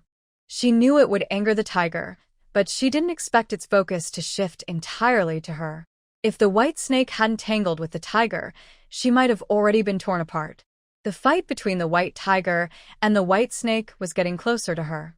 Worried about getting caught in the fight, Song Yuehua tried to move away. Just as she was about to leave, the tiger roared at her, broke free from the snake, and pounced forward. Song Yuehua flipped backward, almost hitting her head on a rock. Looking up, she saw Duan Yidao swinging his axe at the tiger's head, but he missed and hit its neck instead. That stopped the tiger's attack. The tiger roared at Duan Yidao and then continued charging at Song Yuehua. Song Yuehua thought he's only targeting the weak spots, huh? Fortunately, the white snake tangled with the tiger again. Song Yuehua decided not to wait any longer. She was determined to defeat this big cat today. The tiger bit the white snake hard and tore at it, shedding a large piece of flesh. The snake held on tightly, and the tiger's bones cracked loudly, making it look fierce and angry. Its roar echoed through the valley. While the tiger was distracted, Duan Yidao raised his machete with both hands and swung it at the tiger's head. The tiger pushed forward with its front paws and swung its claws at the group. Duan Yidao dodged skillfully. Song Yuehua found a new shooting spot. She shot 2 arrows in quick succession. One hit the tiger's eye, and the other struck its belly. The tiger roared in fury, and its loud roar made the forest animals fly away in fear. Duan Yidao leapt forward, riding on the white tiger. He grabbed his axe and repeatedly struck the tiger's head. The white tiger's fur turned red, and its half-kneeling paw pushed up with great strength. Its remaining eye shone with fierce light. In what seemed like a desperate counterattack, the white tiger suddenly roared, knocking Duan Yidao to the ground. It opened its big mouth to bite at him, but unexpectedly, its entire body was swept up and thrown to the ground by a white snake. 2 more arrows hit the tiger, and Song Yuehua cried out, "Oh no!" Sure enough, in the next moment, the white tiger charged at her with incredible speed. The distance was too close for her to draw her bow fully, and Song Yuehua instinctively tried to run. Luckily, the white snake wrapped around the tiger again, holding it back. Song Yuehua picked up a large stone nearby and smashed it toward the tiger's face, seeming to daze it. Taking advantage of this moment, she repeatedly struck its face. Duan Yidao came over and cut the tiger's throat with his axe. Blood burst out, and Song Yuehua kept hitting its head with her hammer until the tiger lay motionless on the ground, silent. Song Yuehua threw away the stone and sat down on the ground, ignoring the blood and dirt all over her. "Should we rest for a bit?" Duan Yidao asked. Song Yuehua got up and said, "Let's go. Staying here longer only makes it more dangerous." The white snake curled around the tiger's body and headed back along the way they came. Song Yuehua quickly ran ahead and said, "Great Immortal, I know you're tired, but we haven't found that person yet. Can you help me look for him first?" The white snake ignored her and continued swimming forward. "Miss, what should we do? Should we follow?" Duan Yidao asked. Song Yuehua clenched her teeth and nodded, saying, "Let's follow." The 2 of them and the snake ran into the mountains in the first half of the night and out of the mountains in the second half. Duan Yidao, panting, came close to Song Yuehua and asked, "Miss, are we almost at the outskirts?" Song Yuehua didn't answer. Did he really not know? The white snake stopped at a cliff edge. Song Yuehua looked down but couldn't see clearly because it was still dawn. "Zhang Erlang!" Song Yuehua shouted loudly. After a moment, she actually heard an echo below, though faint. Duan Yidao also heard it. Someone was at the bottom of the cliff. They didn't know the situation, but they were definitely still alive. They had to find a way down. Water is flowing from on the edge of the cliff in front. Song Yuehua went over, cupped her hands, and washed the sticky tiger blood off her face and hands. Duan Yidao squatted nearby to help and said, "We found the person and also caught a tiger. This trip was worth it. White tigers are rare and more valuable than yellow tigers." Indeed, it wasn't a wasted trip. Song Yuehua smiled. That tiger could be exchanged for about 100 taels of silver, and this one might be worth over 200 taels. With that, they wouldn't have to worry for a long time. The 2 turned around and saw the white snake opening its big mouth, slowly swallowing the white tiger piece by piece. Duan Yidao and Song Yuehua. "Ah, my 200 taels. Miss, do you want me to?" Duan Yidao thought about grabbing the tiger from the snake's mouth. Song Yuehua stopped him. "Forget it." After several times, she had taken all the spoils, and it was time to share with the great immortal. Now that the people were found, the white immortal also needed to digest. Song Yuehua said, "Great immortal, you should go back first." The white snake slowly swam away. Song Yuehua and Duan Yidao searched around and finally found a path that led down below the cliff. At the bottom of the mountain, they finally found Zhang Erling inside in the rocks. Song Yuehua pushed aside a large stone blocking the entrance. Zhang Erling looked quite miserable, his thigh had a big wound, and his face was pale. Fortunately, he was somewhat intelligent and knew to tie a cloth around his thigh to stop the bleeding, avoiding death from blood loss. The smell of blood here is so strong. Hasn't it attracted some wild animals? Duan Yidao pulled him out. Zhang Erling made a grunt and said, "Quite a few came." "Serves him right." Duan Yidao cursed. "Just a leg injury. As long as he's alive, that's lucky." Song Yuehua took a torch and looked at Zhang Erling. "No." Zhang Erling's voice was weak. "What?" Duan Yidao and Song Yuehua leaned closer to listen. Zhang Erling looked at them awkwardly and said, "I was just bitten by a snake." "What snake?" Song Yuehua hurried to check where he had been hiding for the snake. Zhang Erling swallowed and said, "Got caught, didn't see which one." Song Yuehua didn't have any medicine for snake bites either, so she came up with a bad idea. "Master Duan, you shoot out the venom from his blood." Duan Yidao clicked his tongue. "Where did he get bitten?" "Let me see." Zhang Erling's face, which was losing blood, suddenly showed a faint blush. My. Song Duan and Song Yuehua exchanged looks. Duan Yidao looked at Song Yuehua and said, "Let him die." Zhang Erling cried out in distress, "Big brother, my family depends on me. Good people will be rewarded. Please save me." Song Yuehua sighed, patted Duan Yidao on the shoulder, and said, "Anyway, let's start by bleeding him." This made things much simpler. Duan Yidao took the dagger handed to him by Song Yuehua and began to bleed the person.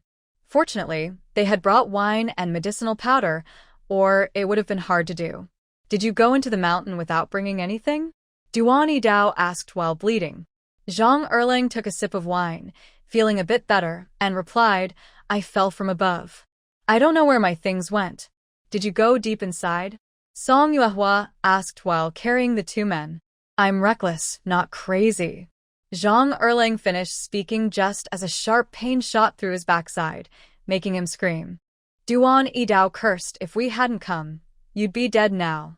"Don't be so cocky." "Big brother, be gentle, be gentle," Zhang Erling begged. Song Yuehua looked at the direction of the snake den with a look of frustration. "Master, are you teasing me again?" Zhang Erling's wound was treated, and Duan Yidao carried him on his back. Song Yuehua held a torch, and the three of them planned to circle back along the path they came. It was dawn.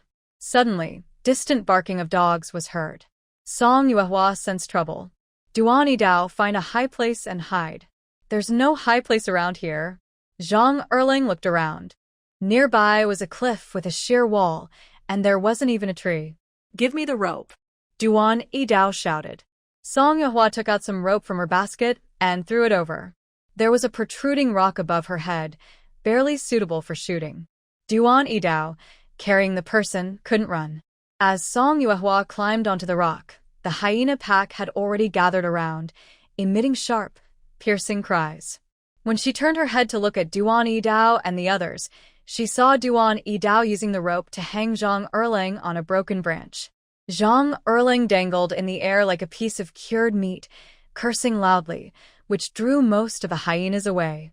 Song Yuehua opened her mouth to say something but closed it again. "I'll go first." She aimed her arrow at the hyena pack. There were 22 hyenas in total, and she had 32 arrows. One hyena leapt up, just about to bite Zhang Erling. At that moment, an arrow shot into its neck. Suddenly, half of the hyenas turned their attention to Song Yuehua. Song Yuehua kept shooting arrows, hitting one after another. Some angry hyenas lunged from the edge of the cliff toward her, but she shot them down all the same. Duan Yidao fought a few rounds below, with several scratches on his body. Even a small bite could have taken a piece of flesh. Zhang Erlang, who had been cursing loudly, was now wide-eyed and silent, watching the two fight the hyena pack. After Song Yuehua finished dealing with a hyena that lunged at her, she looked back at Duan Yidao, who was surrounded by 8 hyenas. Even Master Duan seemed a bit overwhelmed. Song Yuehua shot an arrow to save him. As another hyena charged at her, she prepared to shoot again, when "Be careful," Zhang Erlang shouted. A sudden force pushed Song Yuehua from the side, and she fell from a height. She hit the ground and quickly got up, punching the hyena that was about to attack her. Luckily, there was a torch nearby, which she threw forward. The hyenas, frightened, stopped in their tracks. Song Yuehua ran to the basket, took out some alcohol, and threw it onto the fire. The flames exploded, and the hyenas scattered in fear. The dry leaves nearby caught fire, and Duan Yidao picked up some dry branches and leaves, throwing them onto the fire.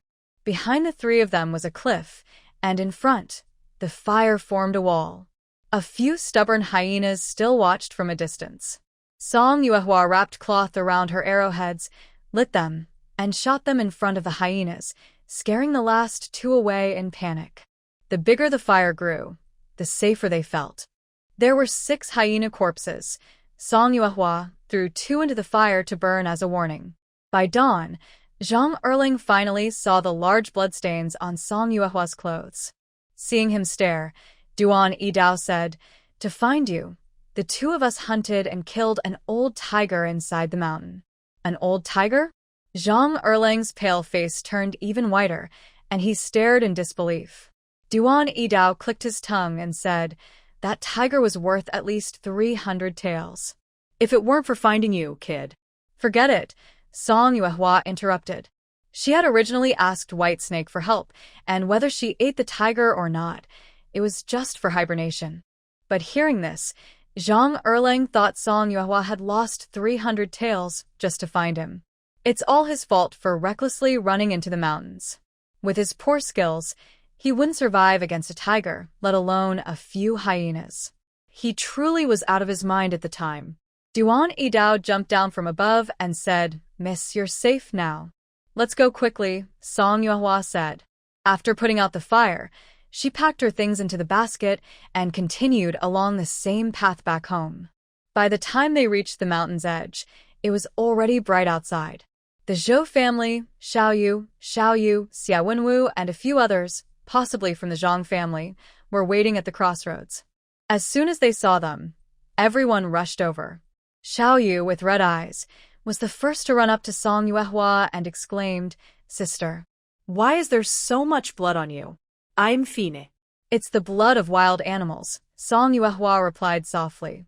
After speaking, she looked at everyone and asked, "You haven't been waiting here since last night, have you?" Xiaoyu nodded, and Zhou Lijing said with a dry voice, "Girl, you've suffered." "Master, let's hurry back," Xia Wenwu said when he saw the bloodstains on Song Yuehua's clothes, sensing that something was wrong. "You beast!" Old Zhang was furious when he saw Zhang Erlang. Zhang Erlang lowered his head silently, feeling ashamed. Seeing his exhausted family members, he was overwhelmed with regret.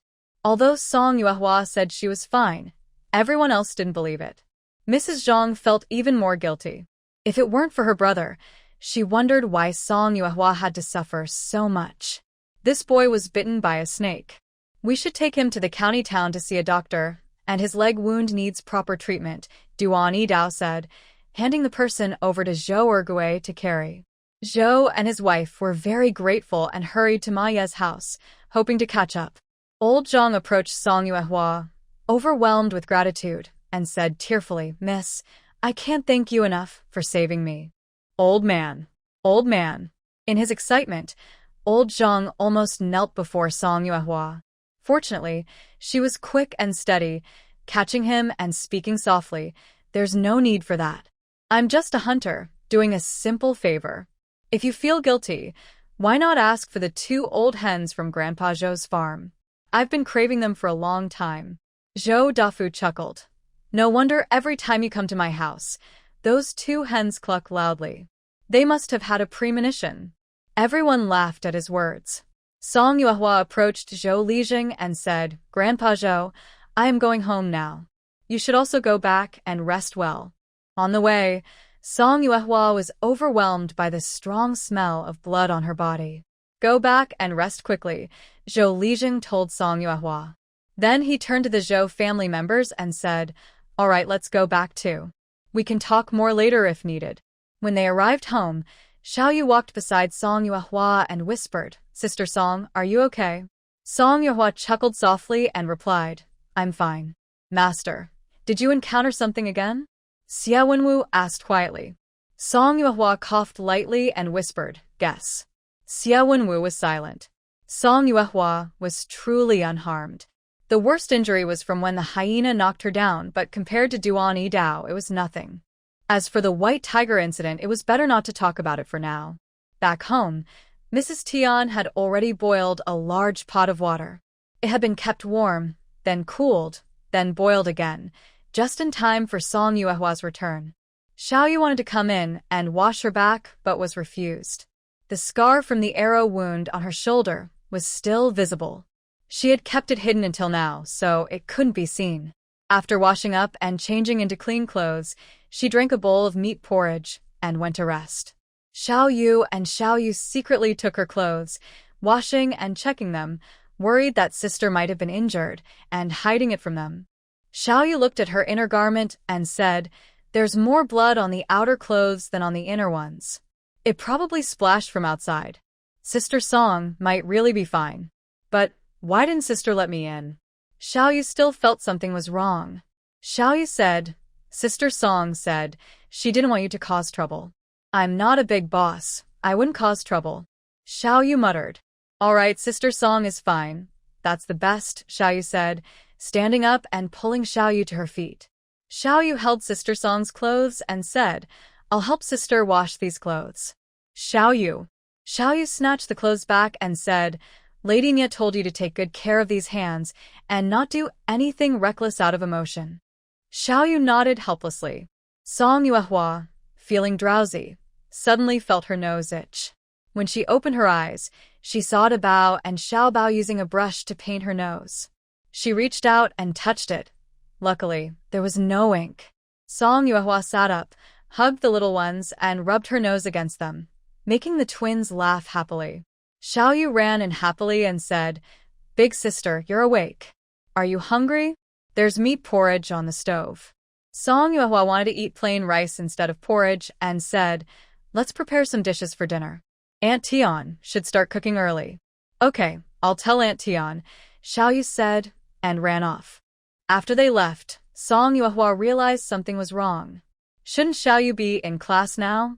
That evening, the family enjoyed a big meal prepared by Xia Wenwu, with many dishes, and everyone ate happily. Right after dinner, Zhou Lijing brought Zhou Ergui and his wife, along with the Zhang family, carrying 4 old hens. How is Uncle Air's leg? Song Yuehua asked as she took tea from Aunt Tian and handed it to Zhou Lijing and Old Zhang. Old Zhang replied, The snake that bit him wasn't poisonous, but his leg probably won't heal easily. The few cuts on his backside were simply cleaned and treated. It was already lucky that Zhou Erliang was alive. Girl, are you hurt? Zhou Lijing asked gently. Song Yuehua smiled and said, No, I just got my clothes dirty. Really? Really? Zhou Lijing still felt uneasy and said, Don't hide things from us. How could I dare hide anything from you? Song Yuehua replied with a smile. Old Zhang also expressed his gratitude, saying, Whether you're hurt or not, it caused you a lot of trouble. Song Yuehua smiled and said, It's no big deal. I hunt often, so I've encountered this kind of thing many times. It's not as serious as you think. Aunt Zhang quickly took out a big bag of medicine and said, We had to rush to the county town, and didn't know where you were hurt. Jilong said you fell, so I bought some medicine for injuries and several other types of healing ointments. She then took out another larger bundle, saying, Inside are some calming and health-boosting medicines. You can take 1 or 2 doses whenever needed. It's good for your health. There's also brown sugar, white fungus, and lotus seeds. I saw you like these, so I bought some. Song Yuehua hurriedly pushed the items back and said, Aunt Zhang, Why did you buy so much? I really am fine and don't need health supplements. Girl, just take it. It's a small token from your aunt's family, Zhou Lijing said kindly. Mrs. Zhang has not yet accepted the gift.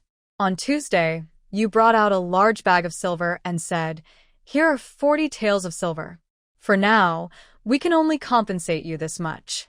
When we have more silver later, we will pay you back slowly." Huh? Song Yuehua was surprised and asked, "More silver?" Old Mr. Zhang said, "I heard from second brother that to save him, you threw a tiger worth over 300 taels. We can't pretend we don't know about this silver. We want to make sure you don't suffer unfairly." Upon hearing this, Song Yuehua smiled and said, "Second uncle misunderstood. We fought a white tiger." When the Zhang family heard how Song Yuehua described fighting a wild dog pack with Duan Yidao, they were already very shocked. Now, hearing that she casually fought a tiger, everyone felt amazed. That white tiger wasn't lost by us. It was eaten by a big snake in the mountains. Whether or not second uncle was involved, the tiger doesn't belong to me. After hearing Song Yuehua's explanation, Zhou Ergui looked at Zhou Lijing. Zhou Lijing shook his head gently and said, "If it weren't for finding second brother Zhang, you wouldn't need to risk yourself like this. We can't just ignore this. Grandpa Zhou, I have something to tell you. If you insist on being so clear about everything, I will also feel sad." Song Yuehua said seriously, "People are more fierce than tigers. When my 4 sisters and I were helpless and alone, you saved us from danger. Now that I can repay you, please don't be so precise with us." This time, when entering the mountain, they faced a fierce tiger and later a pack of wild dogs. If it was just to be dismissed lightly, the Zhou family might not sleep well tonight. Zhou Lijing felt uneasy inside and could only advise, "Girl, just accept some." Song Yuehua said, "Grandpa Zhou, hunting is my usual activity. Whatever I encounter is normal. If I really feel guilty, these few hens are enough to compensate me." Zhou Lijing replied, "The hens you brought are enough. The silver. I won't take the silver. I accept these medicines, and if you mention silver again, I won't visit your house anymore," said Song Yuehua. Then she looked at Mrs. Zhang and said, "Aunt Zhang, you should persuade Grandpa Zhou. He's not treating me like family anymore." This statement made Zhang's laugh and cry at the same time, so he had to speak to Zhou Lijing. "Dad, maybe we should do it like this for now." Zhou Lijing sighed and stood up, saying, "All right, from now on, if you need help with anything, no matter what it is, our Zhou family will do our best to help." In the end, Song Yuehua accepted the large bag of medicines and supplements. When she carried the medicines to Master Duan's place, she found out that the Zhou family had already sent medicines and a lot of gifts earlier. Master Duan asked her if she wanted to return them, but Song Yuehua shook her head, "No need. You only got hurt because of Erliang Zhang. It's fair for you to accept the gifts, Master." Song Yuehua and Duan Yidao turned around and saw Goa and Ergotu coming over. "Master, I heard you just killed a tiger and fought off hyenas." Goa's expression was exaggerated. Duan Yidao frowned and said, "It was just a quick trip. Why make such a fuss?" Goa and Ergotu looked at each other. Ergotu remembered that his master had once killed a bear. Now that he thought about it, killing a tiger or hyenas was not such a big deal. "Master, how long do you think I need to train with you to have half your skills?" Goa asked, a bit recklessly. "Impossible in this lifetime," Duan Yidao answered immediately, without thinking. Goa looked sad and asked, "Master, then what can I do with my martial arts training?" "Strengthening your body is still possible," Duan Yidao asked the two of them. "Aren't you guys selling goods recently?" Ergota said, "I went with Goa to the neighboring county to find supplies. Now that we're done, I should go back and continue practicing martial arts." Duan Yidao snorted and looked at Goa again. "If there's work to do, do it. You're grown up now, and it's time to earn money and support the family. Practicing martial arts is just for health. Don't have any unrealistic dreams. Big sister can do it, so why can't I?" Goa lowered his head and mumbled. Song Yuehua giggled nearby. The last person who thought like that almost became hyena food. "Come here, let's arm wrestle, so you can see why I can do it." Goa stubbornly wanted to compete seriously. He stood up and sat opposite Song Yuehua. Ergo too placed a cloth between their hands. Just as Goa was about to start, his hand was pressed down on the table. Goa hesitated and said, "Wait a moment, I didn't hear clearly. Let's try again." The little dog refused to believe this evil, and he came several more times. By the 5th time, he finally believed it. His strength was even greater than his master's. "Do you want to come?" Song Yuehua looked at Ergwa too. Ergwa too felt he couldn't win. Seeing how relaxed Song Yuehua was, he just wanted to experience it himself. After knocking him down once, Ergwa too gave up. He knew his limits. "So, you rely on brute strength to hunt snakes and tigers in the unreturning mountain?" Ergwa too asked. "No," Song Yuehua replied. "Having great strength is just a small advantage of mine. My true skills are my unmatched wisdom and my perfect archery skills." Dabei Ergwa too. Duan Idao was not hurt, and his 2 apprentices felt relieved.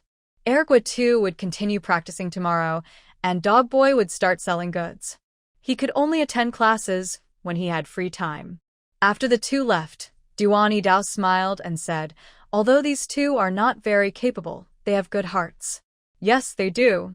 After Song Yuehua returned home, Ji Ming and Jin Xiaoyang also came over. From that day on, the villagers' restless thoughts finally settled down. A few young people who still didn't believe and were stubborn, Zhou Lijing took them home to show them how miserable Zhang Erling looked. "Master Zhou, can I go home now?" Zhang Erling asked sadly. Every day, he was treated like a circus bear, watched by everyone. He didn't want to stay at Zhou's house anymore. Zhou Lijing was thinking about how many stubborn people were still in the village. The Zhang family spoke up. "Father-in-law doesn't dislike you. Staying here makes it easier for me to take care of you. If you go back, you'll be far from the county town, and it takes a whole day to go there. You're just making things difficult for your parents and sister-in-law, who just gave birth. Once you're better, we'll talk again." Zhang Erling. The matter of unreturning mountain was discussed at the village entrance for quite some time. By the end of November, Huang Daimiai led Yuan Tiniu to the school. The last time she brought Yuan Tiniu, she couldn't buy books because they had no money. So, she didn't succeed. That night, Huang Daimiai asked Lu Youfu for money, hoping to let the child start school early. Lu Youfu, wanting to marry her, invested all his wages, and even the rent paid to Zhang's family was covered by the matchmaker's mother-in-law. He really had no spare money left. Huang Daimiai asked her mother-in-law for money again, but was mocked by Ji Ming. "Auntie, you've hidden all your wedding gifts and the money from the banquet, and we're covering all expenses. That's quite a clever plan, isn't it?" "No, I really have no money left," Huang Daimiai finally admitted. "The money I received was all given to my mother-in-law." Ji Ming let out a heavy sigh and interrupted her. "Now, she's your mother-in-law." Huang Daimiai felt guilty and nodded slightly. "Did that woman steal your money?" "If so, I'll go get it back for you tomorrow," Ji Ming said. "No, it's not like that. I gave the money myself," Huang Daimiai hurried to explain. Although her young nephew was not very old, she felt uneasy dealing with him. So she added, "My husband and I were very close. Before he passed away, I promised to take care of my mother-in-law. I can't break my word." Ha ha ha. Ji Ming couldn't help but laugh loudly. Such deep feelings, truly touching. "Annie, I just want to ask you, what do we mean to you?" Ji Ming's tone turned serious as he looked at her. Huang Daimiai lowered her eyes and said nothing. Ji Ming continued, "After you got married, did you ever call him father? Or refer to Uncle Fu as husband? Did you even look at him properly? Uncle Fu might be a bit simple, but he's still a person. He's a person, but am I not one?" Huang Daimiai couldn't bear it anymore. "Why do I have to upset you and your family? Do you think I don't see through your little schemes? Why don't you tell us? What are your thoughts?" Ji Ming sneered and asked. Huang Daimiai glared at him angrily. "You're not after his money, are you? Or is it that you just want him?" The 3 of them fell into silence. At that moment, Yuan Tiniu came in holding 2 eggs and handed one to Huang Daimiai. "Mother, eat this." There were no eggs at home, So Huang Damei asked, "Where did you get these?" Just came back from East Mountain. Sister Lu gave them to me. She gave one to me and one to Dad. Dad gave me his too, Yuan Tinia said, biting into his egg and staring at Huang Damei with wide eyes. He's not. Huang Damei started to speak, but Jiming cut her off. Tiniu, go back to your room. Yuan Tiniu obediently left. You don't let Tiniu call you father, but you want to use Brother Fu's money to raise him. Isn't that a bit unfair? After Jiming saw Yuan Tiniu leave, he said, "Why do I feel like I'm no longer a person? Lu Youfu is just a common man, yet he has a wife and children now. What more could he want? I've already done my best for him." Huang Damei shouted. "So that's how it is." Jiming sneered and said, "You really don't see Uncle Youfu as a person, and you don't plan to live a good life. Tomorrow I'll go see Lin Lijing and ask Yuan's mother to take you back. If she wants to raise your ex-husband's mother and children, she can. But don't think about dragging others down or stepping on them when you're done." "Why should I?" Huang Damei was anxious.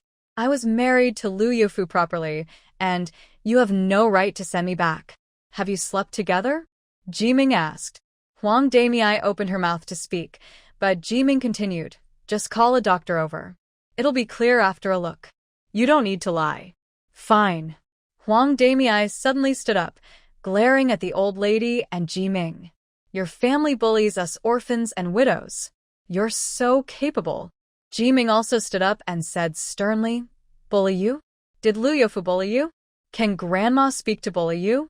Selfish and self-centered, turning right into wrong. I knew any woman would be better than you. I shouldn't have let someone like you into the house in the first place." Seeing that Jiming couldn't convince her, Huang Damei turned to the old lady. "Grandma, are you going to let him talk about me like that? When you received red envelopes, you called her mother. Now you call her grandma. Do you still expect her to stand up for you?" Jiming was so angry his teeth itched. The old lady gestured twice. Jiming said, "Grandma told you to get lost quickly." Hearing this, the old lady slapped him, and Jiming said, "Grandma said no one is bullying you, but you can't bully Youfu either. As long as you live a good life. We are a family. If Iron Egg needs money, we can figure out a way together." After speaking, Jiming sighed heavily. "Mother, I'm sorry. I was just upset because Mingir was angry." Huang Damei followed the steps down. Jiming was silent. By the end of the month, Huang Damei received Lu Youfu's wages, then took Yuan Tiniu to school. After buying books, she had no money left and had to face-savorously ask Grandma for a loan. "Mother, studying is very important. We can't be selfish and let the children suffer." Grandma was still in Dongshan, with only a few copper coins on her. When Jiming and Gao Wazi hurried over, Grandma she was just about to go home to get some money. Seeing them arrive, she explained the situation to him. "Indeed, we can't let the children suffer," Jiming said with a smile. "Grandma, you don't have enough money on you. Why not borrow some from Lu's steward?" Going back to get the money would delay work, but Grandma she nodded. She thought it wouldn't matter to return the money to Lu's steward tomorrow. Jiming asked Xie Wenwu to help him write an IOU, then read it aloud to Huang Damei. "This money is borrowed from Lu's steward. You sign the IOU and pay it back by the end of next month." Huang Damei looked at everyone and nodded, saying, "Thanks to Lu's steward. When I get my wages, I will pay you back." Jiming gave Huang Damei 100 coins. After she took the money and left, Lu Shui asked, "Why did you borrow money in my name when it's your own money?" Jiming blew on the IOU and put it away. Strangers are easier to deal with than family, and Steward Lu is more helpful than others.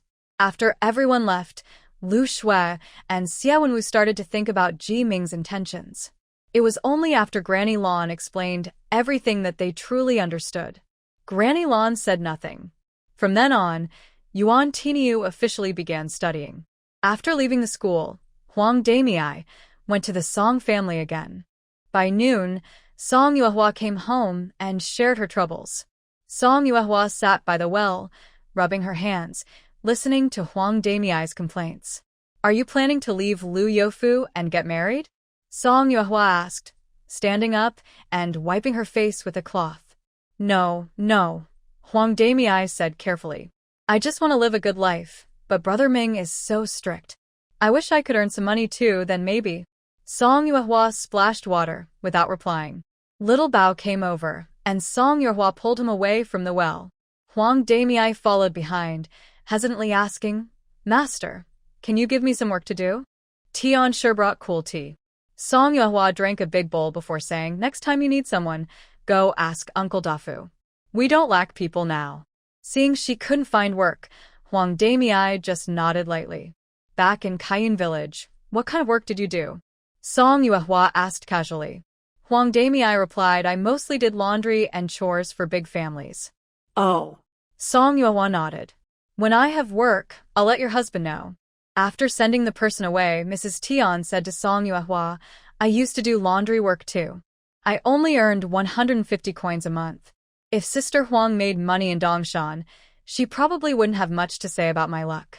Now she isn't earning money, and Liu Youfu doesn't have the right to complain.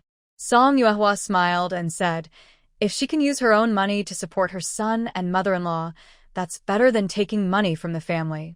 Madam, sometimes I really don't understand what you're thinking, Mrs. Tian sighed. If she can support her son and mother-in-law, she wouldn't be arguing with Youfu. Some people you can't keep, and keeping them isn't always good, Song Yuehua said. Mrs. Tian was silent. Once someone has skills, they can make a decision and leave without fear. The real problem is greed, wanting more while already having enough. Alright, those three should be done with school soon. Let's get ready for lunch. Song Yuehua ended the topic. Lu's family still has Ji Ming. Since Ji Ming started classes at the martial arts school, besides Jin Xiaoyang, Ji Ming is now a regular student. Duan Yidao has returned to being like a master to the two. Luckily, one is strong and patient, the other quick to learn and improve. The other two apprentices, Ergua Tu and Gowa, are unpredictable. Gowa is diligent, selling goods around the town every day. After hearing Song Yuehua's idea about selling old clothes, Gowa hesitated about whether to find Ji Ming. It's a good idea and not many in the town do it. If done well, it could make a lot of money. Gowa didn't want to share the profit.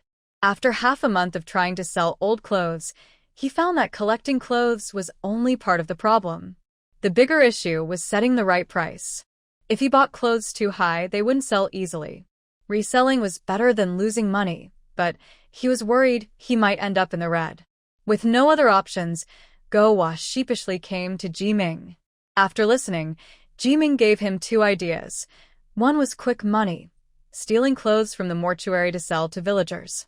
The other was more complicated but more legitimate, suitable for a steady, long-term business. Hearing about stealing clothes from the dead, the young boy was about to sit down but suddenly jumped up. Just as he was about to start scolding, he heard a second idea and sat back down.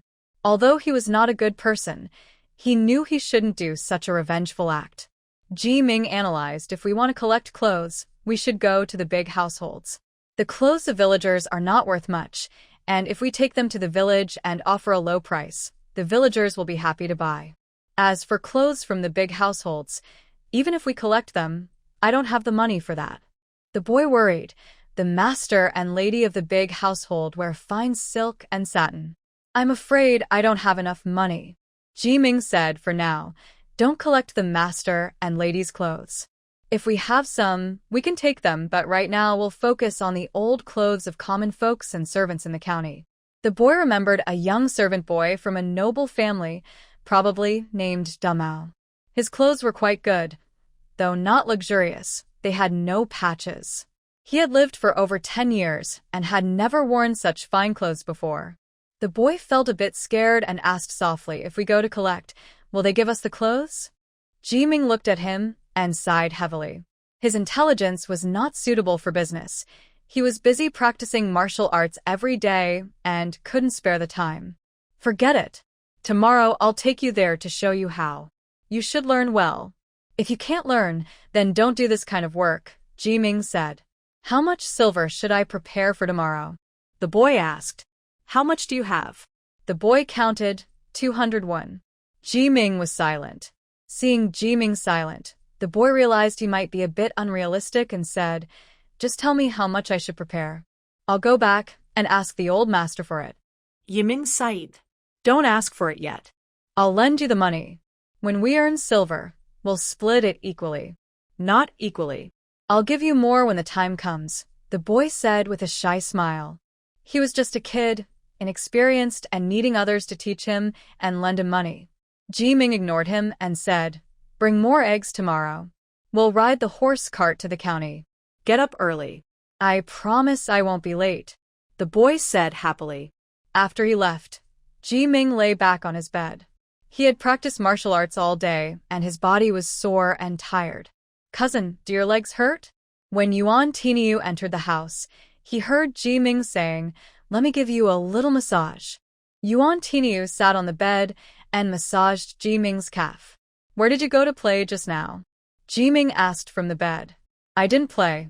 Dad caught some crickets and we built little houses for them," Yuan Tinyu replied seriously. "That is just playing," Ji-Ming thought, then asked, "How's school?" "Is it fun?" "It's not fun," Yuan Tinyu whispered. If he told his mother, she would definitely scold him, so he could only tell his older brother and father. Ji-Ming sat up and looked at the little boy with a smile, asking, "Will you go again tomorrow?" "No, Mom will spank me if I don't go," Yuan Tinyu said, sounding a bit upset. Ji-Ming laughed out loud. The next morning, Go-Wa-Zi and Ji-Ming went to the county town together. Ji-Ming took out a few pieces of clothing from his basket and led Go-Wa-Zi to the pawnshop in town. Before entering, Ji-Ming explained, if a servant has clothes they don't want, they usually give them to others or them for money.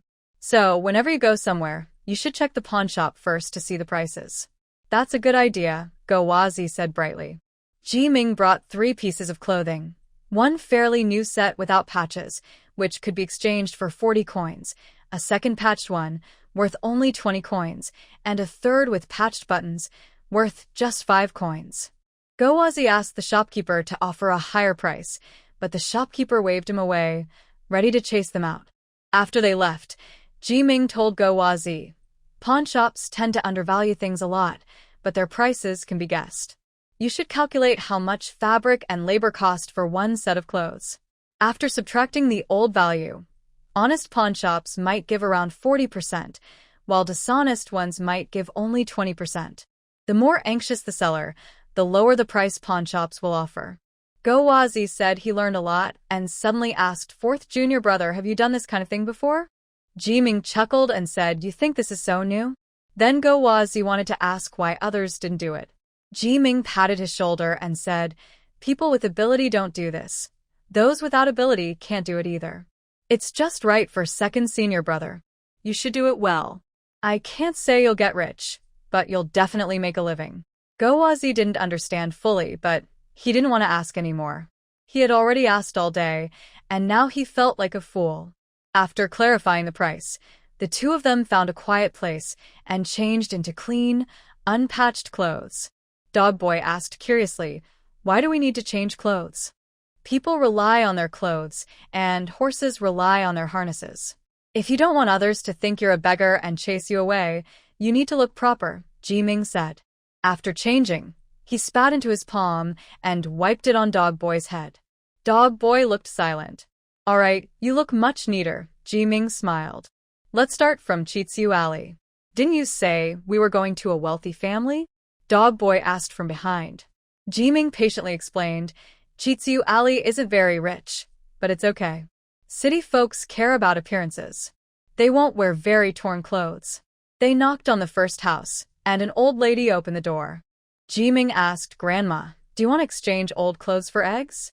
"What exchange for eggs?" The old lady had poor hearing. After they repeated, she shook her head repeatedly. "No old clothes, no exchange. One piece of clothing can be exchanged for 30 eggs. Won't you trade?"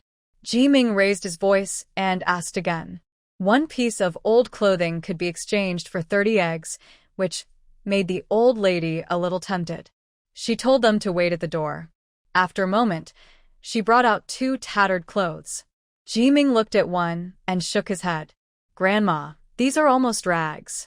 You can only exchange them for about 5 eggs." The number dropped from 30 to 5. The old lady was reluctant and took her clothes back. Only 5 eggs. No trade. Grandma, you probably know this too. If you take this clothing to the pawn shop, you might only get a few cents. How about this? Help me notify your neighbors to bring their old clothes for exchange. They can trade for eggs or money.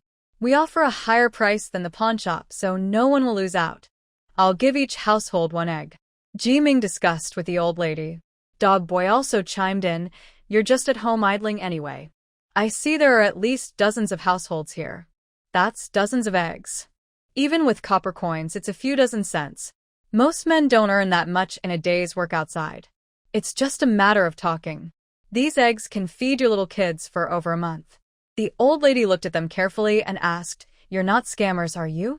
Jiming smiled and said, our trades are all honest deals. If you're willing, we exchange. If not, we don't. If anyone tries to cheat, we'll be struck by lightning. Seeing that both of them were dressed nicely, it was clear they were just swapping clothes. Even if she couldn't tell, others definitely could, so she felt a bit less cautious. All right, I'll go talk to them now. Led by the old lady, the two of them visited every household in Juku Alley. By the time they finished, it was already afternoon. They traded a chicken egg for 2 small dishes. After eating, Goa looked through the old clothes they collected today, 65 pieces in total, and exchanged 300 eggs and 300 coins. Are we still collecting today? Goa asked. No, we'll sell the goods this afternoon, Jiming said as he put his basket back on his back. The two rode in the ox cart with Lord Ma and headed back to the village. On the way, someone on the cart started talking to Goa, asking what he had been doing. Goa looked at Jiming. Jiming gave him a signal, indicating he could start talking. Goa cleared his throat and said, I just brought some old clothes from the county town, planning to sell them in Hongya village. Old clothes? Why sell them in Hongya village? Isn't there anyone in your own village? Someone nearby quickly started flipping through the clothes. These clothes are cheap this time. When I get better ones next time, I'll sell them in my own village, Goa said with a smile. A young woman on the cart pulled out a dark blue coat and nudged the woman next to her, asking, Does this look a bit like what Daya wears? It's the same color. The woman reached out to touch it. The young woman quickly put the coat away and asked Goa, How much for this? Goa smiled and said, Second Sister Lu, you really have an eye for this. This coat has some worn cuffs, but it's almost new. I bought it for 30 coins, and I'm only making 5 coins profit, just enough to cover the cost of riding the cart. 35 coins? That's too expensive, Second Sister Lu said with a look of dislike. I think it's only worth 15 coins. Goa grabbed the coat and said, Then maybe look at other ones. If you don't want me to make money, I might even lose some. This business just won't work. Second Sister Lu liked it but pulled the coat back. What's wrong with you? In business, you have to haggle. That's not a proper price. We're all from the same village. I've shown you everything honestly. At least let me make some profit. Isn't that fair? Dog Boy felt very frustrated. Lu Erji looked at her patched coat and really wanted the new clothes. She clenched her teeth and said, 30 coins. I won't let you lose money, okay? Second sister, this is business. If I don't make a profit, it won't work. Dog Boy said helplessly. 32 coins, at least 2 coins profit, or I'll have to spend money on the ox cart too. Since she already gave 30 coins, she wondered about the extra 2 coins. Lu Erji took out 32 copper coins from her pocket and handed them to Dog Boy. Seeing the first sale go through, Dog Boy grinned and winked at Jiming. With the first sale done, there would be more. Villagers wanting new clothes would buy fabric and make their own, which was cheaper than buying old clothes. A few big men couldn't help but start looking through the clothes. When the ox cart returned to the village, it caused a lively scene. As soon as they reached the village entrance, Ma Yi the ox cart. He also ran to the back to look through the clothes. Hearing the bargaining sounds along the way, he felt excited. The lively noise attracted many villagers.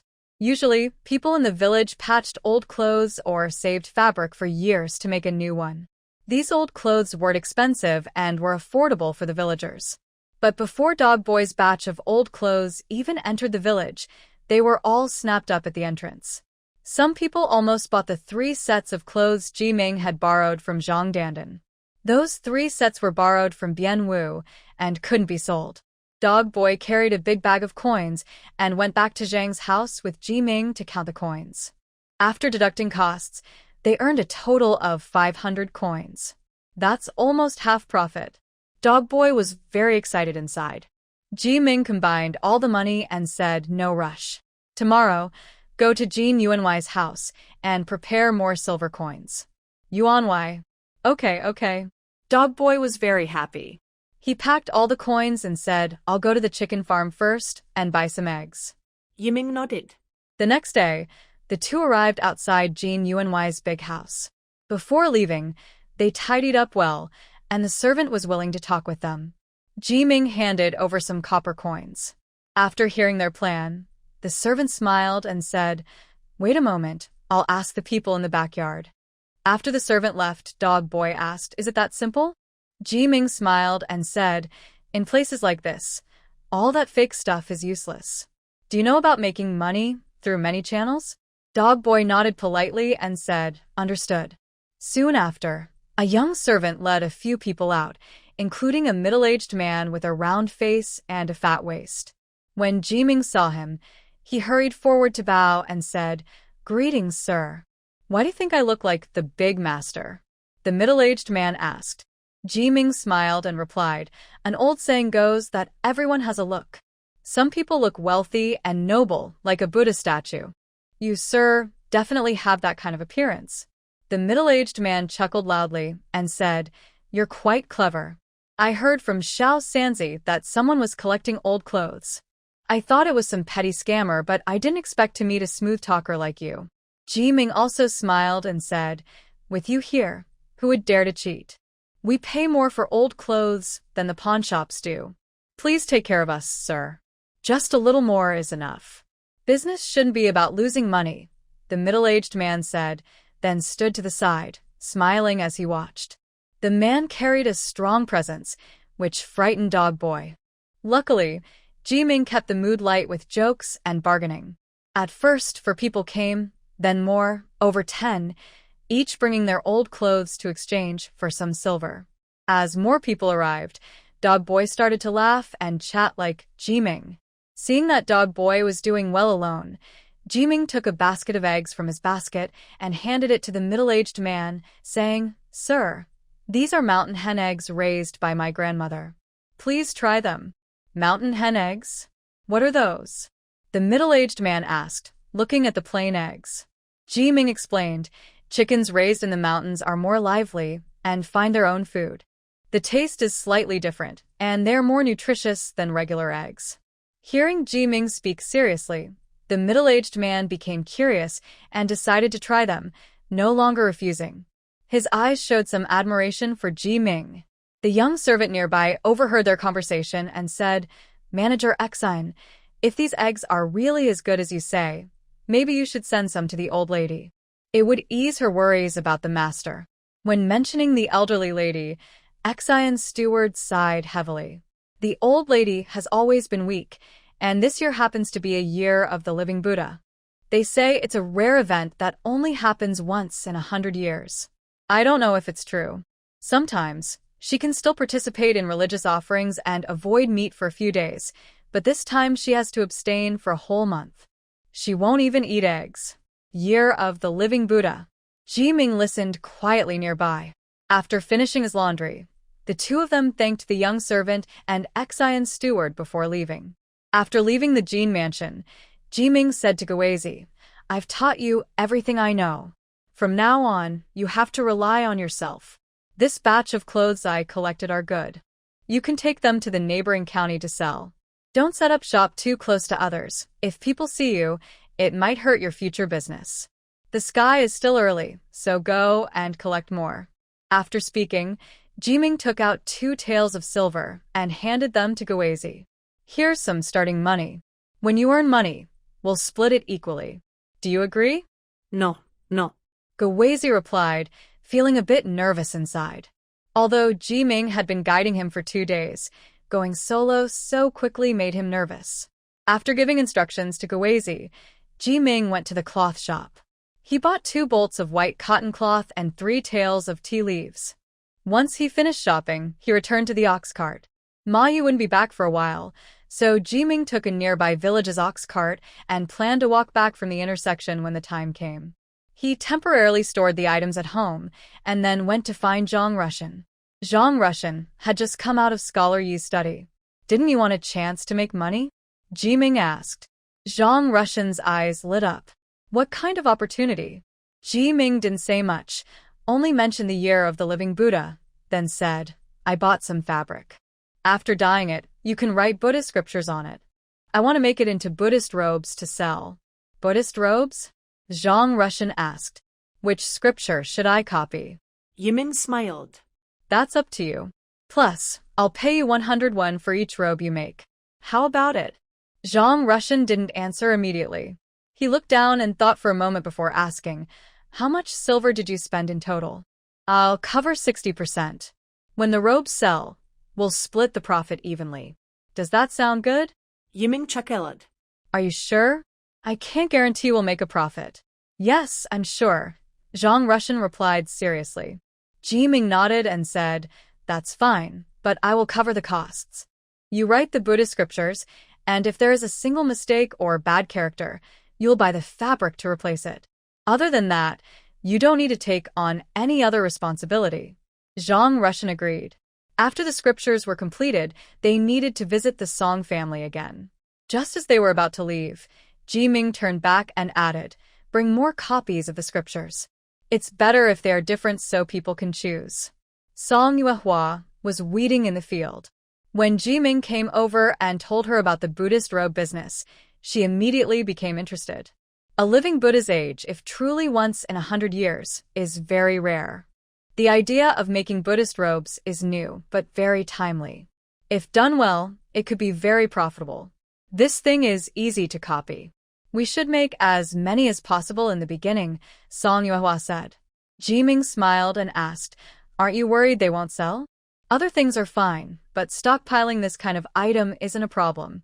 The longer they are used for offerings, the more valuable they become," Song Yuehua said with a smile. "What are your thoughts?" Ji-Ming asked. Song Yuehua stood up, brushed off the dirt from her clothes, and said, "Let's go back home first and think it over carefully. Buying fabric and dyeing it doesn't take much time, but writing the scriptures and making clothes is more time-consuming. Maybe we can ask Teacher Yi to help copy the scriptures?" Ji-Ming suggested.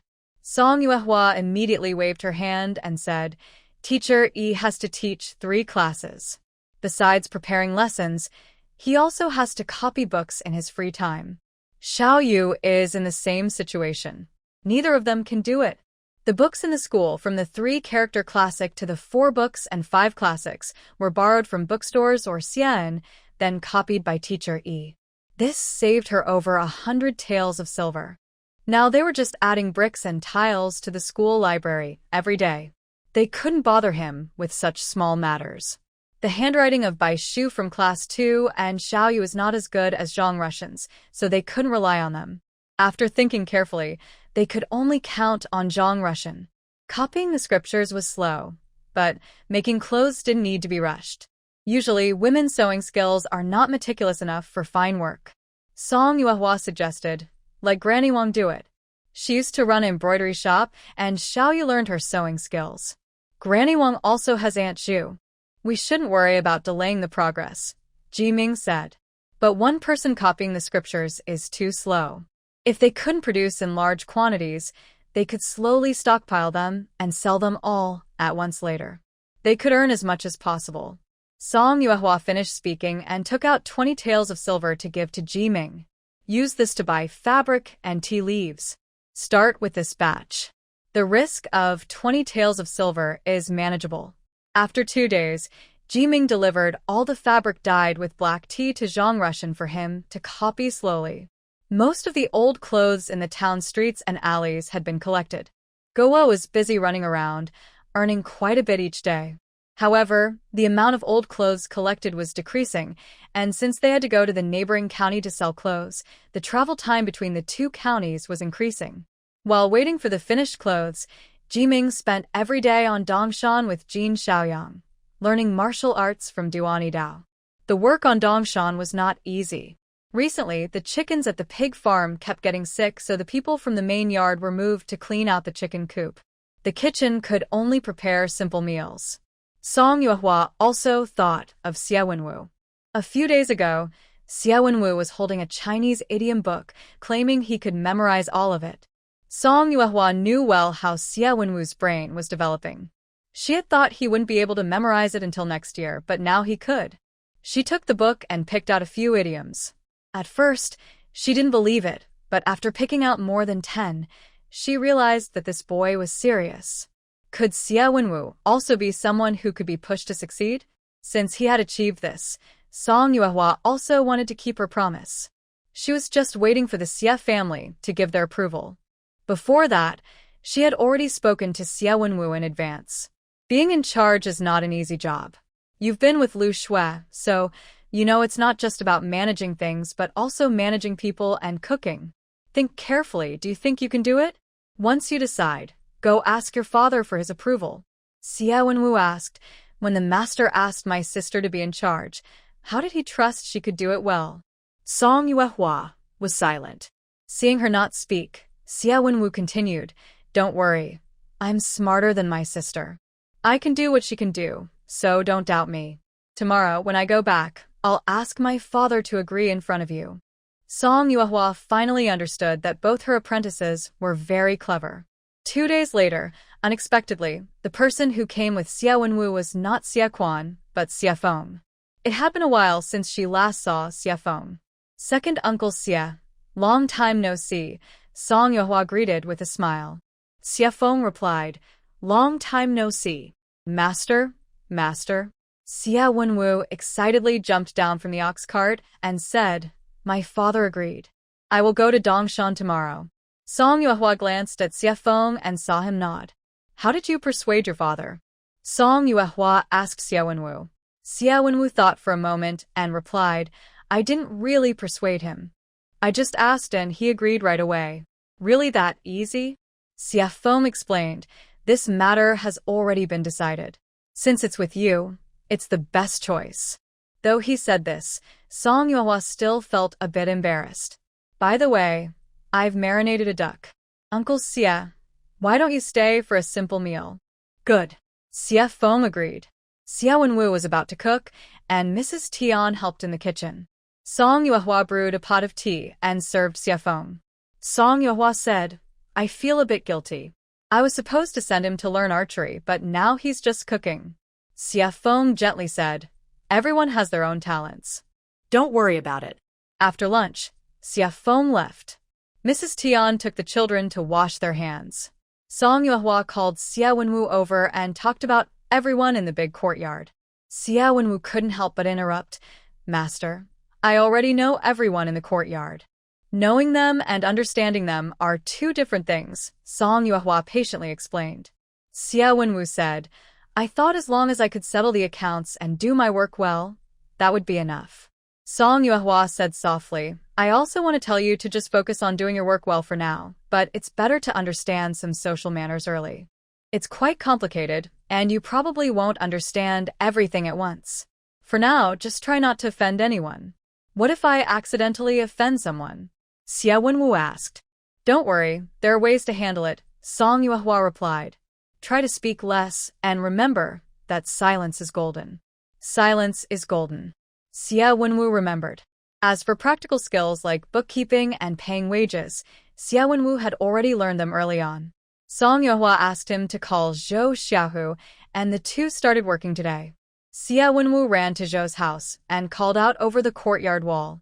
Zhou Xiaohu heard him and, before finishing his meal, ran outside. Don't be in such a hurry. Come in and sit with Wenwu.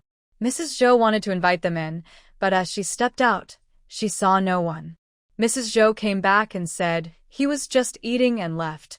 What kind of behavior is that? Master Zhang smiled and said, this is pretty good. I think little tiger is very motivated. Doing a good job is the most important thing. Zhou Lijing put down his bowl and chopsticks. Everyone in the courtyard was working. Song Yuehua called Lu Shui over and said, "Starting today, the kitchen is managed by Xia Wenwu. Little Tiger is also working in the kitchen, and with Aunt Wu, we should have enough people. If there's anything to watch out for in the kitchen, you should talk to Xia Wenwu about it." Lu Shui asked, "Is my senior brother now the kitchen manager?" Ah. Song Yuehua hesitated for a moment. Xia Wenwu quickly spoke up, "Master, I memorized the idiom book. You said I could be the manager if I learned it." His reaction was quite quick. Song Yuehua took out the idiom book again and asked 2 more idioms, but Xia Wenwu answered them all correctly. TSK. Song Yuehua clicked his tongue and said to Lu Shui, "As you can see, in the future, you should help take care of Manager Xia." When he heard the words Manager Xia, Xia Wenwu's face lit up with joy. He leaned next to Lu Shui and smiled. "Did you hear that? I am now Manager Xia. Then should I call you Manager Xia in the future?" Lu Shui asked. "No need," Xia Wenwu shook his head. "We are close in our master-disciple relationship, very special. You can still call me senior brother." Lu Shui also smiled and said to him, "Aunt Wu has a good temper. Since you just arrived, if you have any questions, ask her. Show her your best tonight. Don't worry."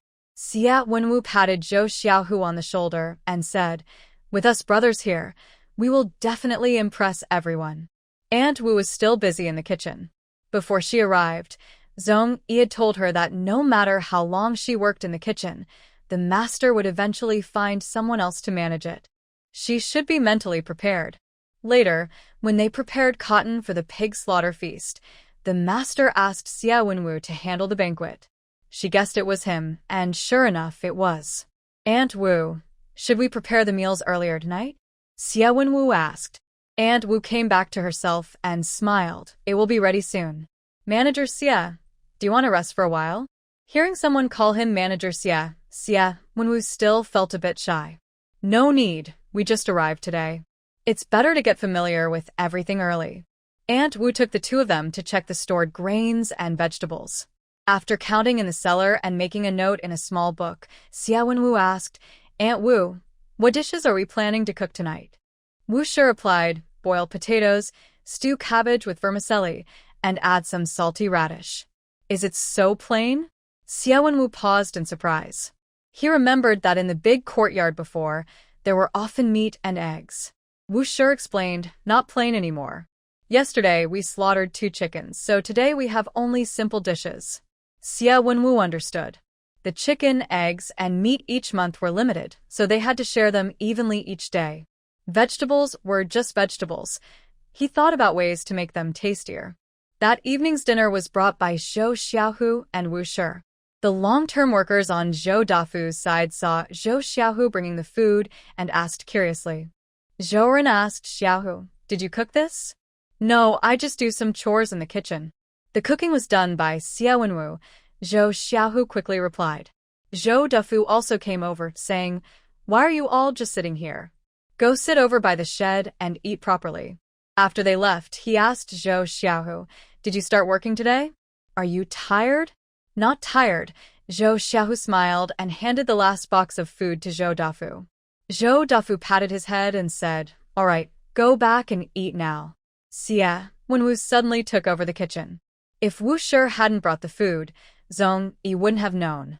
He took out a cloth and handed it to Wu Shi, saying, "Wipe your sweat.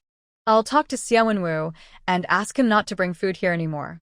"No, it's—" "I wanted to come myself," Wu Shi whispered softly, her ears turning red. Zhong Yi was stunned, his voice hoarse. "Did you come especially to see me?" Wu Xinlian hurriedly stood up, picked up her basket, and said nervously, I need to go back to work now."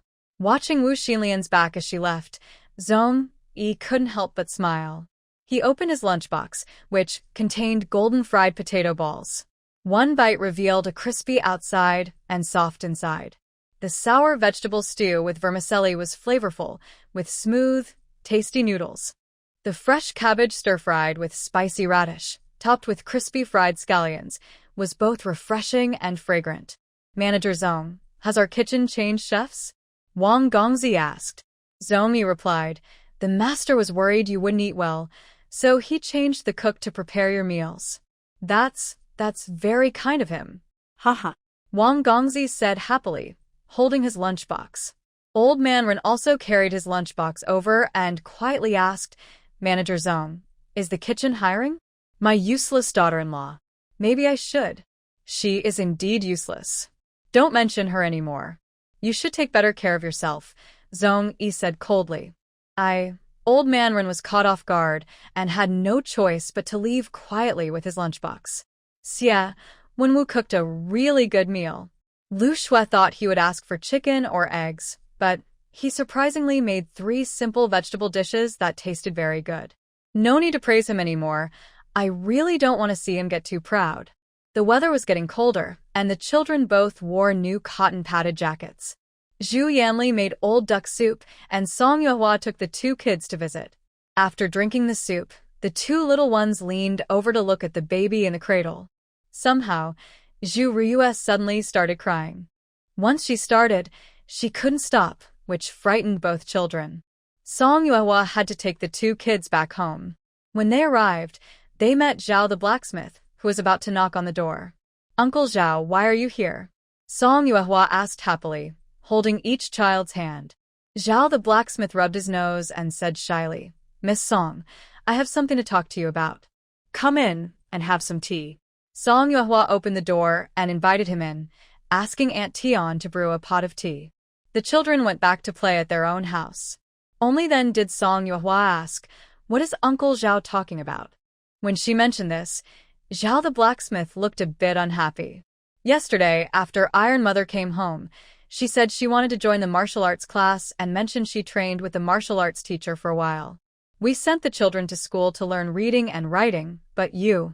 Song Yuehua remembered that during the busy farming season, Iron Mother did indeed learn from Master Duan for over a month. Master Duan is truly talented. He can teach more than just martial arts, he also helps students build strength. Even women benefit from having a healthy body. Not needed.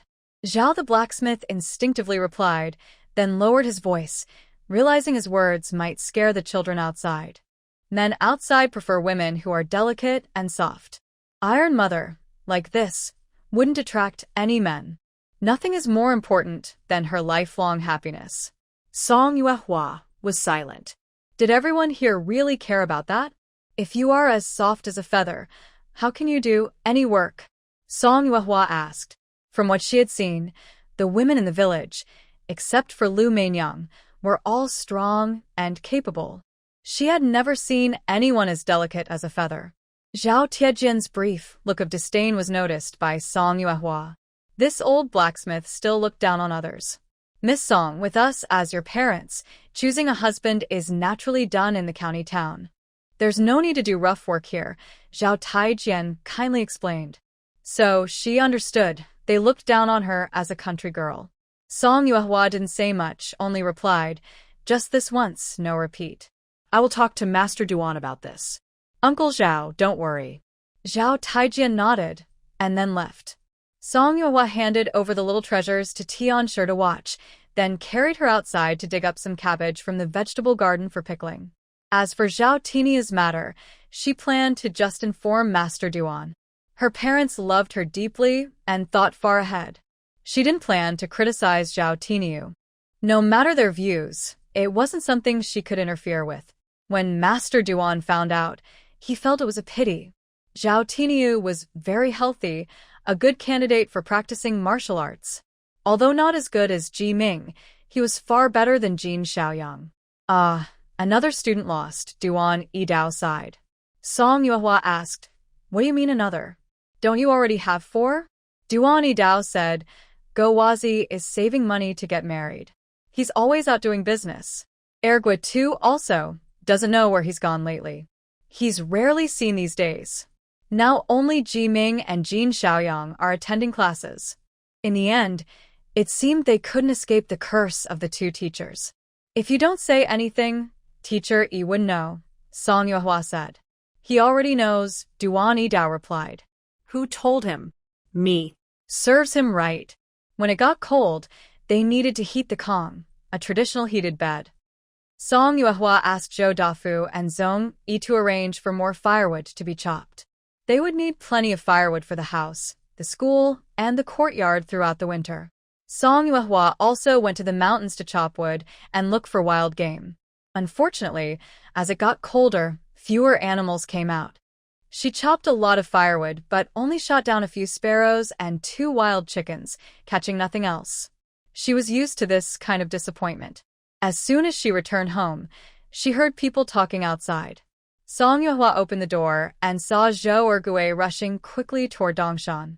"Uncle Ergui, what's going on?" Song Yuehua asked from the doorway. Zhou Ergui returned and explained. Something happened. Lord Ma's cattle were stolen, and he was injured by bandits. I planned to gather the men from the village to find those bandits. Master Duan is good at martial arts, and with him, everyone will feel safer. Is Lord Ma badly hurt? Song Yuehua asked quickly. Lord Ma is older now and often gets minor injuries. My father and some men from the village took him to the county clinic. I told you before, I need to call Master Duan quickly. After speaking, Zhou Ergui hurried toward Dongshan. Hearing this, Song Yuehua immediately followed and asked, when and where was it stolen? It happened on the way back to the village. There were a few women riding in carts, and 4 masked men with knives came to rob the cart. Lord Ma resisted fiercely, but those bandits... Well, he was injured quite badly, Zhou Ergui explained as he walked quickly. Can we find them now? They must be hiding. Uncle Ergui, calling Master Duan might be useless. Song Yuehua analyzed. Zhou Ergui also felt helpless. When village elders face this kind of thing, we can only report to the authorities. They probably won't pay much attention, but we have no better options. We can gather the men from the village. Even if we can't catch the bandits, it might scare them a little so they won't think they can just come and steal again.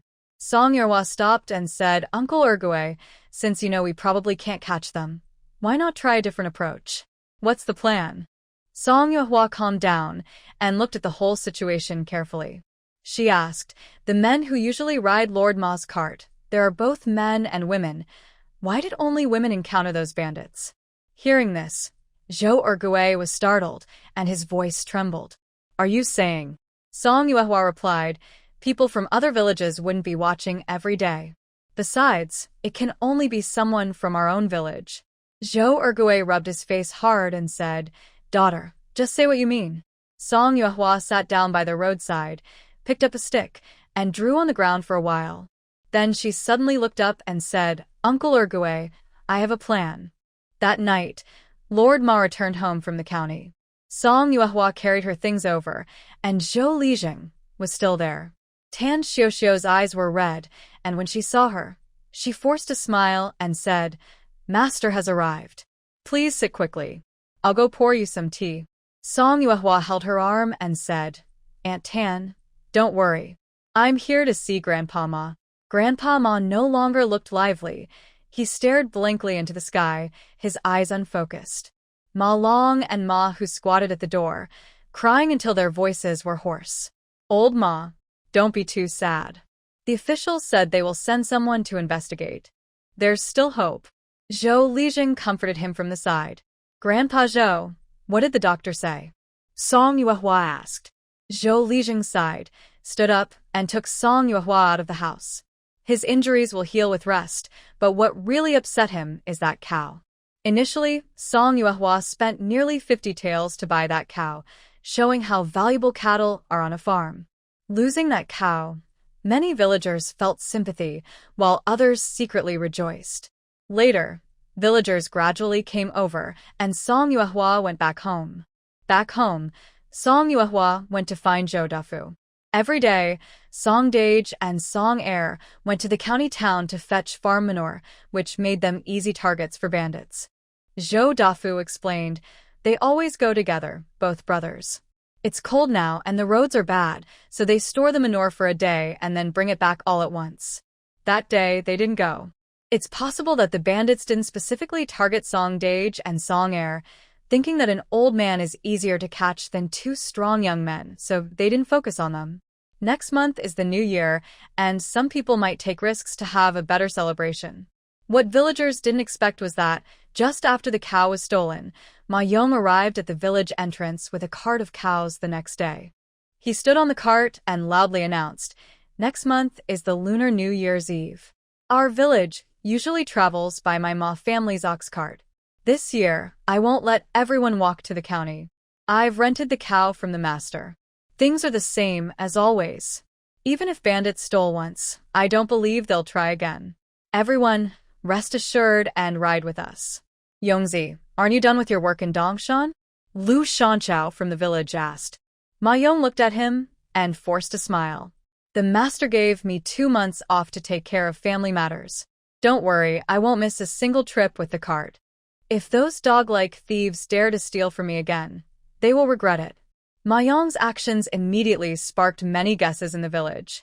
"Do you think the old Ma family means to buy another ox?" "I think so. I didn't expect that the old Ma family's wealth is quite substantial. Could it be that ox prices have fallen?" "Nonsense. I've lived for over 30 years, and ox prices have only gone up, never down. It seems that old Ma still has some savings." Ma Yong traveled peacefully with his cart for 6 days until this morning, when he was again pulling a load of women. Aunt Fat looked worried. "Yongzi, should we call some men to help?" "No need, Auntie. I'm a man myself," Ma Yong replied. Aunt Fat wanted to say more, but Ma Yong finished speaking and then moved the ox cart forward. The journey to the county town was smooth. The villagers bought their supplies, and on the way back, no one dared to speak. Since Ma Yi was ambushed by bandits halfway through, this had become normal. This time, halfway along the road, 4 masked bandits with knives suddenly appeared. The people on the ox cart were terrified and panicked. Ma Yong shouted sternly, "It's you again? You already stole my family's ox before, and now you dare to come back? Try stealing another one if you have the guts." He then drew a small knife from under the cart and faced the 4 bandits. "Ah." One of them laughed. "Thought you had some tricks up your sleeve? Is that all?" Suddenly, a man in black pulled a woman and said to Ma Yong, "Put down your knife, or I'll cut this woman. Yongzi, please put it down quickly." Aunt Fat's voice trembled with fear. Ma Yong glared angrily. "You've already stolen 1 ox from my family. Isn't that enough? If your family is so rich, what's wrong with giving us another ox?" Another black-clad man said arrogantly, "Enough talking. Just lead the ox away." A tall man in the middle ordered. The other 3 bandits stopped their actions. The man in black holding Aunt Fat shouted, "Put down your knife and kneel." Seeing her neck bleeding, Ma Yong had no choice but to obey. He took a step back and placed his knife on the ground. Ma Yong knelt before several people. "This is my master's cow. If I don't bring it back, I will have to pay for it. I won't pursue the matter about the previous cow. Please give me a way to survive." "So, what if you don't?" The tall, thin man sneered. "Do we look like good people?" Upon hearing this, everyone laughed. There was also a short, hunched man who sneered, "Your father begged me the same way back then. Turns out he's your real father. The way you kneel is exactly the same." Just then, a long arrow shot through the air from afar, hitting the hunched man's knee perfectly. "Ah." The hunched man fell to the ground with a thud, crying out in pain. The other 3 men, frightened, drew their knives and looked toward the direction of the arrow. The tall, thin man immediately shouted, "Hold the cow and run." Ma Yong seized the opportunity, grabbing a machete and slashing hard at the arm of the man holding the chubby woman. The man screamed in pain. Before the others could react, several more arrows flew from a distance, hitting 3 of them in the knees. The tall, thin man was the first to be shot. As he tried to hide behind the others, the arrow seemed to target him specifically, shooting between the 2 men. "Miss, how can I make a move like this?" Duan Yidao complained. Song Yuehua replied calmly, "Your move isn't appropriate. Anyway, just make them limp so that Lord Ma will be angry enough." "All right," he agreed. The 2 stepped out from behind the grass. A few women shouted, "Master Duan, save us." Song Yuehua was silent.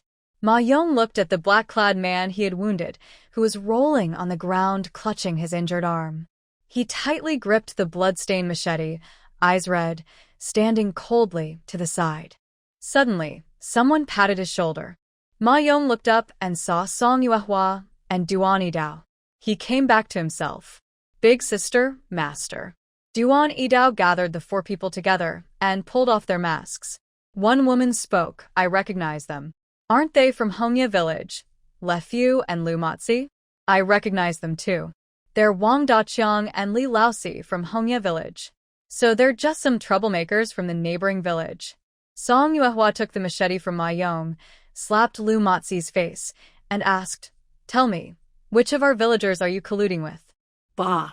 Lu Matsi's forehead sweat, but he endured the pain and sneered, "I won't tell you.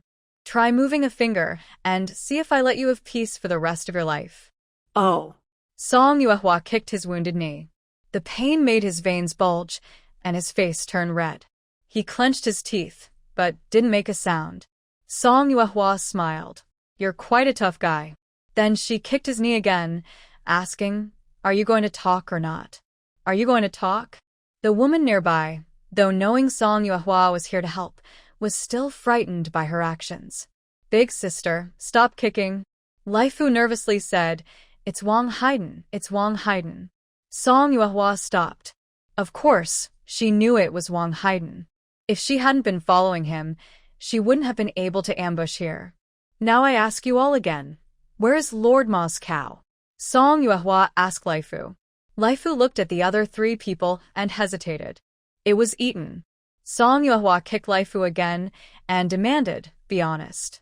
"No, it wasn't eaten." Laifu couldn't take it anymore and cried loudly from the pain. Song Yuehua pressed her foot on his leg and asked, "Quick, tell me, where is it?" "At Old Li's place." Laifu, overwhelmed, pointed to Old Li. He was really fed up.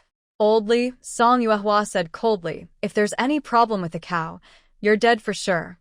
Old Li clutched his bleeding arm and cried painfully. Duan Idao the 4 people and put them on the carriage. Song Yuehua told some women to also get on the carriage. "Ladies, get on. We're going home." When they were still a distance from the village entrance, Song Yuehua asked Duan Idao to let the women get off first. Then she asked Ma Yong to drive the cart to Hongya village, where she found Wang Lijing. Old Ma from the neighboring village, who had his cow stolen, of course, knew about it. He initially just listened as a distraction, not expecting it was a troublemaker from their own village. Now the people were kneeling in front of him. He couldn't avoid it, so he asked, "What do you want?" "Where is Old Li's house?" Ma Yong asked with a serious face. Song Yuehua pulled Old Li out and said, "Uncle Ma Yong, watch these 3. I'll go help you find the cow." After saying that, Song Yuehua dragged Old Li, like dragging a dead dog. "Stop." Old Li struggled. I can walk by myself." Song Yuehua paused and asked, "Where's your home?" "6th house ahead," Old Li said, just about to stand up, but someone pulled him back, and Song Yuehua dragged him along. When they reached Old Li's door, Song Yuehua knocked. The door opened quickly. A woman answered the door, saw Old Li being pulled, and exclaimed in surprise. She ran inside shouting, "Little uncle is dying. Little uncle is going to die." Inside the house, regardless of Old Li's struggles, Song Yuehua dragged him toward the backyard. Sure enough, they saw the cow from Ma Ye's family. Earlier, Song Yuehua had told Zhou Ergui to guard on the main road, and Zhou Dafu was at the cattle market to prevent thieves from stealing their cattle. As for the meat stall, there was no need to worry. Now, working cattle are valuable and shouldn't be slaughtered unless in special cases. Unless these people secretly killed the cow, they would definitely try to sell it for money. Seeing the cow was safe and sound, Song Yuehua felt relieved. Just as she was leading the cow with her right hand and dragging Old Li with her left, the Li family members gathered around. The woman shouted loudly, "You cow thief! Why are you taking our cow?" "Your cow?" Song Yuehua smiled. "I advise you not to say such foolish things. Otherwise, the officials won't forgive you for stealing." "You." The woman was speechless. The oldest man, Old Li, also spoke. "This cow was just bought from the market. You barged into our house without reason, hurt my young son, and stole our cow. Where do you get the nerve to report to the authorities?" 2 middle-aged men quickly ran to block the door. Old Li conspired with the other 3 villagers to rob us halfway. There is evidence and witnesses. The other 3 are with Wang Lijing. You can't stop us. As for whether this cow was bought, everyone knows. If you don't want me to report, best not to provoke me now. Song Yuehua spoke calmly. The middle-aged man at the door held a wooden knife and said with a smile, I heard that reporting to the authorities depends on evidence. If this cow is gone, then there's no proof. They were clearly a group of villains. Song Yuehua had nothing more to say. She pulled out the long arrow still stuck in old Li For's knee and pressed it against his throat, saying, Move quickly if you don't want a hole in him. Ah! The woman from the Li family screamed in fear. Unexpectedly, the middle-aged man at the door looked like he was enjoying the show. Try it and see. I don't believe you have that ability. As soon as he finished speaking, Song Yuehua shot an arrow through Li Laoxi's arm. Li Laoxi cried out in pain, Big brother. Please let her go. The crazy woman. The middle-aged man hesitated clearly. Song Yuehua decisively pulled out her arrow and shot another into Li Laoxi's arm. This time, Li Laoxi didn't cry, but fainted immediately. Do you think he can wake up if I shoot one more arrow? Song Yuehua asked. Boss, let her go. Let her go. Li Laotou shouted urgently. The boss gave a signal to his 2 brothers, and the 3 stepped aside. Song Yuehua led the ox and dragged Li Laoxi out of the door. When they reached the door, Song Yuehua suddenly turned around and kicked Li Laoer, who was trying to attack her, sending him flying. She retracted her foot, feeling a bit shocked. Luckily, she held back in time. Otherwise, that kick might have seriously hurt Li Laoer. If someone had been hurt seriously, it would have caused big trouble. Song Yuehua looked at the frightened Li family members and said coldly, Be honest. When she arrived at Wang Lijing's place, Ma Yong hurried over, hugging the old cow he hadn't seen in a long time, crying uncontrollably. Li Laoxi was thrown aside like a dead dog. Soon, Duan Yidao also brought Wang Haiden over, along with Zhou Lijing. Both the witness and the evidence were present. The matter was settled. Wang Lijing asked the people of Taoyuan village again, now that the ox is back and these troublemakers have been punished, why not? Make the issue smaller, settle it quietly. Old Wang, Zhou Lijing said sternly, with this attitude, such a serious matter, you're still trying to sweep it under the rug. Why are you still acting as the village chief? You might as well go play in the mud. Wang Lijing was speechless. Song Yuehua said, Grandpa Zhou, these 5 people are unrepentant. It might be better to send them to officials. They could be imprisoned for at least 3 years. The 2 oxen are worth over 100 taels. If luck is on our side, they might be locked up for 5 years. We can make some arrangements, and even 10 years in prison is possible. Wang Lijing remained silent. Duan Yidao asked nearby, if they report this to the authorities, the village chief with the surname Wang might not stay in his position, right? It will definitely have an impact, Zhou Lijing replied. Brother Zhou. Wang Lijing ran over, tearfully pleading, this isn't my fault. Most villages have some reckless people. This matter can't be reported to the authorities. No, it can't be reported. Zhou Lijing called Ma Yong over and asked, Ma Yong, you decide this matter. Although Ma Yong recovered his cow, he still felt upset. He thought about his father's strong character, how he had been robbed of his cow and was deeply hurt, even kneeling and begging for mercy. He hated it and wished he could punish those responsible. Song Yuehua softly said, not to mention, Uncle Ma was so angry he nearly fainted. He spent about 40 taels of silver on medicine. Uncle Ma, you must get that money back from them. 40 taels? Ma Yong was surprised for a moment, then said to Wang Lijing, 40 taels for medicine. Not a single coin less. Only then can this be settled. 40 taels can we? Wang Lijing wanted to bargain. Ma Yong, with red eyes, sternly said, then report it to the authorities. At this moment, the families of Li Laoxi, Tao Laifu, Lu Matzi, and Wang Daqiang arrived. Seeing their children all tangled up, they started arguing loudly. Many villagers gathered to watch. Wang Lijing, feeling annoyed, shouted, everyone, be quiet. Lord Lijing, what happened to our Laifu? An old woman, hunched and trembling, asked. Wang Lijing, afraid people might not hear, shouted loudly, 6 Grandma. Your life who stole a cow from the neighboring village. That's against the law. How could this happen? 6 Grandma was so worried she was crying. Tao Laifu, tears and snot running down his face, crawled over and said, Grandma, don't worry. I'm fine. I'm okay. Wang Lijing drove the onlookers away, leaving the 4 families to discuss how to gather 40 taels of silver. 40 taels? Wang Daqian's father angrily said, They don't even want my life.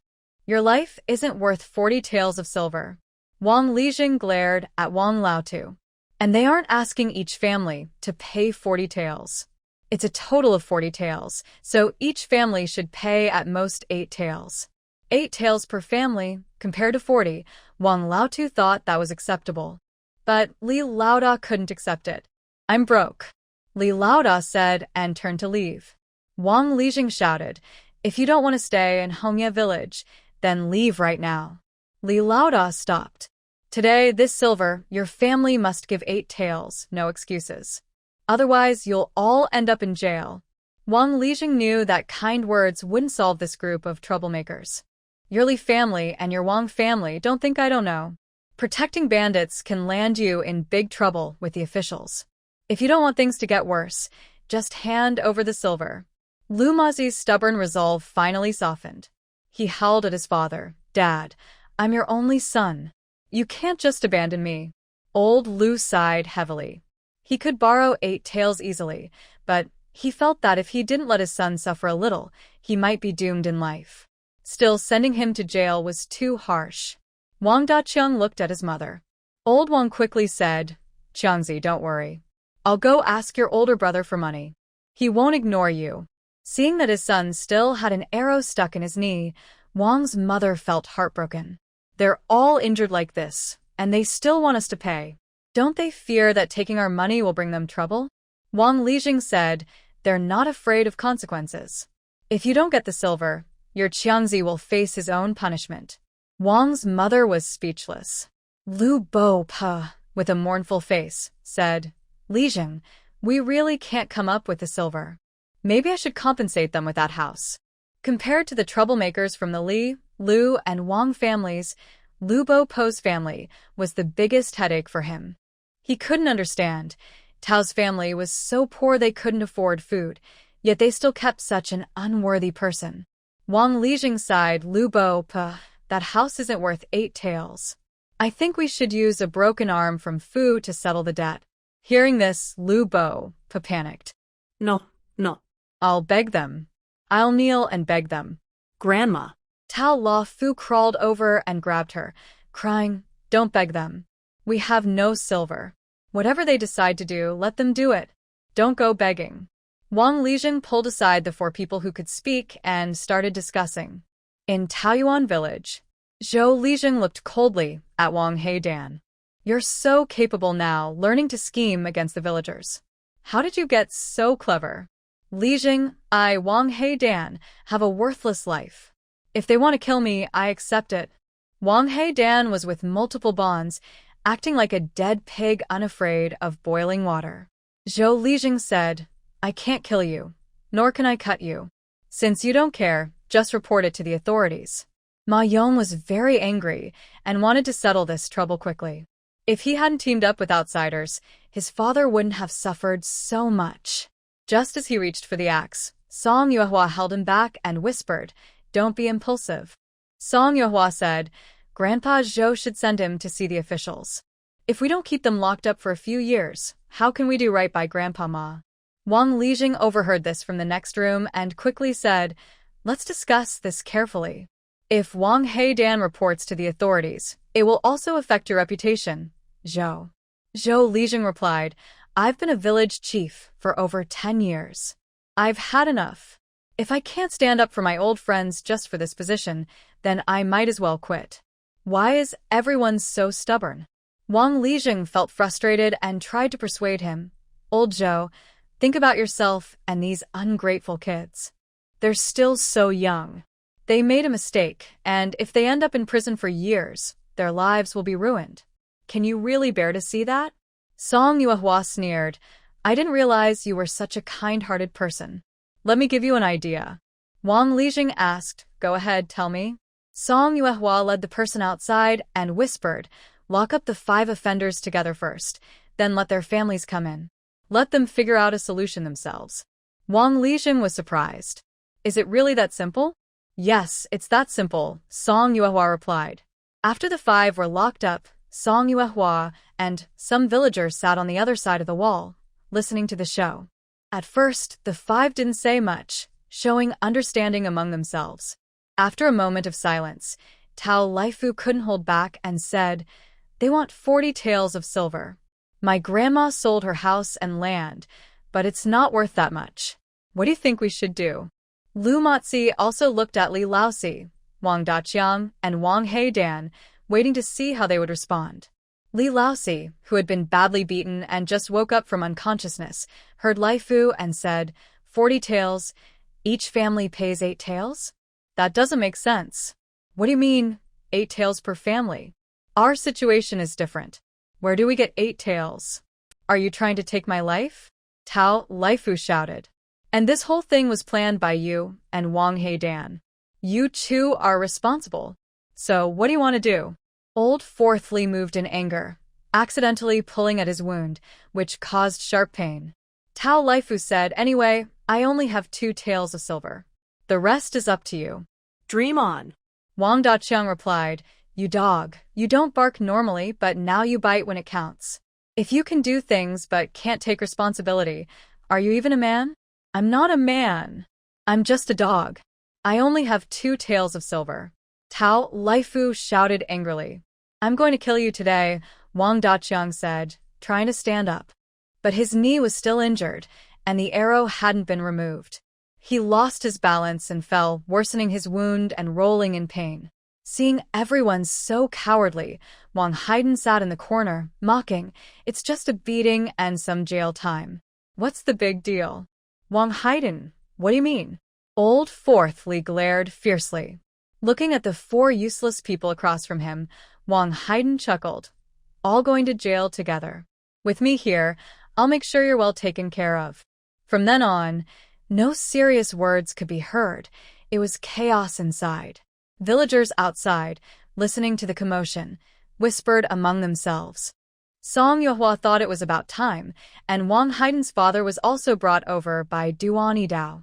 Inside, the fight was in full swing. Among the 4 from Red Leaf Village, Old Fourth Li was the worst off. Wang Heidan only targeted him, beating him up. Tao Laifu and Lu Matzi also held down Wang Daqiang and beat him up. They felt unfair. Why was Wang Daqiang the only one not injured by Song Yuehua's kick? After beating Wang Daqiang, the main focus was still on Wang Heidan. This crazy guy wanted to go to jail himself, but he also dragged the other 4 down with him. If they didn't beat him, who would they beat? When Wang Lijing opened the door, Old Fourth Li and Wang Heidan were both barely alive, covered in blood. Wang Lijing remained calm and told the family members to come inside and discuss. Wang Heidan's father saw his son's face covered in blood. Instead of feeling sorry, he grabbed a broom and started hitting him. While hitting, he cursed, you useless thing. If you have so much ability, why don't you go become a bandit in the mountains? Instead, you make your father spend half his life savings on this. Wang Heidan's father didn't get tired from hitting. Instead, others nearby grew tired of watching. Old Big Li carried Old Fourth Li and said, if you want to discipline him, go home and do it. If you don't treat his wounds soon, these legs might be ruined. After speaking, Old Li carried Old Four out of the house and handed 8 taels of silver to Wang Lijing at the door. Old Lady Wang helped Wang Daqiang and said, yes, you need to see the doctor quickly. Those wicked people in Taoyuan village almost broke your knee. They are so cruel. As Old Lady Wang was helping Wang Daqiang out, a tall man was standing outside. Seeing he hadn't come over, she scolded, hurry up and come help your younger brother. The man silently came over and helped support Wang Daqiang. Old Lady Wang wanted to leave, but Wang Lijing stopped her. She scolded as she took out 8 taels of silver. Inside the house, Old Lu looked down at Lu Matzi and asked, "Do you understand you did wrong?" "Father, I know I was wrong." Lu Mazi's knee hurt so much that tears kept falling. Just now, Wang Daqiang had kicked him, and now the pain was worse. Old Lu saw his son crying sincerely and felt soft-hearted. He carried his son on his shoulder, knocked on the door, and handed 8 taels of silver to Wang Lijing. Now only Tao Laifu and Wang Heidan remained. Old Lu threw down his broom and sat against the wall, looking very upset. After returning home, he wondered how he would face the villagers and how he would live in the future. Feeling down for a moment, he still went out and found Zhou Lijing. He handed over 8 taels of silver and said, "Brother Zhou, I failed as a father. I accept that I need to pay. As for that troublemaker, whatever you decide to do with him, I won't object." Zhou Lijing took the silver and said, "This isn't something that can be settled just with money. Our family has its own rules. Please punish him as you see fit, even if it's harsh." "I would feel guilty if I didn't," Old Lu said, then went back to the village alone. Song Yuehua asked Duan Yidao to tie Wang Heidan up again and send him back to the clan. Only Grandma Lu was left. She was an old woman who rarely went out, and now she suddenly wanted to sell her land, but it was hard to get a good price. The old house wasn't in a bad location and was quite large. It should have sold for at least 3 taels of silver, but several villagers only wanted to pay 1 tael. Song Yuehua told Zhou Lijing, who then found Grandma Lu and said, Song Yuehua paid 3 taels to buy her house. Although she received 3 taels, she still owed 5 taels. Grandma Lu knelt in front of Ma Yong and begged, "Old lady, please. I will pay back the remaining 5 taels. Can you please let my family life go?" "Grandma." Ma Yong also knelt opposite Grandma Lu, with tears in his eyes, and said, "My father lived half his life and never bent his back. When your grandson stole his ox and forced him to kneel, did your family ever feel soft-hearted?" "Grandma, I think I am forcing you. Yes, I am really forcing you." Grandma Lu sat on the ground, muttering, "Old woman is willing to pay with her life for you, willing to give her life for you." Ma Yong sighed gently, stood up, and went into the house to bring out Tao Laifu.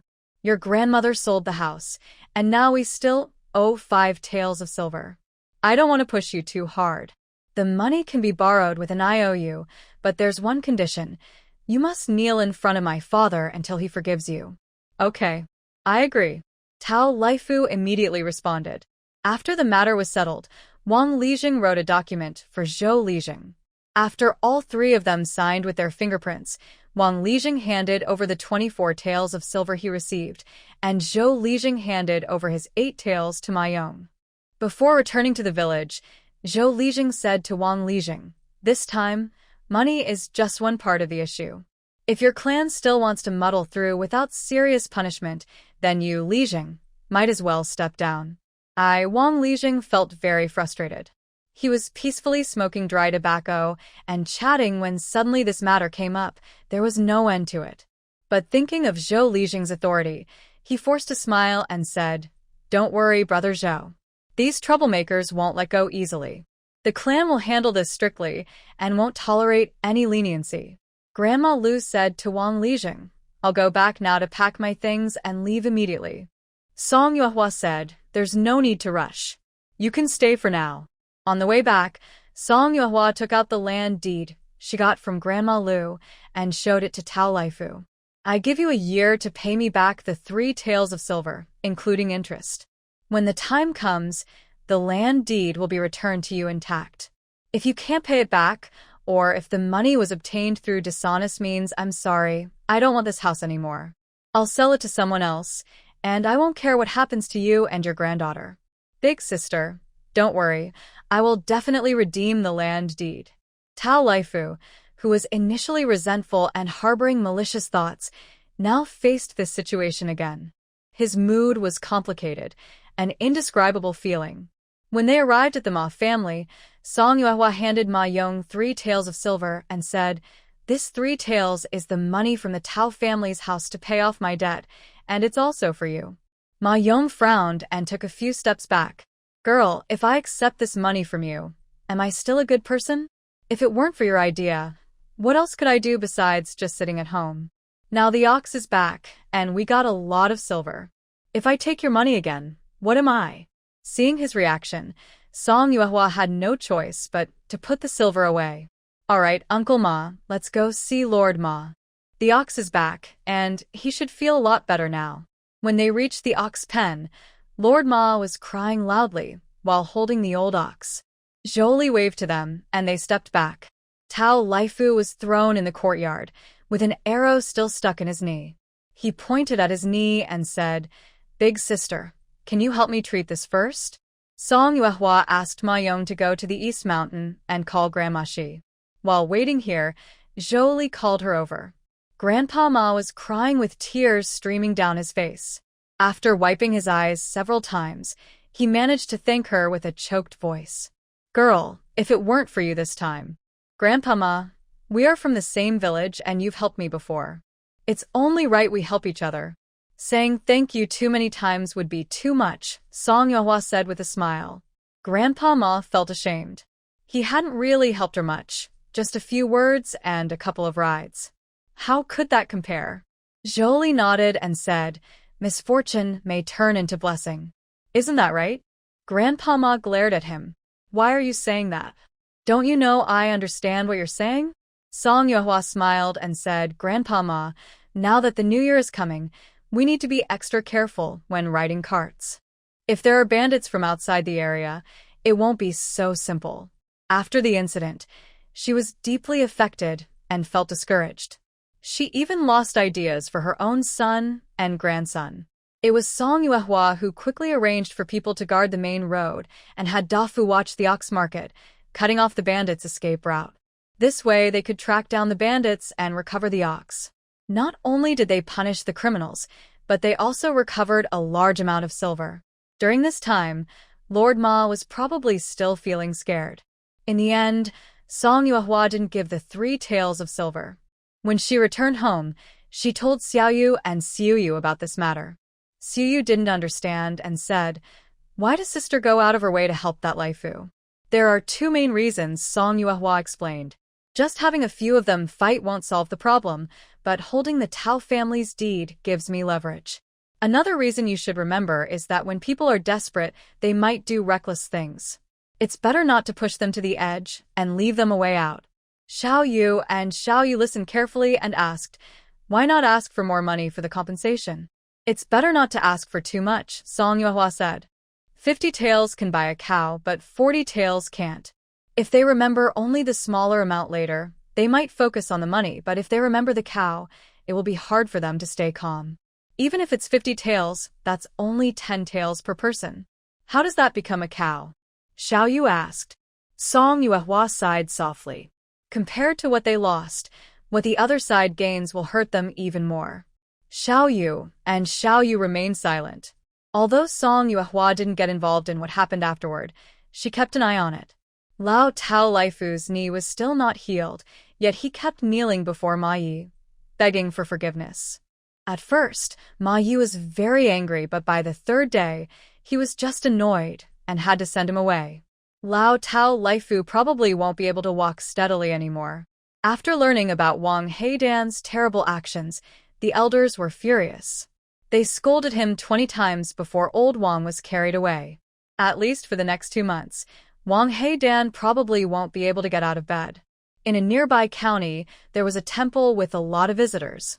Song Yuehua asked Ji Ming to go sell Buddhist robes there on the 15th. By now, they had collected a total of 30 robes. To stay safe on the road, Song Yuehua also asked Duan Yidao to go with them. It took about 3 days before Ji Ming, Go Wazi, and Duan Yidao returned. As soon as they got home, Go Wazi asked Song Yuehua eagerly, "How many robes did we make these days?" 3. Go Wazi sighed. "It's a pity. I think if we made 60, we could sell them all." "All sold?" "Yes, all sold." Song Yuehua didn't expect it to happen so quickly. Ji Ming and Go Wazi said, "Tomorrow, take these 3 robes to the temple in Luoxia village to sell." Luoxia village? Is that temple still there? Go Wazi only remembered hearing about it when he was a child. Master Duan just accompanied Zhu Yanli there last time and knows well that there are 3 monks inside. The temple's incense is not very strong, but it's not deserted either. Many wealthy families like to support such temples. Since no one is there, why bother going? Dog Boy looks at Song Yuehua and asks, Big sister, what about me? There aren't many visitors, and you didn't bring many robes. Go ahead, Song Yuehua says. Ji Ming laughs and says, from now on, if you buy a robe, I'll give you 20 coins. How does that sound? 3 robes cost 60 coins, which isn't a small amount. I've learned a lot from Ji Ming these days, and I can use these 3 to practice. Dog Boy says, Big brother, don't worry. I promise to sell all of them. Duan Yidao pats him on the head and says, you should buy a brain first. Dog Boy laughs and runs off, saying, I'll go see Anwang about the robes. Duan Yidao coughs lightly and says to the others, I'll keep an eye on this kid. Ji Ming places his bundle on the table, unpacks it, and says, luckily, the master is here. Otherwise, carrying over 100 taels of silver on me, I wouldn't know where to put my eyes. When he opens the bundle, Song Yuehua is dazzled by the shiny silver. 1 robe costs 6 taels of silver. There are 180 taels here, Ji Ming says as he counts the silver. For the wages at Aunt Wang's place, how much do you think is fair per robe? We initially said 30 coins each, but I see their eyes are red from working so hard. Maybe we should add a bit? Song Yuehua is shocked and asks, selling each for 6 taels? How did you manage that? 6 in Buddhism is a meaningful number, peaceful, prosperous, smooth, harmonious. Yimin explains confidently. Song Yuehua asks, did Zhang Russian tell you that? Exactly. All right then, Song Yuehua says, recalling the wages at Aunt Wang's place. It's right to pay more.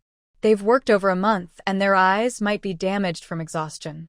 We've earned quite a bit from selling, but it's also your effort. Whatever you think is fair, just add it. Ji Ming sighs and says, let's set it at 100 coins per robe. 30 robes would then cost only 3 taels of silver.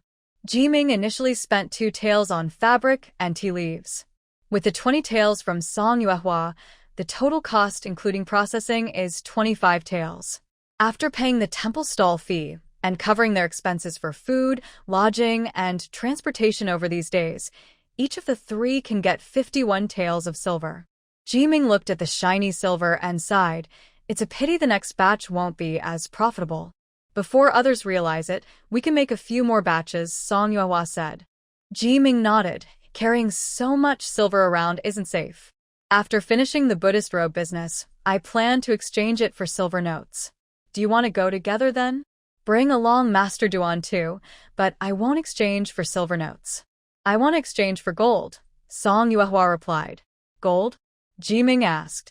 Wouldn't silver notes be more convenient? Song Yuehua smiled and said, gold and silver won't lose value, and it's more secure to keep them close. That makes sense. I'll also switch to gold, Ji Ming said. Then he packed the remaining 51 taels of silver and prepared to give them to Zhang Russian. Zhang Russian, with dark circles under his eyes, stared at the shiny silver in front of him, full of disbelief. 51 taels? And this is just the first batch? Don't get your hopes too high, Ji Ming said. This kind of thing is just a novelty, a quick profit. Once others learn the trick, our Buddhist robe business will be over.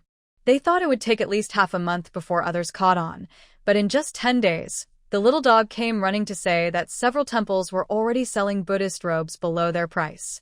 2 more temples, and how can we sell our robes? The dog complained. Song Yuehua gave him a small idea. The next day, the dog returned happily, saying, all the robes we took earlier are sold out. Ji Ming was curious about Song Yuehua's plan. The dog took out a small incense burner from his basket and said, it's this. Song Yuehua explained, since the new robes haven't been offered for a month, there's no time for offerings. I told the dog to burn some incense from the temple in the burner. After a while, it looks like they've been offered for a month, and some people believe it. That's a good idea, Ji Ming said with a smile. Since they had started, they would need to stop making robes for a while. When the embroidery workshop also caught on, they wouldn't have the strength to compete. By December, it would take several days to sell just 1 robe. Now, not only the embroidery workshop, but also temples were selling Buddhist robes. Compared to small vendors, pilgrims naturally preferred buying at temples or reputable embroidery shops. Street vendors could only lower prices or close up shop. Some quick-witted children started making things with shoes and hats, but they didn't sell, as well as Buddhist robes. Song Yuehua calculated that this time making Buddhist robes earned her about 80 taels of silver. She and Ji Ming went to the county town, exchanged the silver they earned for 4 taels of gold and 4 small gold ingots. Ji Ming laughed. "This is the first time I've touched gold." Song Yuehua nodded, "Me too. It feels nice. I'll keep it safe at home." This year, Xiao Yu's birthday wasn't celebrated as grandly as last year. Xia Wenwu baked a cake, and Xiao Yu, Lu Shui, and Bai Shu came to celebrate with her.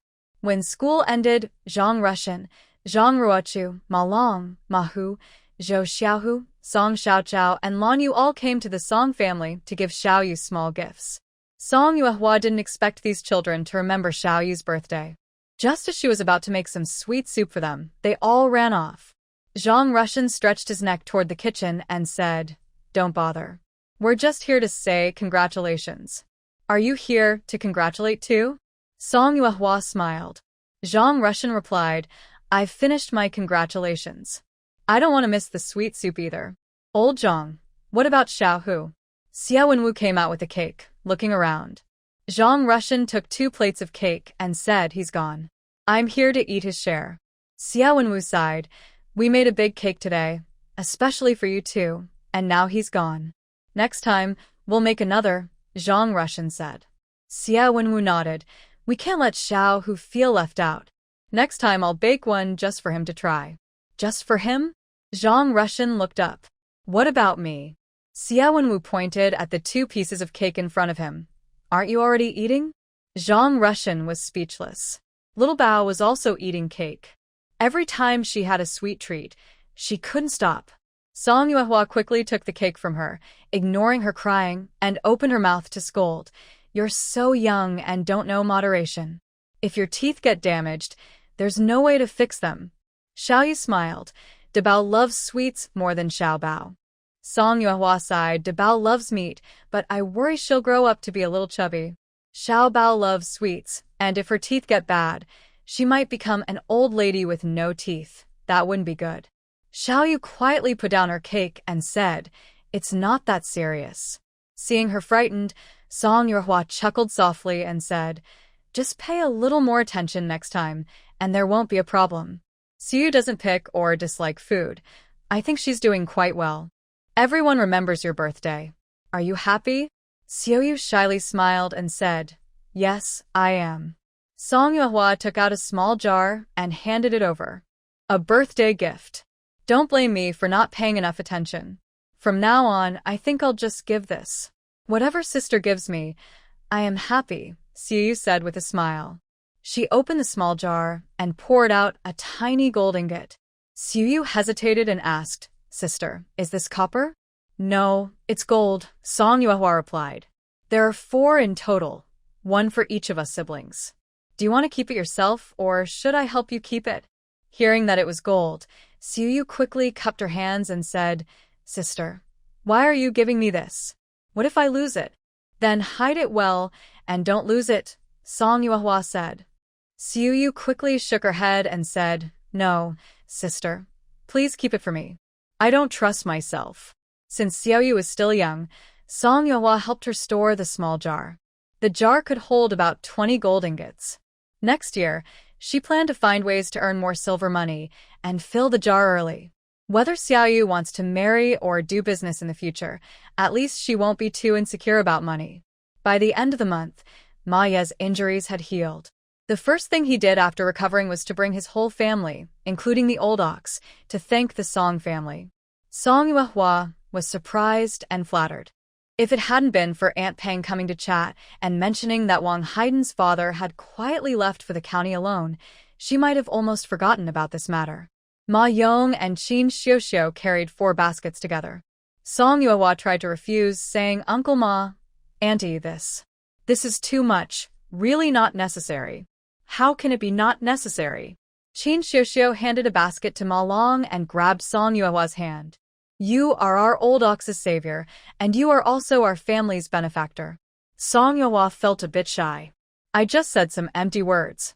Mainly, it was Grandpa Zhou's family who helped. Although she arranged everything, the main people who carried out the plans were the Zhou brothers and Ma Yong. She wasn't without credit, but her contributions were not something to be counted on her alone. Master Ma took the basket from Ma Yong and set it aside. We will thank Old Man Zhou in person. You've done a lot to help, and our family appreciates it. Senior Sister Song. You're too kind, Ma Long said, placing a large basket on the table. Song Yuehua asked Tian to boil some eggs in sweet water. Master Ma remembered the incident and sighed. Back then, if it weren't for you organizing everything so well, not only would we not have found those bandits, but we might not have found even a single hair. Song Yuehua smiled and asked, Do you feel any relief from your worries now? Master Ma's injury wasn't serious, and with rest, he would recover quickly. The main concern was that the old man was feeling upset inside. At that time, Song Yuehua told Ma Yong about the matter. Later, Tao Laifu couldn't pay, so Ma Yong thought of making him kowtow to the old man until he felt better. Grandpa Ma smiled and said, If that still doesn't make me feel better, then I guess I'm just too narrow-minded. When the bandits were caught and paid the price, Master Ma felt not only relieved but also very clear-headed. Qin Xiuxiu pulled Ma Long aside and said, You guys should learn from Sister Song. Stay calm and be smart when problems come up. Mother, Ma Long said helplessly, being smart isn't something you can just learn. Qin Xiuxiu slapped the boy. Ma Hu said, Mother. The teacher said, Near vermilion, you get stained red. Near ink, you turn black. If I keep visiting, I'll surely become smarter. Qin Xiuxiu thought that made some sense, but felt something was off. She scolded, You little rascal, how rude. The master is busy with many things. There's no time to entertain you. Song Yuehua remained silent. The group then talked about the people in Hongya village. Ma Yong said, Those 4 people were disciplined by the clan. I heard Li Laosi and Lu Mozi's legs are badly injured. Probably will be crippled. Wang Daqiang was beaten twice. Why was he the only one beaten twice? Song Yuehua asked. Ma Yong sneered. Wang Daqiang's mother knew her son was going to be beaten, so she put a hard board under his. But it was discovered, and the clan elders got angry. They took off his pants and beat him again, and I heard his whole backside was badly bruised. Also, Tao Laifu, after he recovered from the beating, went to the county to find work. He came to my house the day before yesterday and paid back 200 coins. Regarding Wang Haiden from my village, Ma Yong mentioned him and felt very angry. If it weren't for this troublemaker, none of this would have happened. Next time, I'd better not step on his tail, or I'll definitely teach him a lesson, Ma Yong said angrily. Qin Xiuxiu quickly brought some sweet water with eggs for Tian's family and smiled. Aunt Tian, your egg sugar water is so delicious. Aunt Tian smiled and said, It's all the same, there's no real difference. After drinking the chicken soup and sweet water, the Ma family stayed and talked for a while before leaving. Looking at the 4 large baskets on the table, Song Yuehua carried them to the kitchen. They contained dried fish and meat, cakes, nourishing red dates and white fungus, brown sugar, several new pairs of shoes and new socks. It's okay to accept them. In the future, she should visit more often and gradually return the gifts. Time flies quickly. The new year is coming soon. Over at Dongshan, everyone is busier. Before the holiday, they need to dry more vegetables in the sun and make some jars of pickled vegetables. Since they use a lot of pickled vegetables, they need more salt. Perfect. Xiaoyu is going to deliver embroidery to the fabric shop, so Song Yuehua takes her along to the county town. They bought a lot of red paper for the new year, 2 jars of salt, 3 small cans of soy sauce, vinegar, and 200 jin of flour. While Song Yuehua was still thinking about what else to buy, Xiaoyu suddenly whispered, Sister, is that person drinking ergotu? Song Yuehua looked in the direction Xiaoyu pointed and saw ergotu sneaking into a small alley. Stay here and watch the things. I'll be back soon, Song Yuehua said before following him. Ergotu arrived at a house, knocked 3 times, then 2 more. After a while, a woman opened the door, whispered a few words to him, then went back inside and closed the door. Erguotu turned around to leave, but bumped into Song Yuehua at the corner. Oh. He covered his chest and scolded. What are you doing? You scared me to death. What am I doing? I want to ask what you're up to, Song Yuehua asked sternly. Private matter, Erguotu replied perfunctorily and turned to leave. Song Yuehua stood still and said softly, You knock 3 times, then 2 times, right? If you don't tell me, I'll go ask. Hey.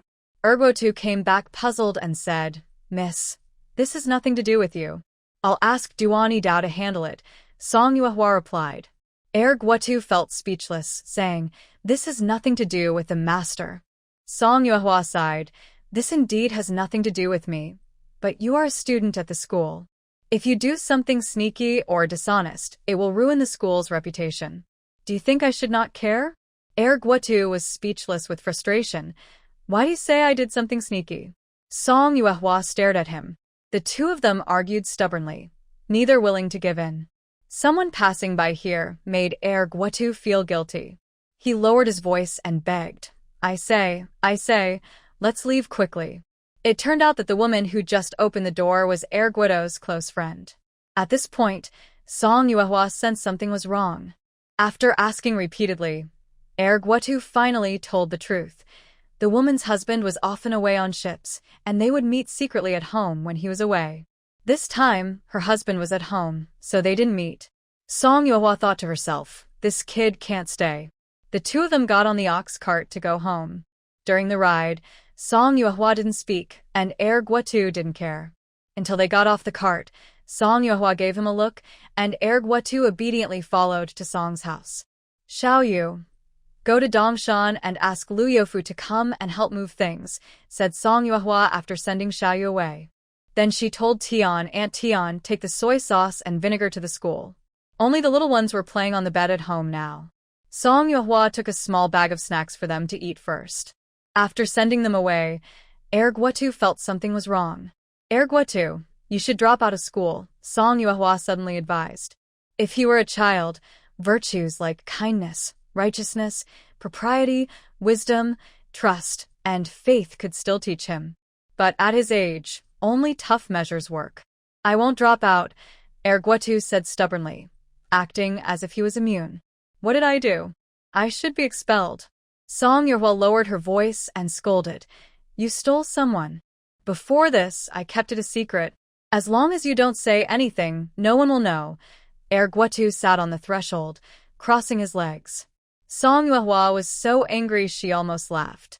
You kept it secret? How did I find out? If I can find out, others can too. Are you trying to ruin this school? Don't get excited. Erguotu finally put his foot down and promised, don't worry, I will handle this quickly. It won't affect the school. How will you handle it? Are you going to get rid of the husband too? Song Yuehua suddenly looked at him sharply. Erguotu, can't you think better of me? Do you really think I would do something that kills and silences people? Erguotu felt a bit discouraged after she said that. So, how do you plan to solve this? Song Yuehua asked. Erguotu sighed helplessly. Can I have a little secret of my own? No. Erguotu stood up and said, I promise it will be fine. Things will be resolved next year.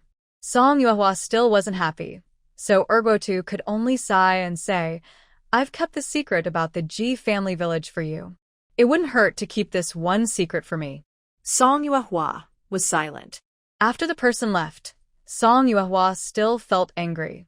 That reckless person, Grandpa Zhou, always hoped he would do the right thing, but he ended up causing such trouble. Maybe I should report him to Duani Dao? Song Yuehua looked at the few pickled vegetable jars in the yard outside and sighed softly. Maybe next year, if he doesn't cut ties with that woman, she won't hold back anymore. After Tianshi returned, Song Yuehua carried 50 jin of flour to the neighboring school. When Lu Youfu came over, he took away 100 jin of flour, and they also shared salt, soy sauce, and vinegar with him. The new year was coming at the end of this month. Recently, the work at Dongshan wasn't heavy. Song Yuehua discussed with a few managers that they would give everyone a 5-day holiday during the new year to rest at home. Lu Shui spoke up. Master, some people who don't go home for the new year, can they stay at Dongshan? Not going home for the new year? Song Yuehua remembered Ding Suigu and Wen Xiaohua. Both of them were basically homeless. Those who don't want to go back can spend the new year at Dongshan. We'll send enough rice and grains over and arrange for them to cook for themselves, Song Yuehua said. After organizing everything, everyone prepared to go back. Zhong Yi suddenly spoke. Our house has been rebuilt and will be moved into on the 15th of this month. If you don't mind, please come over for some tea and drinks. Everyone heard this and hurried forward to congratulate him. Zhou Dafu asked, has the villagers been invited? The day after tomorrow is the 15th. Usually, they should have been notified earlier, but they only found out tonight. That's why Zhou Dafu asked. Zhong Yi shook his head and said, it's just rebuilding the old house, no plans for a banquet. I just want to invite a few friends to celebrate. Brother Zhong Yi, can I go? Xie Wenwu asked quickly. Zhong Yi smiled and said, of course you can go. If you don't go, how can I have a lively celebration? Several people inside were laughing loudly. Zhong Yi then said to Song Yuehua, Master, I hope the 15th can grant me a day off. Just giving you a day off isn't enough, Song Yuehua replied. I'll give your whole family 3 days off so you can make proper plans. Zhong Yi cupped his hands and said, thank you, sir. After everyone left the Song family, Zhong Yi went to the Zhou family with Zhou Dafu. On the way, Zhou Dafu teased him, you little guy, you do big things without making a sound. Not at all, not at all, Zhong Yi quickly said. It's just 2 small houses in a remote place, so not many people notice. Plus, everyone on Dongshan is busy working, so no one talks about it. Zhou Dafu laughed loudly and agreed. After visiting the Zhou family, Zhong Yi also invited a few teachers from the school. Once everyone was there, he returned to the courtyard of the 2 small houses on Dongshan. Wu Shi knew he would be home late today. The water on the stove was kept warm. When Zhong Yi arrived, she brought him hot water for washing his face and feet. Zhong Yi took the basin from her, scooped up a towel from the water, wrung it out, and handed it to Wu Shi. They argued a bit, but Wu Shi couldn't refuse, so she took the towel and wiped her face. Zhong Yi gently smiled and helped her straighten her hair. This tender and intimate moment was just seen through the door by Xu Shi. At first, Xu Shi was shocked, but then she quickly covered her mouth and slowly retreated into her own house. As soon as she entered, Renda Hai ordered her, pour out the foot-washing water. Her husband, who had been silent all along, had become louder since getting a long-term worker job. He now spoke like a big boss when he returned home. In the past, only his mother-in-law and husband worked, and there were others at home who were free. Now, even the father-in-law had signed on as a long-term worker. The 3 of them ate in the kitchen. To ensure she could eat, they had to buy extra grain. Whenever this happened, Old Man Ren would criticize her for eating plain rice. They never thought about who washed the clothes or cleaned the house when they went out to work. Wasn't it always her? Reluctantly, Xu Shi carried the foot-washing water out of the house. While pouring it in the backyard, she happened to meet Zhong Yi. After he finished pouring water, he left. Xu Shi hurriedly called out, Zhong Yi, I saw everything. Zhong Yi stopped and asked, what did you see? You and Wu Shi, you 2 are having an affair. Xu Shi said quickly, then nervously stared at Zhong Yi's face. Ha! Zhong Yi chuckled softly and asked, Aunt Xu, what do you want to say? Aunt Xu was momentarily speechless, but still voiced her request, let me work under you, as a long-term worker. What if I refuse? Zhong Yi asked. Aunt Xu bit her lip and said firmly, then don't blame me for telling the master about your messy relationship. With your kind of complicated situation, who would dare hire you to work? After threatening, Aunt Xu felt chills under Zhong Yi's intense stare. After a moment of silence, Zhong Yi sighed gently and said, fine, let's go. I'll go with you to the Song family. Aunt Xu was silent. No, I didn't mean. Aunt Xu took 2 steps back. She only wanted to threaten Zhong Yi and had no intention of actually reporting to the master. Not going? Zhong Yi asked. Aunt Xu was confused. She couldn't understand why Zhong Yi wasn't afraid. If you don't go, Then forget it, Zhong Yi said softly. But I can't ignore what you just said. You better explain it to Rinda Hai and the Fu family. What do you mean? Aunt Shu asked in surprise. Zhong Yi looked at her and smiled lightly without saying anything. Aunt Shu felt her vision darken. She thought, why is it like this? Since Zhong Yi didn't plan to let her go, she decided not to be unjust. Aunt Shu threw down the basin, pushed open the courtyard door, and ran down the mountain toward the Song family. Zhong Yi returned to the house, told Wu Shi, and then also left the house. When Song Yuehua saw these two people, she was also very surprised. What's going on in the middle of the night? Aunt Shu was momentarily speechless, but then hardened her heart and said to Song Yuehua, Master, can you also arrange a job for me? Song Yuehua looked at Zhong Yi. Zhong Yi asked, Aren't you going to report me to the master?